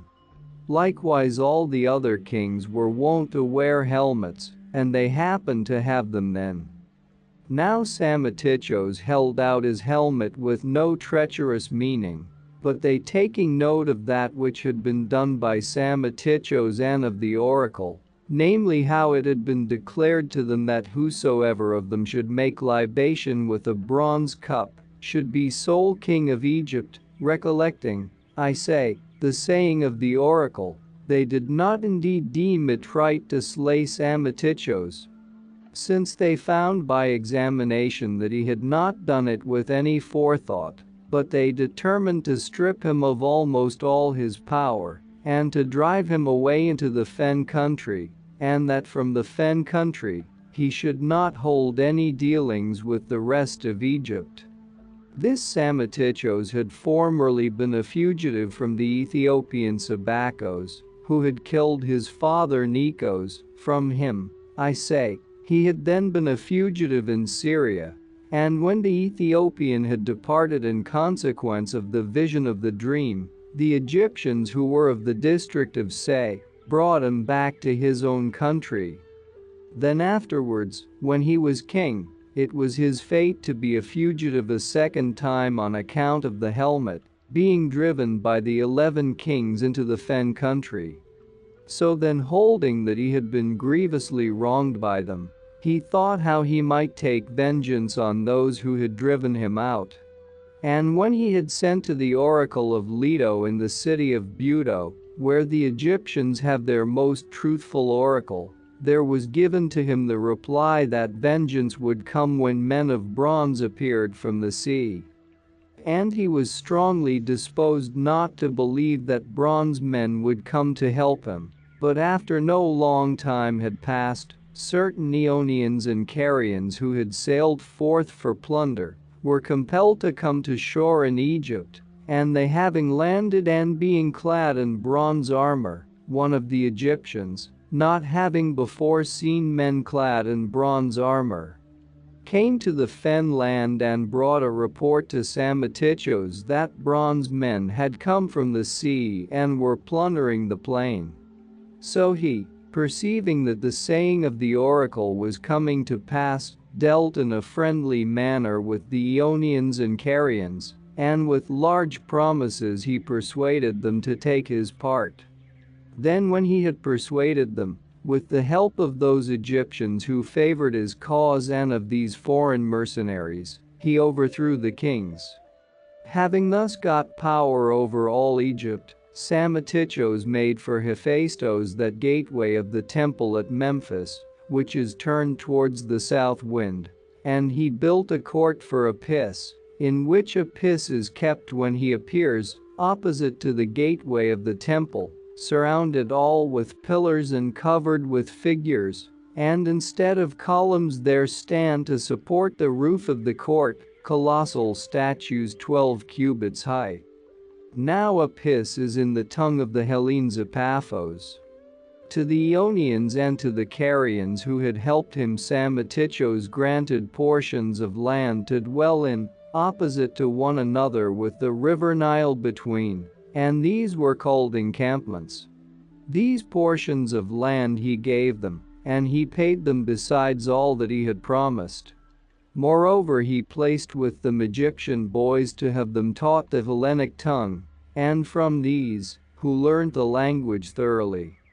are descended the present class of interpreters in Egypt. Now the Ionians and Carians occupied these portions of land for a long time, and they are towards the sea a little below the city of Bubastis, on that which is called the Pelusian mouth of the Nile. These men King Amasis afterwards removed from thence and established them at Memphis, making them into a guard for himself against the Egyptians. And they being settled in Egypt, we who are Hellenes know by intercourse with them the certainty of all that which happened in Egypt beginning from King Psammetichos and afterwards, for these were the first men of foreign tongue who settled in Egypt. And in the land from which they were removed there still remain down to my time the sheds where their ships were drawn up and the ruins of their houses. Thus then Psammetichos obtained Egypt. And of the oracle which is in Egypt I have made mention often before this, and now I will give an account of it, seeing that it is worthy to be described. This oracle which is in Egypt is sacred to Leto, and it is established in a great city near that mouth of the Nile, which is called Sebennytic, as one sails up the river from the sea. And the name of the city where the oracle is found is Buto, as I have said before in mentioning it. In this Buto there is a temple of Apollo and Artemis, and the temple house of Leto, in which the oracle is both great in itself, and has a gateway of the height of 10 fathoms. But that which caused me most to marvel of the things to be seen there, I will now tell. There is in this sacred enclosure a house of Leto made of one single stone as regards both height and length, and of which all the walls are in these two directions equal, each being 40 cubits, and for the covering in of the roof, there lies another stone upon the top, the cornice measuring 4 cubits. This house then of all the things that were to be seen by me in that temple is the most marvelous, and among those which come next is the island called Chemis. This is situated in a deep and broad lake by the site of the temple at Buto, and it is said by the Egyptians that this island is a floating island. I myself did not see it either floating about or moved from its place, and I feel surprise at hearing of it, wondering if it be indeed a floating island. In this island of which I speak there is a great temple house of Apollo, and 3 several altars are set up within, and there are planted in the island many palm trees and other trees, both bearing fruit and not bearing fruit. And the Egyptians, when they say that it is floating, add this story, namely that in this island, which formerly was not floating, Leto, being one of the 8 gods who came into existence first, and dwelling in the city of Buto where she has this oracle, received Apollo from Isis as a charge and preserved him, concealing him in the island which is said now to be a floating island. At that time when Typhon came after him seeking everywhere and desiring to find the son of Osiris. Now they say that Apollo and Artemis are children of Dionysos and of Isis, and that Leto became their nurse and preserver, and in the Egyptian tongue Apollo is Oros, Demeter is Isis, and Artemis is Bubastis. From this story and from no other Aeschylus the son of Euphorion took this which I shall say, wherein he differs from all the preceding poets. He represented namely that Artemis was the daughter of Demeter. For this reason then, they say, it became a floating island. Such is the story which they tell, but as for Psammetichos, he was king over Egypt for 54 years, of which for 30 years save one he was sitting before Azotos, a great city of Syria, besieging it, until at last he took it. And this Azotos of all cities about which we have knowledge held out for the longest time under a siege. The son of Psammetichos was Nikos, and he became king of Egypt. This man was the first who attempted the channel leading to the Erythraean Sea, which Darius the Persian afterwards completed. The length of this is a voyage of 4 days, and in breadth it was so dug that 2 triremes could go side by side driven by oars, and the water is brought into it from the Nile. The channel is conducted a little above the city of Bubastis by Patumos the Arabian city, and runs into the Erythraean Sea.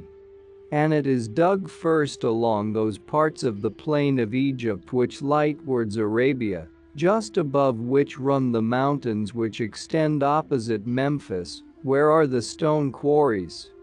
Along the base of these mountains the channel is conducted from west to east for a great way, and after that it is directed towards a break in the hills and tends from these mountains towards the noonday and the south wind to the Arabian Gulf. Now in the place where the journey is least and shortest from the northern to the southern sea, which is also called Erythraean, that is from Mount Casion, which is the boundary between Egypt and Syria, the distance is exactly 1,000 furlongs to the Arabian Gulf, but the channel is much longer, since it is more winding. And in the reign of Nikos there perished while digging it 12 myriads 13,701 of the Egyptians. Now Nikos ceased in the midst of his digging, because the utterance of an oracle impeded him, which was to the effect that he was working for the barbarian. And the Egyptians call all men barbarians who do not agree with them in speech. Thus having ceased from the work of the channel, Nikos betook himself to waging wars, and triremes were built by him, some for the northern sea and others in the Arabian Gulf for the Erythraean Sea, and of these the sheds are still to be seen.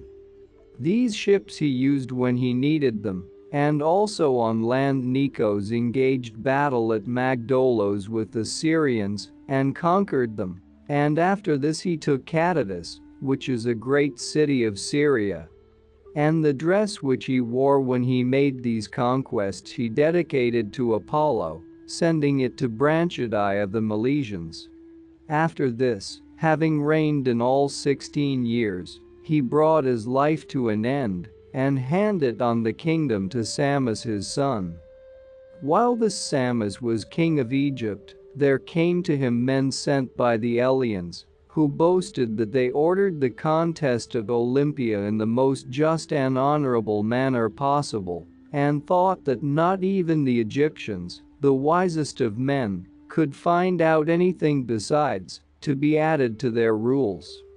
Now when the Eleans came to Egypt and said that for which they had come, then this king called together those of the Egyptians who were reputed the wisest, and when the Egyptians had come together, they heard the Eleans tell of all that which it was their part to do in regard to the contest, and when they had related everything, they said that they had come to learn in addition anything which the Egyptians might be able to find out besides,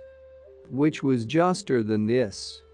They then having consulted together asked the Eleans whether their own citizens took part in the contest, and they said that it was permitted to any one who desired it, both of their own people and of the other Hellenes equally, to take part in the contest.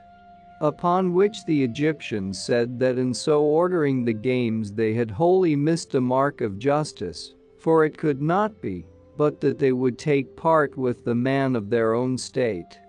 if he was contending, and so act unfairly to the stranger.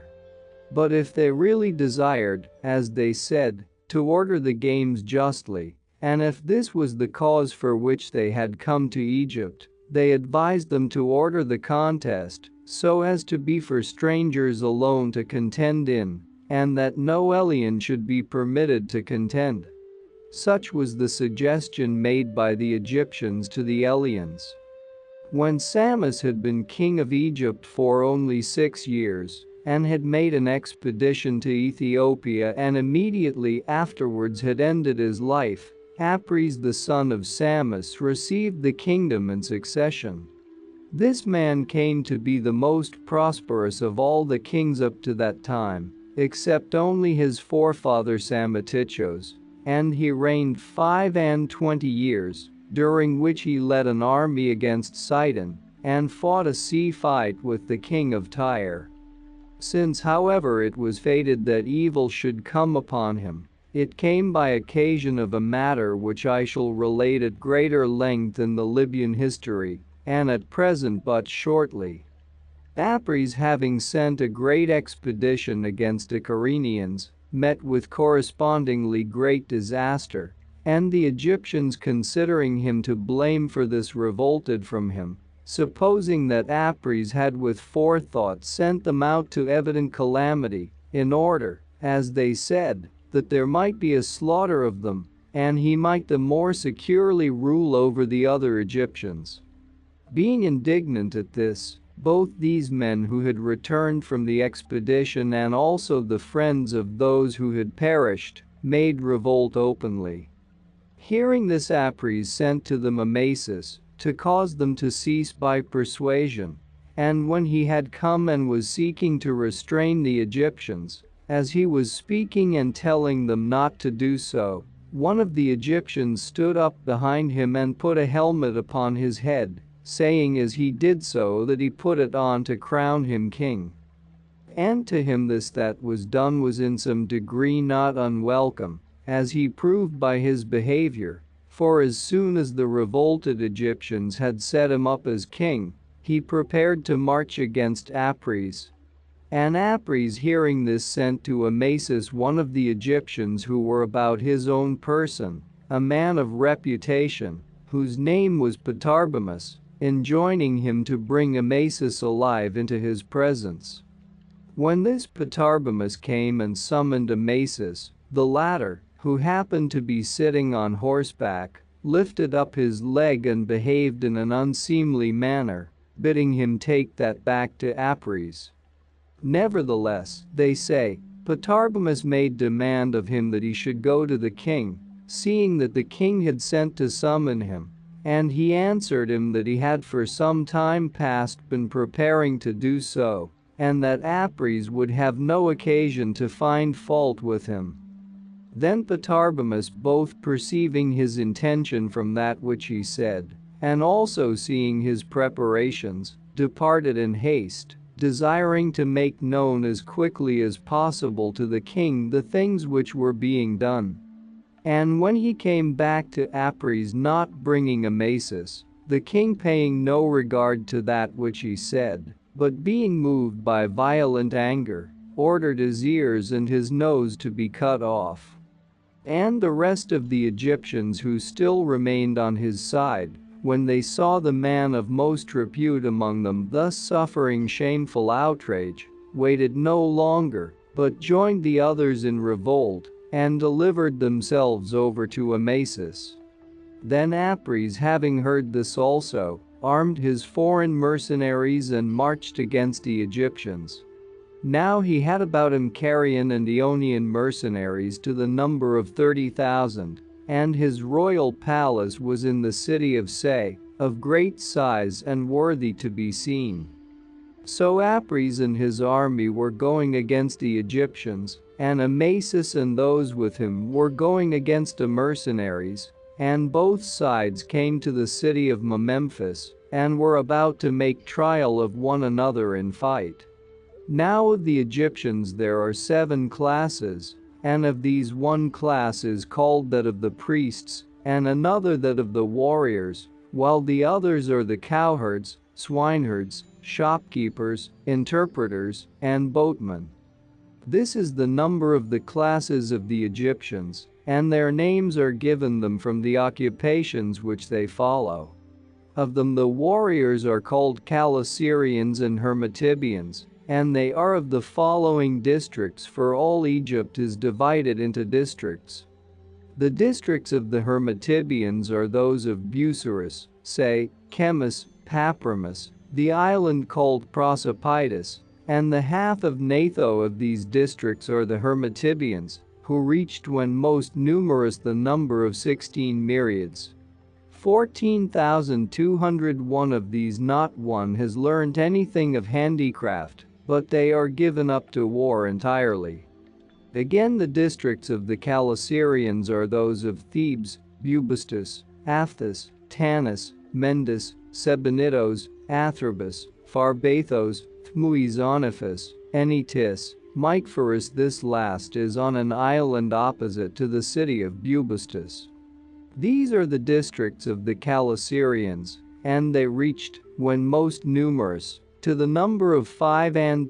myriads 14,202 of men. Nor is it lawful for these, any more than for the others, to practice any craft, but they practice that which has to do with war only, handing down the tradition from father to son.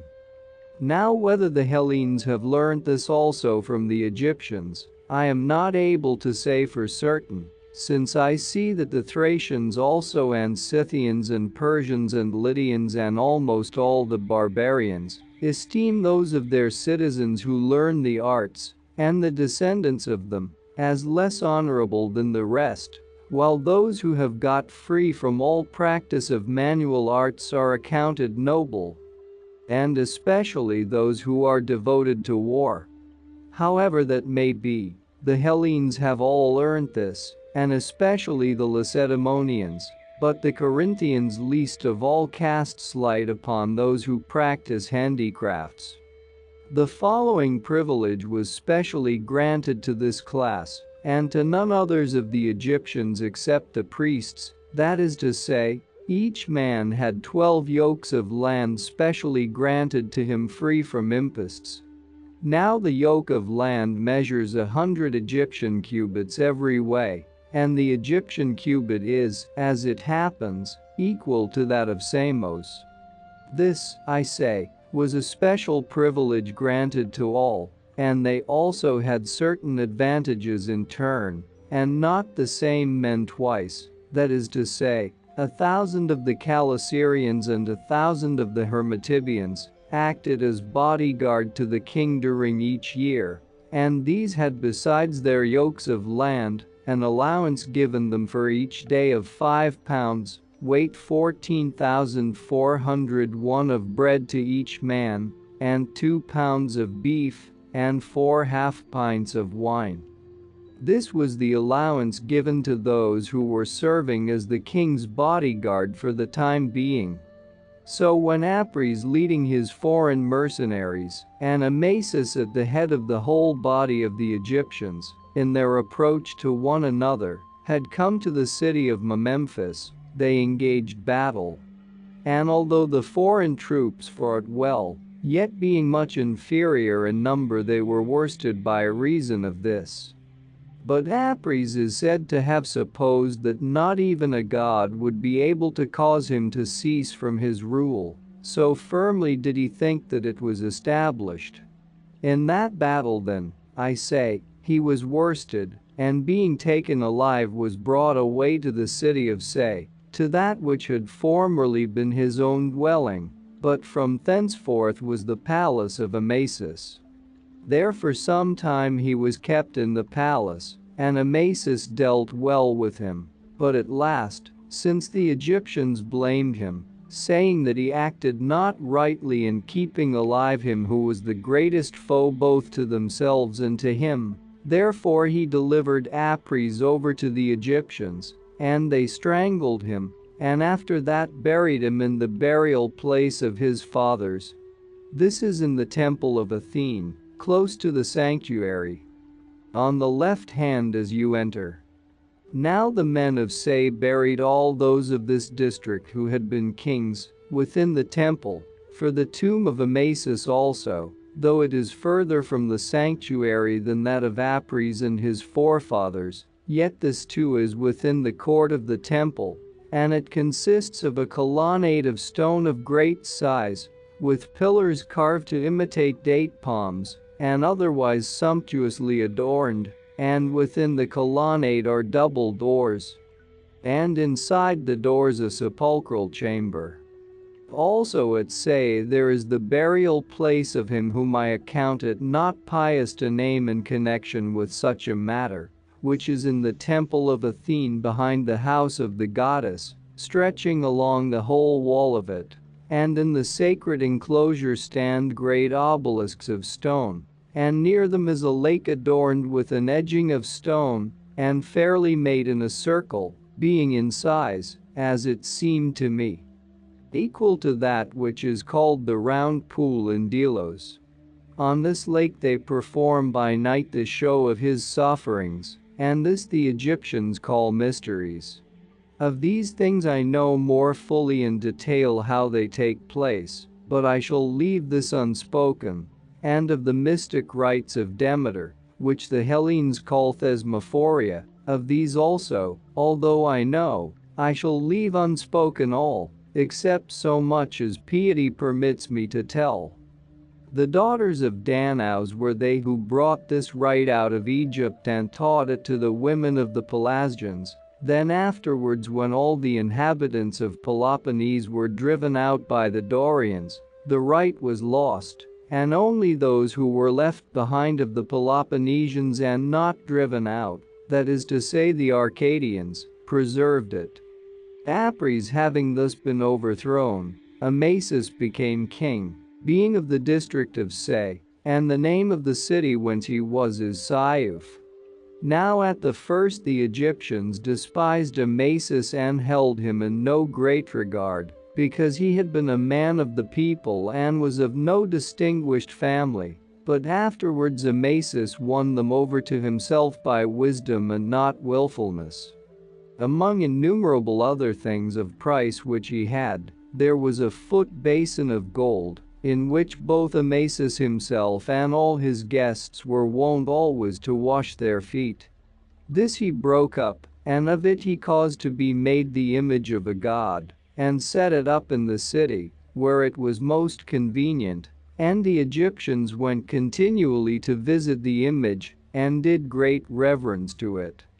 Then Amasis, having learned that which was done by the men of the city, called together the Egyptians, and made known to them the matter, saying that the image had been produced from the foot basin, into which formerly the Egyptians used to vomit and make water, and in which they washed their feet, whereas now they did to it great reverence, and just so, he continued, had he himself now fared. As the foot basin, for though formerly he was a man of the people, yet now he was their king, and he bade them accordingly honor him and have regard for him. In such manner he won the Egyptians to himself, so that they consented to be his subjects, and his ordering of affairs was thus. In the early morning, and until the time of the filling of the market, he did with a good will the business which was brought before him. But after this he passed the time in drinking and in jesting at his boon companions, and was frivolous and playful. And his friends being troubled at it admonished him in some such words as these: O king, thou dost not rightly govern thyself in thus letting thyself descend to behavior so trifling, for thou oughtest rather to have been sitting throughout the day stately upon a stately throne and administering thy business, and so the Egyptians would have been assured that they were ruled by a great man. And thou wouldest have had a better report. But as it is, thou art acting by no means in a kingly fashion. And he answered them thus: They who have bows stretch them at such time as they wish to use them, and when they have finished using them they loose them again, for if they were stretched tight always they would break, so that the men would not be able to use them when they needed them.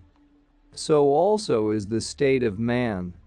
If he should always be in earnest and not relax himself for sport at the due time, he would either go mad or be struck with stupor before he was aware, and knowing this well, I distribute a portion of the time to each of the two ways of living. Thus he replied to his friends. It is said, however, that Amasis, even when he was in a private station, was a lover of drinking and of jesting, and not at all seriously disposed, and whenever his means of livelihood failed him through his drinking and luxurious living, he would go about and steal, and they from whom he stole would charge him with having their property, and when he denied it would bring him before the judgment of an oracle. Whenever there was one in their place, and many times he was convicted by the oracles, and many times he was absolved. And then when finally he became king, he did as follows. As many of the gods as had absolved him, man pronounced him not to be a thief. To their temples he paid no regard, nor gave anything for the further adornment of them, nor even visited them to offer sacrifice. Considering them to be worth nothing and to possess lying oracles, but as many as had convicted him of being a thief, to these he paid very great regard, considering them to be truly gods, and to present oracles which did not lie. First in Say he built and completed for Athene a temple gateway which is a great marvel, and he far surpassed herein all who had done the like before, both in regard to height and greatness, so large are the stones and of such quality. Then secondly he dedicated great colossal statues, and man-headed sphinxes very large, and for restoration, he brought other stones of monstrous size. Some of these he caused to be brought from the stone quarries which are opposite Memphis, others of very great size from the city of Elephantine, distant a voyage of not less than 20 days from Say. And of them all I marvel most at this, namely a monolith chamber which he brought from the city of Elephantine, and they were 3 years engaged in bringing this, and 2,000 men were appointed to convey it, who all were of the class of boatmen. Of this house the length outside is 120 cubits, the breadth is 14 cubits, and the height 8. These are the measures of the monolith house outside, but the length inside is 18 cubits and 5/6 of a cubit, the breadth 12 cubits, and the height 5 cubits. This lies by the side of the entrance to the temple, for within the temple they did not draw it, because, as it's said, while the house was being drawn along, the chief artificer of it groaned aloud, seeing that much time had been spent, and he was wearied by the work, and Amasis took it to heart as a warning, and did not allow them to draw it further onwards. Some say on the other hand that a man was killed by it, of those who were heaving it with levers, and that it was not drawn in for that reason. Amasis also dedicated in all the other temples which were of repute, works which are worth seeing for their size, and among them also at Memphis, the colossal statue which lies on its back in front of the temple of Hephaestos, whose length is 75 feet, and on the same base made of the same stone, 150 are set 2 colossal statues, each of 20 feet in length, one on this side and the other on that side of the large statue. There is also another of stone of the same size in Say, lying in the same manner as that at Memphis. Moreover, Amasis was he who built and finished for Isis her temple at Memphis, which is of great size and very worthy to be seen. In the reign of Amasis it is said that Egypt became more prosperous than at any other time before, both in regard to that which comes to the land from the river, and in regard to that which comes from the land to its inhabitants, and that at this time the inhabited towns in it numbered in all 20,000. It was Amasis too who established the law that every year each one of the Egyptians should declare to the ruler of his district from what source he got his livelihood, and if any man did not do this or did not make declaration of an honest way of living, he should be punished with death. Now Solon the Athenian received from Egypt this law and had it enacted for the Athenians, and they have continued to observe it, since it is a law with which none can find fault. Moreover, Amasis became a lover of the Hellenes, and besides other proofs of friendship which he gave to several among them, he also granted the city of Naucratis for those of them who came to Egypt to dwell in, and to those who did not desire to stay, but who made voyages thither, he granted portions of land to set up altars and make sacred enclosures for their gods.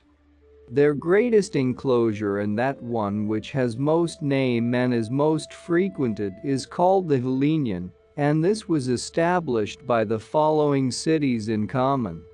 Of the Ionians Chios, Teos, Phocaea, Clazomenae; of the Dorians Rhodes, Cnidos, Halicarnassos, Phaselis; and of the Aeolians Mytilene alone. To these belongs this enclosure, and these are the cities which appoint superintendents of the port, and all other cities which claim a share in it are making a claim without any right. Besides this, the Aeginetans established on their own account a sacred enclosure dedicated to Zeus, the Samians one to Hera, and the Milesians one to Apollo. Now in old times Naucratis alone was an open trading place, and no other place in Egypt. And if anyone came to any other of the Nile mouths, he was compelled to swear that he came not thither of his own will, and when he had thus sworn his innocence, he had to sail with his ship to the Canobic mouth, or if it were not possible to sail by reason of contrary winds, then he had to carry his cargo round the head of the delta in boats to Naucratis. Thus highly was Naucratis privileged.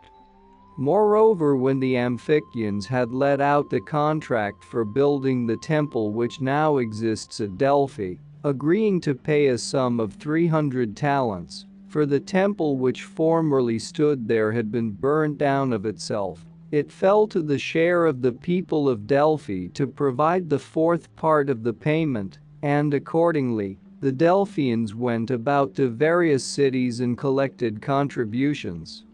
And when they did this, they got from Egypt as much as from any place, for Amasis gave them 1,000 talents weight of alum, while the Hellenes who dwelt in Egypt gave them 20 pounds of silver.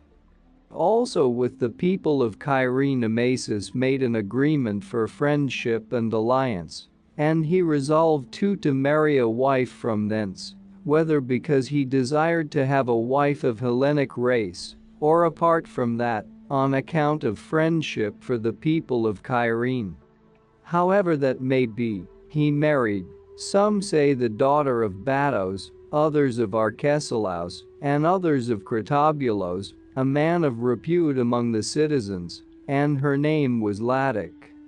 Now whenever Amasis lay with her, he found himself unable to have intercourse, but with his other wives he associated as he was wont, and as this happened repeatedly, Amasis said to his wife, whose name was Latic, "Woman, thou hast given me drugs, and thou shalt surely perish more miserably than any other woman." Then Latic, when by her denials Amasis was not at all appeased in his anger against her, made a vow in her soul to Aphrodite, that if Amasis on that night had intercourse with her, seeing that this was the remedy for her danger, she would send an image to be dedicated to her at Cyrene. And after the vow immediately Amasis had intercourse. And from thenceforth whenever Amasis came into her he had intercourse with her, and after this he became very greatly attached to her. And Latic paid the vow that she had made to the goddess, for she had an image made and sent it to Cyrene, and it was still preserved even to my own time, standing with its face turned away from the city of the Cyrenians. This Latic Cambyses, having conquered Egypt and heard from her who she was, sent back unharmed to Cyrene. Amasis also dedicated offerings in Hellas, first at Kyrene, an image of Athene covered over with gold, and a figure of himself made like by painting. Then in the temple of Athene at Linson, 2 images of stone and a corslet of linen worthy to be seen. And also at Samos 2 wooden figures of himself dedicated to Hera, which were standing even to my own time in the great temple, behind the doors. Now at Samos he dedicated offerings because of the guest friendship between himself and Polycrates, the son of Aias. At Lindos for no guest friendship, but because the temple of Athene at Lindos is said to have been founded by the daughters of Danaus, who had touched land there at the time when they were fleeing from the sons of Aegyptos. These offerings were dedicated by Amasis, and he was the first of men who conquered Cyprus and subdued it, so that it paid him tribute.